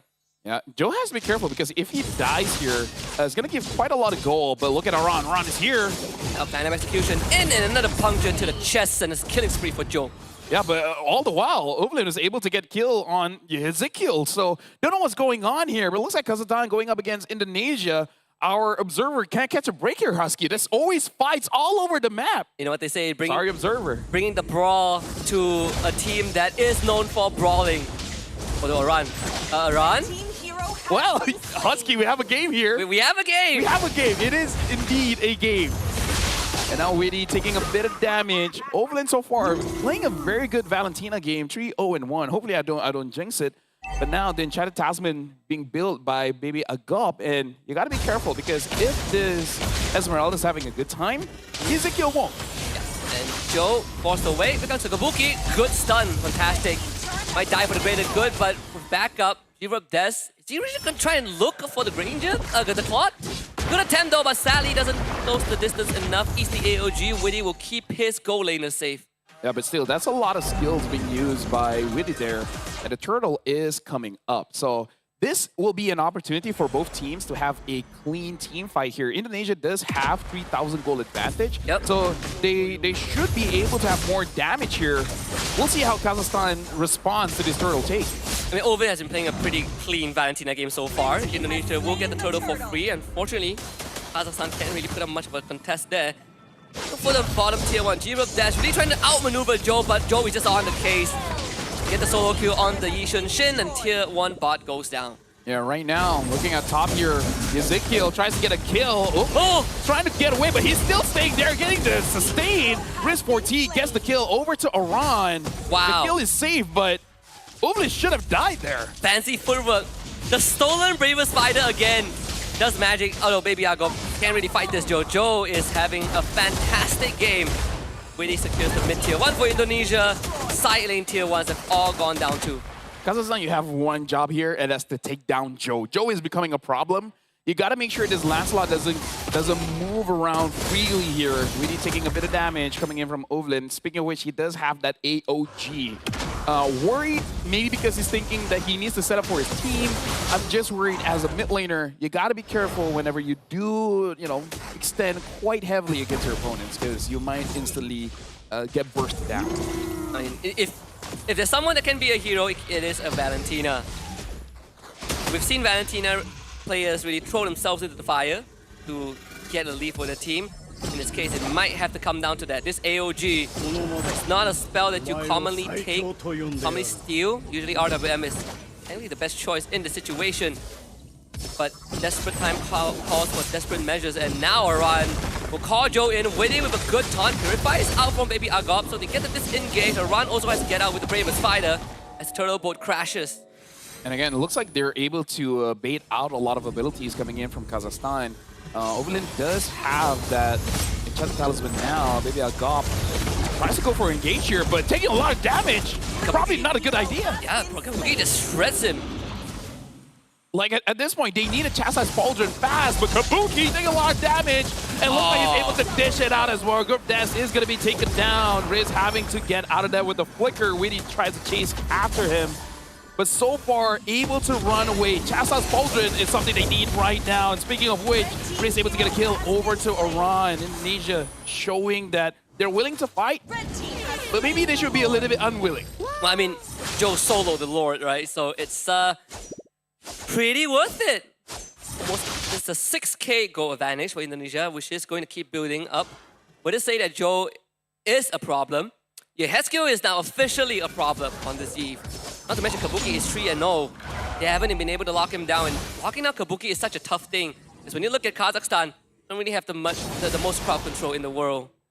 I'm just worried just a little bit here, Husky. First pick Isin Shin having 1-5-1 KDA score. This is not a good showing. Maybe they're a bit nervous going up against Indonesia. Again, a powerhouse in the Land of Dawn, but they gotta, I don't know, if 7,000 goalie is gonna be very difficult for them to defend, but they just gotta do it. Yeah, and survive this first Lord first. Usually, Lord number 1 is not the game ender. Or the stolen RWM that could come in handy later on. They use the mouse and shocker, so vision is granted. Lord finds the crash. All holy defenses mid and top goes down. The bottom lane also pushes in. Indonesia not able to crack open the base just yet. But looking for Kazakhstan to respond. A 9k disadvantage, falling star moon, turtle board, RWM, everything for the kick just being thrown in Indonesia. But they just do not have the damage. They were too far behind. Joey starting on them. Another Thorn Rose and a couple of punches to the face. Finally he falls, but they find 4. I don't know if that's worth it. You gave over a shutdown over to Open, but hey, if Kabuki can end it here, then that's good because they go on to the Hylos. Hylos taking way too much damage and is taken down. And looks like Indonesia, they're trying to end it here. But the minion looks like it's not going to end it too soon. But it's ending now. There it is. Game 1 for Indonesia. 11 minutes and 10 seconds in. Very quick and decisive. And this one was a lot more straightforward, right? Yeah. Sort of what went wrong for Kazakhstan. Sadly, the jungle, between the junglers, Joe was a cut above in game 1. Yeah, and unfortunately, it looks like the game time has been cut down every single game. Yeah. We started with 13, and then 12, and then now 11. Yep.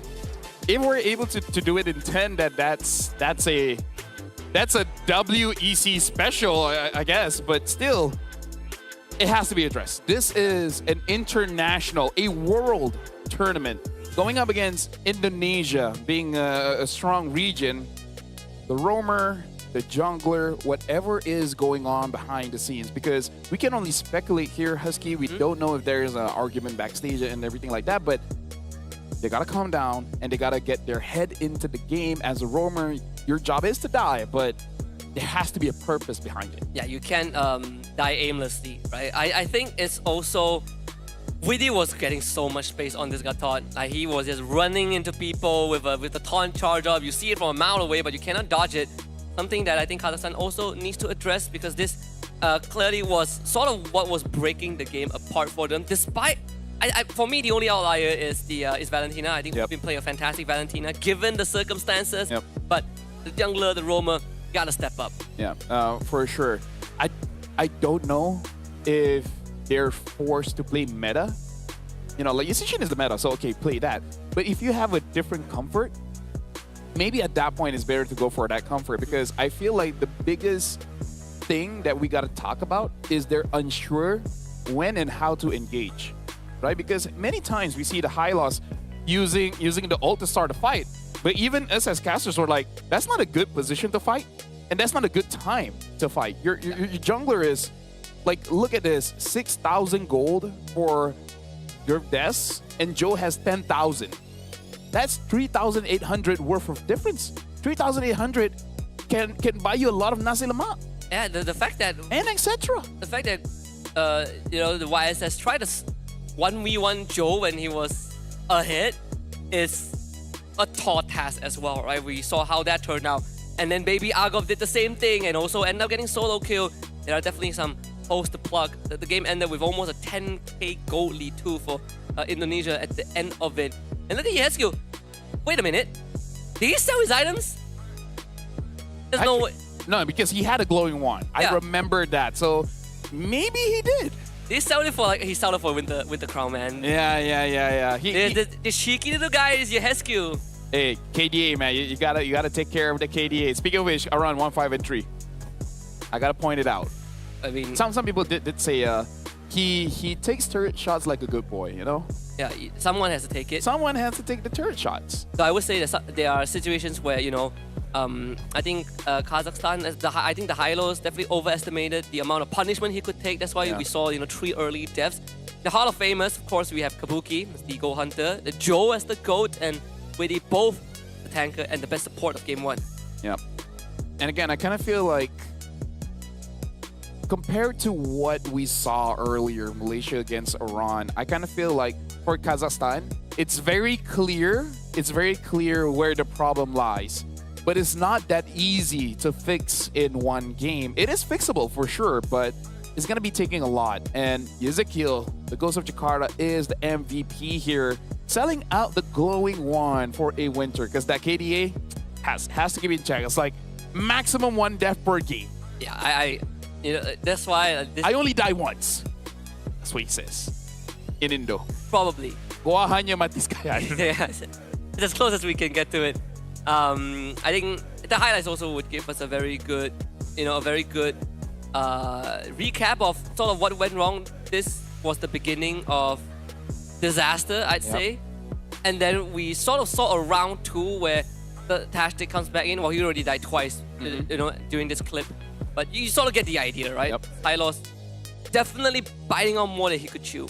Something that my experience as a roamer trading in the mid is that if you're chasing after a Hylos or a Gatot, until you see the Revitalize, you don't go all in. Yeah. Because all the while in that level 1, he went forward thinking he would get a kill. But the thing is, we didn't even use the Revitalize. So meaning to say, there was no way, there is 0 chance for him to get a kill and get away with it, unless Weedy is like, I don't feel like pressing Revitalize. So that was such an avoidable mistake. That should not have happened.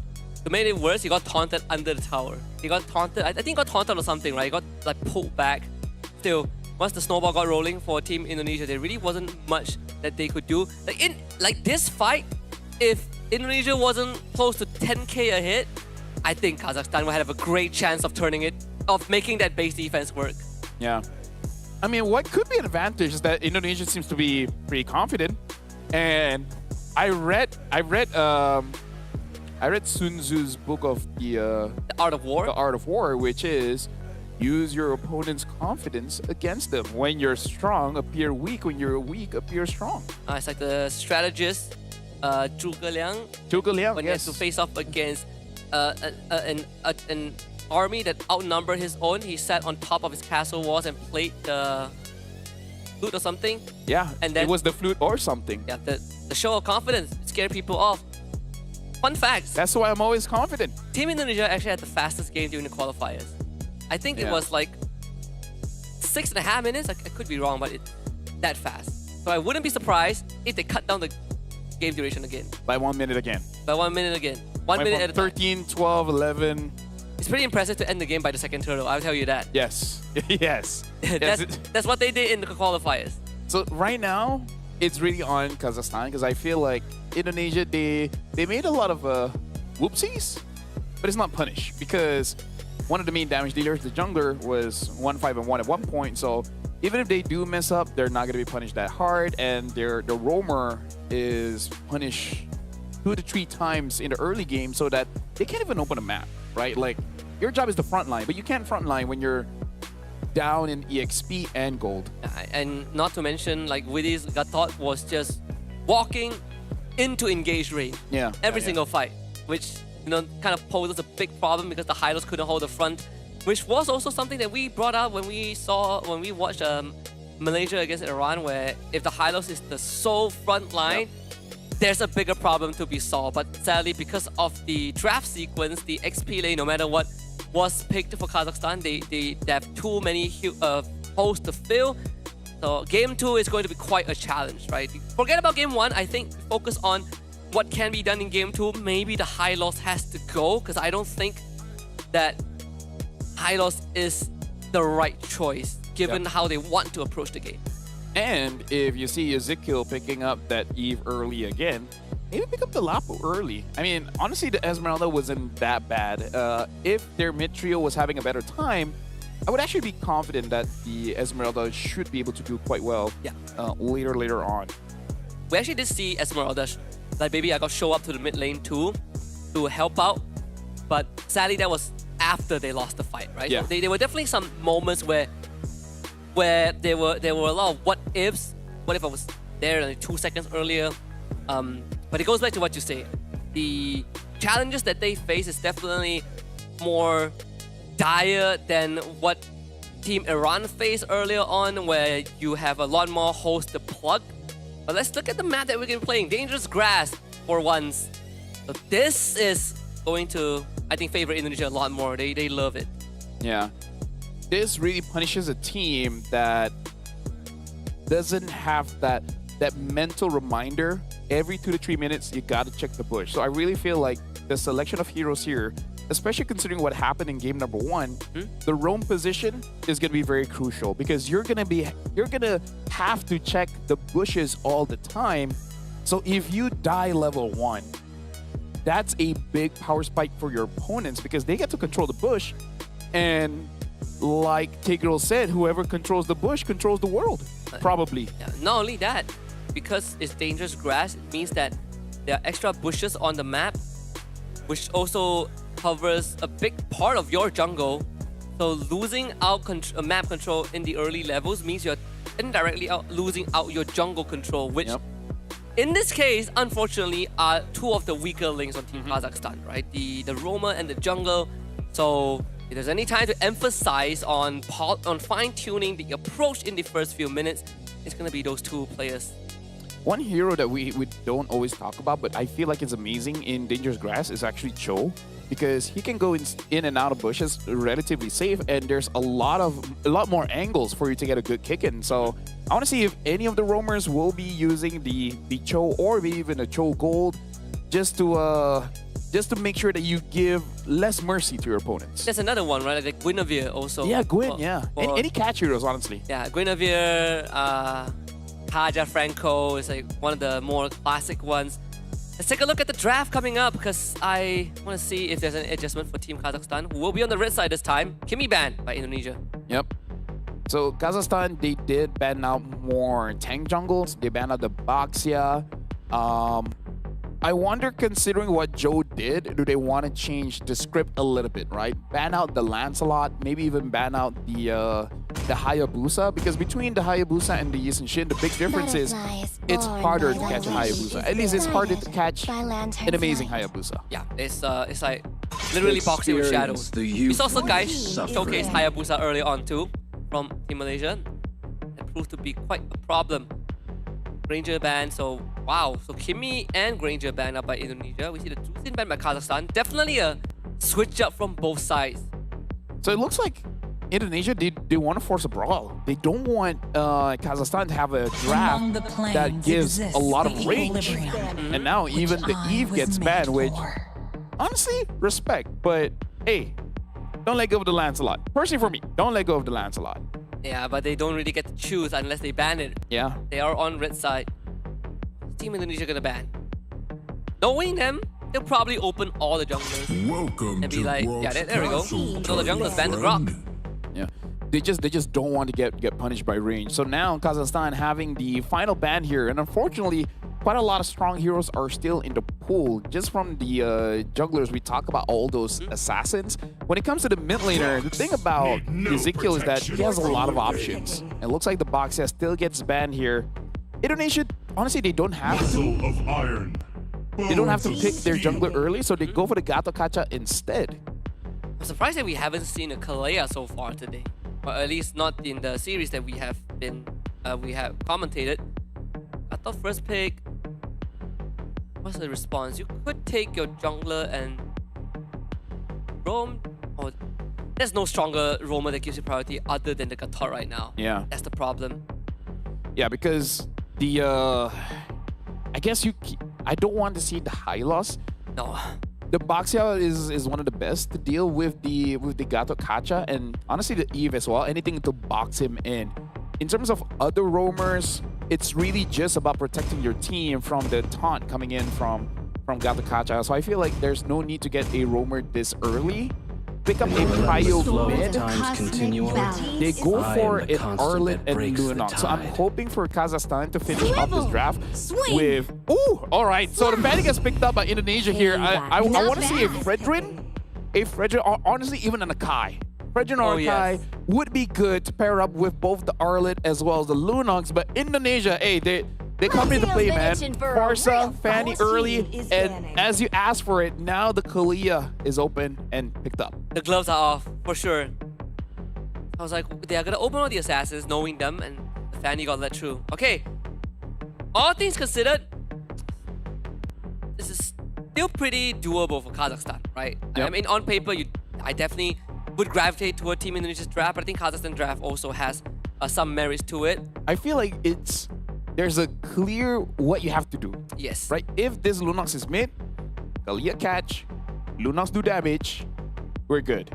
But it's also, I feel like it's also slightly more mechanically demanding. True. Right, compared to Indonesia. If you put Fanny aside, right? Like Fanny is in a league of her own, but everyone else definitely not as mechanically intensive. If you want to get engaged off with the Arlet, that flicker, that snap engage is the most important thing. The Fredrin ban from Indonesia, I like that. I want to see if they want to ban out the Akai as well, because there are other options when it comes to, you know, tankier heroes in the jungle. Could be fighter, something like an Alpha, X-Borg, etc. Martis, if we really want to talk about that. Yeah. Export is one. I mean, Export is also one, but probably not against this comp.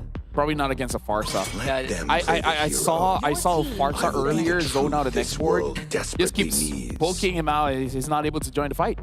Yeah, it feels bad being an X-Borg. The thing is, X-Borg is a hero where even if you build resistance on him, it doesn't exactly feel the best because your health bar is split into a Farraga armor and your actual health bar.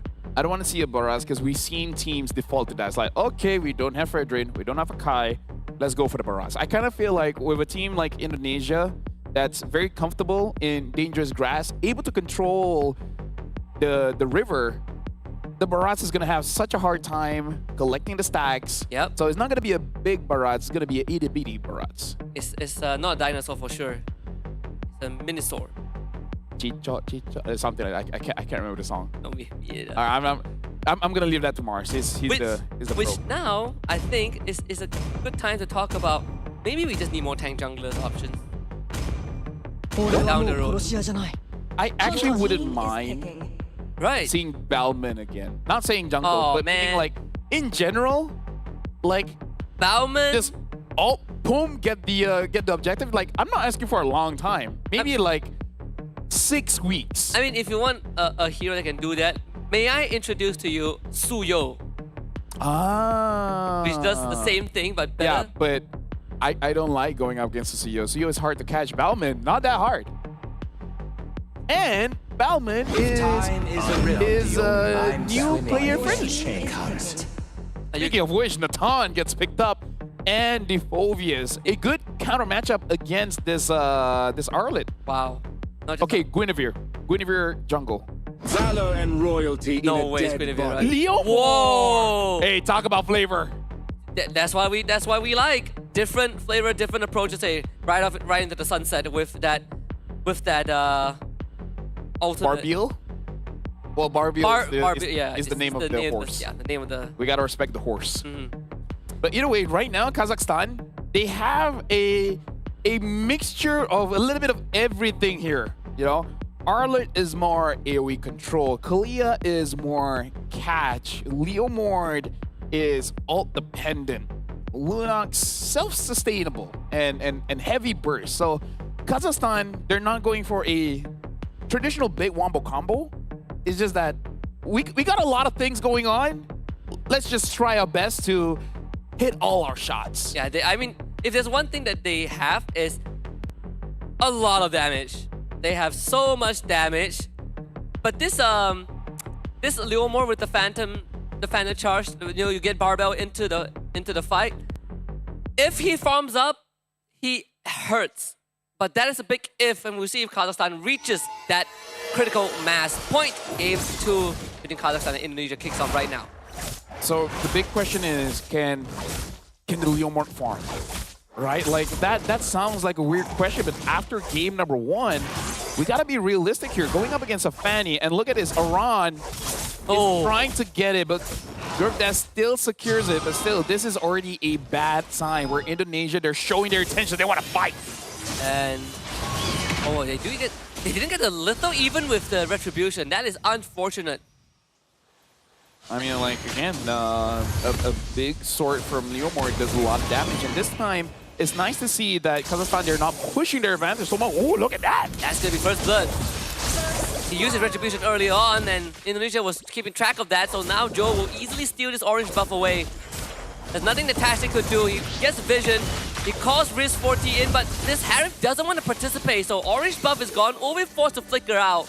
As disaster has already started happening for Kazakhstan, a minute and a half in. Like it or not, this Leomord requires a bit of time. It requires some items, because what you want to do is get opponents low enough and then you execute them one by one. But you can't execute them if you can't, you know, push them low enough. So Kazakhstan, they got to figure out how to slow down the game just a little bit. Allow the laning phase to extend and don't let go of a lot of turrets. I feel like you're allowed to let go some turtle. Considering that you're going up against a Fanny, they might not even rush that. And you might even be able to punish that. But how about let's all get level 4 first and then talk about fighting the Fanny. Not only that, they actually have the means to bring people down for the critical hits to come through, but it's just that they need to execute it. And Open gets executed in the middle lane. He's not hitting 4 anytime soon. First turtle in control by Indonesia. Iran having no issue at all against Baby Argo. In fact, to jump onto him with the Infernal Pursuit. Baby Argo with the final slash, but Iran should be safe. Hughes back up, gets the passive into a face bump knock. Baby Argo just couldn't win this trade as the turtle goes over to Indonesia. Yeah, the sustain is a little bit too much, but now Weedy looks like it is going to be safe with the AOG. Hero landing back into the mid turret. And now looks like another force-out 1v1. Looks like all laners, they want to push each other to the limit. They should do Kabuki in that 1v1 against Risk 42. Tastic's close to level 4. The Tsunami Slam is now online, but they don't have the damage profile to do it, and Tastic gets a chance to even use that. Killing spree for Joe.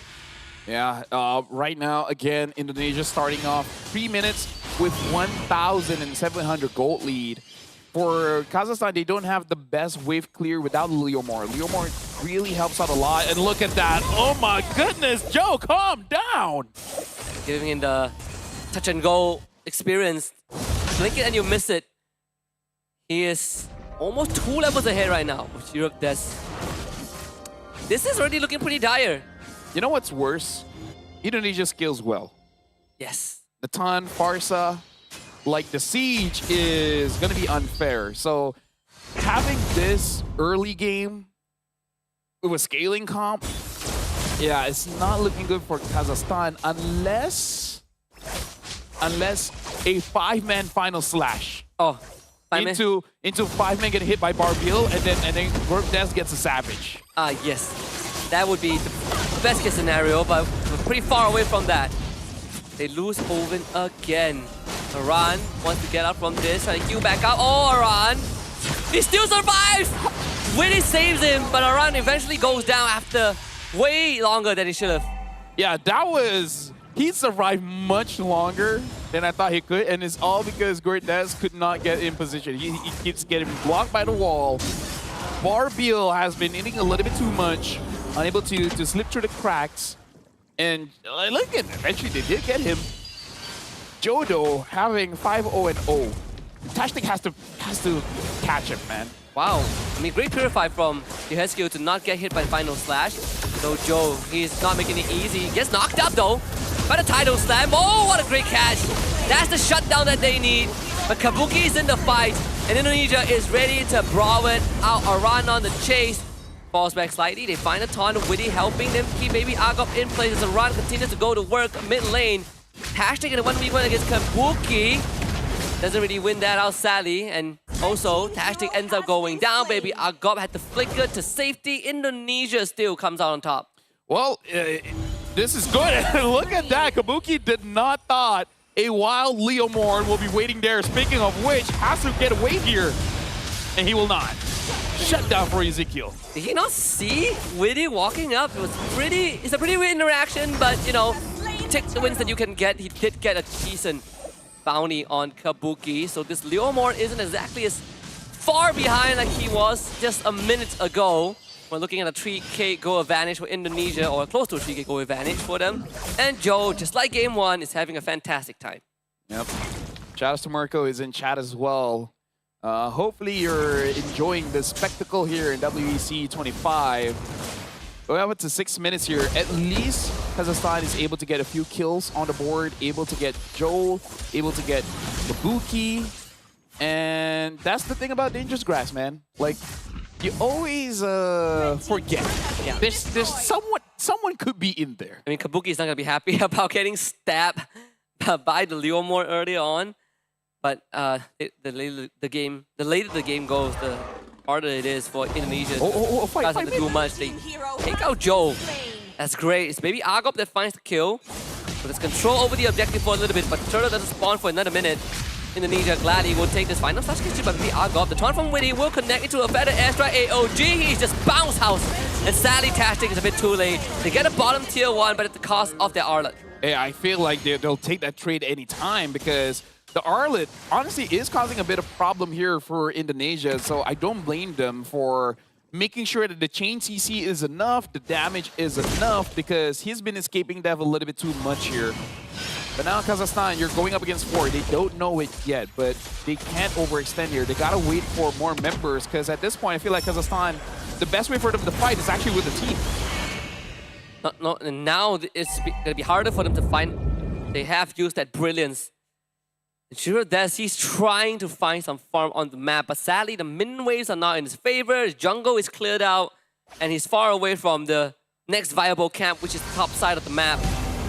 Maybe Tashtik can be the one that sets things up. He has to be the one that sets things up. Maybe expect a flicker at some point.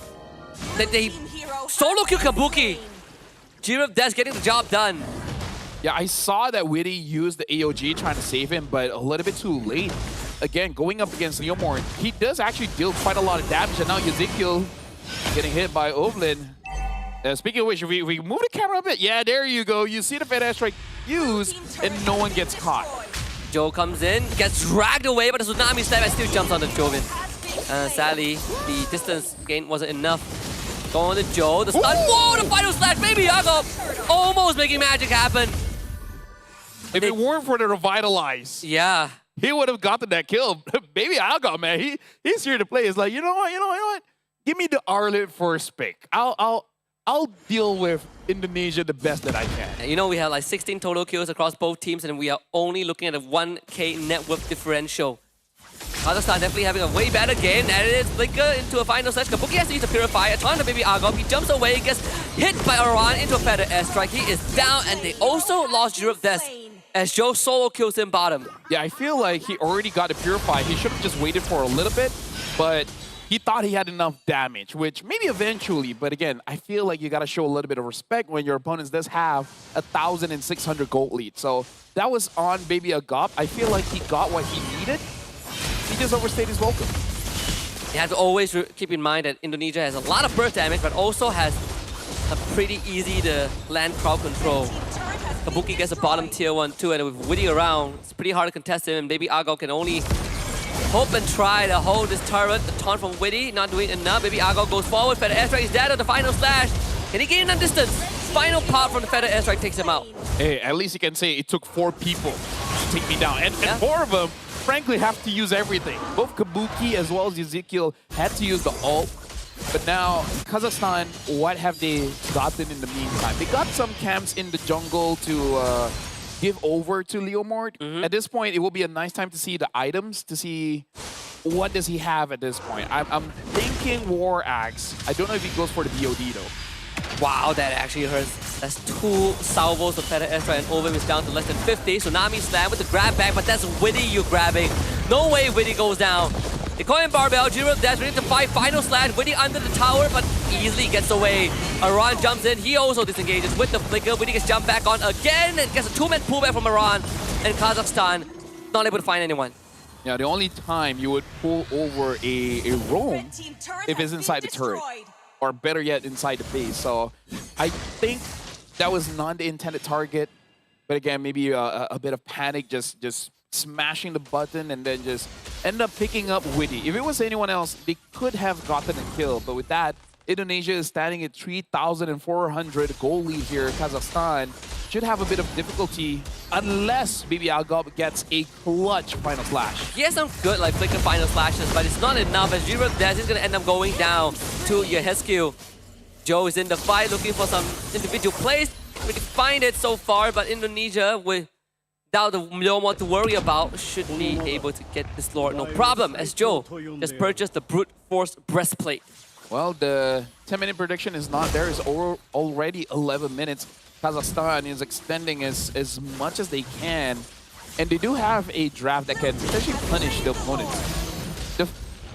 Whenever Kazakhstan kills Kabuki, that's their window. Yeah. That's when they can confidently say, let's go all in and hope we win this team fight. Once Kabuki is out, there is still a lot of damage coming in from Indonesia, but is more manageable than an Atan. And the Feather Airstrike, that's 1 salvo, and Ovin loses 40% of his health. It's gonna get harder from this point onwards, and Kazakhstan knows it. 4.5k goal advantage for Indonesia. Lord spawns bottom. Kazakhstan don't really have the best team comp to wave clear. Yeah, I mean, like, again, they can fight, but they gotta use a lot of abilities, like maybe even the Hive has to use the Zaman Force just to clear the minions. The good thing is that it's 11-minute Lord, so it's not the toughest.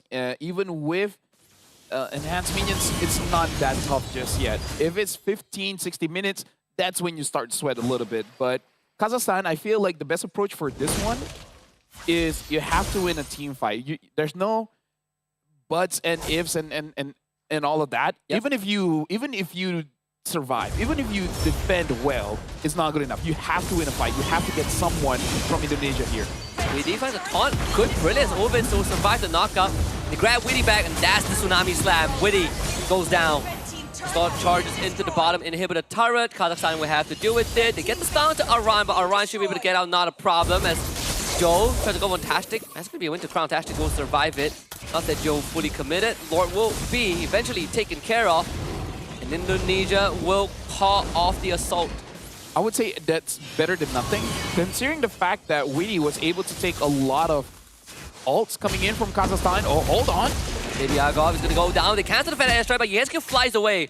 Aran tries to go for chase, and Kabuki will finish the job, and now Aran's going to be in the front line. Zaman Force is out as they blow up Kabuki.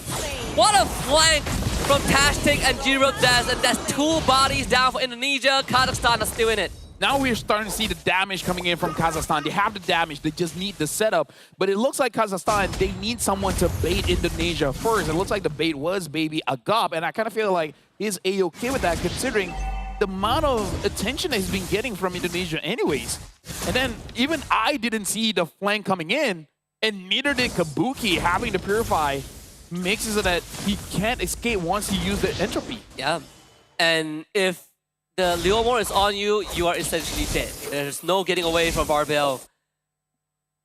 Well, they've been able to cut the gold deficit down to less than 3,000. I think that's... I mean, the fact that Riz already has the Holy Crystal, I feel like they're in an okay spot. Like, they have enough items where if a good setup happens, they can get a kill. Speaking of which, Gerdes does get the BOD at this point. At 14 minutes in, the burst damage is going to be much more. So we said it as a joke, but this time, Baby Agop, if he gets even 3 people in a final slash, I feel like one step of Barbil can get a kill. Oh, they found a jungler. That is the most prized target. Even that down, there's going to be a free Lord. So I would say it's pretty weird that he was hiding in that bush. That was a roamer positioning. That was not a jungler positioning. He thought that Kabuki was going to walk up again. Yeah, it's like, what would... Guys, I caught him once. Just trust. There's Lord number 2 for Indonesia. And whatever control that Kazakhstan has gotten early on, or at least wrestled back, now completely handed back over to Indonesia. Feather Astra used doesn't connect onto anyone, only pops the Athena shield for Baby Agop. It's all about the structures. Kazakhstan has a lot in store for them to deal with. I mean, they force Indonesia to use the ults, but with how the Lord is moving, they're gonna be having the ults again for the push later on.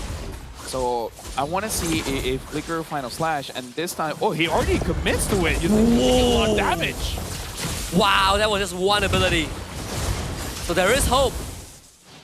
As long as the cooldowns are off, there is hope that the damage is going to overwhelm Indonesia.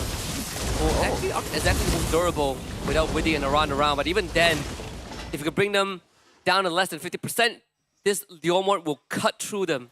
Speaking of which, the Leomord is actually clearing the waves quite well. Ah, he's doing so much damage.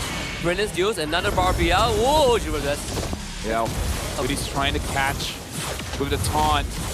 Indonesia, are they going for this? Looks like no, they're just going to wait for the ult to go down. But at 60 minutes, he's going to have that ult in roughly 15 more seconds. So this is actually dangerous for Indonesia here. I mean, 2 successful defenses for Kazakhstan already. Of course, the margins of error still pretty minute. What? That entropy looked dangerous. Because Kabuki didn't take it, thankfully, because that would have been his death. Kazakhstan can't really walk out of the base, but at least they have a composition that can punish Indonesia if they overstep. Yeah, I mean, like, here's the thing. One step from Leomord, right? Like, one momentum getting hit by that, whether he's on Barbil or not, apparently deals like a whole ton of damage and is really carrying Kazakhstan here, where it's creating doubt for Indonesia. Yeah. Because even Kabuki, I think he wants to entropy in and then blow someone up. But it's like, what if I get stepped on by Leomord? Yeah, if you don't like take out the Leomord from the fight and he gets an opening in, it destroys your health bar. And that includes Joe too. Right? He might be slippery, but if you get rammed by Barbu, you still sort of kind of get destroyed instantly. 50 seconds until the 3rd Lord. This is the longest game so far, at least for the open division. So Indonesia still have the lead, but it's not as big as... It's not comfortable. Yeah, it's not something comfortable like game 1, right? This is definitely a comeback-able game. Look at this. They are just waiting in the bush, and they found Kalia. Small price to pay. Imakari is going to be expended, though. That's something that will sting a little bit for Kazakhstan, but better the Kalia than anyone else. But look at this. Gerdes. Again, the positioning is very dangerous, but maybe they don't know. It's cooking. They don't know. Shh. Can we get something? Oh, Kabuki! Oh, Kabuki! Oh, Kabuki is gone! And even forcing out a flicker from Iran, I was worried a little bit because it looks like he was going to miss Barbil. They even caught Witty. 2 Witties down for 35 seconds. This is Kazakhstan's best chance at making that comeback happen. The only thing standing in their way is a potential steal from Joe, but he's not even going to try. Kazakhstan gets the third Lord. of this game. Who would have thought that the Leomord, this pocket pick, this Kazakhstan hero, is giving them this opportunity to take a game off of Indonesia? I mean, like, we had clean sweeps the entire day here, Husky. Oh, it would be quite the record if this is what it takes. If this is what it takes to take down Indonesia, I'm all for it. Or at least this new game. meta. In new meta. The Golden Steed, they call it. Like the Rising Sun. We did say that you can't ride Barbie into the sunset. And this could be it, this third lord. Let's see how much damage they can do, right? It's not enhanced yet, sadly. It's not evolved yet. So, definitely not the final form of the lord. But just look at the state of the map. Kazakhstan are now standing out into the open. They are now commanding respect from Indonesia. These bushes are no longer safe. If Kazakhstan is able to force out a few abilities coming in from Indonesia, and look at this, even a potion being bought by Gurvdes. Usually in this point, we see junglers saving gold for a change of Winter Crown. Yep. It is like, you know what? Damage. Damage, bro. You can never have too much damage. You can never have too much damage. All right, let's see. They get this lord to crash. Witty's gonna hold it. Maybe Agop. It's stun off, sadly, so this lord will not get the crash. Top inhibitor. But the airstrike expanded very early on Indonesia with a successful base defense. But hey, at least they get the second tier turret for both mid, and it looks like they're gonna get bot as well. And Joe, we can see that now he's aware that if he goes in, there's a lot of bursts, right? Yep. Bursts coming in from Open, Gurvdes, and honestly, maybe Agop, even if he doesn't kill him, all the chase, all the stuns, is gonna give enough opportunity for the team to eventually do something about it. Speaking of dangerous grass, talk about dangerous grass. They're just standing in positions that you normally shouldn't be allowed to stand in. And it has paid off. Immortality just got bought as well. I would assume he sold his boots for that. Now the tough question for Indonesia arises, right? You have two heroes on Kazakhstan side that can literally one-shot you, right? Lunox and the Leomord. Speaking of which, Tastic will be able to flicker the safety. There's no more Feather Airstrike, no Entropy, no AOG. Kazakhstan forcing out some key abilities from Indonesia at the cost of a Tsunami Slam. And now Lord number 4 is on the map, and Kazakhstan are looking good. Yep. So now the Lord is up for grabs, 21 minutes in. This is going to be a tough Lord. Looking at the bottom wave, Kazakhstan has to manage that well to make sure that there's no shenanigans coming in from Indonesia, because a backdoor is possible. So look at this, already crawling in bar build just to push them away, but that's gonna go down soon. Indonesia's just waiting it out. Yeah, no bar build means you gotta reset the Lord, but they might not get the chance if they lost Gurvdes. Tactic goes in, but he's also slow on the trigger. He might go down, Aran, Darkwave flicker forward. Purifying does get used by Riz, but this Aran is so hard to take down. Gurvdes needs some help from his teammate, and maybe Riz will come through. Witty ends up going down, but Kabuki has the entropy. Gurvdes, Immortality comes out, Riz ends up falling. Gurvdes could not survive. Kabuki saves the ship, and Indonesia will be the one that claims this victory as the Heskill clears out the bottom wave. All members of Team Kazakhstan eliminated from the fight, and Indonesia, after a 22.5-minute slugfest, will take this best of 3 in a 2-0 fashion. Congratulations to Indonesia for closing things out 2-0. But that was a close one. Kazakhstan could have won the game, but again, the wrong calls were made around the Lord, where I feel like they should have understood how they were supposed to play with it. But again, like, blunders, man. Using the Leomord ult. Yep. And then allowing your Arlet to get caught. And then the Kalia was slow to catch someone out. Like, it's just a series of unfortunate events for Kazakhstan. Yeah, I think in that moment is more of the experience showing through, right? But hey, I mean, Kazakhstan gave us a pretty good game too. After the game 1 that they got dominated, that Leomord was a special flavor. Let's have Rose talk to Team Indonesia about that 2-0 win.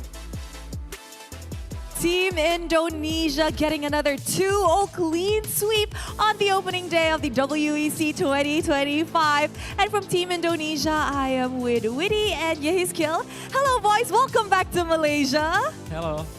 How are you?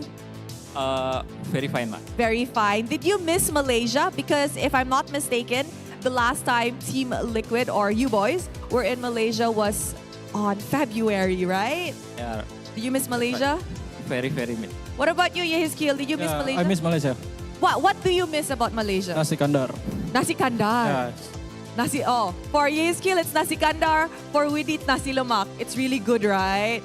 Now, let's talk about the game a little bit. In game 1, you guys looked incredibly dominating. It's like 11 minutes, no?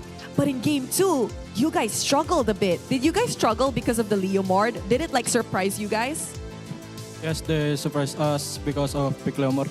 Yes. Now, the Leo Mord, do you think it's a viable hero in this patch? Or is the Team Kazakhstan just really good at playing Leo Mord? Yes, Leomor is very playable. Very good. Do you think that we will see it from the side of Team Indonesia soon? Yeah, of course. Wow! You know what? I have a question. This might be a little bit personal, it might be touching, but coming to this competition, I realized that there was a lot of doubters with regards to the lineup. A lot of people were saying, oh, you guys can't make it and all that kind of stuff, which I know is very sad to see. So what is your goal? What is your mission to achieve this WEC? Our mission just play our best and then result will come as the God says. Wow, the results will do the talking. I really like that. You know what? Congratulations on a well-deserved victory today. Is there anything you want to say to the Indonesians and all the fans that are watching back home? Keep supporting us. Thank you very much, boys. Congratulations once again. And with that, that is it from Rose for today. However, we're going to throw it back to the casters to break down what happened today. Thank you very much, Rose, and congrats to Indonesia. Apparently, Eterna hit glory, so... Congratulations to Eterna. Now you're a caster. You're officially one of us. You gotta hit 50 first. Yep. 50. So we need to talk to a few guys on the roster. Yeah, we had talked to a few of our colleagues. We've been working together for quite a while. At least mythic, yeah. At least. Yeah. It's a low bar to clear. 50, right? 50. Bro, like... Okay, we say 50. I'm talking about Zan. We aren't even 50 yet. It's because, you know, we're busy trying to get them to climb. Exactly. But speaking of which, that Leo Mort though, like I want to see more of that because I feel like it's an idea that hasn't been fully flourished just yet. And I feel like all the other teams, men and women, they're looking at it like, now hold on a bit. It's workable. Howdy, partner. It's not the first time we've seen Leomort jungle work out. We have seen it before. It's a very rare occurrence. But a shout out to Zayed, who did play the Leomort jungle before. I definitely felt like there were some risks taken, and it also came at the the scenario where Indonesia aren't aware of the possibility because you don't play against a Leomort jungle that often, so you wouldn't expect he was standing in where a roamer usually does, and then you get two-shotted. But still, great idea from Kazakhstan. Didn't work out, but it opened up more possibilities. But I feel like this also asks questions about the state of the Indonesian team because they are strong for sure, but we're seeing signs of weakness here and there. So moving forward, hopefully we see some improvement throughout this competition because in my experience, most international tournaments, they have their own pocket meta where day 1, standard. Day 2, start to see something a bit new, a bit fresh. And when you get to the playoffs, it's a WEC 25 meta at that point. Yeah, I think right now for Indonesia, obviously this game felt a bit dragged out, right? Like it felt it could have ended earlier. In the grand scheme of things, when things go their way, we saw how clean it was, and that's for the rest of the contenders in Group C, they could use this as a reference point for the remaining matches because we have so many. We have like 4 groups, so many matches are happening at the same time. I think for the benefits of the rest of the teams in Group C, they could take this as a case study. Hall of Famers though, Go Hunter is of course Kabuki, Witty again, the tanker and the best support, and your Heskil will be the GOAT of this game. Yeah, I gotta say Ezekiel has been the centerpiece of the team, which again, as a mid you are, but he's doing quite well in terms of zoning the opponents out, opening map, giving vision, but ultimately dealing the damage. So I'm really looking forward to see how Team Indonesia will perform against a team that has a very sturdy EXP laner. Because the thing about mid, you're only as good until you meet a scary EXP. Yeah. I would even say more scared of EXP than the jungler most of the time. I agree. I think that the mid laner is such a delicate, fragile role to play, right? A lot of things to kind of take care of. But your Heskil, you know, you can always trust him in that mid lane. He has influence, of course, influence of the side lane, but also influence of these team fights with his artillery, with Feather Airstrike. A lot of times, it doesn't have to necessarily result in a kill as long as you are chipping away at health bars, as long as you're hitting multiple targets and you're keeping them from engaging. That's good enough as a Farsa. Yep. Ezekiel is absolutely amazing, but now we got to look at the highlights to see what really happened in the game. And honestly, there's a lot happening in the game. Where the early game, Indonesia did well, but we do have to shout out how Kazakhstan understands and basically stops feeding. You know, don't give over easy kills, don't give easy objectives to Indonesia. Make them fight for it. Yeah, you make them earn their keep. Exactly. Although I say that the start of this clip was quite funny as well, where Ovin tried to 1v1 Joe. He goes into the Darkening and Joe just deletes him. And the Fanny got incredibly ahead, right? I think that was also a big factor of why Indonesia was able to get away with a lot of these you know, sub 15-minute skirmishes, because you have a Fanny that is so fat. And then we see this flank that blew Kabuki up, and then we realize that this Leomord is a problem, and he did become a problem. But sadly, this was where it all ended, where they just got caught lacking and Indonesia pounced. And it's a weird time to fight because your main damage dealer just uses best abilities. Yeah. So there's nothing left. At that point, you got cut your losses, right? Okay, he's done. Let's wait for Indonesia to overextend and then we'll fight back. Because the thing about a Leomord is that it's a glass cannon. You're a cannon for sure. Yeah. But especially because you're so close, you're basically a melee marksman. You're a melee Natan. Yeah. You're sending yourself straight into the enemy and you hope that they blow up before you do. Yeah. That's sort of what Leomord's job is. And that's why he... I don't die because I kill you first. Exactly. That's Leomord. That's a glass cannon. Exactly. He's Leomord. I feel like glass cannon should be used to describe ranged heroes. If you're melee, you should be a glass battering ram or something. I'll figure out the specifics. What? You know what? Been a great day. End it here. Thank you everyone from all across the world watching WEC25. It has been an amazing day. Thank you very much, Husky, except for the last line. My name is Vel. This is Husky. We'll catch you guys tomorrow for more WEC25 action. See you guys tomorrow. 3,